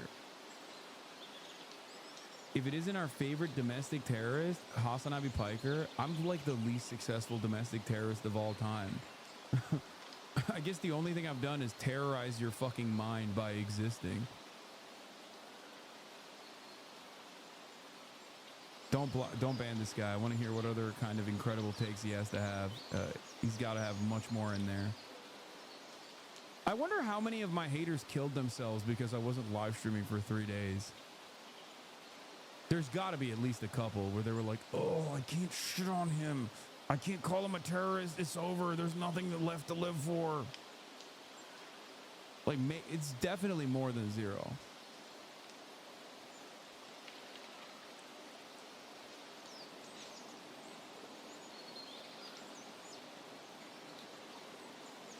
Enact protections for their people and their ideas, and they're willing to punish their enemy. And so I'm the same way. I'm like, hey, if you're going to punish me, I'm going to get in power, and I'm going to frankly punish you when you try to leverage power against me. Just that simple. It happened on your break, but did you see the Twitter of the guy whose friend killed himself because of BBC? I did. That's why I deleted Twitter from my phone. I saw that and I was like, I don't think this is productive. Yeah, I did see that guy who was like, you guys are joking about Great Replacement. My best friend killed himself because of BBC. And he wasn't talking about the British Broadcasting. He was talking about Big Black Cock. No, he wasn't talking about British Broadcasting Channel. He was talking about BBC, like penis. The penis of a black person. Yeah. I saw that and I was like, that's it. That's it for me. I think, like, I literally, I was shitting and I turned on, you know, I pulled out Twitter on my phone while I was shitting just to see what was going on in the realm of discourse. And I saw that and I deleted Twitter from my phone.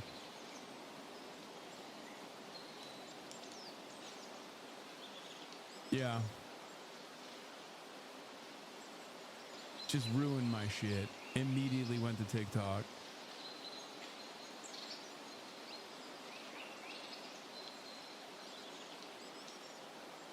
Yeah.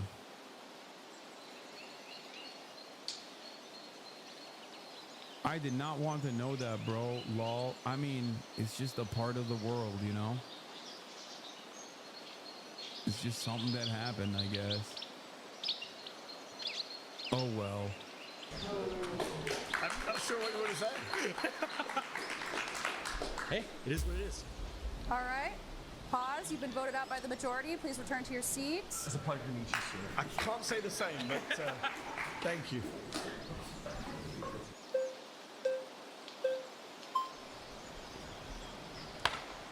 Good to meet you, man. Good to meet you, sir. All right. So I kind of want to start at the basics or the foundation. I want to see. Can I just check? Yes. Are you a fascist? No. Okay. I don't. I describe myself as, I think, just a Christian. Fair enough. I'm a devout Christian. Good to hear. So, I want to start, like, what is your connect? It's funny because like people are not, especially this generation, they're not more religious. I think the reason why they're claiming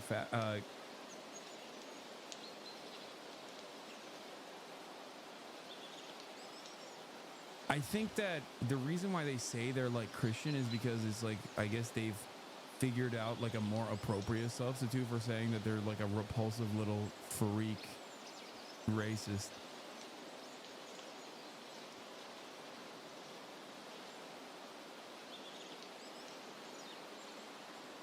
To the Constitution, and why do you love it so much? Like what makes it so important that Trump would defy something like the Constitution to you personally? Great questions. My first connection is I'm an American citizen. I naturalized American citizen, took a pledge to this country, to the Constitution. As a previous speaker has said, Constitution's not perfect. A lot of things I don't like about it. I don't like the Second Amendment. There's various amendments. I don't like the way the Senate is set up. I'm sure there's things you don't like about the Constitution. The difference is, I don't think you can just illegally defy the Constitution. I think each and every one of us can just make up whatever we want. Certainly presidents who are elected with an oath, right? Donald Trump took an oath to preserve, protect, defend the Constitution. And now when he's asked on television, isn't it your job to uphold the Constitution? He said on NBC, I don't know, which goes against his oath. And I'm identifying specific amendments where he is violating. He's only 6 months into his presidency, defying the First Amendment, the Fourth Amendment, the Fifth Amendment, the 14th Amendment. He wants to defy the 22nd Amendment and be president for a third term. This is the problem we have right now. Free speech is under assault. The free press is under assault. Due process is under assault. The right to be in your home and not be invaded by federal agents, the Fourth Amendment, is under assault. So that, for me, is a problem. Okay. Well, I'd like to start to say I really don't find the Constitution that important. I find it to be like a 300-year-old document. And it was created to defy the country that subjugated your ancestors in India. And then your parents probably moved from India to Britain. And then you moved here to tell us that we should listen to a piece of paper that you were never even connected to begin with. What is your connection to the piece of paper? That your drunk rapist grandparents came here? Like what? At some point? I don't get it. So I want to say, like, if I don't care about it, why do you care about it so much? Also, you said you're a Christian. What kind of connection do you have to a piece of parchment before paper even fucking existed? You know what I mean? What was it, papyrus? Like, what do you... You just said you're a Christian. What? How is any of this like an appropriate argument?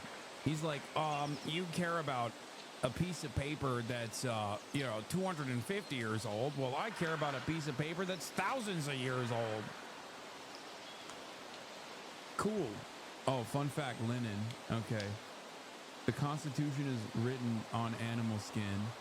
Not a fascist, but doesn't care about the Constitution. I mean, I don't really give a fuck about the Constitution either, if we're being real. I mean, it's supposed to be amended, and there's definitely some tweaks that you need to make, okay? But I think the reason why he doesn't care about it and I don't care about it are entirely separate, where I want to make people's lives better. These guys seemingly... What? Your new pet? I've got a great take for you. How does it feel knowing that the Department of Justice classified you as a terrorist, domestic terrorist, on live television in conference with the president on June 7th across all media platforms? You were on CNN and Fox News. How is that not your entire personality right now? Piker, Piker, Piker, read the message, Piker, read the messages, Piker, read the Like, this is the type of guy who luckily did not kill himself while I was gone for 3 days. But this is exactly who I'm talking about when I say, like some of these dudes will literally die if they weren't able to do this, you know?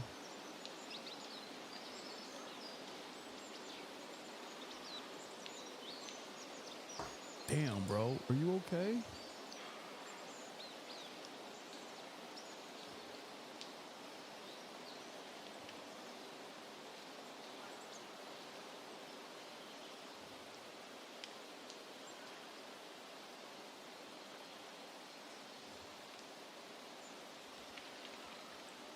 Yeah.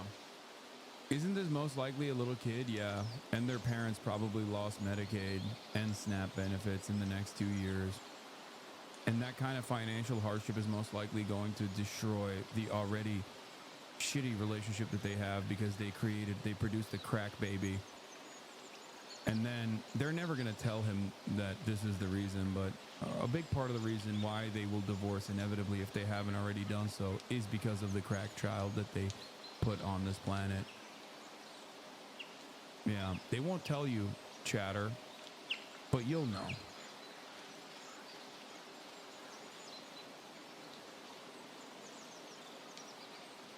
How do you run a country without any kind of laws or due process? And by the way, you do care about it, because without the First Amendment, you wouldn't be sitting here. Oh, I agree with the First Amendment, and I think. So do you agree with Donald Trump's crackdown on the First Amendment? He's imprisoning people for their speech. He's threatening free speech media organizations. He's threatening peaceable assembly. These are all rights under the First Amendment. Why aren't you bothered by that as a conservative who claims to love the First Amendment? So I don't like the First Amendment. I like free speech. Okay, so the First Amendment is what guarantees free speech. I'm from the UK, by the way. I'm from the UK, which is a democracy. We don't have the First Amendment. No, that's one of the things I do like about the Constitution. I wish the UK did have a First Amendment. So people I'm a that get journalist. arrested for praying outside abortion clinics and stuff like that, right? So you're opposed to people being arrested for speech crimes, I assume. Well, it depends what it is. If it's like the people... so you're like one of the previous speakers. As long as there's someone who agrees with you, you don't mind the crackdown. No, I support... Either we consistently support principles or we free don't. speech 100%. Okay. I don't think anyone... So do you think Donald Trump is defying the Constitution by cracking down on the First Amendment? So I think he's cracking down on free speech, like the deportation of Mahmoud Khalil, who was just released from prison by a judge, saying his First Amendment rights were violated. And I agree with the judge, and I disagree with Trump deporting them. But I think that's more a matter. Oh my God! Half of the guys are like, nah, he needs to be deported. Wow, there's some infighting in the conservative movement. Free speech and not the Constitution. I think that's pedantry at this moment. I think you've conceded that he is cracking down on free speech, which is the First Amendment. So he is defying the Constitution. So it's a pleasure to be in agreement with you, sir. All right, pause. You've been voted out by the majority. Please return to your seat. Thank you very much. How do you audition for this episode? They literally were like, who can sig heil harder, I think. Like they were trying to get the best, the expert sig heilers for this one.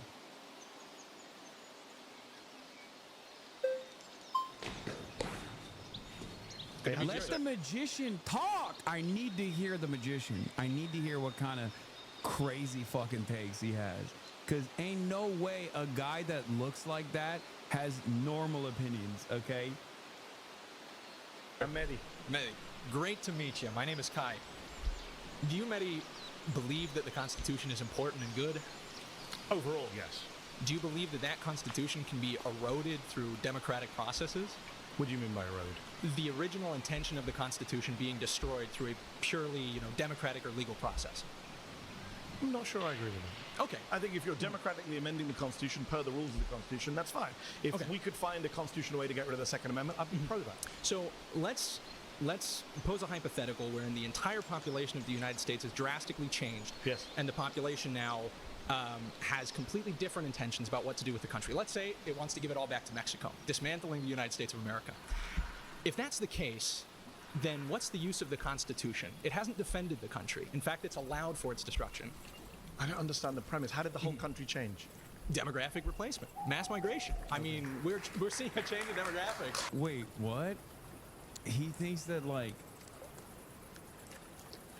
this is Kai clips from the Republican Hype House on TikTok circa 2020. I could have done better without that information. I don't need to know things that much. There are things that I don't need. That there's a Republican Hype House and he was a part of it. Okay. Dude, that's awesome. What if... Yeah, I know this kid from then. Yeah, what if the Constitution... what if the Constitution was eroded democratically because people got together and voted to erode the Constitution to disband the government? How do they do that? By Mexicans coming into the United States of America.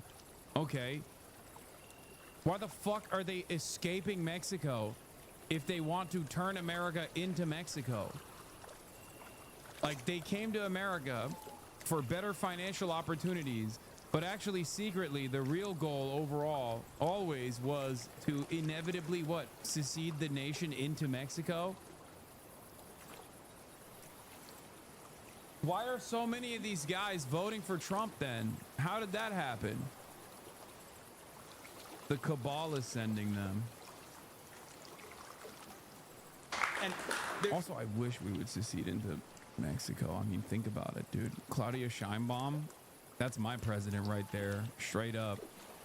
What is I do want to talk about immigration today. I hope we talk about it. Everyone's itching in this group to get to immigration. Yes, sir. I've saved it. I've saved it for you all. But given we're on the sense of the Constitution, and you asked the question, well, what is the proportion of immigrants in this country?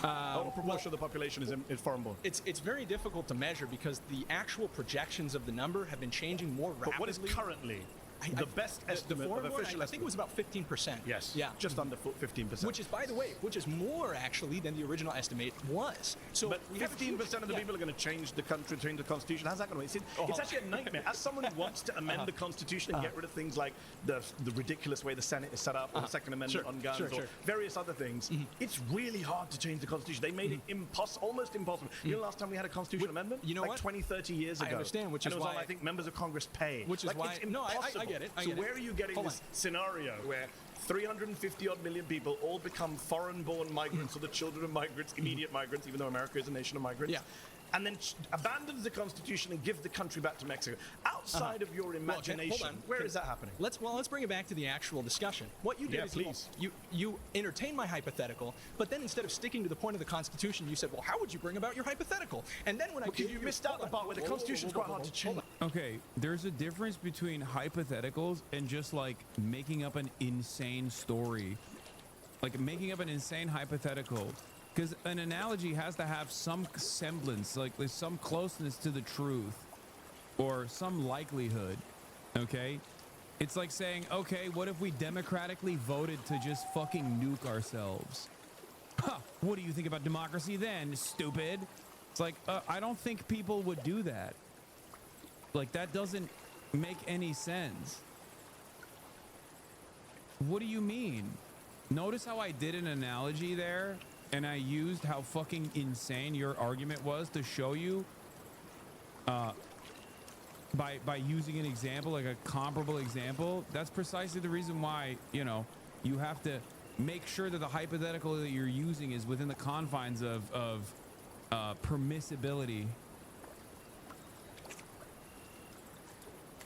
I'm just saying, it's so stupid. It's like, oh, you like democracy? What if we democratically voted to fucking nuke ourselves? Okay, well, yeah, I guess then democracy is bad in that incredibly unlikely, impossible to happen scenario.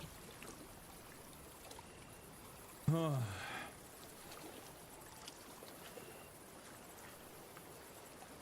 on.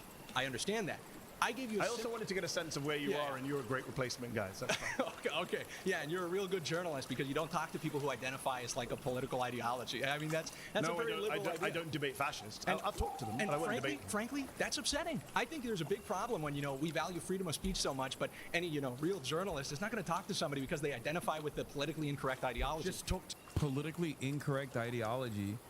No, man, it's just a death cult, and it's patently a waste of time. Why do these guys sound like this? They all sound the same. They're like, they have Reddit speech. Is this TikTok speech patterns? Is that what it is? Maybe I'm just like lost in the sauce, but they all, quite frankly, you don't want freedom of speech, it seems. It's a waste of time, and I'll explain why. Look at Israel, okay? That's what happens when you accelerate in a fascist state. When you get to a fucking fascist nation state, you turn into Israel. Do you want America to turn into Israel? Because we're fucking getting close. Some of these guys will say yes, and at which point it's like, it's self-defeating.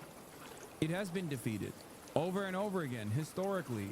It's a suicidal ideology because the values that you hail as like ultimate are ridiculous. They're silly. They're made up. You've just made it up in your mind where you're like, I'm daddy's special boy and I must be preserved and protected and all of my enemies must be killed. That's not like a functioning political movement.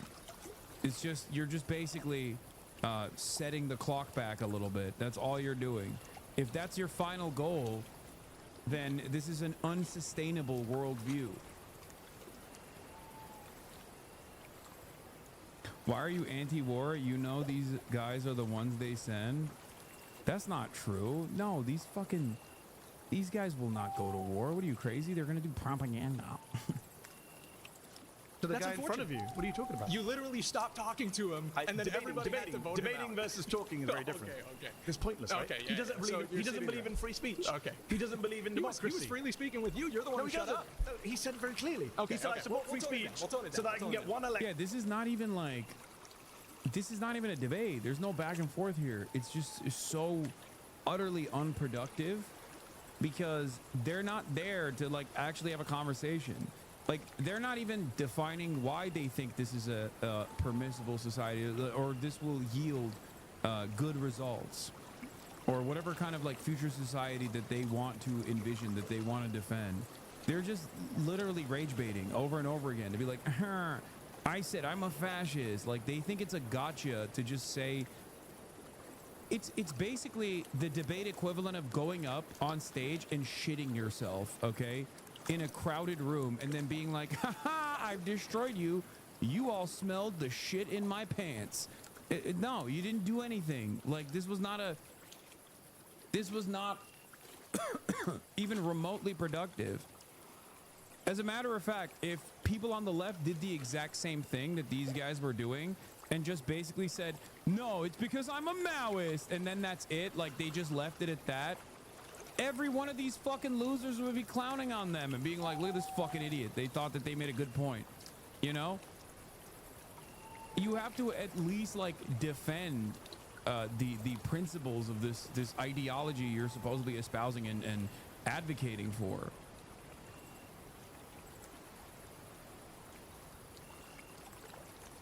The only thing they're doing is stopping the magician's right to speak. I know, I need the magician to speak, and I suspect I'm going to eat those words soon when he does end up speaking. After one election, my guy comes in, and after my guy comes in, nobody gets to speak or vote again. We all listen to your Why would I conversation. debate that? We listen to your conversation. Let's bring remind it you back what to it was this said topic. because you just Let's bring it back to the misrepresented. Constitution. Please do. First, Fourth, Fifth, 14th Amendments. Those are the ones I'm saying Trump is defying. Do you support that or do you deny them?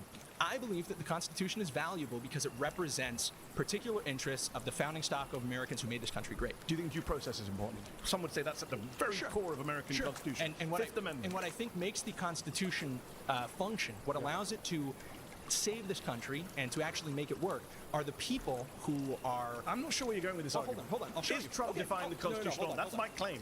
You can have these weird hypotheticals We're taking it into a different manner, which is, what's the function of the Constitution? I'd rather not have your... You already did. Yeah, but now I just don't 5 want minutes to. ago when you took it to immigration. Now I don't want to. Okay. Let's bring it back. I want to bring it back to the First, the Fourth, the Fifth, and the 14th Amendments, and the 22nd Amendments. Either you say, hold on, you got two very good positions here. One is to say, I don't think he's defying them, and I'll say why you're wrong. Or you say, I don't care that he's defying them, as one of your colleagues said, in which case, I don't know where this conversation goes because you don't believe in democracy. That's fair. Do you think it's wrong to dismantle the Constitution? So those are two options ahead of you. Do you agree? This is important. Do you What agree? I'm doing So is is Donald Trump... Okay, let me ask a question back since you're asking me questions. You're not answering the basic point. Well, this is why you can't debate the far right on these topics. They aren't even trying to be on topic. I know. Like, they're not even staying on the subject matter because they don't give a shit. And especially if you're a liberal, this is the limits. That's the problem with Mehdi's worldview in general, is that like it still exists within this naive framework almost, where like because he's so preconditioned into like defending institutions and like liberalism and these like foundational values, that he thinks that the other person sitting across from him is also going to abide by said standards and maybe even feel shy about like revealing their position. But it's clear that these guys are not shy about revealing their positions. So all this ends up turning into is just them constantly going, are you triggered because I'm a fascist? Are you triggered? And yeah, the secondary market consumption for this video is just shock and horror and people going, oh my God, these guys are fucking insane. Is this what the modern conservative movement looks like? But every single time these guys are rage baiting, there's also a group of people that feel emboldened and galvanized by it, and their group and their message spreads, unfortunately. That's it.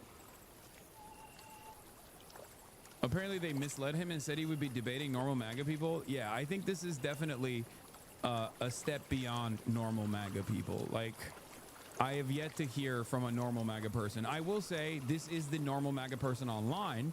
This would be like Mehdi Hasan debates 20 of his Twitter reply guys, right? But this certainly is not normal MAGA people. MAGA influencers, sure. Do you think Donald Trump is dismantling the Constitution? Can we agree that Donald Trump is dismantling? Because I'll agree with you on that. I think he is dismantling the Constitution. I think he's illegally, unconstitutionally. I think he's interpreting it in ways that are more. Which judges do not agree with him on. Okay, hold on. Which the Supreme Court has not agreed with him on. And the judges don't agree with the people who wrote the Constitution. How do you know that? Okay, let's take your example of the Second Amendment.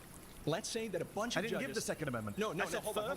Fourth. You don't want to talk about the ones I've given. You're interrupting me. You're interrupting me. You're ignoring me. First, Fourth, Fifth, 14th, 22nd Amendments. Those are my amendments that I came with today. If you don't want to debate them, just say so. I'm trying to understand your ideology. Say so. You believe that dismantling the Constitution is okay when it's about parts of the Constitution that you disagree with. Amendments. You would be fine getting rid of the Second Amendment, even though that would be a dismantling of the Constitution. No, because it would be done via constitutional means. I'm not the one sitting here like your pal. Okay, you have agreed. You have agreed the Constitution. I'm not the one saying you just get rid of them willy-nilly. I don't agree. We're ramping up. I don't agree that Joe Biden should come in and say by executive order, if Joe Biden put out executive order saying Second Amendment no longer applies, I can round up everyone's guns. I don't agree with that. Your result is exactly I don't agree with them. No, but I don't agree with the method. No, amending the Constitution through the normal process is entirely different than just doing something unconstitutional. You are supposed to be able to amend it. It's a living, breathing document, right? I mean, this is just like, I don't know. It feels like there's a fundamental disagreement here where this guy is just like, no, you don't understand. Changing it at all is actually technically dismantling it. They're all Rumble YouTube fascists. One works with Elijah Schaefer on LFA. Jubilee set him up with channeled influencers. Of doing it is unconstitutional. That's fine. He would have been defying the Constitution, and I would have said so, but you can't bring yourself to say so. We've been sitting here for several minutes. All of your friends have seen me ask you several times, do you agree that Donald Trump is defying the First, Fourth, Fifth, 14th, and possibly 22nd Amendments? Your colleague at least admitted that he's defying the First Amendment. I understand that you came in here. What you are attempting to do is simply frame this conversation like you did with the first claim about Donald Trump. But then when anybody asks you any kind of question that presses you to the least degree... No, I answered. I said I would dismantle the Constitution, but I would do it constitutionally, not by executive order. So what I'm trying to get to is to prove to everybody who's watching that what you care about is not the Constitution in what it represents or creates. You care about the Constitution only insofar as it allows you to achieve your political worldview. We agree on that. No, I care about the Constitution you agree with the because I don't think presidents should be fascist dictators and violate the Constitution. That's what I'm saying. You care. And he is different. I don't think the president should have the power to lock you and me up if we write an op-ed that he doesn't like. I don't think the president should be able to crack down on us if you and I decide to go protest outside his parade. I don't think the president should be able to deprive you and I of due process or come into our homes without a warrant. And I think, well, let's on an agreement then. All right, pause. You've been voted. Okay, well then he walked him through literally the violations of the Trump administration, like, and he agreed with all of them. But unfortunately, everyone in that fucking audience is so stupid that they don't even understand that Mehdi Hasan literally pointed out the exact constitutional infringements by pointing out the amendments. He would not back down. He would not actually answer those questions. So he just personally described the violations piece by piece and got him to literally agree with every single point. Okay. So I guess there's no disagreement. Got it. I'm glad it's good to meet you. It's good to meet you, Kai.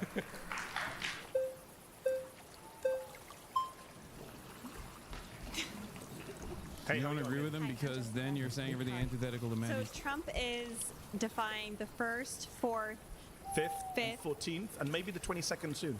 Okay. So I want to focus on the First and the Fifth. Okay. So you say that Trump is defying the First Amendment. Can you give me an example? For example, he banned the Associated Press from attending White House events. A Trump-appointed judge said that was against the First Amendment. He's been cracking down on media organizations he doesn't like over their speech. If they say stuff he doesn't like, for example... Okay, I'm bored of this. I want to start by asking this. Do you care more about helping Immigrants are overall good for America. Okay, let's see. Americans or immigrants in this in this claim. Immigrants are Americans. I'm an immigrant and an American. Well, immigrants are not Americans. Americans are the people that were born here. That's not true. Where'd you get, what's the basis of your claim for that? Are you talking about people that get naturalized in the process of becoming American? 14th Amendment. Have you read it? Okay, yes, I have. Citizenship clause. It so says any persons born or naturalized in the United States are citizens of the United States. I'm aware of that. There's about 40 to 50 million naturalized Americans in this country. Yes, but you didn't seem aware of it because you said Americans versus immigrants. So, but are you understanding that the process of getting all these immigrants that come in here we've been also the millions of immigrants, it's up to the millions, it's the last 20 years now, and it has dramatically affected Americans here in the country, which positively, I would argue. People like me and everyone around here, we cannot find homes or even get jobs within our own fields that we go to college for. It's because of immigrants, dude. What do you mean? You think they're not building the homes fast enough? Is that the problem? Like, what are you talking about? What do you mean? This part is the dumbest part, because it's like an immigrant is not the reason why the housing market is the way it is, you fucking moron. It's because of people using real estate as a speculative asset and refusing to build housing by need. Like, you think that if you were to deport 20 million immigrants, all of a sudden the landlords were going to be like, well, I guess we got to lower our prices. They would be like, oh well, all the homes and all of my property value, all of a sudden, I guess I just got to lower it. I guess my little nest egg is no longer is no longer as important since we racistly wiped out 20 million people. Yeah, rents will never rise ever again. Yeah, you know what'll also make it easier, dude? If we just fucking wipe out like a chunk of the construction force as well. A chunk of the labor force that engages in construction. Approximately 25%. That will certainly boost the building efforts and the building initiatives. 60+% of all agricultural output gone, wiped out overnight. No more poultry, no more meat, no more farming, no more construction, nothing. Your grandparents, sorry, no one to take care of them. That we get into debt for, and because more blue-collar work, especially in construction, agriculture and so forth, and the hospitality industry, we cannot get jobs in those fields, so it requires Are you looking for a job in construction? No, I went to college. Okay. Many people here are in college. Oh shit, my bad. No, she wasn't. She didn't. She doesn't want that. No, never mind. Never mind. She doesn't want to do that. That'll fuck her nails up. You know what I mean? But like, someone else got to do it. Not me though. How about we give those guys the proper paperwork so they can get better wages? You know, since they're doing the same fucking job, if not more, than you are. How about that? I think that's the best possible way to go about it.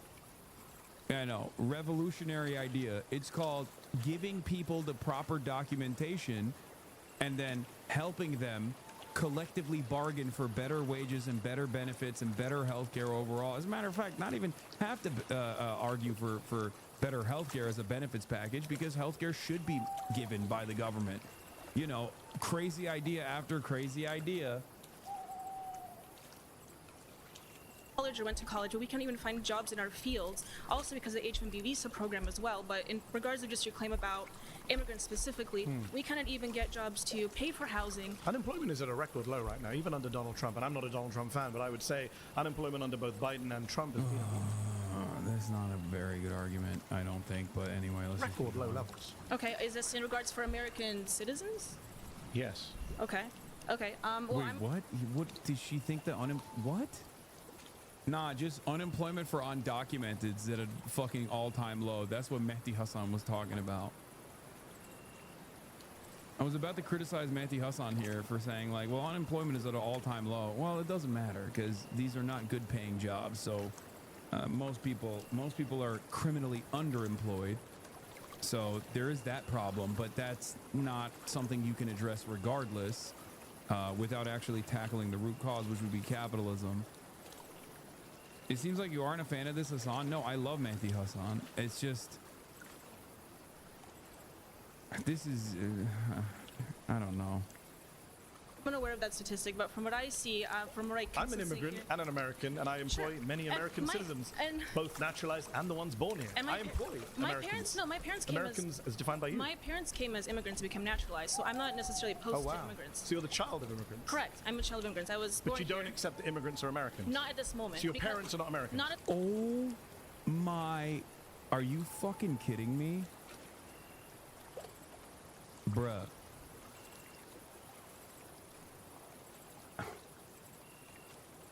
She said, not at this moment. Too much. I'm good. Nobody else. That is crazy. That's fucking nuts. At this moment. So hold no, on, your parents are they're not American. citizens. They became naturalized. You just said you can't be citizens by being naturalized. No, I was born here, and I'm not Yeah, opposed you're born to here, right? naturalization. I But never are your said that I'm against naturalization. Are you against naturalization? No, I never said I was against You did. naturalization. You began. You're very. Everyone was here. They can play it back on YouTube. You said Americans or immigrants. Are your parents Americans or immigrants? No, my parents are United States citizens. But they're immigrants. You said. No, they came here as immigrants. However, but So they I want are to make the immigrants. claim You that said, we can't I came even, here as an immigrant. I'm but an immigrant. at this point, when they came, the United People States aren't happy with the way this is going for you. The United States economy was not at. It's better. Yeah, once they found out that she was also a daughter of immigrants, they're like, yeah, get her out, get her out. Get her out both of this country, literally and figuratively, and also get her out of this debate. Now, the American economy is better than it's been Not for from many the- years. not from the And I can say statistics that I as someone see. who We doesn't like have- Donald Trump. We're Which giving statistics are you millions seeing? and billions of dollars Which to statistics people are you of, seeing? minorities as well as The reason the immigrants economy is doing badly now is that because we Donald can't- Trump's that we're giving tariff it to policy. We're giving millions and billions of dollars to minorities and immigrants. Okay, her parents came here as immigrants. She was born here. When Republicans talk about the strain that immigrants put on the American economy, they're lying. But the way that they lie is literally her. They point to her and people like myself and many others who are the children of non-citizens, who are natural born citizens, who do have access to some of the limited social safety nets, like and you know, public education and things like that. They add that to the calculation to make it seem as though immigrants are actually costing the American social safety nets this much. They're not talking about immigrants. They're talking about American citizens, just born to parents that are immigrants. We can't Nothing even to get do with businesses. migrants. In fact, the they congressional. can't even start businesses. Yeah, the thing that is I guess like kind of wrong, or the thing that like causes me some gripe with Matthew is, and his argument is like, he's not addressing the anger that these people have. This is the problem. And their anger is directed in the wrong direction, but there is some underlying truth behind the reason why they talk about economic instability. This is a major issue with liberalism. To say, well, the GDP looks good, the economy looks good, the American economy, the American economic engine is in full tilt, baby. Like, that kind of stuff doesn't actually address the real issues that people are experiencing. That's the problem. That's why I keep saying like, oh, I don't know about this argument, I don't know about that argument, because like the appropriate way to look at this is to say, yeah, you're frustrated, but you're blaming the wrong guy. You're frustrated, but someone who is responsible for the economic uncertainties that you are experiencing has also told you that the reason why you're feeling angry is because of Mexicans. That's not the case. It's because of Trump, and it's because of the Democratic Party as well. It's because of the Republicans, because of the Democrats in charge. They are not addressing your needs, okay? And I totally understand that. But we can't come to a reasonable conclusion here if you keep repeating over and over again that it's actually Mexicans that are responsible for the fucking housing shortage. You know what I mean? It's just fucking stupid. the debate points you mentioned earlier were the right way to approach this?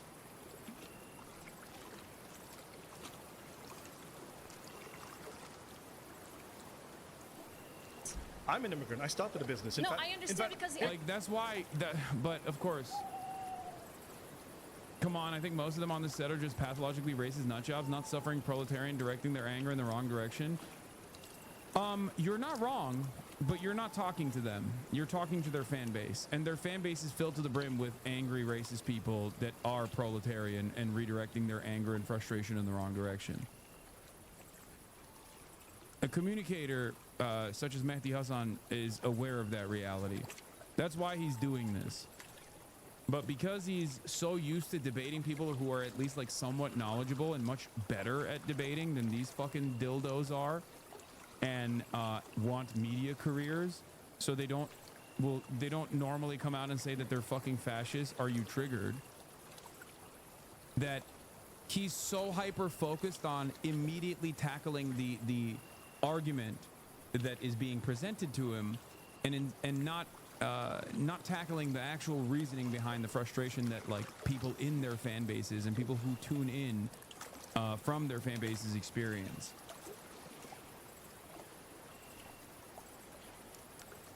They don't even have fan bases? No, but there are people who will tune into this video and will find themselves on the MAGA side or find themselves like sympathetic to this kind of argumentation. And if it's properly addressed, he's very good at debating. Even against his weight class, he can really throw his weight around. No, Mehdi is probably the best debater on the liberal side for sure. My point is that in this circumstance, his expertise is actually kind of harming him a little bit.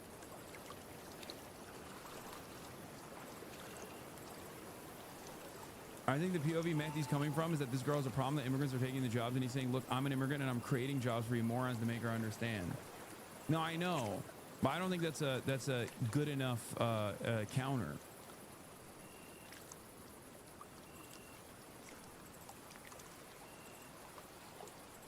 I would never criticize Mehdi's skills in debating. He's fantastic. Immigrants are giving people billions I didn't of take any loans. loans They're giving from them SBA. billions. I didn't take any loans. I'm not from saying you SBA. did, but I'm Okay, saying well, that saying I did. statistically speaking, they're giving billions of So loans. should we do to these statistics? According to statistics, immigrants are 80% more likely to be entrepreneurs than native-born Americans. Sure, They're more likely to start businesses I'm aware of and that. hire Americans. No, I'm aware of right? that. Immigrants But are more we likely also- to pay in taxes than Yeah. take out in benefits. And They're more likely to add to innovation and jobs and wages. This is what the statistics show. The Congressional yeah, Budget I Office. understand how you Let me just finish my understand point, and then you come back Okay, in. go The ahead. Congressional Budget Office, which is bipartisan, Republicans and Democrats both use it. They have said that the immigration surge that you mentioned will lead to an extra $9 trillion of GDP over the next 10 years. That amounts to $65,000 per American household. That's $65,000 for each and every one of you holding up a red flag. Okay, I All understand right, that, but pause. You've been voted out by the majority. Please return to your Nice to seat. meet you. nice to meet you. Thank you.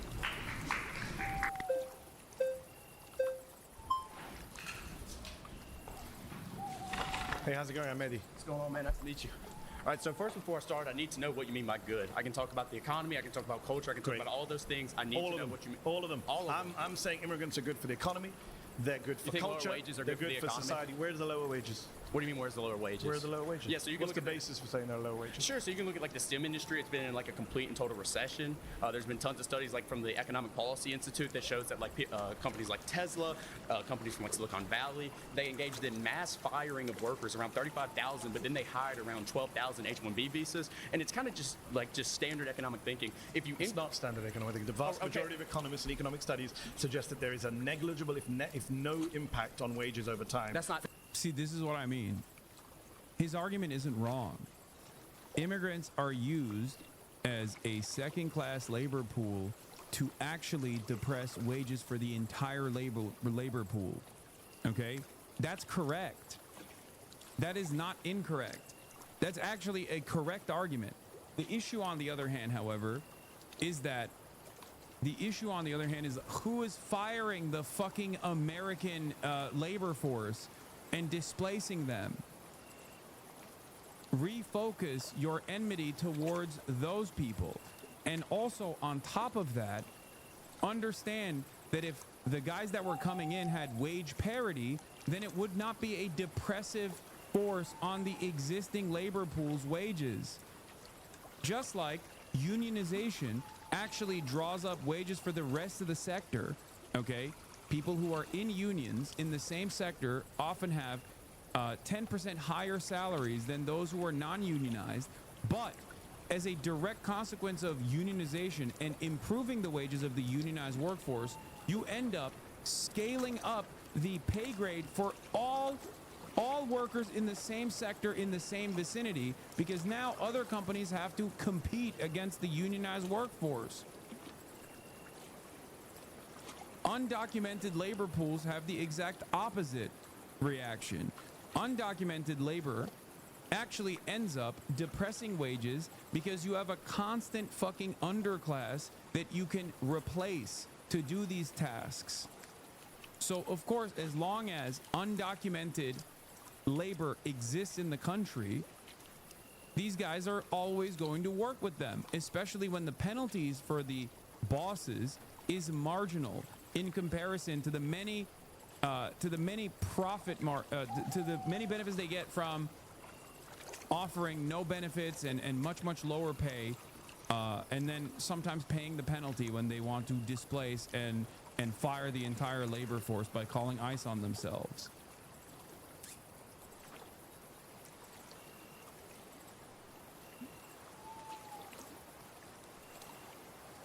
That's the issue. It serves nobody any purpose to say, well, Mexicans are going to do the jobs you don't want to do. I think that is a almost supremacist argument that people make. There's truth to it, but the reality is the appropriate thing to do to increase wages across all sectors is to document the undocumented labor force and allow them to join unions and make better demands for higher wages and higher benefits and better compensation overall, so that all wages can go up.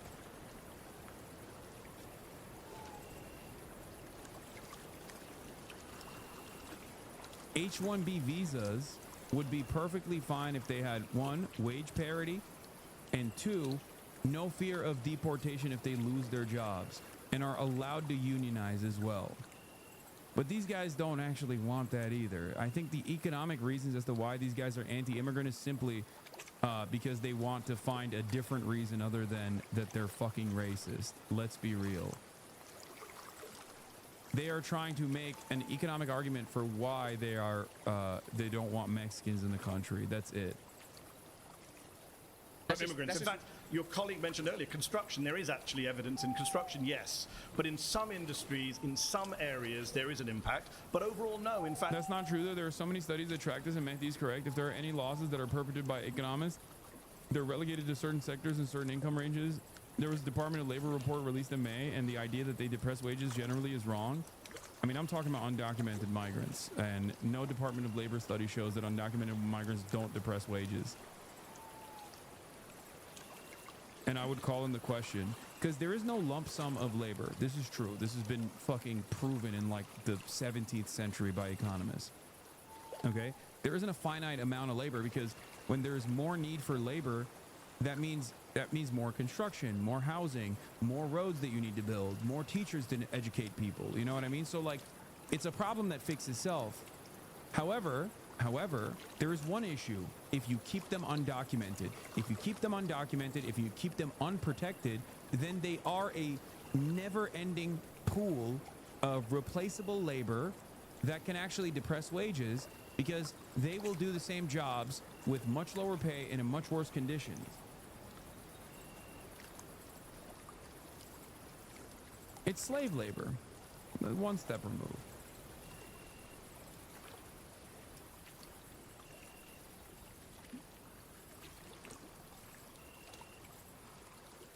And a study from the National Bureau of Economic Research found that migrants since 1965 have raised wages and raised innovation. Who's that by? National Bureau for Economic Research. No, hold on. That's where you publish studies. I'm asking yes, I didn't memorize the names of the authors. Yeah, I know you did. Right? Can you give me the authors you've got? Yeah, hold on. The study you're talking about is from Giovanni Perry, and what he did is he didn't account for aggregation issues, nor did he. The vast majority of studies. Let me speak, please. Yeah, thank you. Right. So listen, he didn't account for aggregation issues, right? And when you look at like these spatial approaches that all these economists use, you're not accounting for the fact that when immigrants come into an area, natives leave. If you look at an occupational approach where you look at Wait, what? When immigrants come to an area, natives leave? What? Why are these economists not studying the how racist the native population is? Because they're just like me. Why are they not accounting white flight into their economic arguments? Am I crazy? Did I misunderstand what the fuck this guy is saying?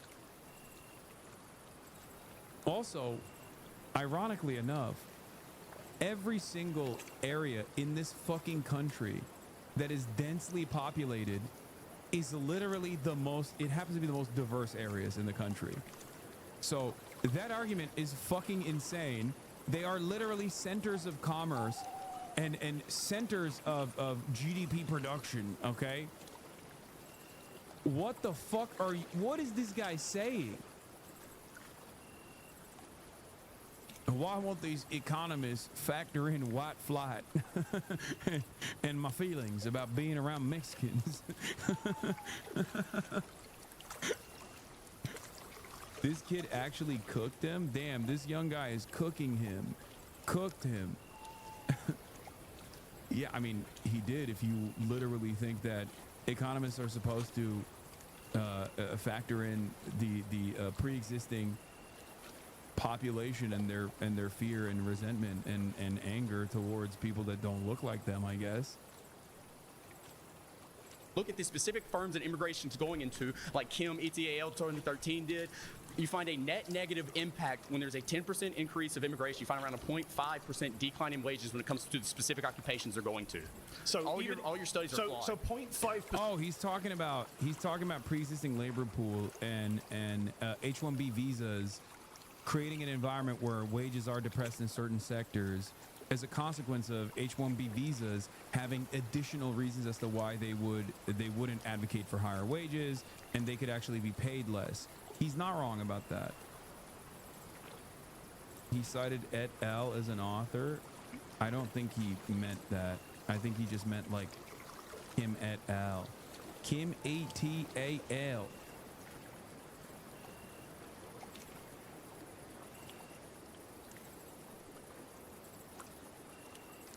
What's the difference between migrants entering the workforce and women entering the workforce? I mean, you're not wrong, but these guys don't want women entering the workforce either.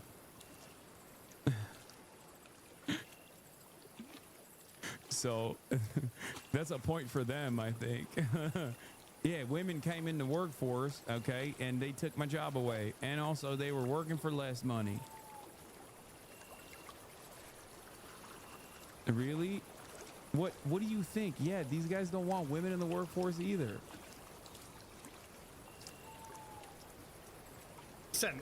Weigh that up against what I just mentioned from the Congressional Budget Office, which is a yeah, women is the immigrant of the world.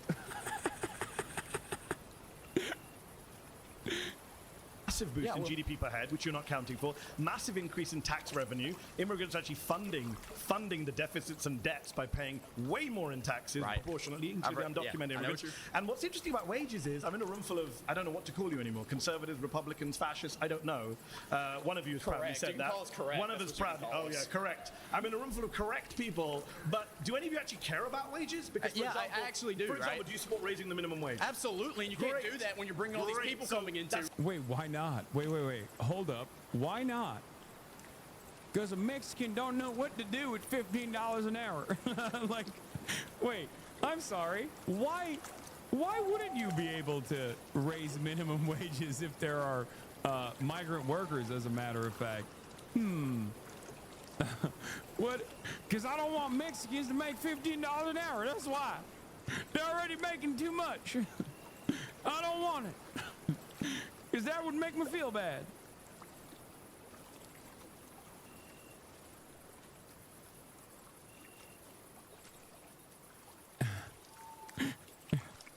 It's not not the reason the Yes, Republican it Party is. blocks the minimum wage. You think Republican politicians don't vote for an increase in minimum wage because they're worried about immigration? Did I We have say I not voted had an Republican? increase. Did I say I We've voted not- Republican? Well, I'm on a show that was called 25 far-right Republicans. That I would doesn't mean I'm assume going to you support are. every single Republican Good. candidate. So you right? and I, good. So you and I, Yeah, you and don't I, let's support- agree. I don't We support- both support raising the minimum wage. Yes, 100%. $7.25 since 2009. It's lost 30% of its value. 100%. If you care about wages, we should be raising the minimum wage in this country, not scapegoating migrants who aren't the cause of Can I low wages in the respond? country.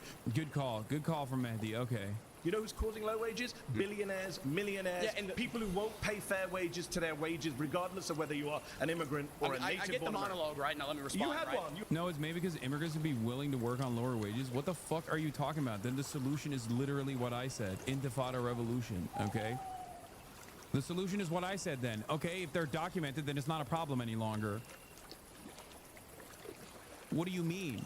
Yeah, that's my argument. Okay, only one solution.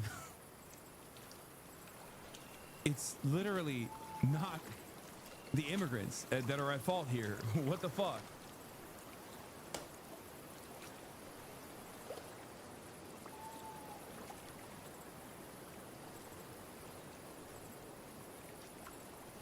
You had one No, with no, your yeah, but- one study that had a 0.5% impact. Go. Can you explain it fully? I think I and most of chat don't get it. Sure. If you have a bunch of people coming into the country that are purposely kept undocumented, because the difference between an undocumented migrant and a documented migrant, or an undocumented migrant and a natural born U.S. citizen is just paperwork, okay? If they're purposely kept undocumented, then they do not have the same protections that you do, right? Your protections are already marginal, they're already limited, but undocumented migrants do not get even the modicum of protections that you have, right? This way, they are more desperate and they are kept desperate so they can work for much lower wages, okay? They will work for much lower wages. Companies know that they will work for much lower wages. Companies know that there is always going to be a pool of second-class citizens in this country that will work for much lower wages. So why the fuck would they actually hire you when it's going to cost them a shit ton more money? You're going to expect benefits when these guys don't expect benefits and will work for literally tiny fucking slivers of dollars. Okay? It's that simple. They will work for much lower pay than you and will do the grueling labor and won't actually complain. However, if they were actually documented, then all of a sudden they could complain. All of a sudden they could actually work for better wages. They could demand better wages and better benefits, as a matter of fact, if they were to collectively bargain in the form of developing unions. In that process, there would no longer be a secondary market that these companies could utilize. It's that simple. I explained it earlier. Unionization leads to increases in wages in the same sector in the same vicinity for even the non-unionized workplaces, because they have to now compete with higher wages and better benefits from the unionized workplace. It's even better if you're directly unionized. Immediate 10% increase in your salary on average. So if unions are responsible for increasing wages across the board, then undocumented migrants are responsible for decreasing wages across the board, because companies would rather rely on undocumented labor because they're cheaper, and they cannot advocate for their workplace protections. It's that simple. The solution to that is not to deport the undocumented labor pool. The solution to that is to actually document them.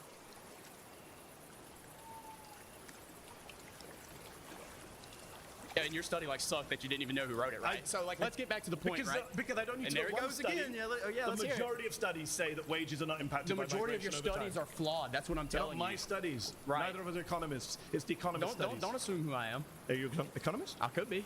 But right. are you? I could be. Are you? I'm not going to tell you. Are you? I'm going to major in economics, right? Are you an economist? Oh, he's going to major in economics eventually. No, not right now. Okay, so when I said neither is economists, I was correct. Just don't assume. To use your favorite word. See here, dude, this is nothing of substance. You look at the red flags; they're coming up. Let me get That's to the great, point. but So you're when not you an talk about when you talk about the CBO, one thing you're not accounting for here is that they're assuming an equilibrium, right? Do you know what that means? You shouldn't make these type of assumptions. You said earlier that unemployment. Do I was know like what it means? I thought we're not doing assumptions. Okay, hold on. You mentioned we were like at like 4.2% unemployment. Yeah, that's counting people who have part-time jobs. That's counting That's how poverty it's always wages. been counted. Yeah, I'm against poverty wages. You Can we won't let agree me again? Yes. If you go to like the Lookwood Institute, they calculated a way where it's like functional unemployment. Okay. If you account for things like just people who make around $25,000 a year, people who have fallen out of the labor market, people who only work part-time, if you count all of those people together and then add on the unemployment, that's around 25% of the population. So when you go, we don't have jobs. Wait, he's not wrong. This part is correct. No, he's not wrong. 25% of the overall like eligible labor force is unironically underemployed. Yes, there is a major issue with the gig economy in this country, and it's been completely eviscerated due to all of these dumb fuck Republicans gutting what remained of like labor protections for the past couple of decades. The solution to that, of course, isn't to just like randomly decide to deport immigrants. It's so fucking stupid. These guys are so dumb. How can you literally see the problem, correctly identify it, and then turn around and you're like, and that's why we gotta deport immigrants? What the fuck?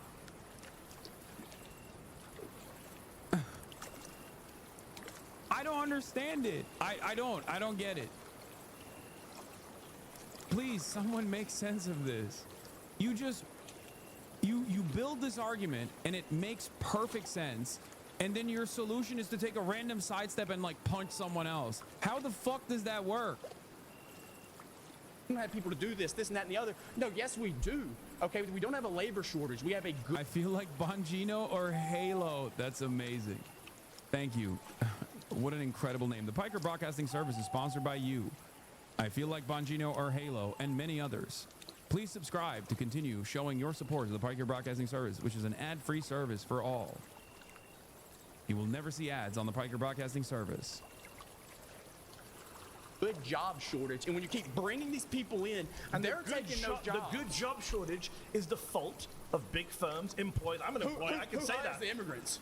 Who hires the immigrants? Yeah. Employers. Exactly. So when you bring up these big firms, okay, so that's the way that keeps wages down. You understand that, right? So let me ask you a question. If you got rid of all immigrants coming in tomorrow, moratorium, you think that Republicans and employers of big firms just suddenly raise all the wages? That's what you. Great question. This is a great question from Mehdi. It's true. Do you think? do you think that these guys would magically? It's the same principle behind like the Pareto principle. These guys will be like, immigrants are coming in and they're fucking my girlfriend. Okay, I can't have a girlfriend because the market, the dating market is polluted. There's too many people with their salsa hips. It's like, okay, let's say we now magically wave a wand and it's a white only nation.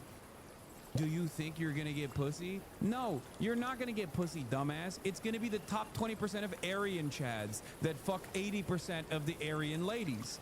Okay, that's it. You haven't actually fixed the problem for yourself. Okay. All you did is eradicate the salsa hips. That's all you did. That's it. That's it. It's so stupid. You're still maidenless, okay? It's dumb. It's dumb as fuck. Just like if you were to eradicate the millions of migrants, documented and undocumented, from the fucking labor pool, you're not going to get better wages as a consequence of that. You're just going to cripple the economy. You're going to destroy the economy. That's all you're going to do. I don't get it. What was the correct problem he identified? That there is criminal underemployment in this country. 25% of the labor force is underemployed. He's right about that. That is a real fucking issue. Okay? If left unaddressed, we're going to have more and more economic instability. That's it. That part is correct. But immigrants are not responsible for that. That's fucking stupid. So what I said, you That's notice what how you it was believe. a complete your ankles That's what all you right? believe. You pivoted the hell That's what away you from the believe. conversation. Is that what you? I'm on Are the your subject. ankles okay? Do you believe that wages? I'm just wondering how naive you are. You believe that the 1% will raise wages in the federal wage They will if be we forced stop to. immigration? They will be forced to. great When you being increase David. labor's relationship to capital, okay, and you give labor more bargaining power because you're But this tightening is a the very supply of simplistic labor. understanding of economics because you're Okay, not, explain I'm wrong. He's not wrong. I can't believe this motherfucker is using labor bargaining power. Oh my God. How can you fucking say that and then turn around and be like, it's the immigrants that are at fault? They're also laborers, you fucking moron. What are you talking about? They're also a part of the labor pool, you jackass. Do you think when someone is a Mexican, all of a sudden they're not like a laborer? Well, how does this work? This is why I'm fucking annoyed with this idiotic argumentation. You only read half the book? No, he didn't read any of the book, okay? He thinks immigrants are scabs. I guess. Tell you how you're wrong. Because you're ignoring the fact that when immigrants come into an area, they spend money. They create jobs through their About presence. 1/5 of their monthly income leaves the country. That's a good thing also because you don't like USA foreign aid. So this is the point. They create Don't jobs. I assume came that. into this country. So far, every one of my assumptions. Like, if you think there's two tiers of labor, okay? You got laborer and then you got Mexican. Then make the Mexicans laborer, okay? Put them in the labor class by doing what? Documenting them. There you go. Boom. Magically solve the problem, okay? The issue with like Nazballs and people like this that try to act as though the problem is fucking migrants is that it has no, like, it's just wrong. It has no materialist understanding. There's no difference functionally between a Guatemalan migrant laborer and an American laborer, okay? An American citizen who is a laborer in the same fucking field. There's nothing. There's no difference. They still got two hands and they're still fucking hammering the nail the same way, okay? That's it. They're both working. They're both doing labor. They're both having their surplus labor values stolen by their bosses. The solution to this problem is not by, I don't know, culling the fucking pre-existing labor force. The solution to this problem is to make sure that there is a bottom in the labor force where everyone is properly protected. That's it. About you has been correct. But listen to me. I am an immigrant. I'm speaking from personal experience. Get the hell out. I don't even like. I should get the hell out. Yes. Why? I don't want you here. Why? Because you come here and say all this bullshit about how Americans are lazy. Why? You push your left-wing I never politics. said Americans are lazy. I don't know why you say this. I never said Americans yes, are lazy. you are. You're The only person saying attacking immigrants people have to is come you. into this country so they can do jobs that we don't want to do. I That's never exactly said what those you words. said. When did I say it? Oh, really? You When did didn't I say say that? it? So We're why on don't we- YouTube. Guys watching on YouTube. You know, it's yeah, you're so triggered. Except he's literally losing an argument. And he's not even. He could have even won this argument, ironically enough, if he just didn't fucking randomly become insanely racist here. But I guess that's the whole point for these guys, ultimately.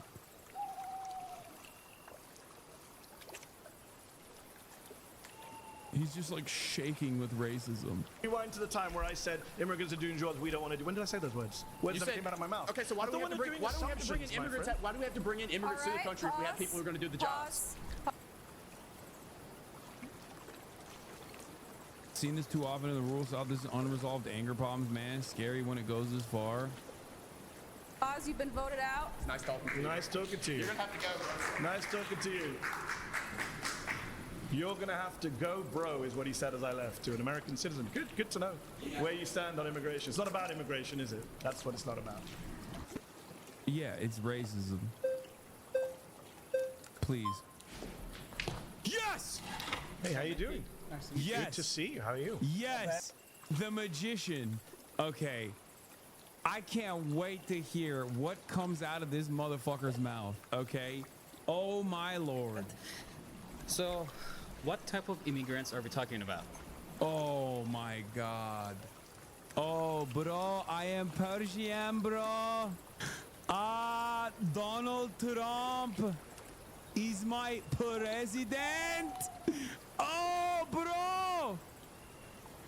What type of immigrant are you talking about, bro? Oh, let's go. Oh, hell yeah. I'm locked in. What do you mean? Like any immigrants or immigrants? That's what I said. Immigrants are illegal overall. immigrants. Undocumented immigrants also contribute Illegal. greatly to the U.S. I say undocumented. I don't think people are illegal. So, let's put it this way. I mean, I'm an immigrant too, from Iran. Okay. There isn't even How a do you U.S. feel about the fact that people? Wait, oh, you from Iran? Oh, I couldn't clock that. I just, thank you. I couldn't see the pin. Oh, hell yeah, this guy's awesome. They want you out.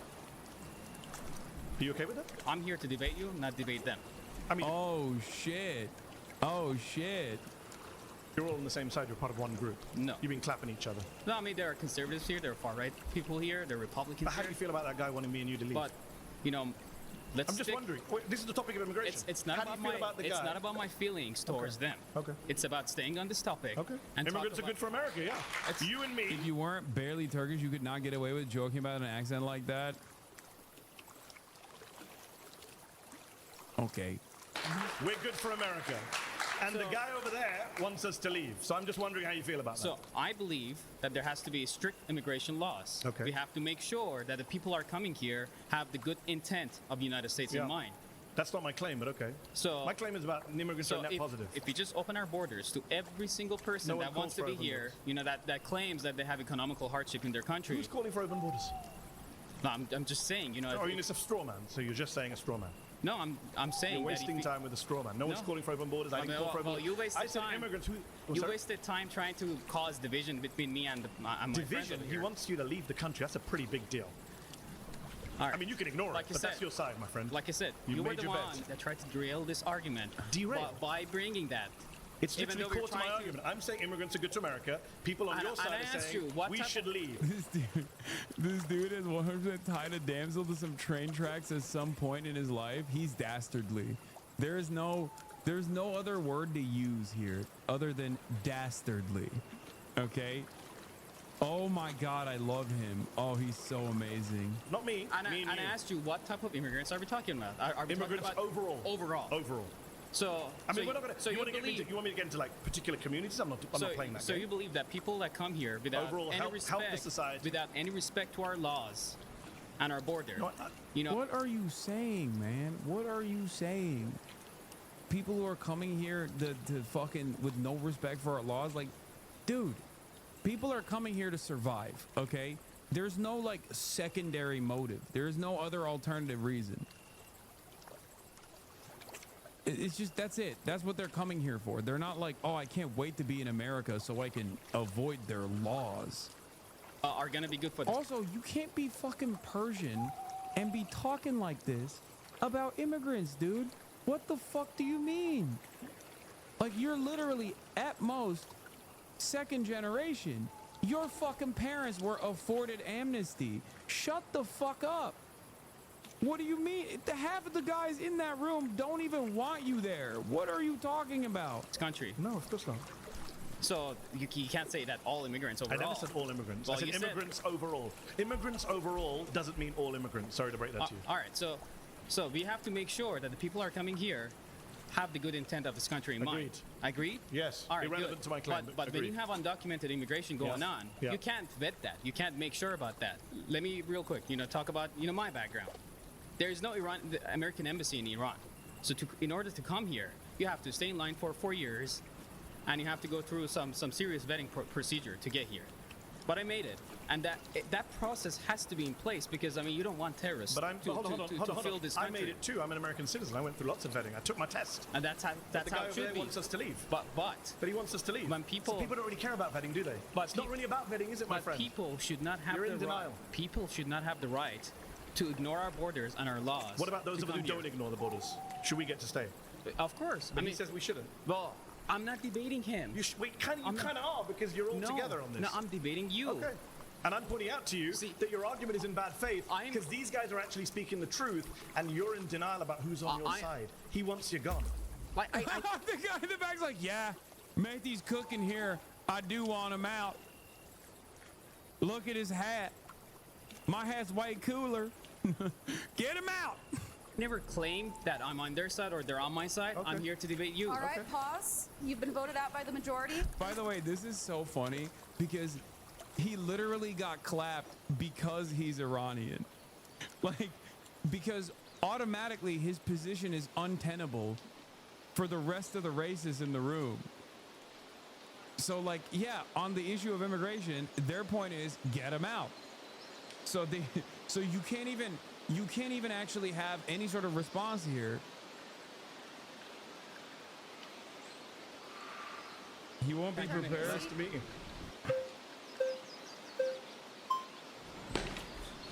Hey, how you doing? I'm Eddie. Nice to meet you. The question is, immigration is good for America, right? Overall, if you look at the net positives to things like our society, our culture, our food, our economy, our general diversity, I know the D word is a bad word in places like this. I think immigrants have been a net positive. I think if you look at your everyday lives, we all benefit from immigration. And what kind of conservatives disagree with that? Some of the guys who told me to leave this place and go back to, I'm not a citizen. Do you think all conservatives? No. Oh. No, in fact, Ronald Reagan, who's a president I wasn't a big fan of until Donald Trump. Oh my God, this guy keeps waving the... Dude, oh my God, whenever they see brown conservatives, they just keep fucking voting them out. Oh no! They just immediately, they're like, nope, flag him. Get the Mexican out. Now people like Reagan look good in comparison. Reagan said in 1986 our country is a nation of immigrants, our immigrant heritage is our strength. He gave an amnesty to 3 million undocumented migrants. He understood the value of immigration, so I'm with Reagan. Yeah, Although this guy's putting his thumb down there, so Reagan's not popular in right-wing crowds these days. Yeah. Well, he's popular with me. Good to hear. I'm a deferred action of childhood arrivals. Actually.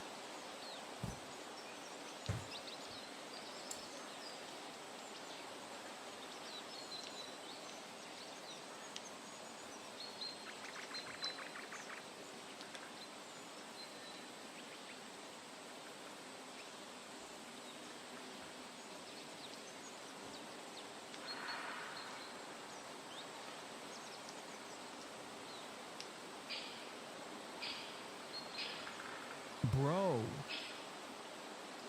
are you okay? Did you get lost? Did they lie to you? Did they say... What?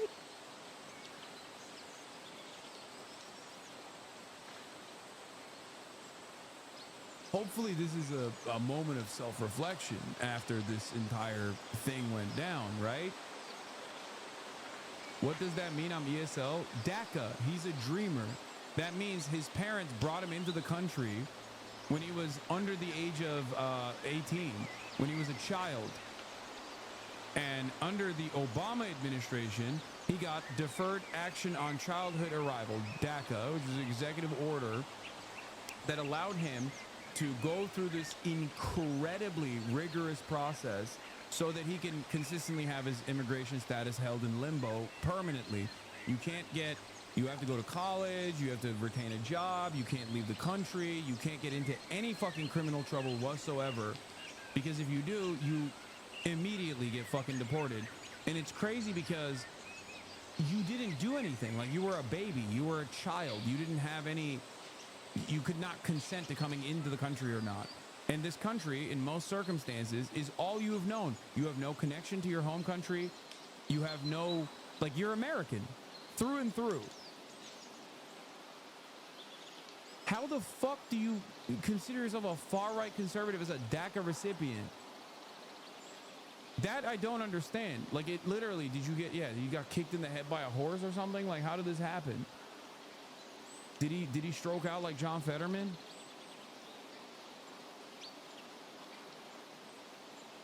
What's happening here?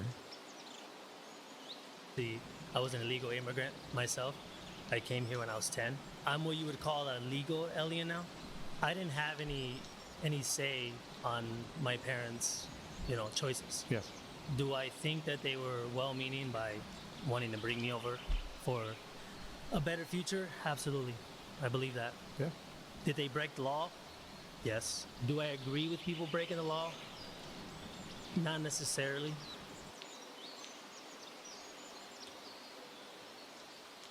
Okay, self-deport? Like what? Bro, what is he doing? What? What is he saying? Do I think that there's ever a situation where you can break the law for the better or the Bro just debated himself only to lose on the premise. What the fuck? You're good. You know, immigration is it's an interesting issue because I do agree with you that good to hear. Everyone is an immigrant in the sense. Like, can you tell me a little bit more about your journey? I've been here 10 years. I'm a proud American citizen. I'm a dual national. I'm British. I'm American. And I am an immigrant who's contributing to this country. So, yes, I'm very much proud of America's immigrant heritage. I'm part of it. And despite what one of the other people said on this show earlier, everyone here, unless you're Native American, All right, is descendant of pause. immigrants. Sorry, you've been voted out. Please return to your seat. Thank you, man. Nice to meet you. Nice to meet you. What? How's it going? Hey, how's it going? Actually a fan. I see you a lot on Piers Morgan. Okay, thank you for watching. Yeah. So my argument is that Americans are what is a nation? A nation is a geographical location full of people who have some things in common. Did they get did that guy sneak in? Like what happened? Why was that guy what did the previous guy say? Like he just came up and was like, I think sometimes breaking the law, especially when it comes to immigration, is good because I'm like literally a recipient of my parents illegally bringing me here, and I don't think it's a crime. Did he have an epiphany in real time? Like what happened? He's an MMA guy, 1000%. Call Felix, he will explain. Is CTE brain?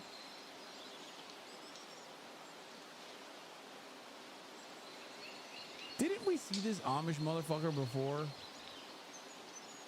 Jedediah. I feel like we saw Jedediah before in a previous video. So I think some of the things typically in history are going to be like race, religion, ethnicity, language. These are some of the things that we have to have in common in order to actually have a functioning civilization, especially in self-government. I'm not necessarily a giant fan of self-government. I'm a Catholic nationalist. I'm not a fascist. You have to have at least some things in common in order to actually have a civilization. And the immigrants, especially illegal immigrants that come into this country. Jeff Dippard.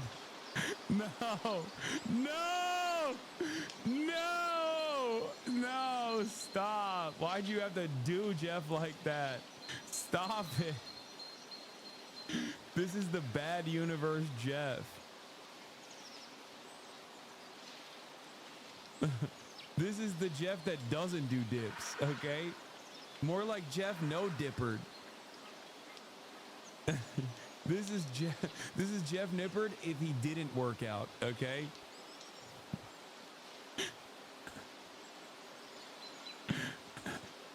He just instead of hitting the gym, he maxed out his racism points.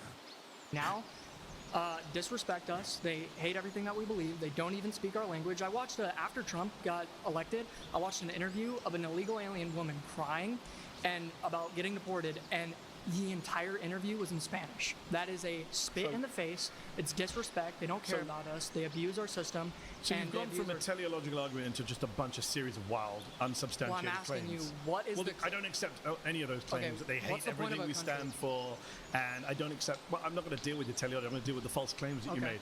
There's no bait. What's your There's never been. You know what's really crazy about this? There's never been a point in American history where we haven't had an influx of migrants coming in from a country that didn't primarily speak English. That has just never happened. Okay? This is one of the most American aspects. It is probably the only good thing about America, immediately.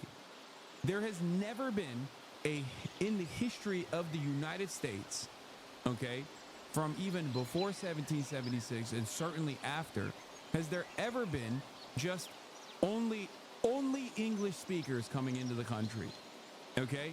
There have always been other nationalities. There's always been other languages, okay? Motherfucker says England. You think America was entirely comprised of the English? Is that what you think was going on? Because even then, there were the French, there were the Dutch, there were the Germans. You understand that, right? And those motherfuckers didn't speak English. What the fuck do you think? Like, this fucking dipshit's great-grandparents at a certain point, okay, I assume, given his Mormon, or given his Amish background, even though he said he's a Catholic nationalist or whatever the fuck, you can't fool me, Jedediah. I know you speak Dutch Amish, okay? At a certain point, your fucking ancestors were living in goddamn mud huts speaking German, okay? That's what they were doing. Don't come to me with this bullshit. It's fucking ridiculous. It's fucking ridiculous. The idea that there's like, well, they're speaking Spanish is disrespectful. What do you mean? No, you're disrespectful. What you're saying is antithetical to the development of the American country, okay? The nation state of America. You just are doing the other side of the story, which is classic. Whenever like new waves of migrants are coming into the fucking country, you got motherfuckers who are complaining about how they don't speak American. That's it. That's always existed as well as migration being a persistent force.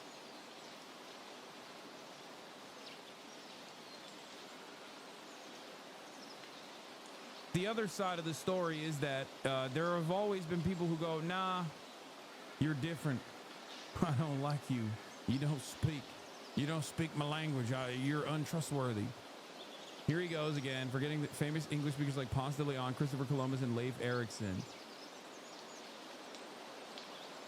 The basis for saying that all immigrants or all undocumented immigrants hate everything we stand for. It's funny that you said you're a Catholic nationalist. How did most Catholics get to America? Irish Catholics, Italian Catholics, immigration. Much of the people coming across the southern border are Catholics. Yeah, I know. I don't. So it's really funny that you say you're a Catholic nationalist, but Catholics came to America via immigration. Yeah, so immigration is good for America. Yeah, but there's the new kind of Catholics I don't like. You know, the Spanish-speaking kind. Except for the original Spanish-speaking kind of Catholics. You and I can agree. Otherwise, people of your faith wouldn't be here. No, well, we were here on this side of the world, in this continent, from conquest. We came over here, but the big surges of numbers, as you well know, because you're a smart guy, Italian, Irish immigration waves, Catholic immigration waves. Okay, yeah, and I'm not even. Are you against those? I'm not even. Were you against those? If you were alive, I'm not even claiming that immigration a lot of people is were against bad. those. I'm not claiming immigration is bad in all cases at all times. What is your claim? My claim is that immigration, especially now, and especially for foreign people that have nothing in common with us. What the fuck did a Catholic have in common with the OG white Anglo-Saxon Protestants? What are you saying? Half of the motherfuckers were escaping the Catholics, dog. What are you saying? What is this world right now? What are you talking about? And the dudes you were talking about literally spoke Spanish, motherfucker. Why do you think they speak Spanish? You think the indigenous population naturally spawned with Spanish built into their brains? What the fuck are you saying? He's like, oh, well, you know, them Spaniards coming down the southern border, we gotta fucking put a stop to that. Why are they speaking Spanish? What? None of this makes sense. None of this makes sense.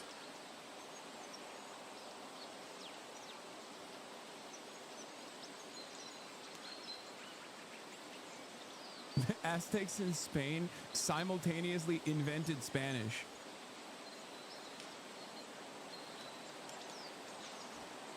It's much easier to be racist, like they are having a tough time trying to dance around it, where they don't make sense. Yeah, it's kind of funny because like the first party that came in and were like, I'm a racist piece of shit, and I think I would rather live in filth and make sure that there is not a single person that doesn't look like me and isn't just as inbred as me living on U.S. soil, right?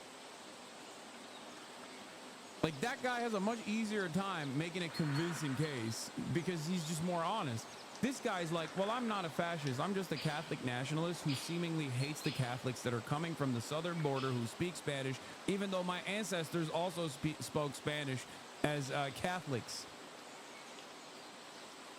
And also, some immigration is good, but others is not. And I will not tell you what is bad about the immigration because I'm too afraid of saying I'm scared of brown people. Like, that's it. It's funny you say it's especially a negative now. thing. I forgot your name. My apologies. Brian. Brian. Yeah, how many in every era there has been a Brian who says, "I'm not against immigration, just immigration now."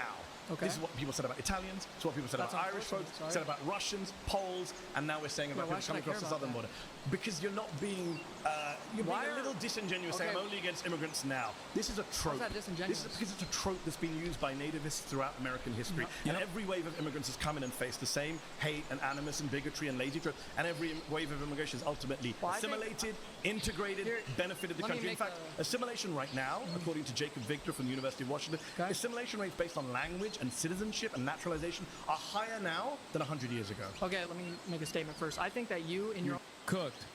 Also, second gen, it's over. Okay? Second gen is almost complete assimilation. By third gen, it's over. Every third generation immigrant actually falls into the same fucking idiotic fail son pattern that we all as American citizens have fallen into. Okay? 100%. Even the moral minority or whatever, the fucking representatives hailed as like the best minority group, East Asians specifically. Third generation. Look at TikTok. They're American, fully fleshed out, getting fucking awful grades, just like everybody else. Model minority, not moral minority. I'm sorry. That's Paul Weirich's moral majority. What is this? Pepega, I'm not Mexican, I'm American.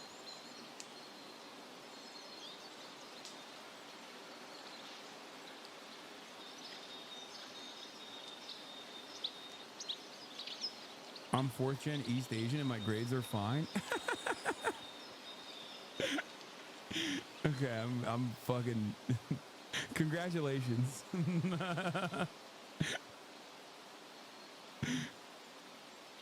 Anyway, the point is, there are a shit ton of studies on this, okay, in terms of cultural assimilation. By the second generation, it's over. Aren't fat Turks also just American? They eat burger and consume 24/7? Yes.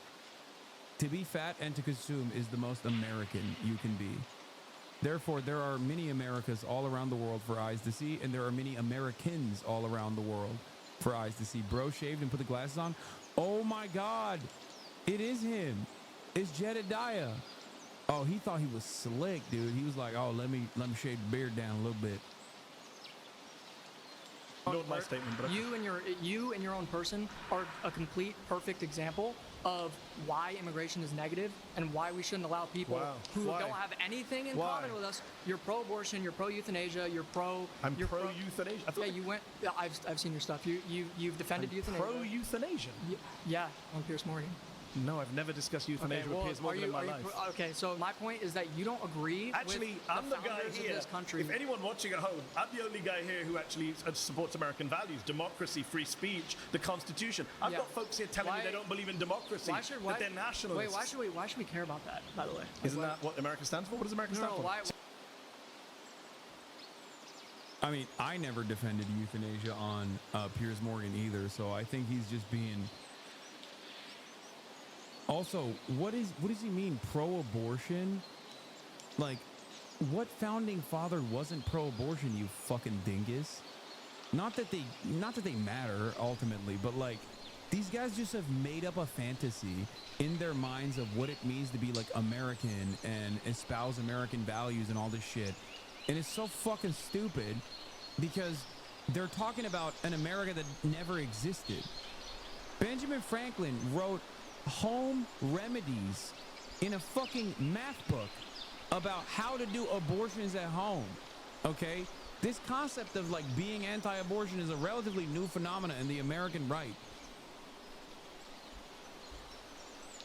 You have literally just like in your mind created a vision. Shit. What is this, Mr. Hands 01?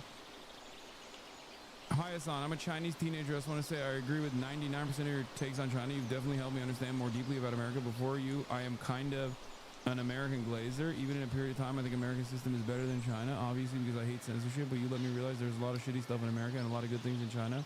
Whenever you come to China, we welcome you with wide arms. Hell yeah. Let's go. Chinese Hasanabi head. Don't worry, I'm coming soon. Dude, I'm out here making Chinese motherfuckers respect China more. That's crazy. I don't know if that's a real chatter or not, but that's probably a troll. But I'm gonna fucking, for the purpose of this argument, I'm gonna act like it's real. They got banned because it was too long. Fossabot auto-clapped them. They didn't get banned, they just got suppressed. Dude, that's wild. That's wild. I'm making Chinese motherfuckers appreciate their government more. That's nothing. You got Vietnamese glazing China. That's true. That is also true.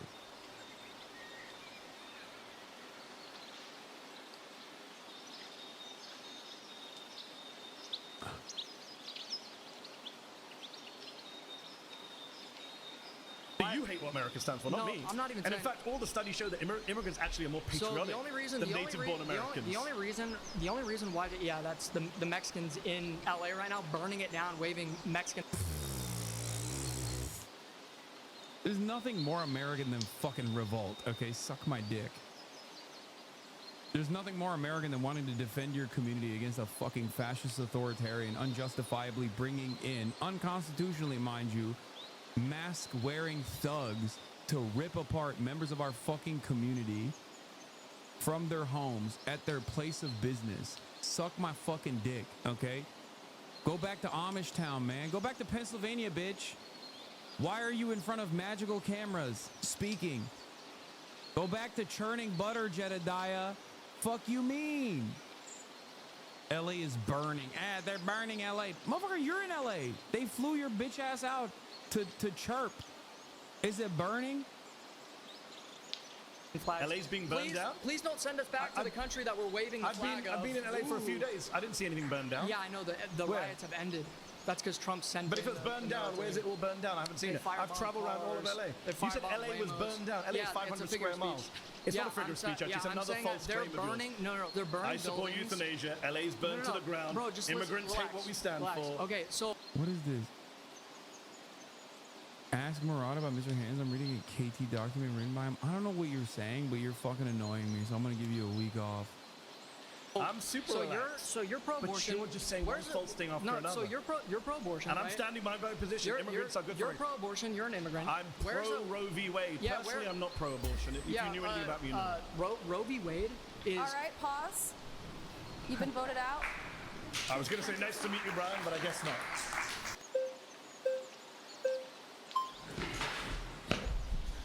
You made it. Great to see you. My name is Cyrus. Nice to meet you, Cyrus. I am also son of 2 immigrants, came in legally. I'm also Persian descent. Fantastic. Born in LA. Fantastic. Yes. Terangelis. Yes. Terangelis. Well, I am mainly upset, not at the immigrants, legal or not. I'm mainly upset at Wall Street. I'm mainly upset at the elites, the special interests. I'm with you. They are the main reason why we've been having this issue since 1965. And I understand most want to do well. There are a few bad apples, we can agree. Okay. But we want to go after the elites. They are the main cause of the problem. Love it. And just like healthcare, trade, everything. Did you know, Cyrus, that the top 1% dodge $163 billion in taxes every year, while undocumented people pay $100 billion in tax? So well, I know where my anger is again. There are issues with our tax system on the rich, but in a state like California, some taxes are too high. I used to live here, now I live in Las Vegas. Different debate. Okay. I'm saying immigration is good for America. Depends on the People taxes. like you and me overall are good for America is what I'm saying. Okay, but it depends on how it's done. Yes. It depends on how it's done. And how it's been done so for the U.S. I'm not blaming the housing crisis on immigrants, not on wages, but in a state like California that doesn't build enough homes and they're bringing immigrants in, you have to increase supply of housing. I agree. Okay, I agree. but this is where our anger is at the political class. I agree. The Democrat Party used to have a different stance on immigration 15 years ago. Bernie Sanders, Hillary Clinton. I'm not a fan of that. I'm not here to defend different Democrats. What I will say is that's our angle. What I will say is that everyone here actually does think immigration is good for America. Everyone here uses an iPhone designed by an immigrant, is on Gmail designed by an immigrant, is on a YouTube show. But this all came to a YouTube show founded by an immigrant. You wouldn't be here. But that's if it a wasn't for tiny an immigrant. minority. So though. you all love immigrants whether you like it or not. Okay, but it is a taboo subject. Should we be concerned about the demographics? So no. Anglo-Saxon, European American, 0% of America, it doesn't matter.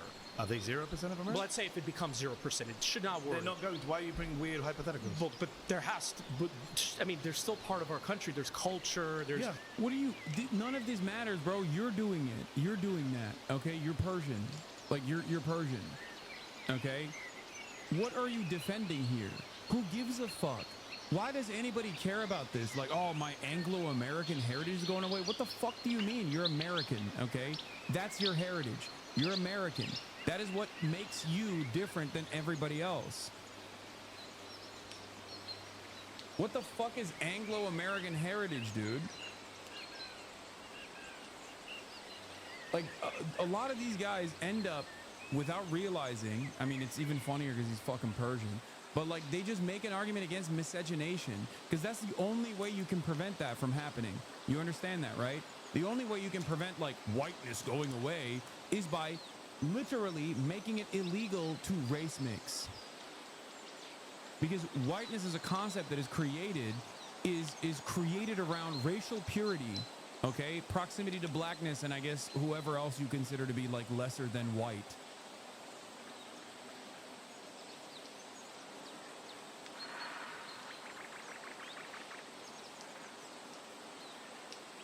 I mean, even Britain, like, I mean, it concerns me. But it concerns me when Britain is changing and it's, you know, it's like Britain's losing their changing for culture. years. But it's Who said losing their they're losing culture. their Are they? Are they going to try to? I'm from the UK. I'm telling you, no one's losing their culture. in the UK. London is going to be very little British in Who one says day. so? What's the plan? That's what we want to know. What's the You plan? just made that up. Have you been But to London? how do we know? Cyrus, have you been to London? No. So then maybe you shouldn't comment on places you don't know anything about. But what's the plan? I grew up in London. London's a very British city. I was in London a few weeks ago. Okay. It's a very British city. I hope not. I understand that there are people in this audience that don't like me or you in this country, and I respect that. There's some. Why are white boys so fucking open about their racism?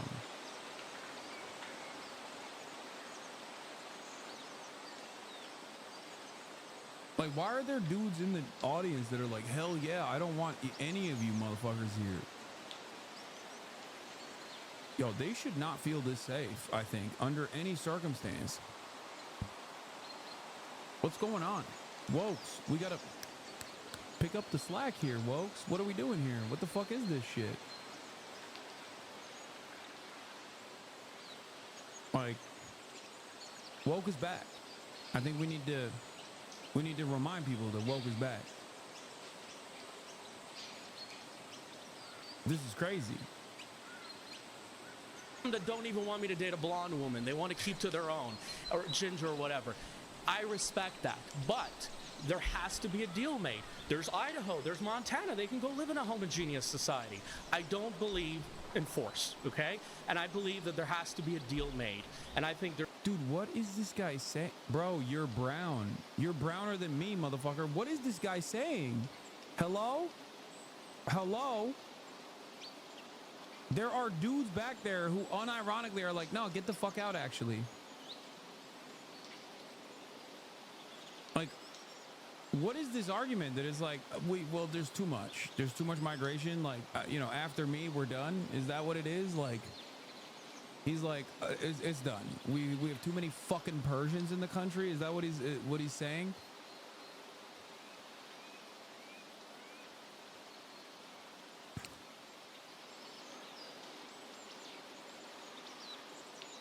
God, I am fascinated with like how diverse the racist movement has gotten. You know that meme where it's like, racists don't give a fuck what you are as long as you're racist as fuck? I feel like that's happening more and more every day.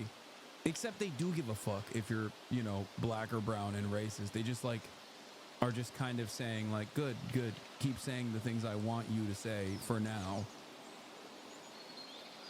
There's upsides and downsides to There's a diversity. deal made. People have elections, they vote for elections, and right now there's Donald Trump in the White House, not someone I support, but people voted for him. Well, why did he get in mainly? Because we had That's a big subject. 2016, Not sure we have time to get into that. 2016, There's a lot of Bernie reasons he got in. Sanders. Okay. Part of the reason he got in is that people in this room want people like me and you to leave, and they voted for him to try and make that happen. I'm not surprised. One of the Charlottesville marchers doesn't like me, and I've met those people, and I respect their views. You really shouldn't. Well, they're wants.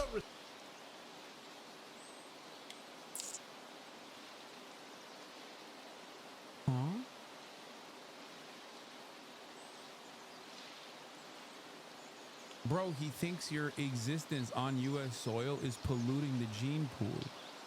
Why do you respect that? I think you should just respect yourself a little bit. Like, what? I respect the Nazi's Nazi attitude, even though he doesn't respect me. I respect that he wants me dead.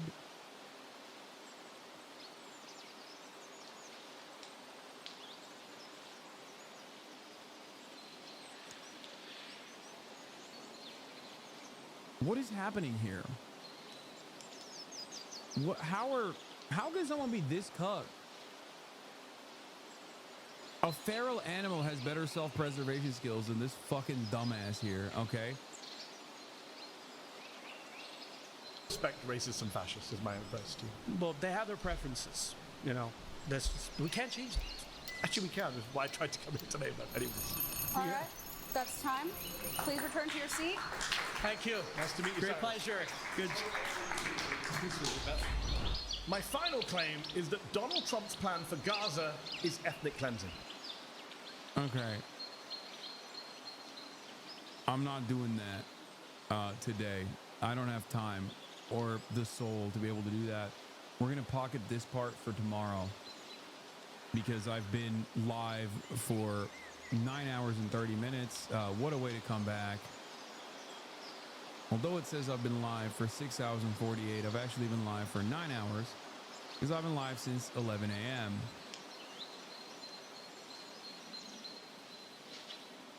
So, love you guys. Another half day. Came back with a vengeance. You already know. You already know what it is, baby. Love you all, and I will see you tomorrow. No interruptions this time. I'm going to go straight to the fucking source and do a straight up Twitch stream instead of using IRL Toolkit that is cooked right now. Anyway, that's all I got for the moment. Love you all, and I will see you tomorrow. Peace.